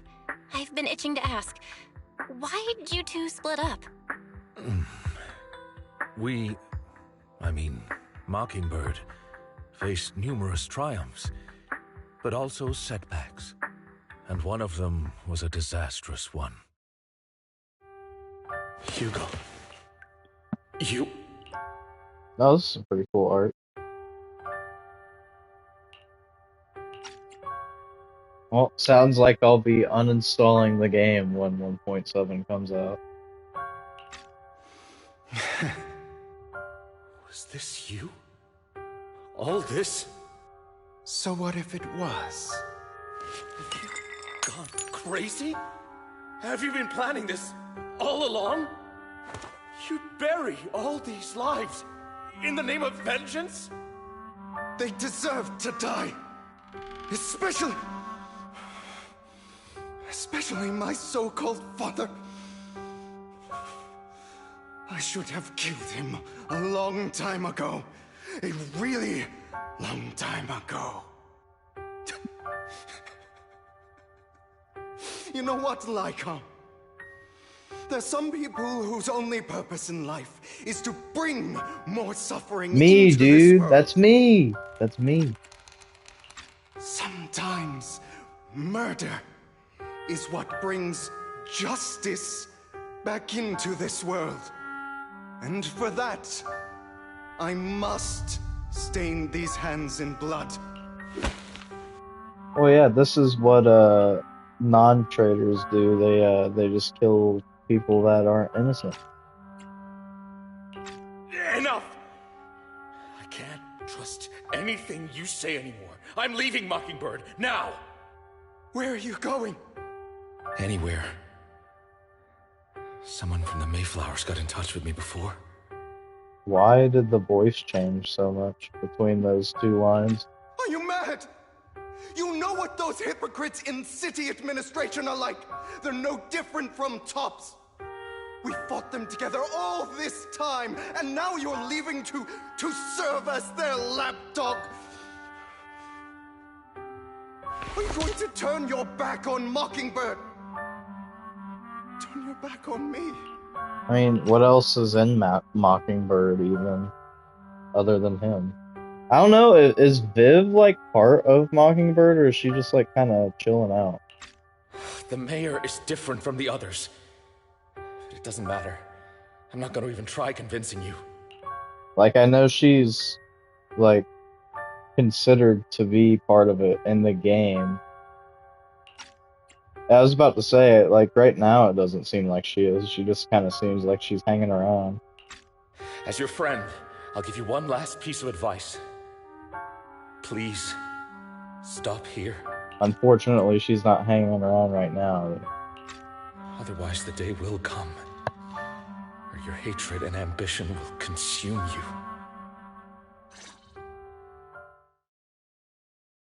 you. Yippee.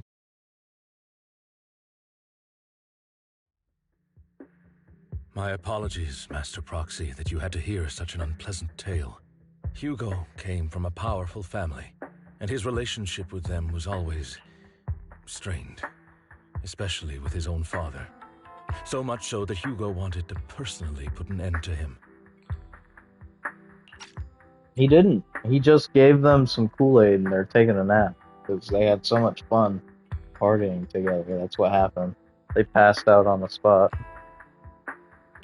After shouldering a mountain of injustice, Hugo ran away from home. That's when Jack and I met him. And that setback that Mockingbird suffered turned out to be intimately connected to his family. I had thought it was just a normal mission, when in fact he was plotting revenge. He took advantage of me and everyone else there. You got a little crazy with it. I do not mean to pass judgment on him and his decision, but I refuse to accept a partner who is willing to trample over other people's lives for their own desires. Perhaps his family left a mark on him that continues to influence him to this day. In any case, Hugo still has the sacrifice core. We should contact the mayor to plan our next moves. A pleasure to speak with you again. Lycon has already filled me in on Mockingbird stealing the sacrifice core. I'll deal with it. I'll handle it. Anything else we can do to help? I mean, we didn't manage to complete our mission. No. You've done well. It's just not appropriate for you to get involved in what's to come. We've been through far more dangerous situations. Plus, we've dealt with Mr. Mockingbird before. So maybe we could help you. Really, I appreciate your kindness. It's just... Very well. Seeing as you're all people I know I can trust, I'm going to be frank. Not long ago, I received a letter declaring criminal intent. No, he's not going to be Frank. He's going to be the mayor. Sir. Lycon, I know you don't want to place them in danger. I feel the same way. However, I believe they deserve to know the truth. That letter threatened to use a sacrifice to take vengeance against the entire city of New Eridu. What do you mean by vengeance? I believe the person, or the organization, who sent the letter is planning to use the sacrifice to mount a large-scale attack against the city. Shocker. Everything we've uncovered so far seems to support this hypothesis. As you know, the sacrifice's true power is a mystery and cannot be controlled if anyone attempts to use it as a weapon. This is no small issue. If this gets out, it'll send the public into a panic. Please promise me you'll keep things confidential. Yeah, and then we'll be playing Zenless Zone 02. Wait, isn't that technically season or chapter or whatever patch after next when we go into season 2? That's literally just ZZZ2. Then let us help out. We can do our part too. But it's like I said before, it'll be too dangerous for you. Whichever way you look at it, you're still citizens of New Eridu, and as mayor, it's my duty to protect you. Plus, Carol would be furious with me if I put you in danger.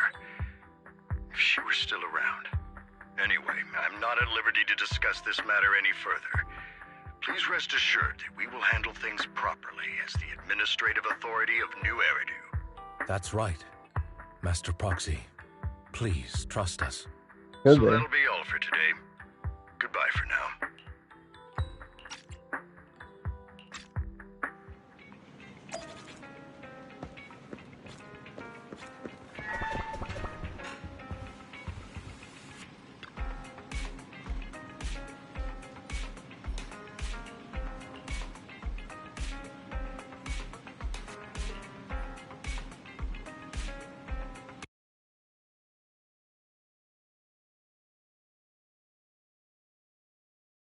Oh man. I was about to say it's not telling me my progress. About I'm a little under halfway through it.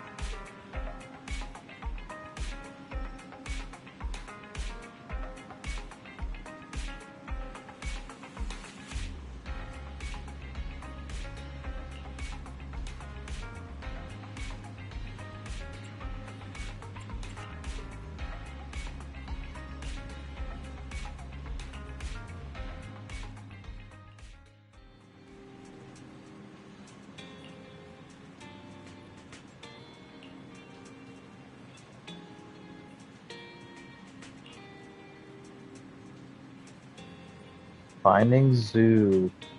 Gotta bring him back. Bring them all back. Wonder if James is gonna friggin' pop up for no reason again.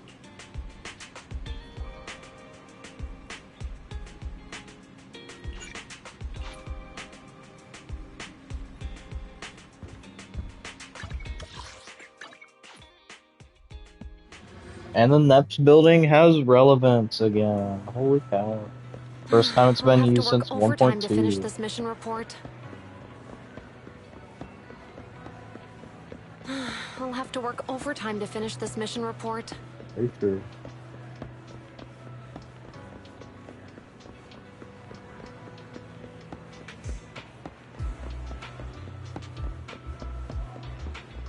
Where's the friggin' audio trigger for this at?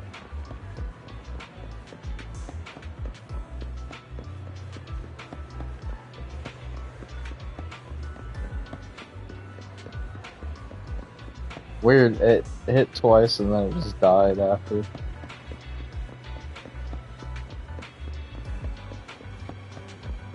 Maybe it's like right here. I'll have Yeah. to work overtime to finish It's this like mission right report. at this line right here.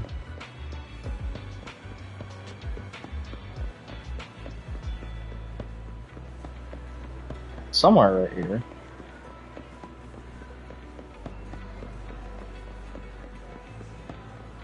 Oh, apparently not. Weird.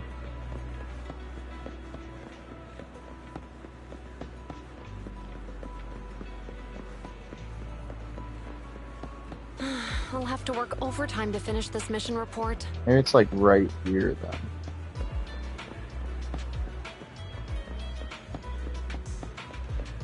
I'll have to work overtime to Nah, finish this mission report. it's definitely just like a giant radius, so.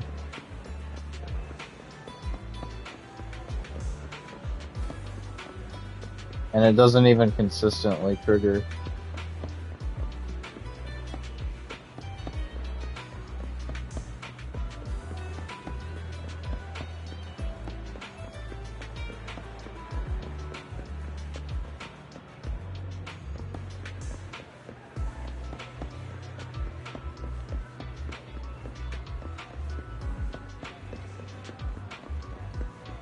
The coffee here is decent, as they say.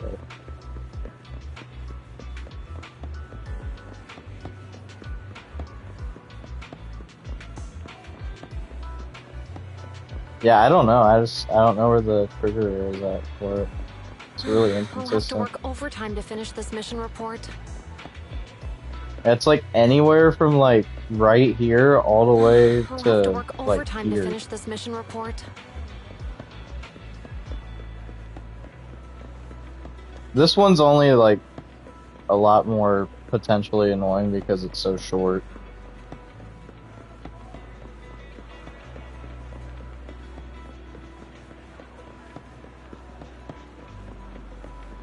Alright, anyway. You're here. But she has another one too when you get even closer to her. I'll have to work overtime to finish this mission report. Just doesn't stop. You're here.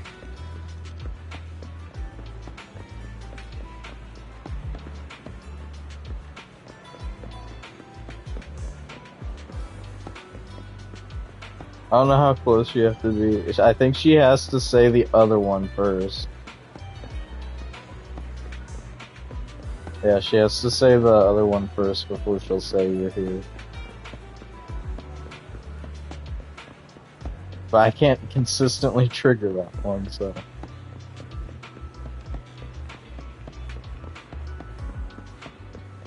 Oh, One more time. Just one more time. You're here. Okay, that's good enough for me. I'll take it.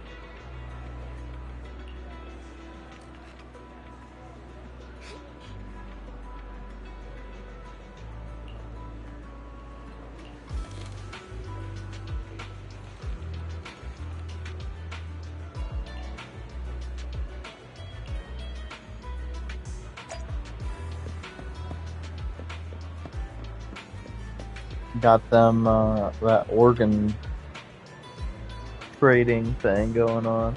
Organ trafficking is just like a crazy thing to see.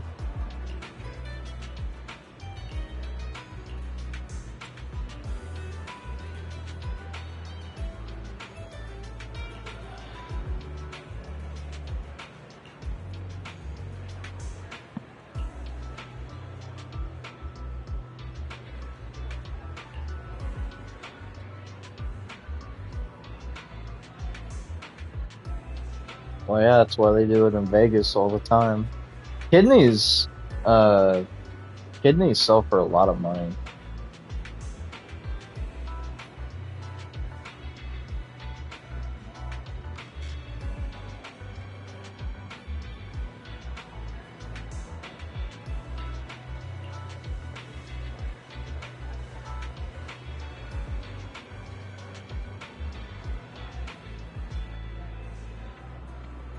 Yeah, see, you don't have to be an organ donor, just be an organ seller.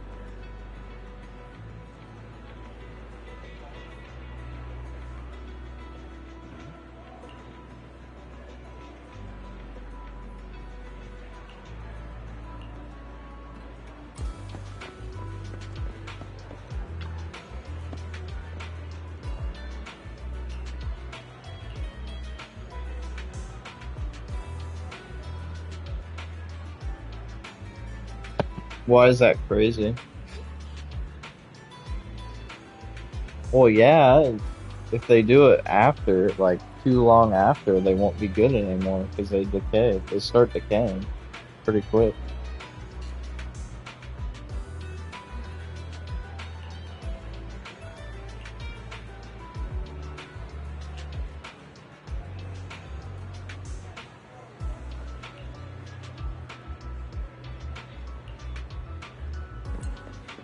He just openly talks about his plans if there's a Bangbu around.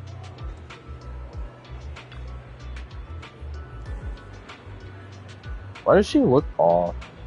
There's something about her that just looks off.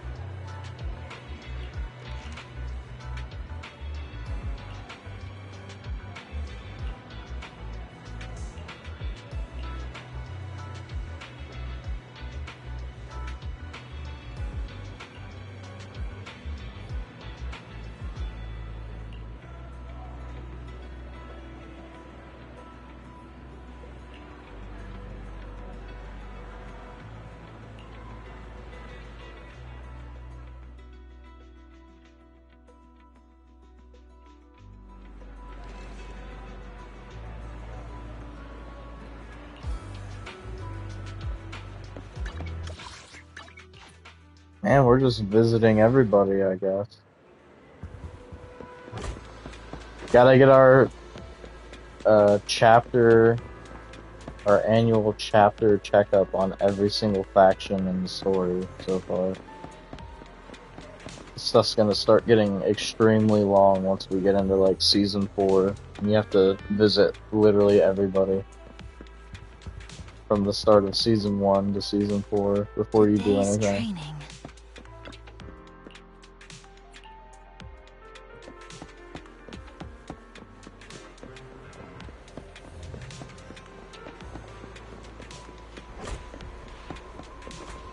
Takes like 2 hours just to progress the story because you have to talk to Today's every training. single person first.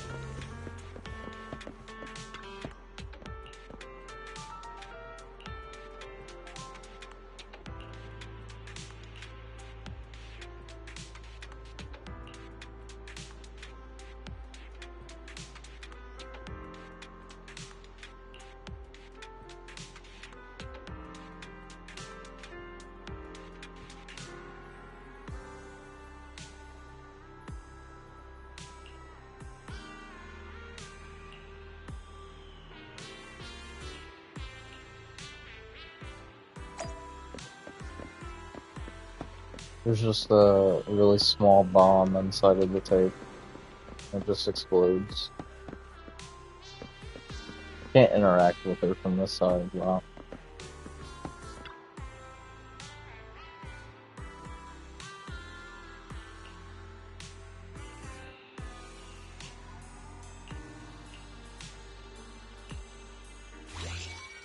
Oh boy. Again, just putting this thing literally anywhere these days.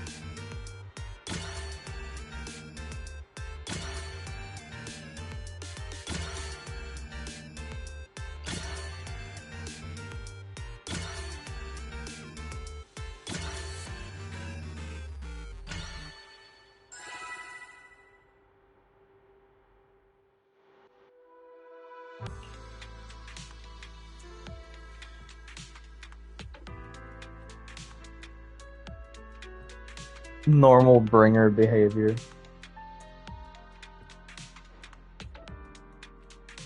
This was probably bringer before the corruption happened.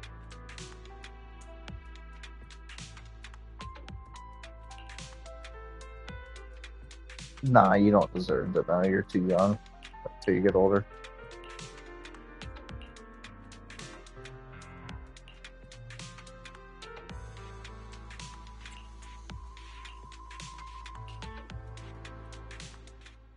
All right, let's get started.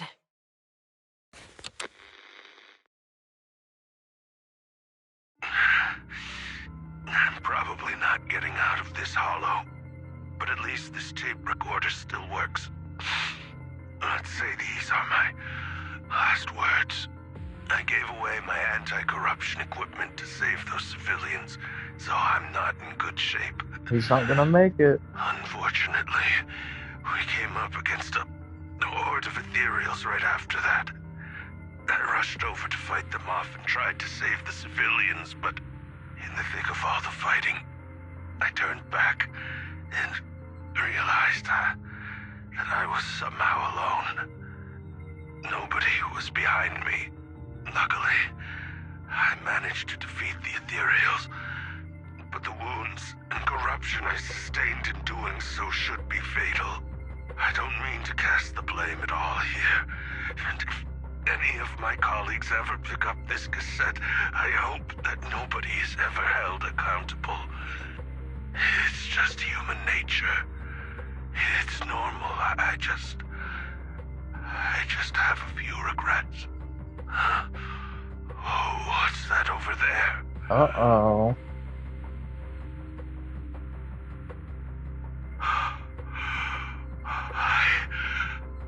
I've seen a miracle. Yes, that thing is right. So long as humanity is in constant conflict against the Hollows, we'll never be able to grasp true power. Regrets. Only by embracing everything. It's the only way. Are you just saying that because I said that not too long ago, or did it actually say that? I wasn't paying attention to the dialogue that closely. Only by embracing this power can everyone survive. What did he do? See friggin' 9-Vey crystal or something? Oh, Creator! Please, grant me this!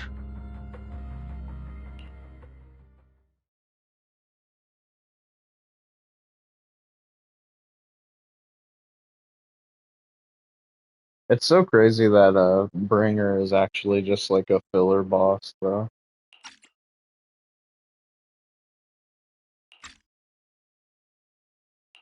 Are you okay, Jiyuan? Don't be so sad.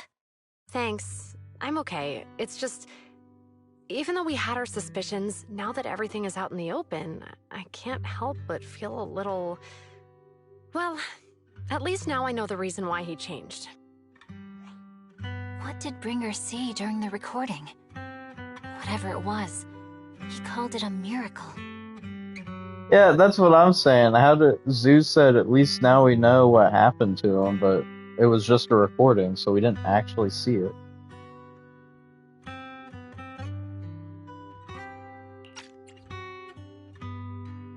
Yeah, I mean that would make more sense. I'd assume it was like a 9-Ve like crystal or something that he saw, and then it corrupted him partially or something. I saw the mission report from that incident. Bringer emerged from the Hollow unscathed, completely free from injury or corruption. Plus, I remember him rescuing a few civilians and walking out of the Hollow together with them. But if that's the case, then it's at odds with the audio we heard. Which one is the true version of events? It's possible that both are true. Like if Bringer actually met a real god that completely healed his body and helped him save the others. And that's why his mood changed so much. Why he started believing the Exaltists. Because he witnessed a miracle. That sounds like a reasonable speculation at this point. But it still exceeds the limits of what we know. In any case, it's a clue that ultimately points to the Exaltists. I'll keep pulling this thread and see where it leads.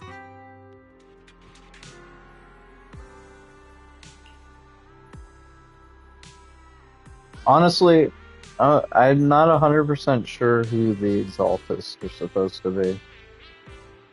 This is like terminology that I'm not familiar with.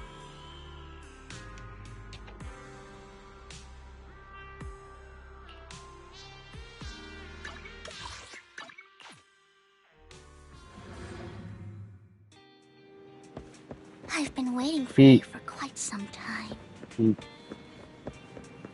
Finally, the story is good. Yeah, because they keep on, like, they just keep on mentioning these Exaltus people, and I have zero context for it. I'm like, who are these people? Who are you people? Master Proxy. I imagine you've already managed to gain some info from the conspirators. About some people who wish to use sacrifice to launch an attack on New Eridu. How do you even know about that? I only just found out myself. Because I've been watching you this entire time. I know many things. But unlike those hypocrites, I'm willing to share info with you to show my sincere hopes of working together. I need to find Bringer's belongings. Bringer's belongings? Did he even leave anything behind? Oh, he did. I have complete confidence in my intelligence network. All the more reason for you to work with me. You've probably already guessed, but what Bringer left behind will be crucial for cracking the alleged sacrifice attack. Find it, and we'll finally know what they are after. Who do you mean by they? The Exaltists, of course. They're always lurking whenever something related to sacrifice comes up. Actually, the Exaltists and I, we have a bit of shared history. But no more than that until you officially agree to work with me. All right, I agree then. No second guesses on that. I like people who don't mess around. By the way, might I ask, you're not proficient at in-hollow combat, are you? So sad. Well, that's not really what proxies do. Not yet. As I expected. Not to worry. You're an invaluable proxy. All I require is for you to guide me. They'll be the first ones to be good at. Not even my darling Lord Phaethon can fight in the hollows. Hang on. What did you just say? Your darling Lord Phaethon? That's right. The best proxy in all of New Eridu. Lord Phaethon. Don't tell me you don't like him.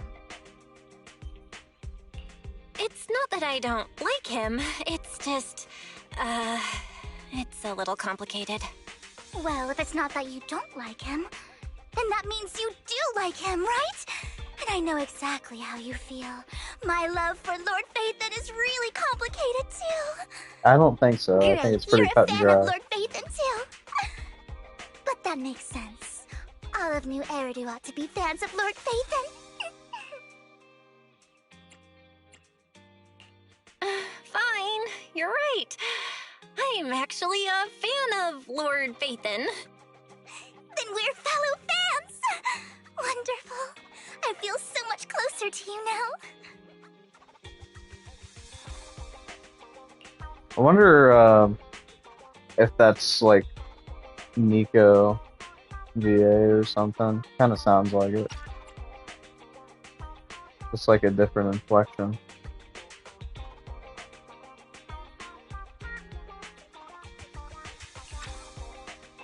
Oh my! Once I start talking about Lord Phaethon, I just can't help myself! Look at the time! I suppose that's all for today then. I'll be in touch with more news. Yeah, like when she says news there, it almost sounds like she's saying like meow news. Like how you got like a little bit of the meow going on there.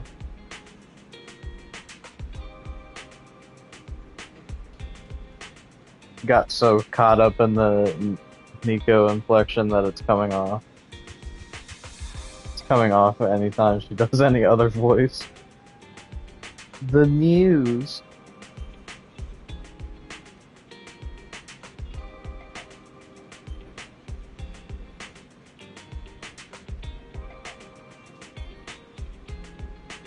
The outer ring? Did somebody say Blazewood?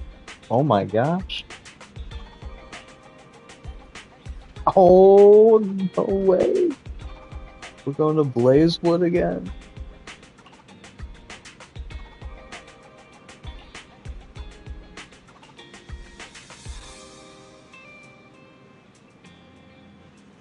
I'm gonna kill my... Blazewood's mentioned. Immediately gone.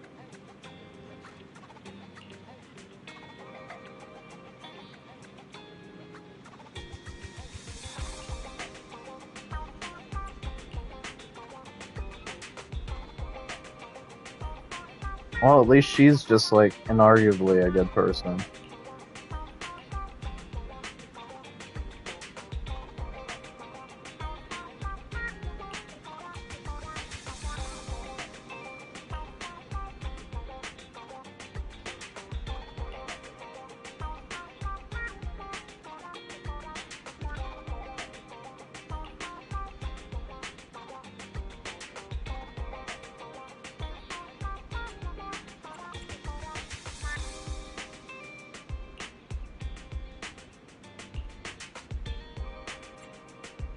Vivian will protect.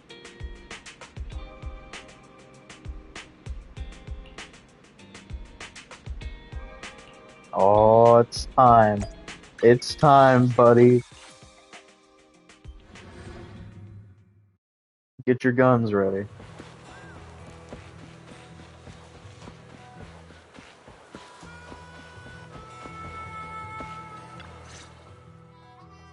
Proxy, you're here too.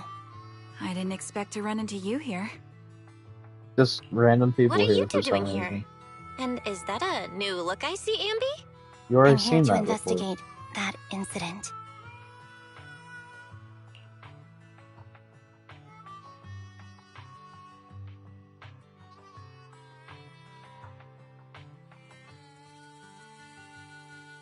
Oh, so I'm supposed to... okay, we just gotta have to take a brief intermission here to replay her story, apparently. I've recently dug up some clues about the person behind the operation, but my key contact is ultra cautious and keeps demanding me to prove my identity. So, to gain her trust, I decided to meet her dressed like this. Now that everything is completely finished, this uniform doesn't really represent anything in particular. For me, it's just another outfit now. We all have to move on someday. I'm helping her. I want to make sure whoever's behind all this is caught. I mean, if we already concluded the story, then we know it's already done. I wonder if the side story attached to that, like in her TV schedule, I wonder if that's important to the lore here or not. Huh. And who's this young lady? Her name's Vivian. She's my friend. We're here investigating a few things ourselves. Ambi, one of the Cunning Hair's most powerful members. And Trigger, an Opal Squad sniper. It's an honor to make your acquaintance. You know us? Looks like someone's done our homework. Is it because of the proxy? You two are practically celebrities. And because of my work, I've got loads of info when it comes to anyone with a name around New Eridu. Yeah, she just talks to some characters that commission her to do something, like to take out enemies or whatever. I don't think it has like any crazy lore importance, at least from what I remember. Kind of just I think they kind of just tried to slap a story together just for the sake of having something different. I see. Seems you're handling your work well. Let's prepare to enter the Hollow. Unless you have any further questions, we'll be taking our leave now. You're going into a hollow?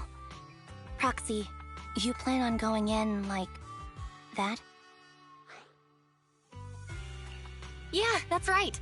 I've recovered quite a bit lately, so I don't need any protective equipment in the hollows.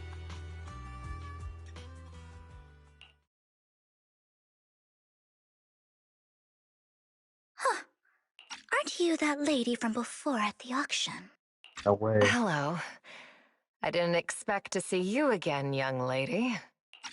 Dude, is this the new character coming out in season 2? I think this is the new season 2 character. Probably first half. Trust.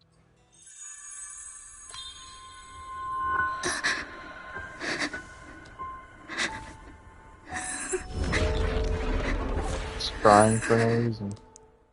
Surely. What was that? You look depressed. What was the point of that?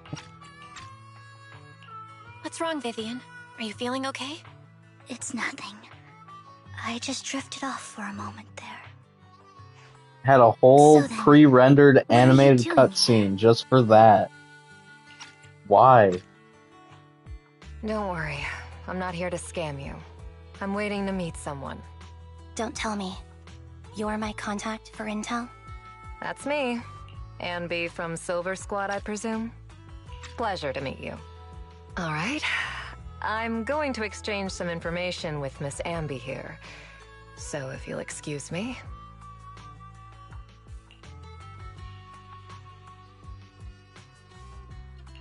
You're not looking so good. Everything okay? I can tell you later, but not right now. Okay. It's so random out of context. In return, I want you to do something for me. Take me into the Hollow. I left something very valuable inside. I have to find it. Seeing as we were just about to go in ourselves, why not join us? It's fine by me. But didn't you say you were investigating something? It's fine. There's no rush. Right, Master Proxy. Well, this isn't 1.7 like you said, nerd emoji. So save it for 1.7, bud. Don't give me some random friggin' crying cutscene in the middle of nowhere. Literally like a friggin' 5-second cutscene, just zero context behind it whatsoever.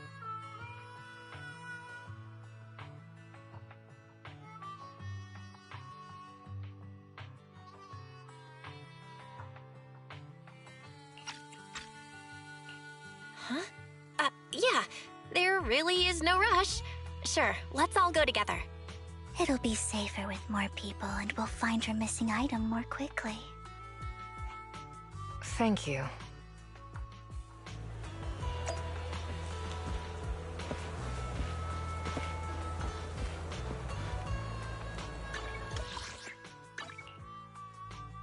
If you're being legit, I am completely lost.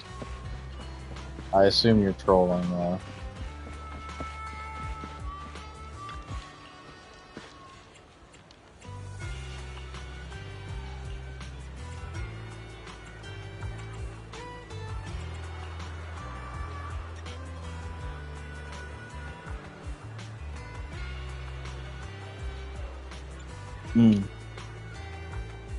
Nah, I'm just stupid then.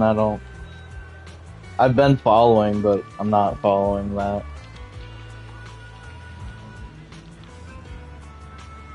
It's probably because I'm streaming and talking. I'm not really piecing stuff together.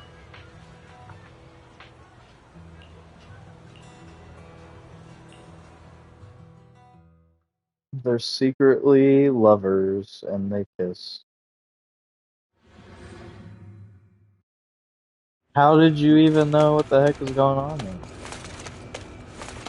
Why did the game lag so bad?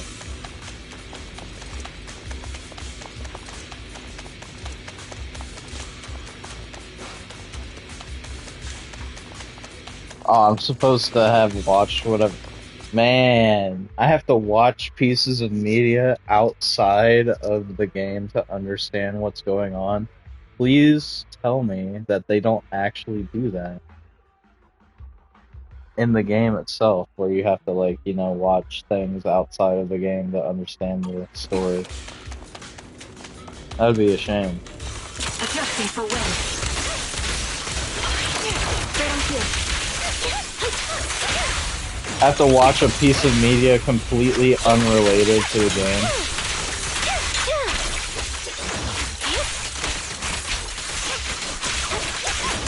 Recalibrating.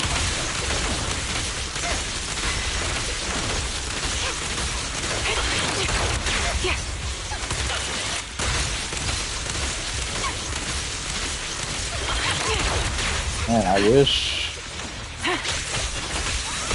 you would just do that.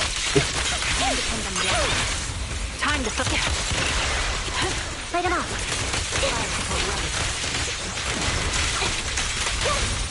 Keep up the... Now it's my turn to ask questions. What exactly is it that you're investigating?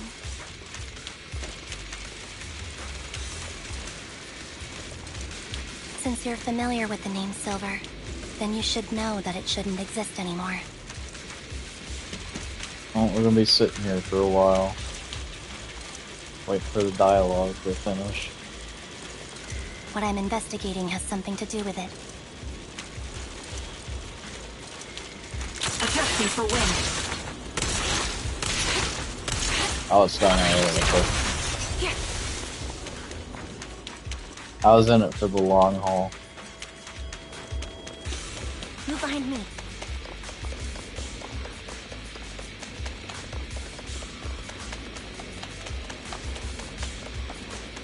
Why is this all open area that I can explore? Usually they have this stuff cut off. Probably come back around this way. Whatever.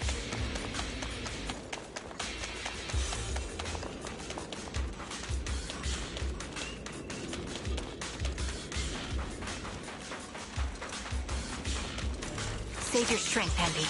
Recalibrating. I cannot see anything. Can't catch me. The melody of combat. Time to pin them down.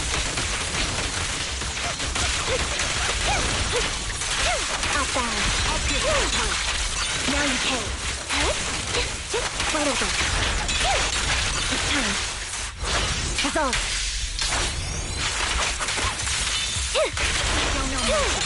Now you pay.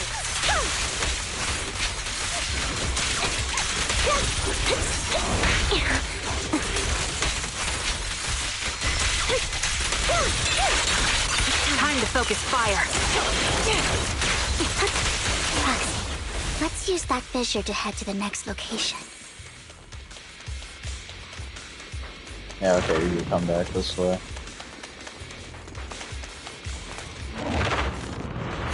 What's the show? Because, I mean, I probably haven't watched it, so I wouldn't know anyway.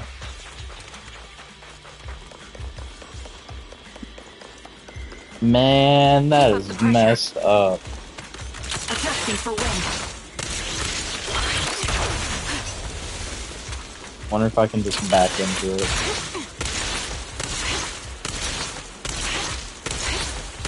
Ah. Light him up. Oh, I can get this one though. What is the title of the show? Does the title of the show make it that obvious?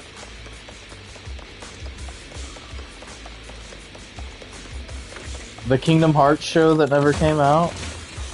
Surely that's what you're talking about.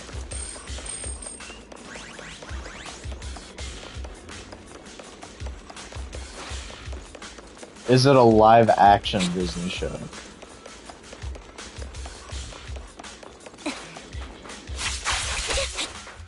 Dang, you see how fast she moved when she did that? That's even faster than her, like, running speed. Movement tech unlocked right there. I probably wouldn't know it then. Unless it gives it away in the title of the show itself, you can say it. That's crazy. This is unironically the fastest way to move right now.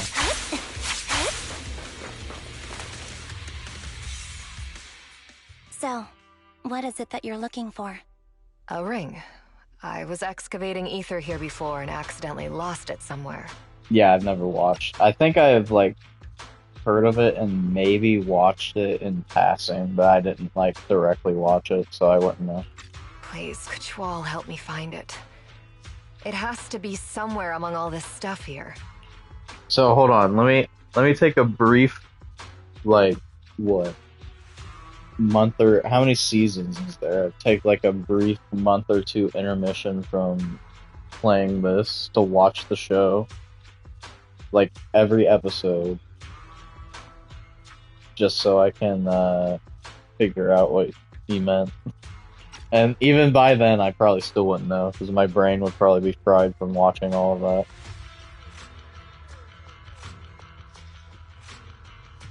Sure, I'll start looking. I'll go with you. I'll stay here with her then. Thanks, but you don't have to worry about me. Go ahead and accompany the others. I'm sure it'll be faster that way. And sorry for wasting your time like this. Oh, every episode? So that just confirms that I need to watch every episode, is what you're saying. That way I can, like, really, you know, appreciate the show, you know, and then also appreciate the story because I haven't been appreciating it so far outside of Vivian's presence, really, if I'm being honest. I know it might sound strange, but I'll be so happy if my daughter grows up to be capable like you.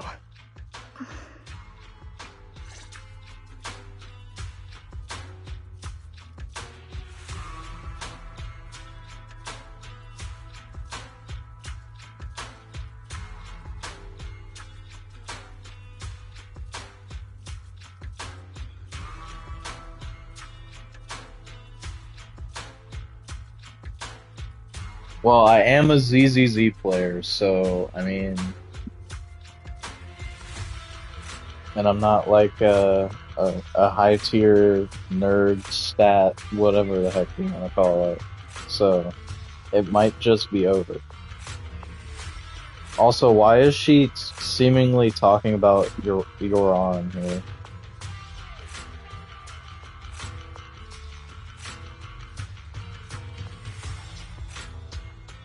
Oh, this is talking about actual art. I thought she was talking about music for a second.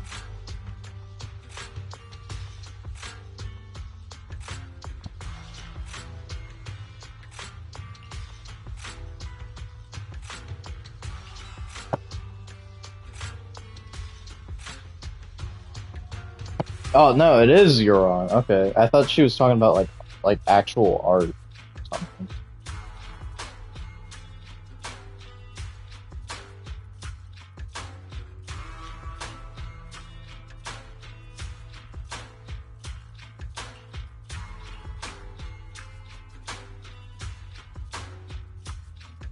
Oh, it's just exactly the same.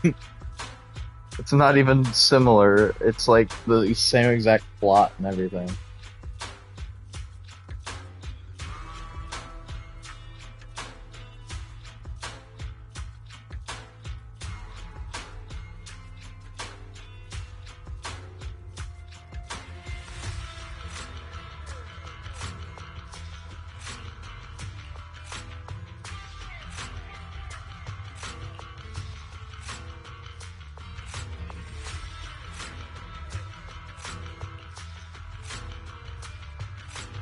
Yeah, I don't. This is definitely not tied to that side story in Silver Amber's TV schedule, then, for sure.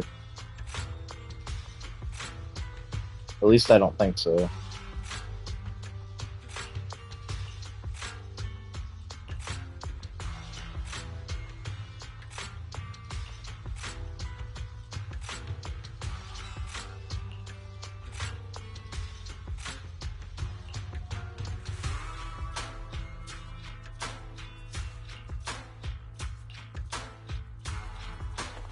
Oh boy.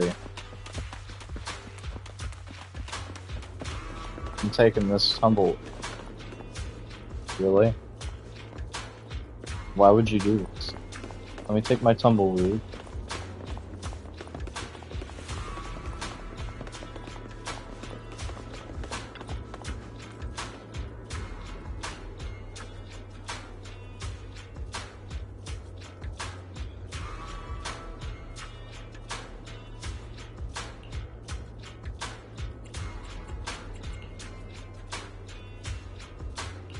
There's leftover food here. I don't want to imagine what's inside the bag. Why not?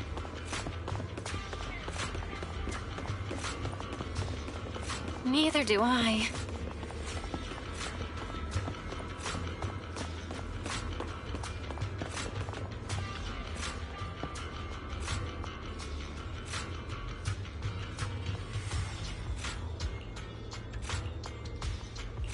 A toy that seems emotionally stable.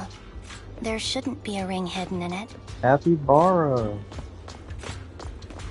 Oh, this was supposed to be done while you were exploring It's as pretty well. cute.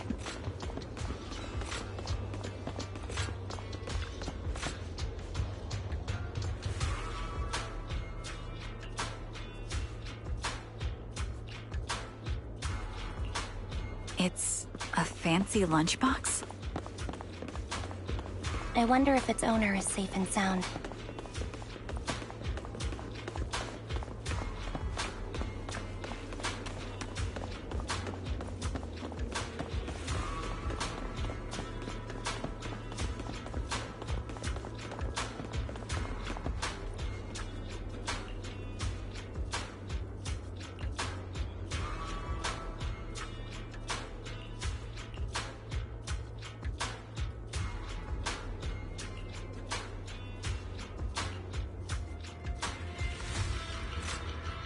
She's gone. Yes. What's wrong, Vivian? You seemed worried for a while now.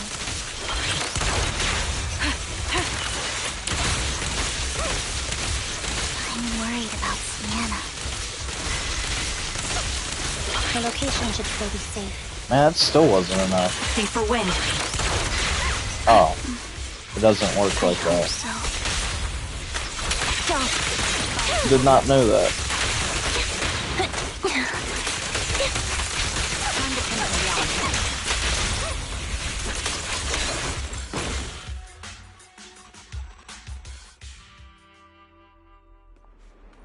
Oh, my tumbleweed's gone. Oh no, it's right here. I was about to say. Man, you gotta remove collision from these companions that follow you around. She does not like the tumbleweed.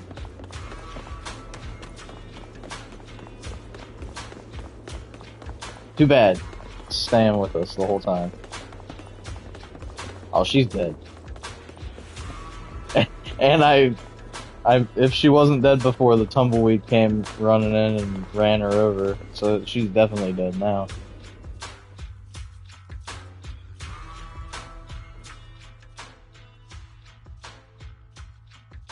Her vital signs are gone. Ah, the tumbleweed killed her! I guess this was her final scam. There's one thing I must remind you. Your time is running out. I'm not sure how you can tell, but you're right.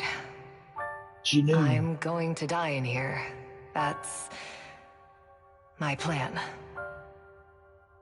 I'm very sick and don't have much longer. If I try to get treatment, it'll just be a burden on my daughter.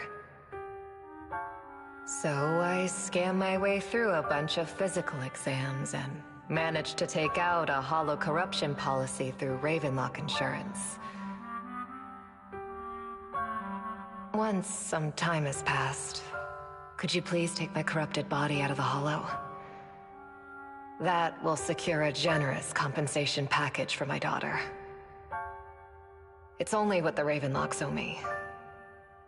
A pity, yes. But it's the only way I can squeeze it out of them. Worth it. What makes you think that will help you? I just trust you will. I'm just awfully sorry you had to get involved in this. But it's something I must do. I have to leave something behind for my girl. I have to give her a chance at life. If it's okay, could you also please pass a message to Mira for me? No. Tell her, don't worry. Even if Mommy's body is corrupted, withers away, and turns to What dust. a nice message to leave your kid. My love for you will always be there. She's like an actual, like, almost toddler age. You're a good kid. I'm sure somebody cried about that. She was betting that we'd help her. So, you were aware of this the whole time? Yes. Because I saw it. Oh, so she can, like, see, like, into the future or something. She has, like, foresight or something.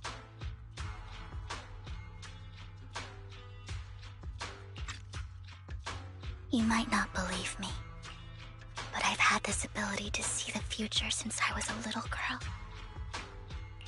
But the things I see are always something bad. Plagues, deaths, disasters. Yeah, that's what foresight is. That's all I've ever been able to see. Because visions aren't always necessarily accurate. Foresight is like you see into the future and it's something that actually happens. There's a difference. Visions aren't always 100% accurate. It's all that kid's fault!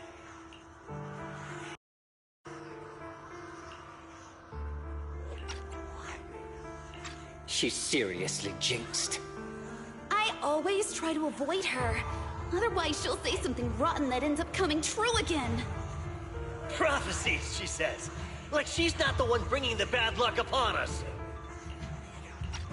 Yeah, when somebody just happens to know the future. I didn't do happens. anything. Sorry. I'm sorry. What good is saying you're sorry? People being mean to Honey Vivian, by the way.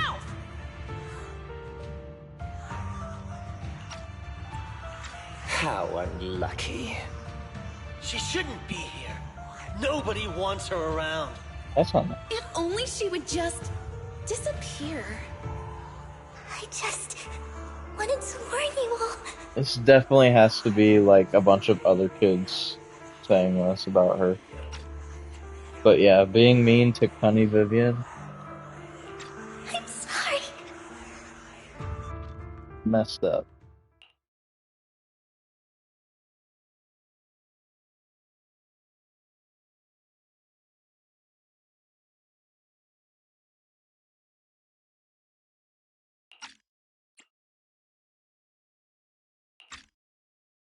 You'll be out.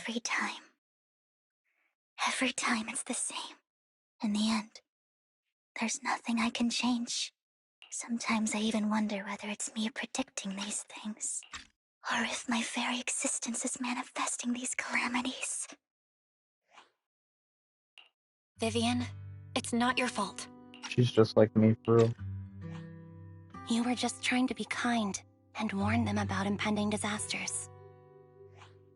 I can tell it's never been easy for you. Thank you. No matter what. I just hope she finally gets to rest in peace. She has like one of them like ASMR roleplay voices. Like she's a friggin' yandere or something like that. It's like what her voice reminds me of. I hope no misfortune, whether I foresee it or not, ever happens to anyone.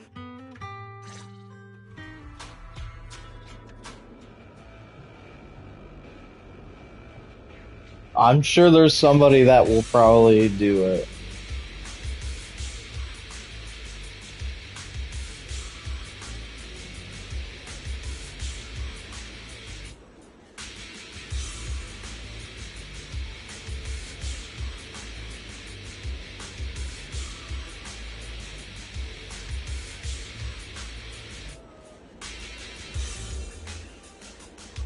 But yeah, Vivian's cool so far. It's pretty neat. Vivian's is currently really the only saving grace of the story so far. Also, Sienna's dead corpse just hanging out as we're chatting.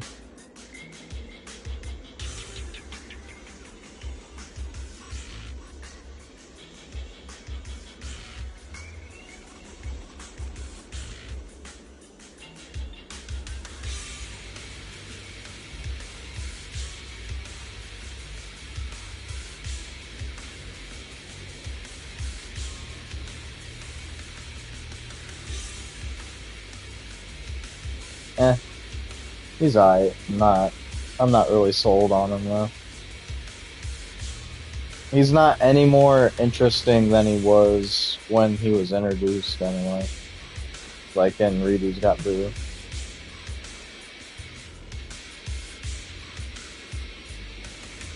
At that point I think I'm probably about as interested in him as I am in all the other guys in the game so far. Like Lycon and Mighty. I think Vivian is leagues better still.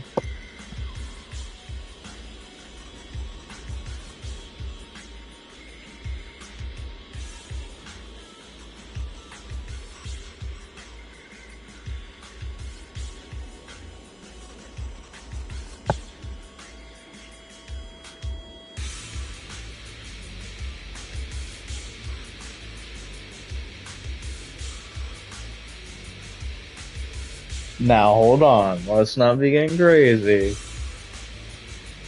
Lucy's still pretty high up there. I don't think she's that good. Not a Lucy level threat.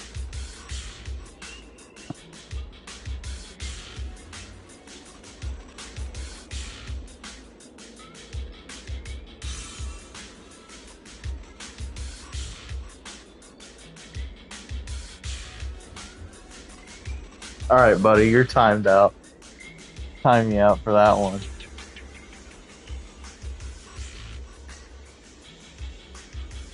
Oh shoot, it was 10 minutes.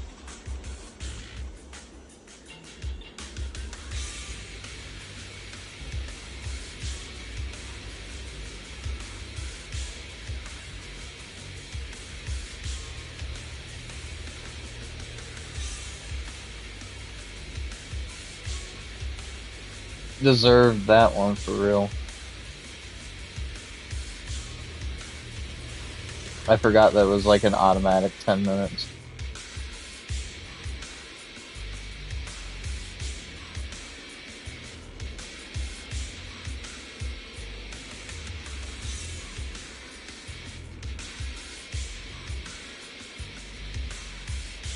What are you talking about? You're acting like Viv is gonna have friggin' story relevance after 1.7. She probably won't.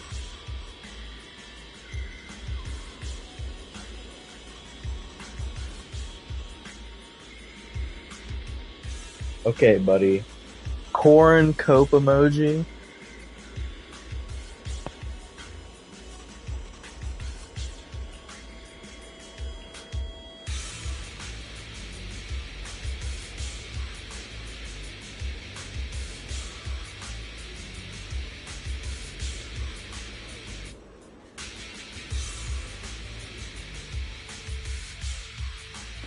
Proxy, Surprised that it believe hasn't that the ended yet. future can be changed? In my memories, this has happened countless times already. Mind the blind spot. Time to focus spot. I might only see these misfortunes. Why can't I even have the sliver of happiness? Light him off.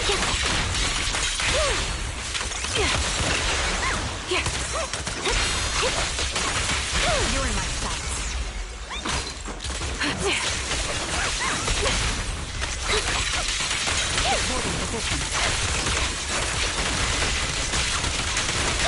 Time to Proxy, the fissure that we're looking for is up ahead.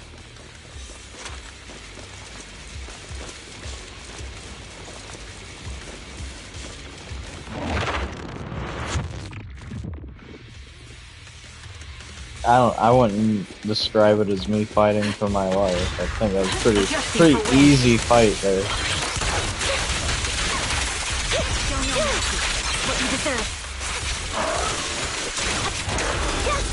Oh shoot, I didn't think there was gonna be a second guy coming out. Dodge. Out balance. Now you can. Flip the switch. Keep up the pressure. Right on cue. Loyalty.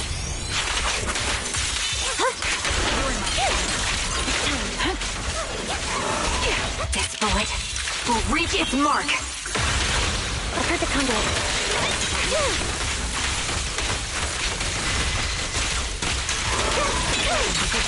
Wide open. I think it's about time. I'm just surprised that you think that gameplay right there is boring, because it's actually really fun. I still wouldn't pull for either of them. At least not right now. We should take that lady out of the hollow. You guys go on. Thank you. She gave us the intel we needed, so this is the least we could do. I hope everything else goes well for you. Master Proxy, is there anything you'd like to know? You can just ask. I don't see how you don't think that gameplay is fun if you're gonna play like big ears and stuff. I think honestly, Silver Amber's, like, I don't know how the lineup works for it exactly, but Silver Amber's and both, yeah, they're both really good. You get a lot of damage off with that.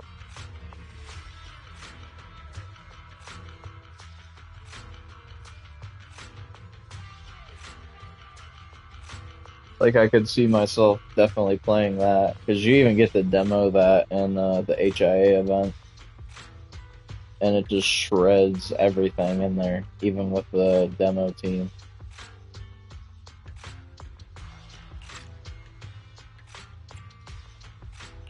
I'm curious about your story, Vivian, but we can talk more once you feel ready. Don't worry, I can wait. You're the first person to ever say that to me. I'd be happy to share my story with you. These premonitions I see are not within my control, and they always come to me in a flash, like a flood of images in my mind. Yeah, but when I say that, I mean that like in the Aftershock con, not like her by herself. Her by herself isn't like anything crazy. Like, for her to actually be fun, I think you need the Aftershock teammates there to also be doing stuff too. Because otherwise I feel like it's kind of boring. Because you have to pretty much just play her only. But when you're playing Trigger and Pulchra, you can swap over to them to get their meters up and stuff. And plus you're playing double stun, so you get crazy stuns with it. Most of the time, I see death, disease, accidents, and disasters. Of course, there are also some non-fatal mutilations. That's oddly specific.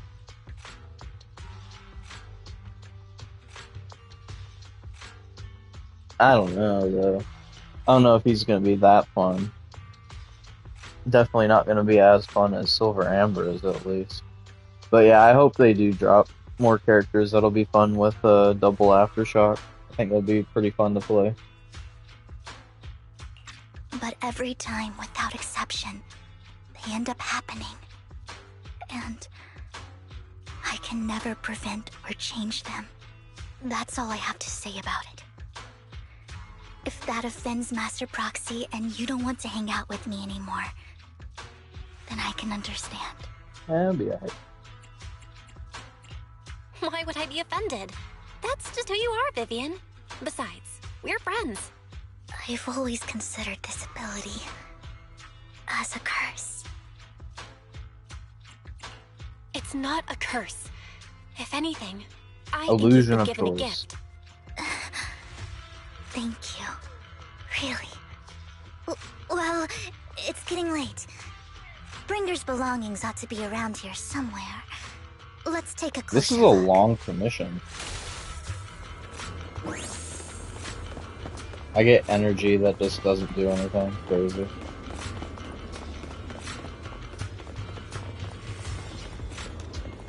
Bedtime. I am sleeping at the sound of this information. I am repeatedly playing the dog sleeping gif right now.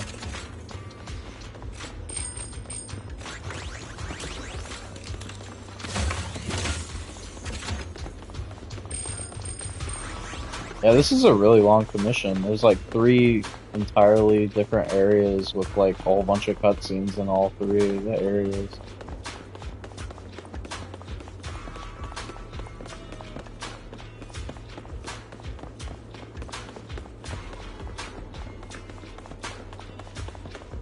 Guess I'll die.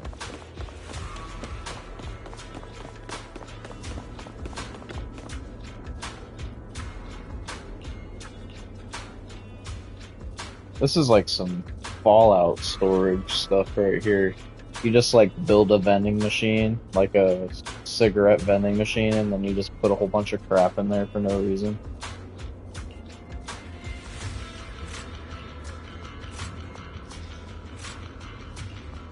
Looks like it isn't in here. Yeah, no duh.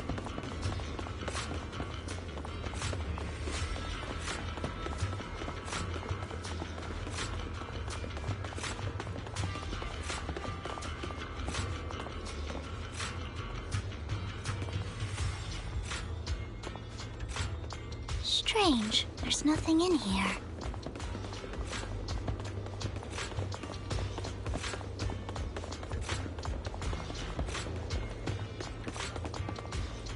Now this one actually legitimately looks like one that would be in Fallout. The white one.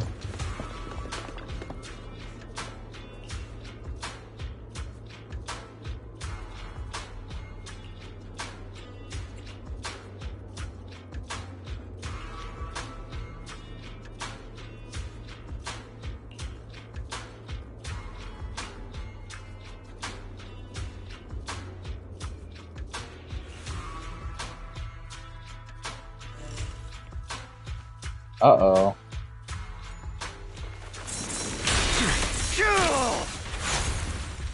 Oh, he's just hanging out.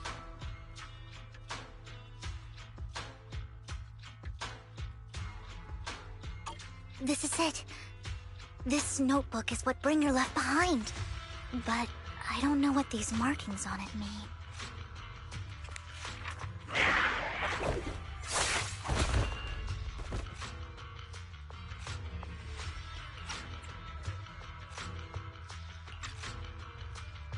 Well, hello, Master Proxy. It's been a while. Oh, don't give me that scandalized look. I did just save your lives. I would have protected the proxy even if you hadn't appeared. I'm sure of it, but I happen to be in the area. Worry not, dear companion. I have complete confidence in your strength. Hang on, did you say companion? So you two know each other. Choice again. Apologies. I didn't have a chance to mention it before. I'm actually part of the Phantom Thief Syndicate, Mockingbird. That's right. I was only able to slip in during the auction thanks to some help from Vivian backstage.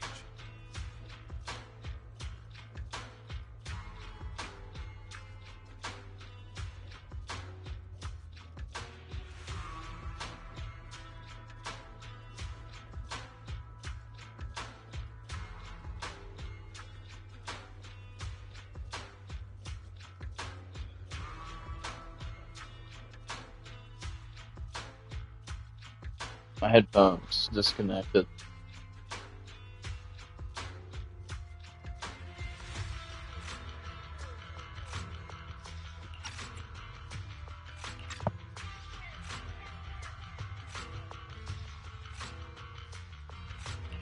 So, the whole time, you were only bidding on the collection so you could get backstage and mess with things? I warned you before.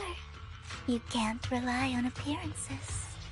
Don't worry, Master Proxy. We don't have any ulterior motives here.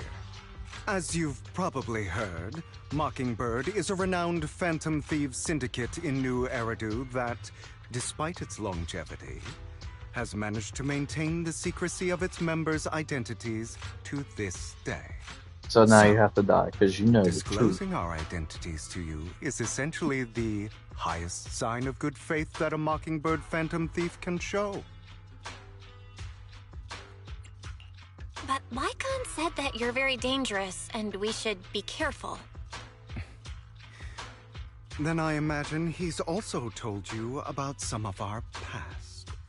And I'm sure you know that in a complex situation like ours, you shouldn't listen to either side over the other. Mockingbird's purpose is very simple, really. To form long-standing and cooperative relationships with outstanding proxies like yourself. We need your abilities. Before you make any decisions, please allow me to briefly explain the concept behind the Mockingbird Syndicate. We all know there isn't anything in this world that's fair. A prime example being the uneven distribution of wealth. Honestly, I was surprised that you even managed to last this long. I figured you'd be out like 2-3 hours ago. Let's see, what's the progress at? Curious. Oh, only 55%. Dang. I figured I'd be like at least 60% in, but nope. Just a little bit above halfway, but I don't know if once I finish this, if that'll clear like a big chunk of it or not.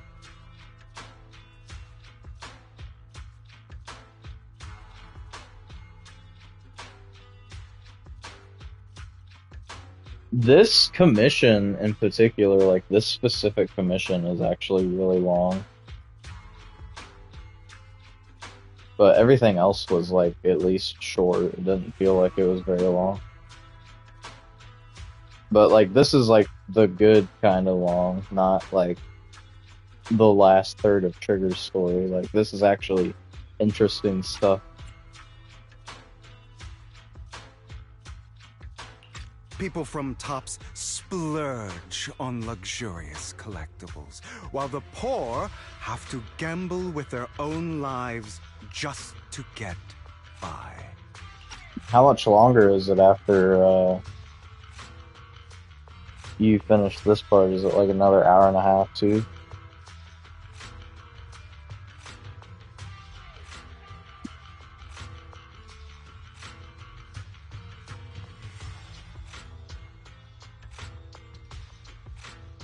And or audios if you already left.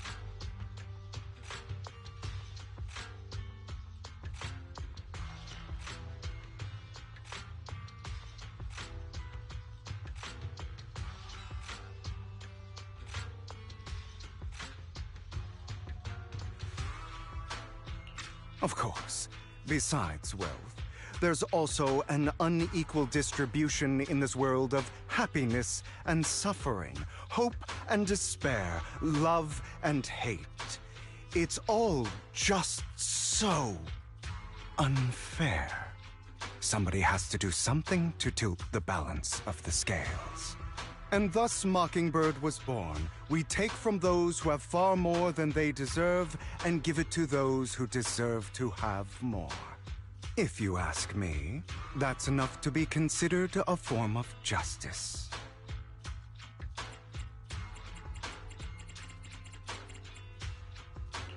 You do have a point. I can agree with that. Thank you. I knew if anyone, you'd understand. However, aside from these philosophical considerations, we also have a crisis on our hands to deal with. As you know, the Exaltists are plotting to use the power of sacrifice to launch an attack on all of New Eridu. We can provide you with all the latest intel, just like that notebook you found. Something those pompous housekeepers would never be willing to do.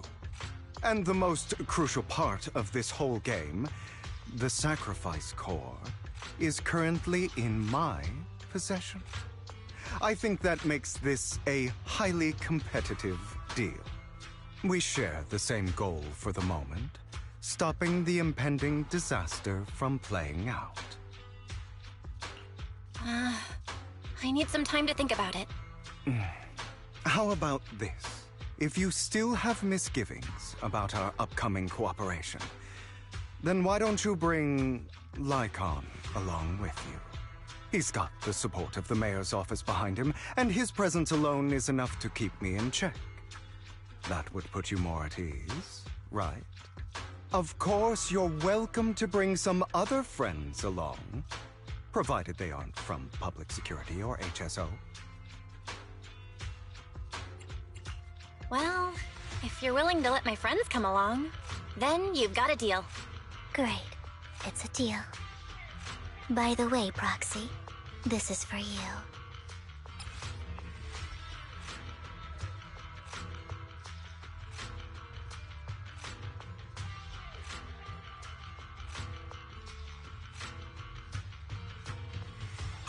Consider it a souvenir commemorating our first time working together. For now, we'll carefully look through the contents of that notebook. I'll contact you if anything comes up.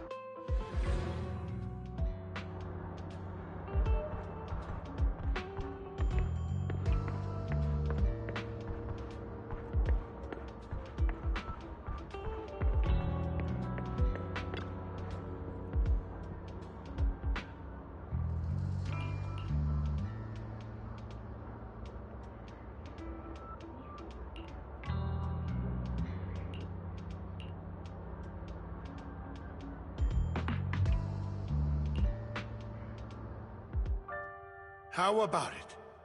Will you work with me? Not bad. Let me be honest with you. I have the sacrifice core that you're after. I am Mockingbird. So it's you. I never thought you'd be so bold as to come see me alone. Relax, my friend. As you know, if I can sneak into such a heavily guarded auction, then naturally, I can just as easily slip away right now. I'm here with the sincere intention to seek cooperation. I can give you that sacrifice core.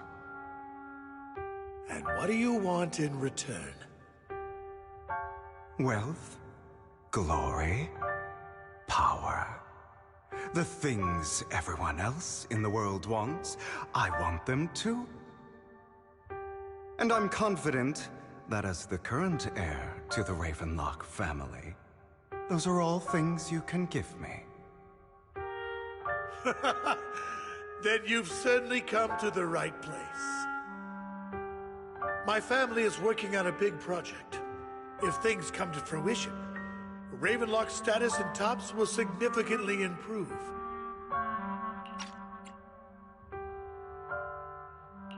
At which point, I'll be sure to leave a spot for you. Naturally, as an outsider, you're precluded from handling any of our core business. But profits from the scraps alone will be enough to set you up for life. Mr. Hartman, I think you've misunderstood me. I have no intention of joining the Ravenlock family. In fact, I have an art gallery under my name that does pretty well for itself.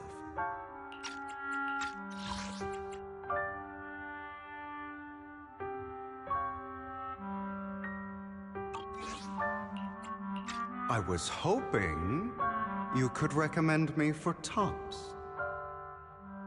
You want to join Tops? That's easier said than done. Even for a family like ours, it would still require significant effort and...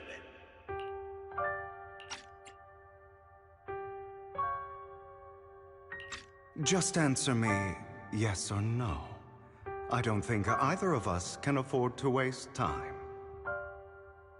I understand. Yes, you have my word.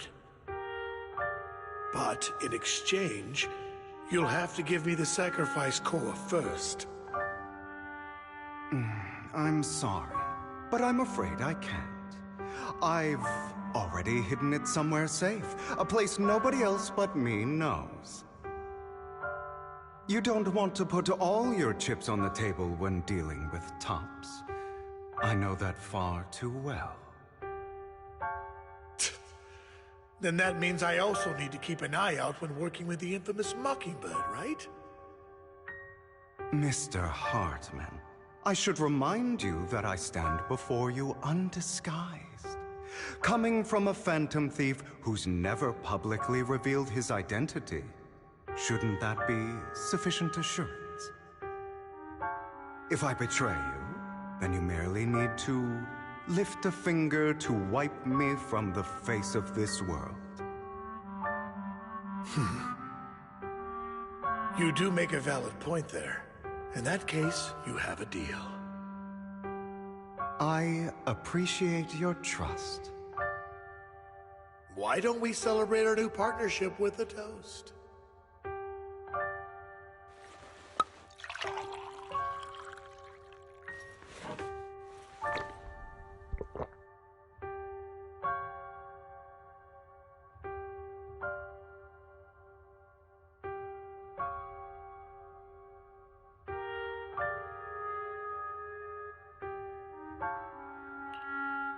Having a drink before undertaking anything important is a family tradition.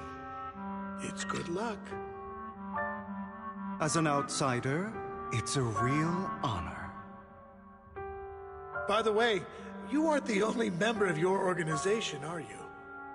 Shouldn't all your companions agree to this deal first? You don't have to worry about that. I'll make sure she agrees. Otherwise, I'll get rid of her too. Seems you'll do whatever it takes to get things done. Great things lie ahead for someone like you.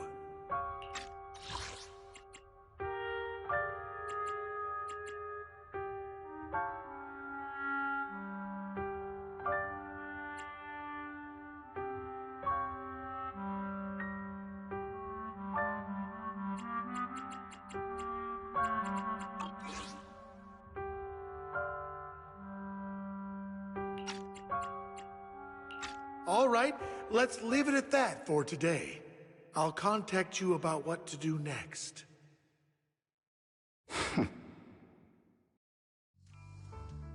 That's him! He's the one who killed Serena!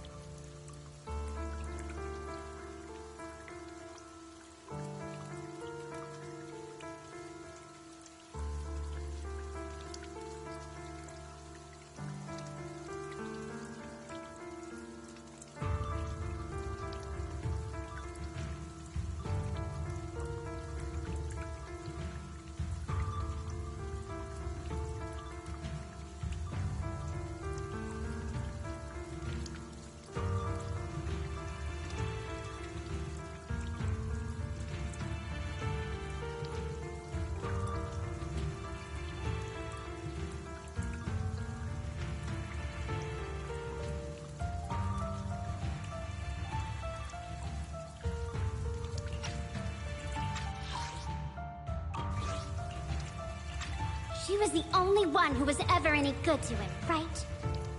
That's how he repays her? That's why they say once a mongrel, always a mongrel. Just look into his eyes. Father! We have to punish him! Serena had been ranking ahead of him. Hugo must have poisoned her water so he could pass her. Pure evil. Typical for an impure bloodline. He should have been kicked out ages ago. Hugo, did you do all this?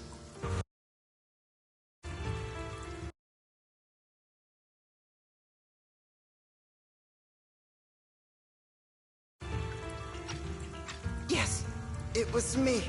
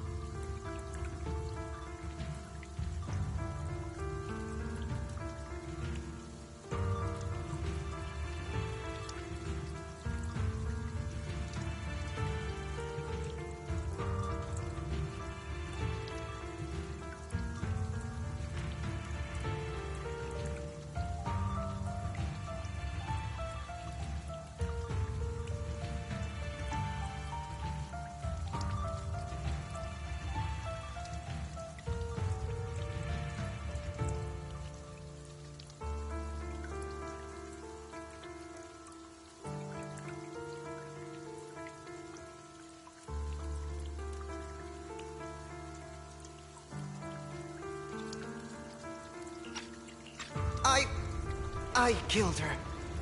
He admitted it! Father, he must be expelled! He has no right to live under the same roof as us! Why don't we reunite him with Serena then? Nobody would ever know. Hugo, well done. My children, how many times have I told you before? In this world, only the most ruthless, cruel, and unscrupulous of people ever make it to the top.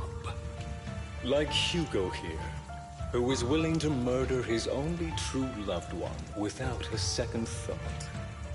Only someone with the means and the gumption to do that is qualified to be my heir. But I...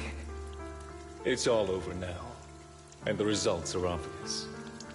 The winner of this month's assessment is Hugo.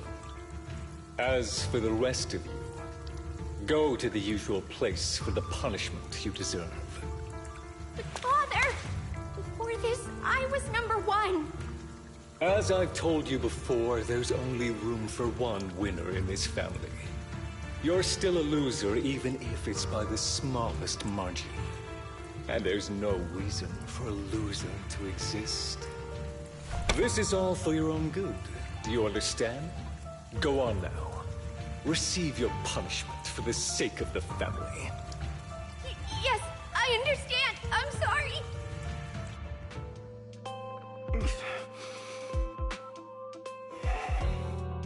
That really brought up some unpleasant memories. It won't be long.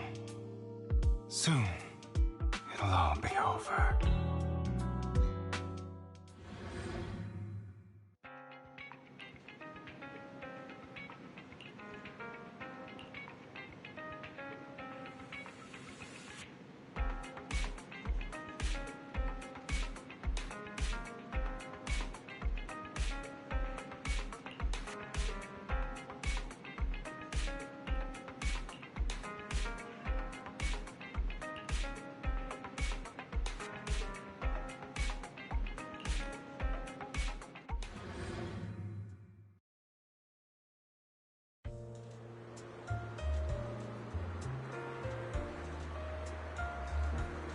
Thank you for escorting me here, Proxy. Today was quite eventful. You're a child that only brings misfortune. People have been saying that about me for a long time.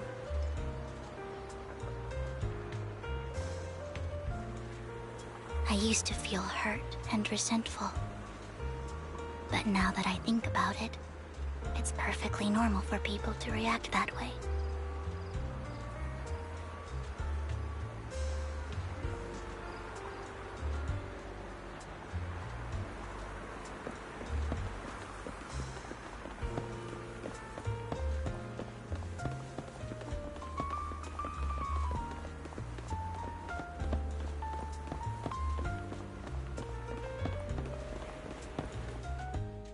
Why do I only predict suffering?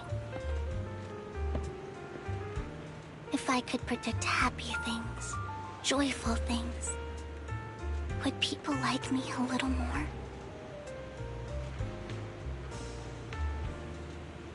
Maybe fate truly is set in stone. Often, I want to help these people avoid their miserable fates.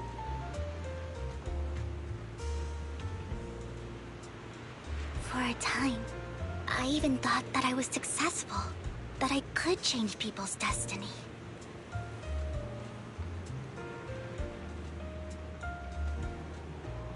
But it was all an illusion. In the end, I couldn't do anything at all.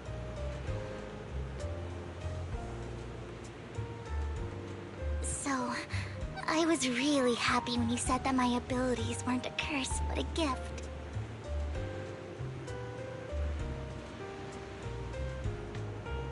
Thank you, Proxy.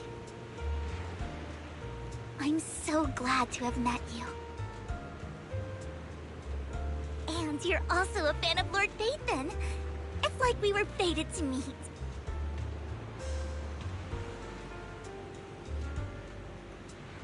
I don't know why, but I feel completely at ease when I'm by your side. I feel like I'm free from judgment, from blame.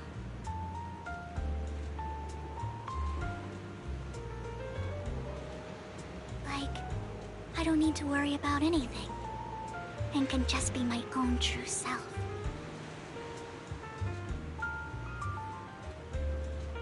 Perhaps people really do possess an aura, and ours just so happen to be extremely compatible.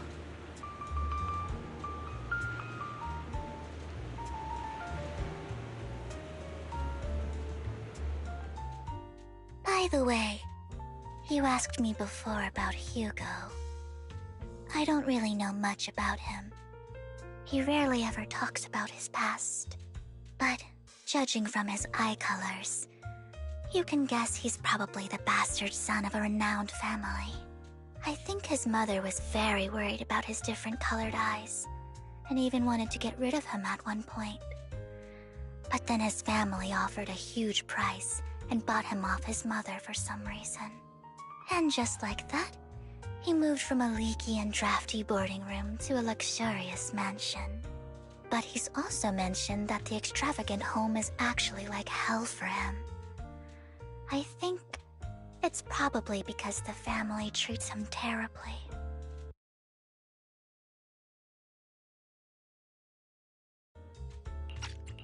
I digress. He ran away and ended up meeting Lycon and his master.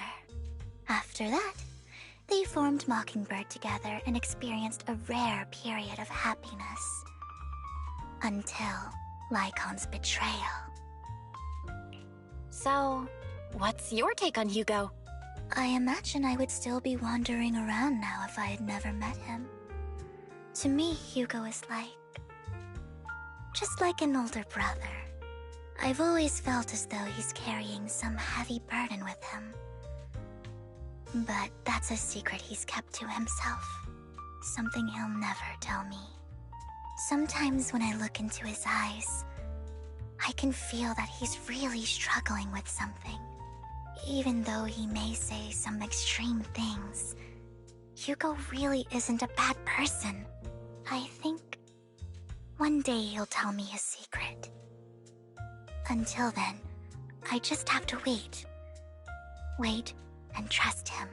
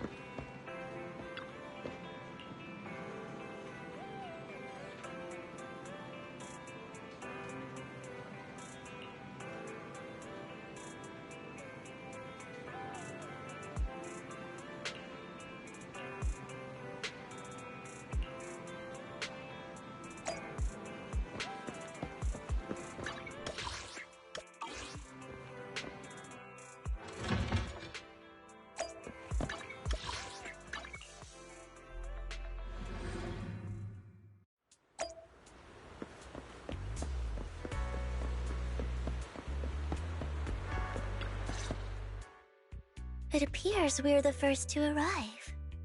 I thought we were running late. This might sound weird, but it's nice to think about getting to work with you from now on. I don't really know why that makes me feel so happy. Oh, it's because we're fellow fans! Anyone who likes Lord Phaethon can't be a bad guy. For sure. Of course, Lord Phaethon is the greatest there will ever be, but you're definitely the best proxy I've ever met in person. Hugo told me before that you're really skilled, and he said we'd get along great. I never expected he'd be so right. Oh, by the way, would you like to come by my place if you have time later? I have a huge collection of Lord Phaethon merch. Phaethon, Lord Phaethon doesn't have any merch out there, right? I mean, we don't even know what he looks like, for starters. It's all my own original merch, like screenshots of old internet comments. I print them out and turn them into postcards. Plus the avatars Lord Phaethon's used, the music playlists they recommend. I've organized it all. I'd love to show it all to you if we get the chance. I'm super curious to see all that. Please be sure to show me sometime. Splendid! Let's book a time and you can come by my place and see all my Lord Phaethon merch! Speaking of which, what's taking those two so long? Hugo said he had some preparations to do before entering the Hollow. I wonder how that's coming along.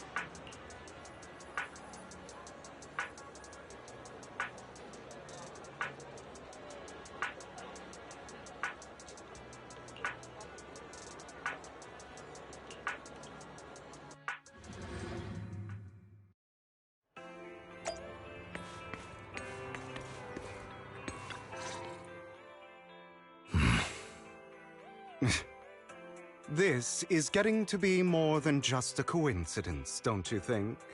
Or perhaps you are actually stalking me. If I was stalking you, you wouldn't ever know. Overconfident as always. You haven't changed at all. We just make it a habit to check the state of our weapons prior to combat. Thanks for that little reminder. I almost forgot. I didn't expect you to let me join. What else could I do? Master Proxy would have insisted on having you join us. I never expected for us to have a chance to enjoy some pleasant conversation like this, without our weapons drawn, that is. It really has been too long. I still remember when we first established Mockingbird. Indeed. That was a long time ago. Thankfully, Jack went in peace. He must have known about his condition for some time. He even left us with instructions. Passing peacefully in your sleep is the most natural way to go. I'm happy for him. By the way, Lycon, have you given it any thought yet? You mean about our guild for Phantom Thieves? Yeah. It's time for us to build an organization of our own. Jack always supported the idea, didn't he? I don't have any objections. But what should we call it then? How about Mockingbird? It's a bird known for mimicking the calls of others to blend in. The same way we don high society roles for ourselves when we're out on a mission. Oh, oops. I nearly forgot. You're a terrible actor, and you're always flubbing your lines. I guess we can rule out that name, then. No, call it Mockingbird. We're always just putting on an act, aren't we? I won't slip up on our next mission. Besides, we still ran missions together even when we didn't have a name. Having one now won't really make a difference. No. It does make a difference, Lycon. And I don't just want a name.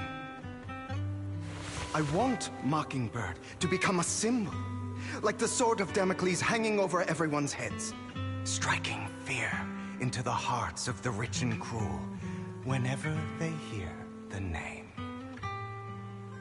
Just like Jack used to say, this world isn't fair. So that's why we have to influence it however we can, and change things in our own way. But on the basis of not causing harm to other people's lives. That's also what Jack used to say. You remember, don't you? Of course I remember. All right. I promise. That sounded pretty forced. Don't forget, things don't end well for people who break their oaths. I'm good for my word. You must trust your fellow companions. That's also something Jack would say. Well then, today's the day that Mockingbird will officially start flying. Our first order of business, deciding on our symbol.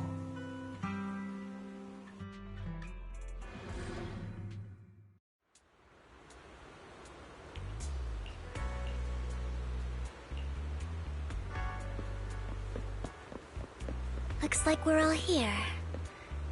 Hugo, you're late again. Do forgive me. Someone was pestering me and wasting my precious time.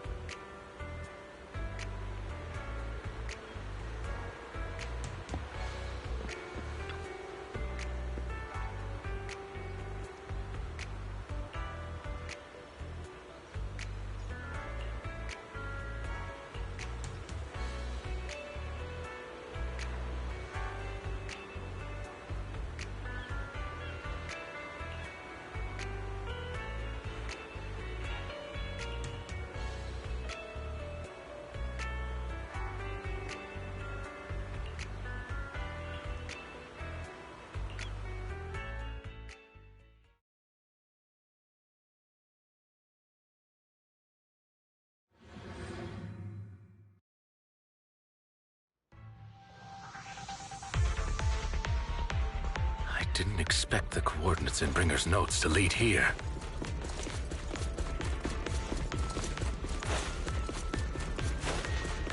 Oh, are you familiar with this place?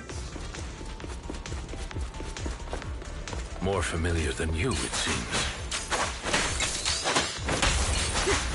Proxy, if they're being too noisy, can I take action?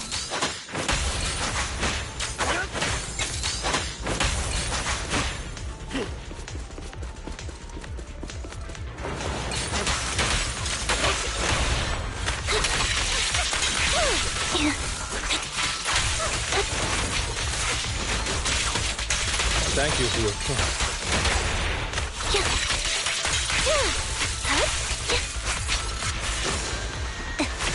Enough. Too bad.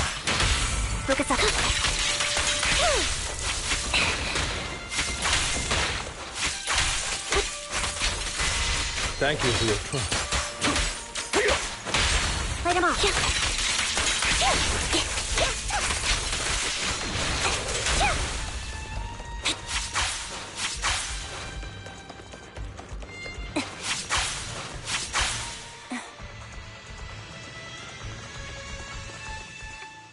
I don't enjoy obstacles in my path.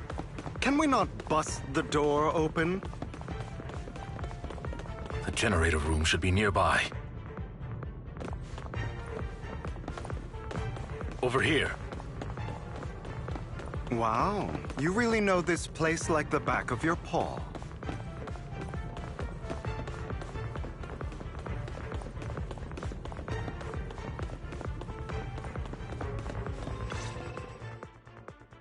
Master Proxy, I hate to be the bearer of bad news, but there's something wrong with the circuit. It seems to be blocked. Don't tell me. Victoria Housekeeping's high and mighty attendants can't even fix a simple circuit.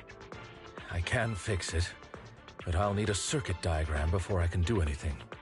I've seen diagrams for this type of circuit before. It's a pity that we're unable to connect to the outside world from inside the hollow. Just leave that problem to me. Vel, I just sent an image of a circuit diagram to your phone. Check if you received it. Thank you very much, Master Proxy. Now then, let's start repairing this circuit.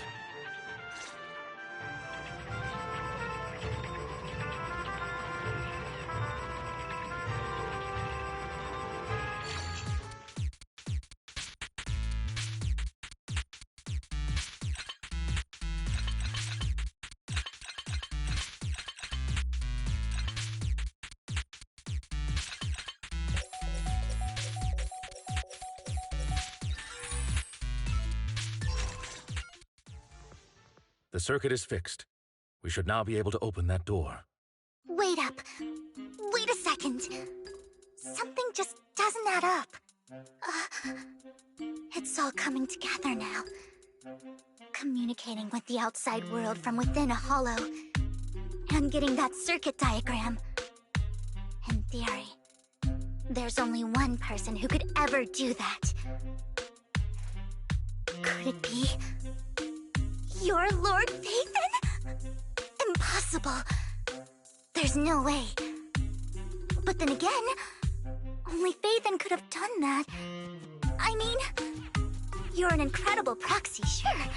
And you're a good person. But could you really be Lord Phaethon?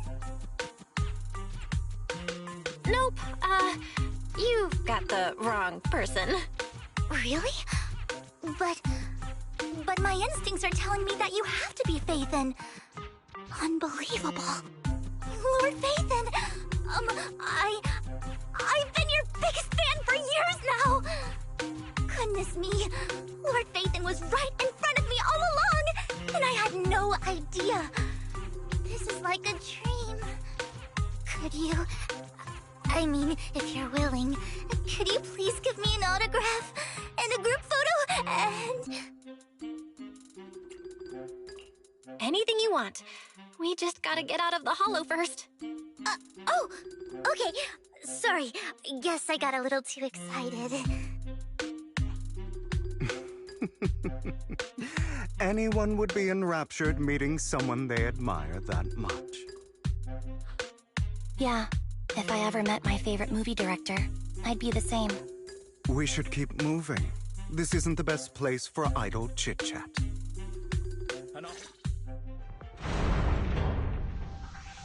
The door's finally open.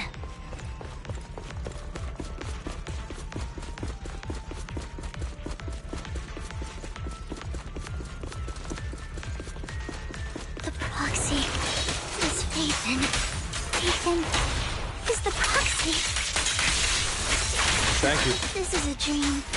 I never want to wake up. Light him up.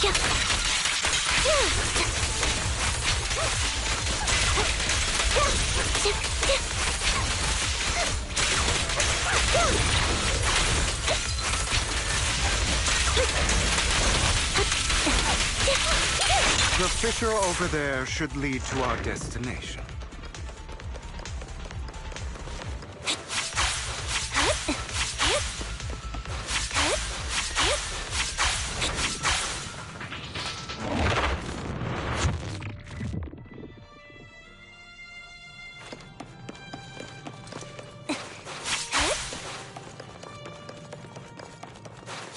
Lycon, your fighting style wasn't so reserved in the past. I was sure. You call this mature? You're just being pretentious.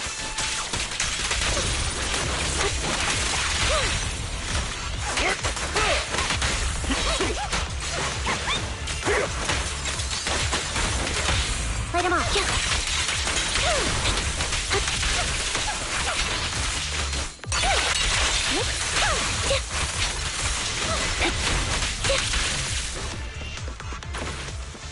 Thank you for your trust.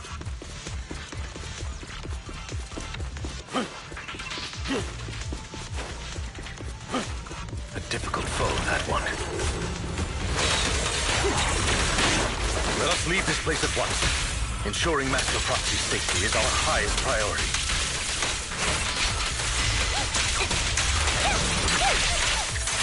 Wait over. I won't let anything happen to you, Lord Phaethon. An opportune time. Light him up.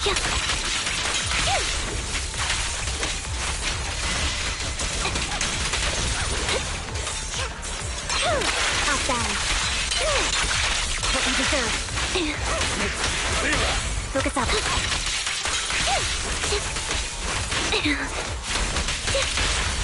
If it's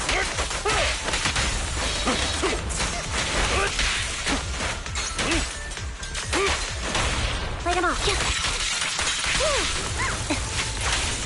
Lord Phaethon, how are you feeling? Are you tired? Do you need a break? Some food? Water?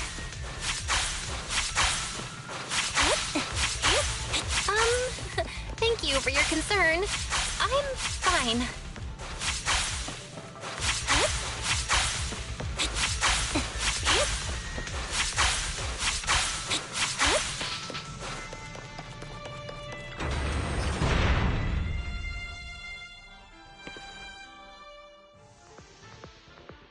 Master, a complex mechanism has been detected ahead.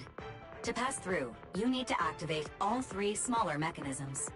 Suggestion: split up and handle them simultaneously to save time. So, we have to head to 3 different places to crack this thing. Huh? We're splitting into 3 groups? In that case, I'll protect you, Master Proxy! I can take care of one myself. That leaves the last one to me, then. You should go with Hugo. What's that supposed to mean? We get along just fine, don't we, Miss Cunninghair? I don't know what's going on with you two, but you've been bickering the whole time. It's annoying. This is a good chance for you guys to build some rapport. Anby's got a point. Hugo, just go with Lycon. You just want to be alone with your Lord Faithin, don't you, Vivian? Huh? That's not it!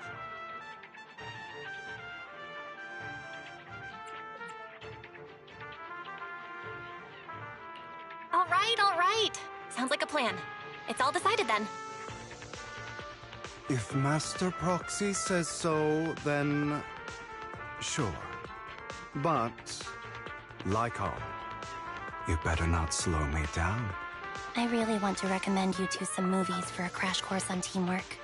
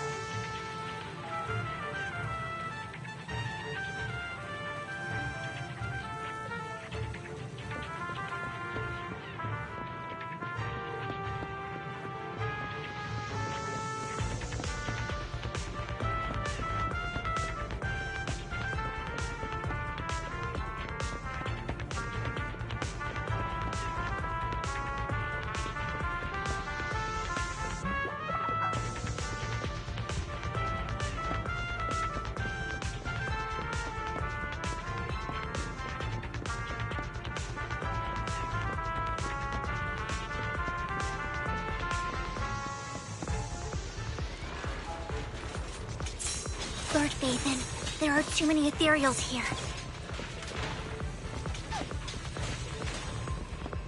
We have to find a way to close that door and stop the ethereals from flooding in.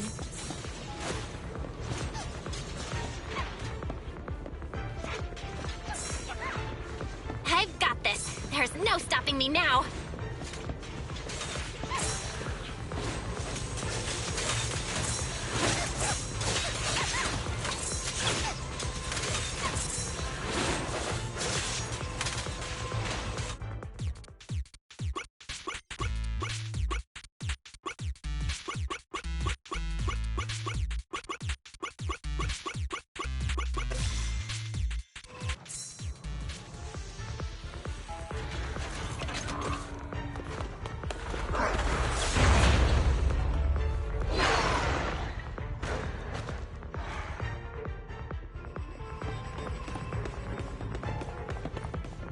Lord Faithin, seems like we both need to press down on these mechanisms at the same time.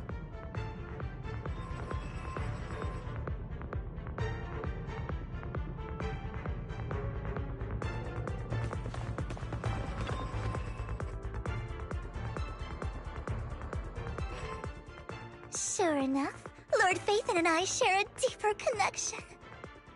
Sorry. I hope I'm not being too forward. Goodness me. Somehow I'm fighting alongside Lord Faithin. It's like all my dreams are coming true. I'm going to wake up any second now, aren't I? No, this isn't a dream. I'm real, see? You can even hold my hand. Not only is Lord Faithin incredible, but super kind. That's it. I pledge to be a die-hard Lord Faithin fan until my very last breath. happy to hear that, don't get me wrong. But why do you like Phaethon so much, Vivian? Lord Phaethon is my light. The one who saved me in my darkest and most desperate times. Like a deity who rescued me. You probably don't remember, but you really did save me that day. Wow, it's so embarrassing to say all this in front of you. Sorry, I hope I'm not bothering you too much. Of course not. Thank you for your loyal support. I should be the one thanking you. Just being able to see Lord Phaethon makes me the luckiest person in the whole world. Sorry to keep babbling like this. I wonder how the others are doing. I'm sure Anby will be able to manage. She's great at this kind of stuff. But as for Hugo and Lycon, let's just hope they don't get into a fight with each other.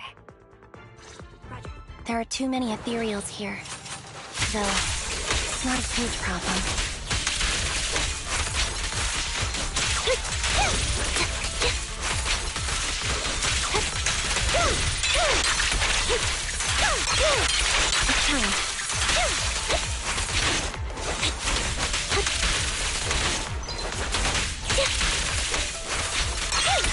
Wide open.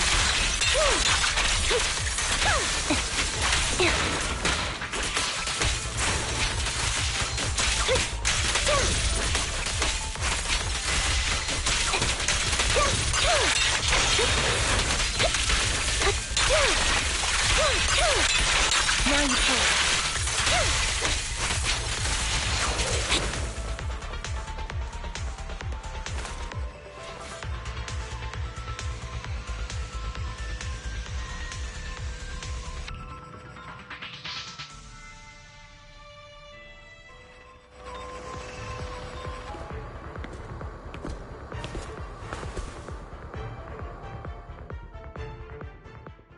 So, we have to cooperate to solve this problem. That's a real shame. I have no intention of arguing with you right now. Master Proxy and Miss Vivian are elsewhere, and we must rendezvous with them post-haste. What a coincidence. That's exactly what I was thinking. Just this once, we should trust each other. For the Proxy. I have no objections. Very well. Then you'd better keep your word. I know you've never fully trusted me, Lycon, even before it all fell apart.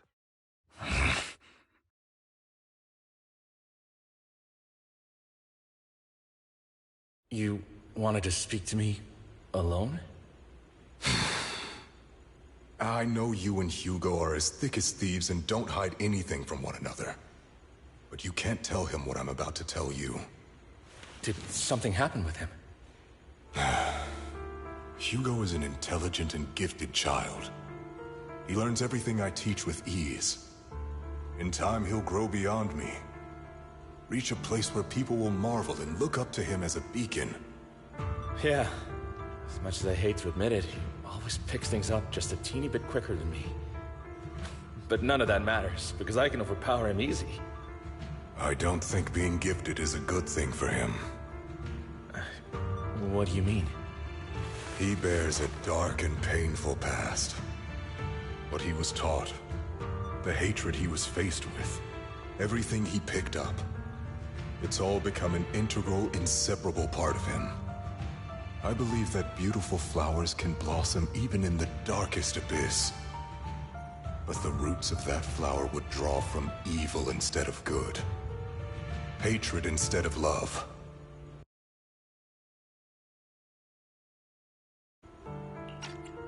It's a curse that flows through his lineage.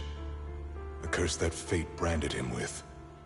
I've seen far too many people like that throughout this long life of mine. They struggle with this curse their whole lives. But they all end up failing in the end. The path of light is narrow and fleeting.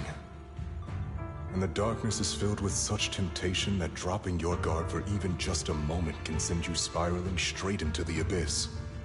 Do you mean Hugo's going to be a bad guy? I don't know. I hope he'll always stay true to his heart. That he won't give in to hatred and ambition. That he won't become the dragon that must be slain. But he has inherited the seed of evil. You cannot let it take root. I'm afraid I won't be there to help you. There's not much life left in this old body of mine. So then, Lycon, promise me now. You must hold his chain tight. To restrain him. To stop him. And when necessary, to choke him.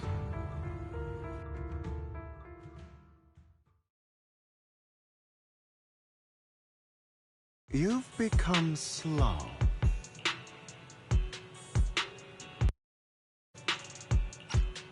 Or maybe you've been on guard against me this whole time, and that's what's slowing you down. Looks like I was right.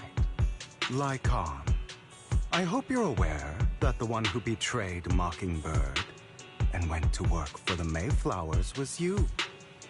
Not me. I would never betray my companion. I don't wish to repeat myself, but you should not break our oath.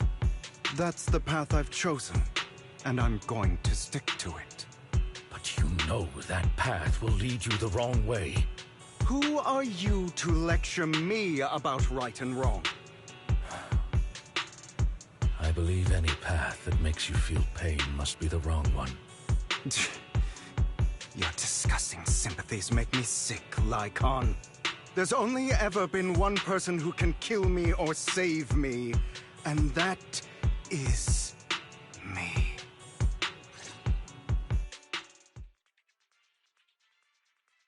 Great, it worked!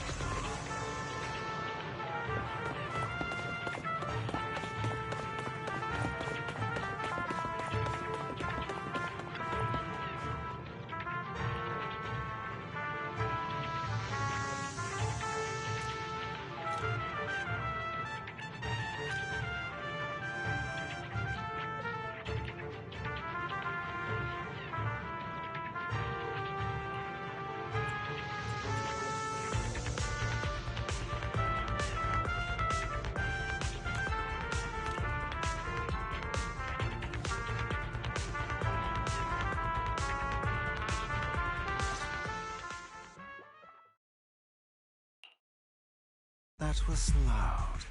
What's happening up ahead? Hold on, everyone. I'll go check it out. It's probably multiple ethereals attacking. Just in case, I'll go with you. Vivian, you should go with them too. Keep an eye on Lycon, will you? I'm worried he might sell us out to the mayor when he gets the chance. I'd never do that. But if Miss Vivian wishes to join us, she's more than welcome. Okay. Then I'll go with you. Why do you look so nervous? I've spent so much time by your side already. I need to get away from Lord Phaethon for a little bit, or I might die from this overwhelming happiness. If that's the case, Miss Vivian, feel free to come along with me. Okay. All right. So, how does it feel to be worshipped, Lord Phaethon? You had that figured out a while ago, didn't you? Sharp as always. But of course, I couldn't spoil it for her. She has to figure it out on her own. That's what makes it special. Not only that, you asked Lycon and Vivian to leave for a reason. Is there something you'd like to say to me? I can't keep anything from you, can I?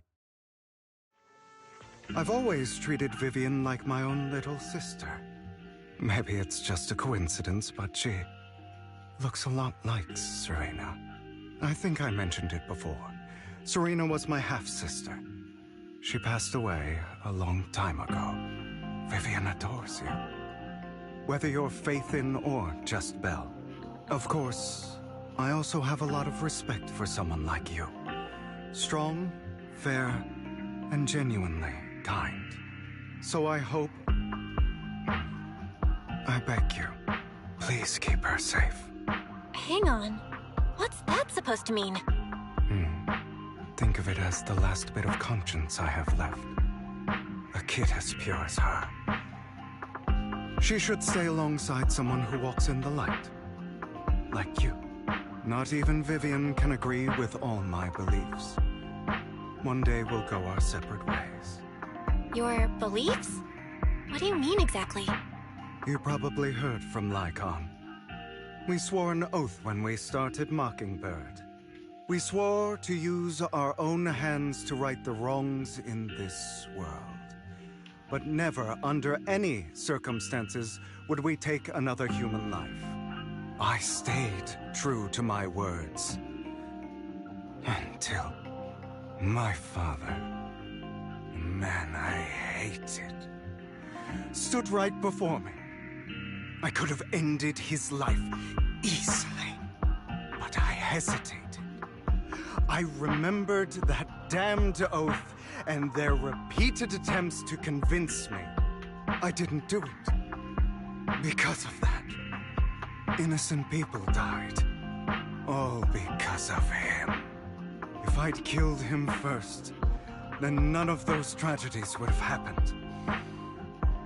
People like him don't deserve to live. After that, I realized, sometimes, taking one life really can save countless others.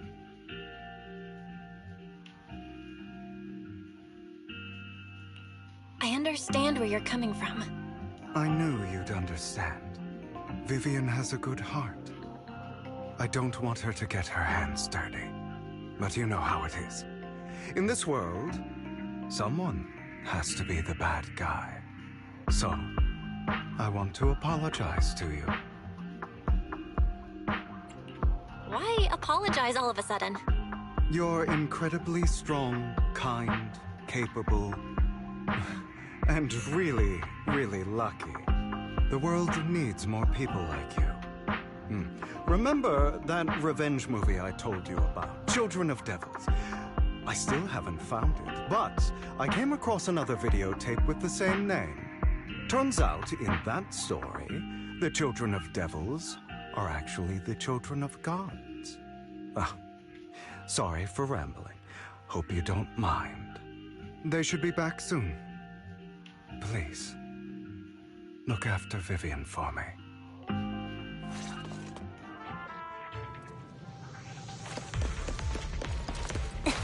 Understood.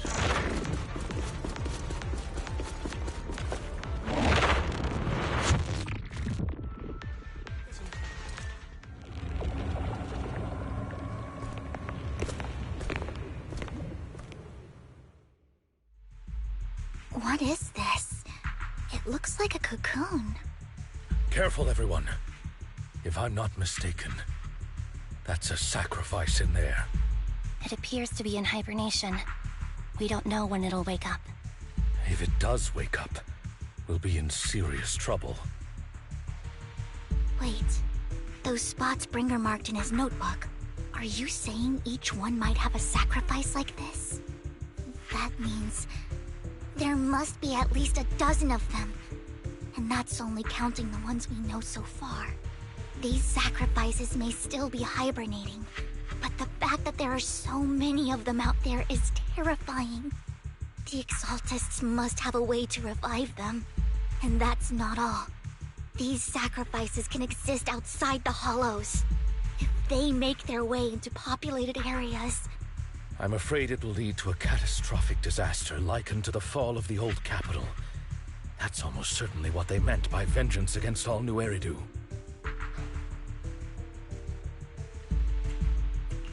Let's find a way to get rid of these sacrifices. We can't let the Exaltists have them. Thank you for helping me find this sacrifice. But sorry, kids. You won't be the ones to keep it. It's that annoying old man. Why is he here? I'd advise you to choose your words wisely, young lady. You're from the Ravenlock family. So it was you. that face. Oh, I know you. I heard about what happened to your friend. Truly unfortunate. If only she'd been smarter. It seems your goal was this sacrifice all along. You've been tailing us, haven't you? Keeping your distance so that I wouldn't notice. As expected of a wolf Thyran, you are very perceptive. That's right. All thanks to your ex-partner, we were able to carry out our plan smoothly. My ex-partner? I'm not exactly happy being called that, but what he said is true.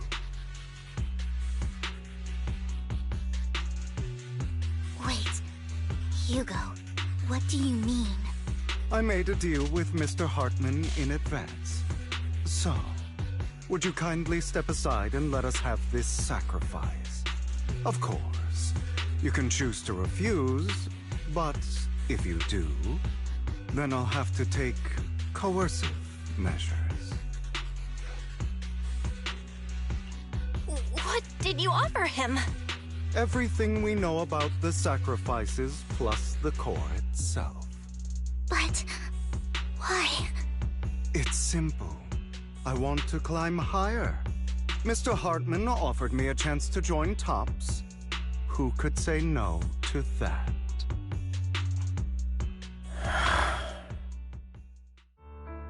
No. Impossible.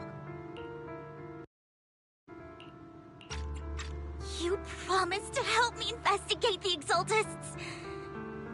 You told me the whole point of Mockingbird was to do anything it takes to bring a little justice to this world. Was all of that just a lie? You're just too gullible, Vivian. I also told you, everybody lies. To hide their true intentions, people lie so smoothly, they don't even bat an eye. You... What a wonderful show of betrayal and backstabbing! Bravo! I've got no interest in your little feud. But would you all be so kind as to step aside? My men still have some delicate handiwork to do. To extract that sacrifice behind you. Over my dead body. Hugo, why in the world would you do that? Instead of wasting your time on idle chatter, why not focus your energy on the battle ahead?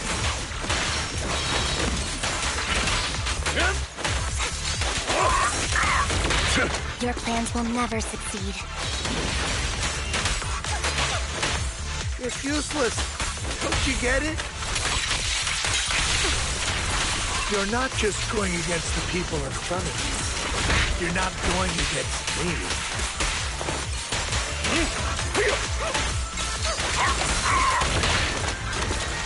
Rather, entire Ravenlock family, even the whole of Top. There's no chance of victory for you.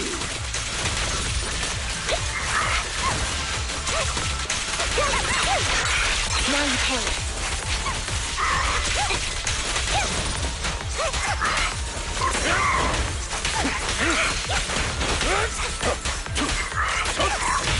Flip the switch.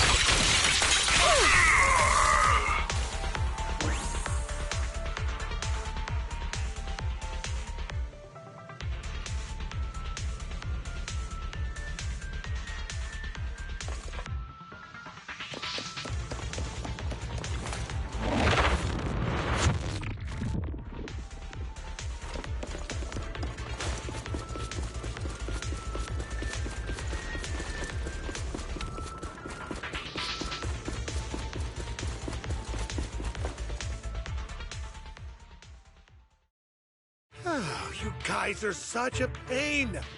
Hugo, stop standing around. Time for you to act. We had a deal. Give me the sacrifice core now. Did we? I don't remember. I imagine this is your favorite kind of entertainment. Watching allies betray each other, suspicion festering until it all turns to bitter hatred. Seeing people tear each other apart like wild beasts, just like your decaying family. Does it comfort that dead conscience of yours? You. What's that supposed to mean? I am loving the look on your face right now. Right when you think you've succeeded, I'm here to tell you it was all fake. None of it was real. Let this pain sink in. It's karma for what you did to me back then. You're insane. I have no idea what you're talking about. You still don't recognize me, do you? Let me give you a little hint. My full name is Hugo Vlad Ravenlock. That's impossible. You're part of our family? I may be an illegitimate child, but I have the same blood flowing in my veins as you. I know you. You're that bastard of his. Damn it. I could have sworn you were already. My dear uncle, you were never worthy of your position.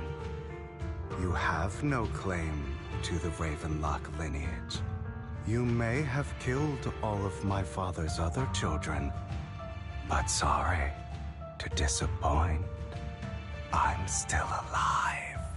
I am the true heir to the Ravenlock family. You're a bastard. You have no right to inherit the family. That's not for you to decide. Master Edmund is very supportive of my claim. Edmund? That's impossible. You weaseled your way into Top's inner circle? Master Edmund doesn't care who achieves his goal. In other words, he'd happily let me take over the Ravenlock family, as long as I'm more competent than you. This can't be! You don't know the family's real secret! I know a lot more than you think, including everything that you've done. Just give up. You never even stood a chance. Damn it. This was all fake, right? You were just putting on an act to fool this old man, right? I actually fell for it. Don't do that again. At least give us a heads up next time. Vivian, everything I did was to rightfully inherit the Ravenlock family. That part is true. Now, I'm going to kill this man who stole what was never his. I'll make sure he can never be a threat again. You can't kill him. We still need information from him on the sacrifices and the Exaltists. You must be misunderstanding something, Lycon. Just like you chose the mayor, I chose Tops.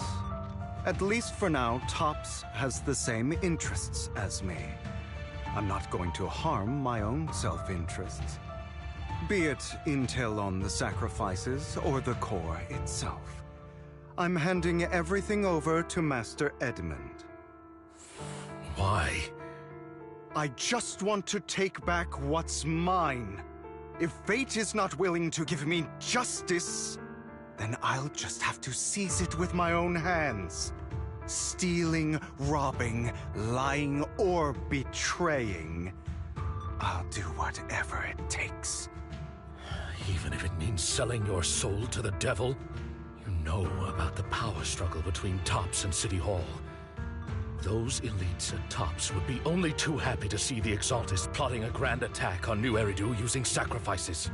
That would severely harm the Mayflower's reputation and approval rating in New Eridu. And that's exactly what Topps wants to see. If that happens, countless people will die. I'm sorry it has to be this way, but I have to do this. I'm going to get everything Master Edmund wants. Inherit the Ravenlock name, climb to the top. And then I'll be able to change everything for good. For a permanent and absolute victory. We must endure the pain of cutting away rotten flesh. And persevere through the darkest hour before dawn. Someone has to do it. Hugo, it's not too late for you to stop. You can still walk away from this. This is the path I've chosen. Without power, resources, or strength, we can't do anything. Mockingbird is the perfect example. All the talk about using our power to tip the scales of justice and hover over them like the sword of Damocles. It's just a delusion. In their eyes, we're nothing but annoying gnats. Mockingbird has never really changed anything, or saved anyone. Never in the past, not now, and never will in the future. None of it matters. I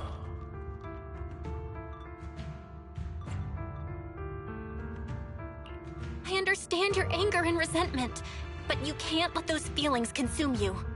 Sorry, Proxy. I know what you're trying to say.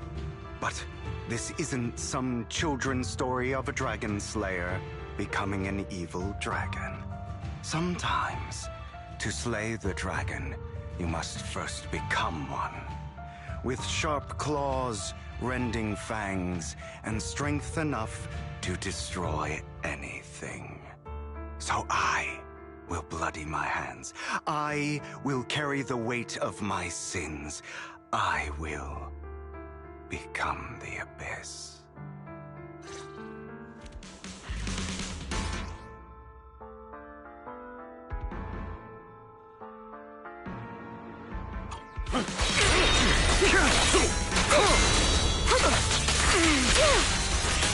It's about time you kneel.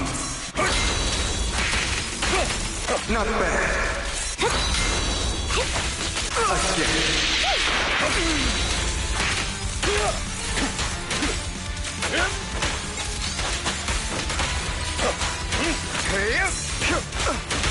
A perfect conduit.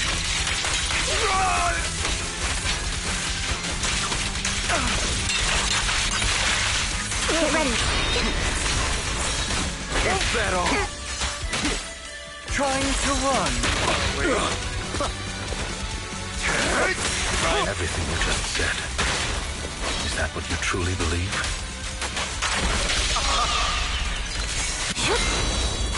Of course. I'm surprised. I have never once thought that Mockingbird was a failure.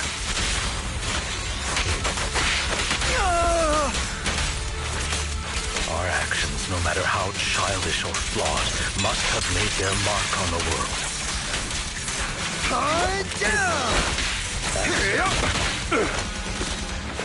They might be trivial or foolish, but as long as they had an impact, the things we did are far from meaningless. I have you now. I'll eliminate any of them.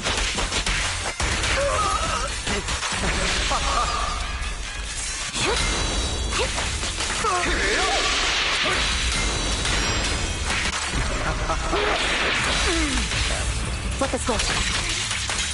I don't want it to end like this. There must be another way. Truth be told, Proxy, I envy you. The world needs people like you. My way.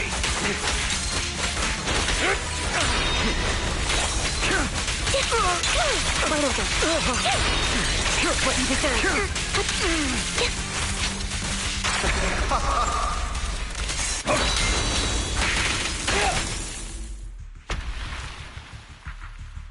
All right, you got me. But too bad. I have my own methods. What are you doing? Well then, make your choice. The sacrifice core, or your precious Faithin. I know you took it. Don't forget, I'm the one who taught you that. I have my own method.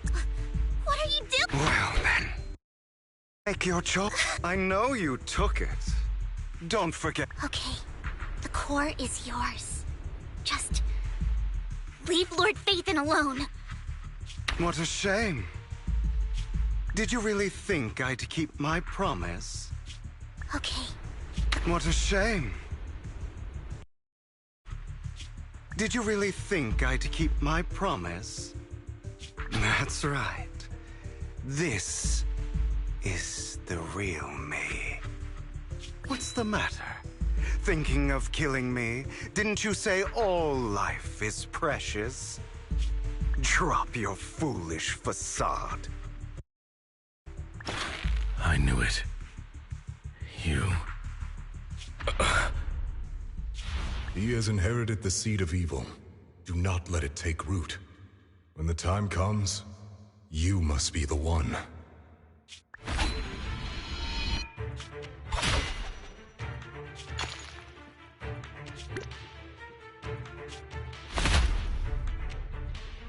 Go on, kill me.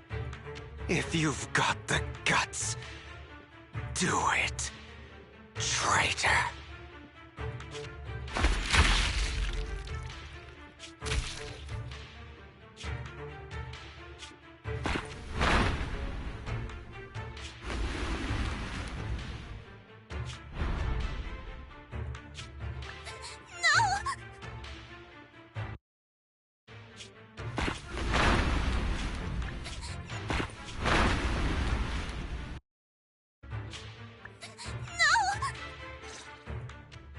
Master Proxy, are you okay?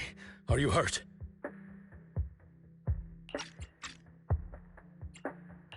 Don't worry, I'm fine. I just never thought things would turn out like this. Lord Faithin, I'm sorry. I had no idea Hugo would do that to you. I'm so sorry. Judging from how we've interacted before, Hugo didn't seem like the reckless type. I feel like there's more to this than meets the eye.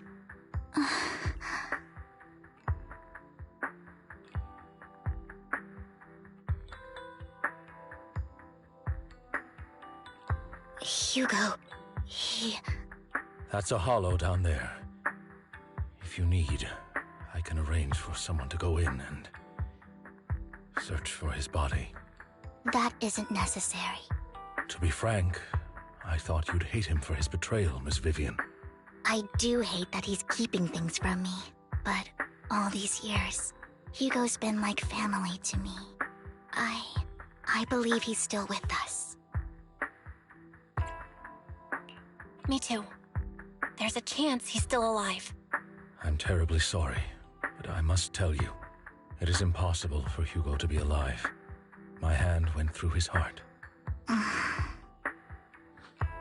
Sorry to interrupt, everyone. But just so you know, Hartman's gone. Probably slipped away during all the chaos. I'm sorry, I was so focused on Master Proxy's safety. I wasn't paying attention to him. Same, but it doesn't matter.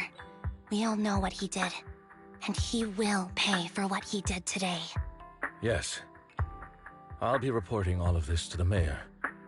He's not getting away with this. Well then, now that it's all over, let's head back.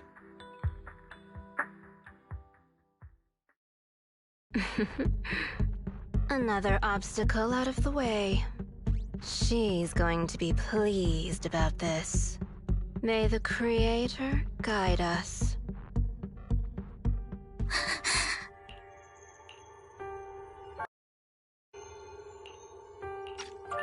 Fear, suffering, despair, and Destruction.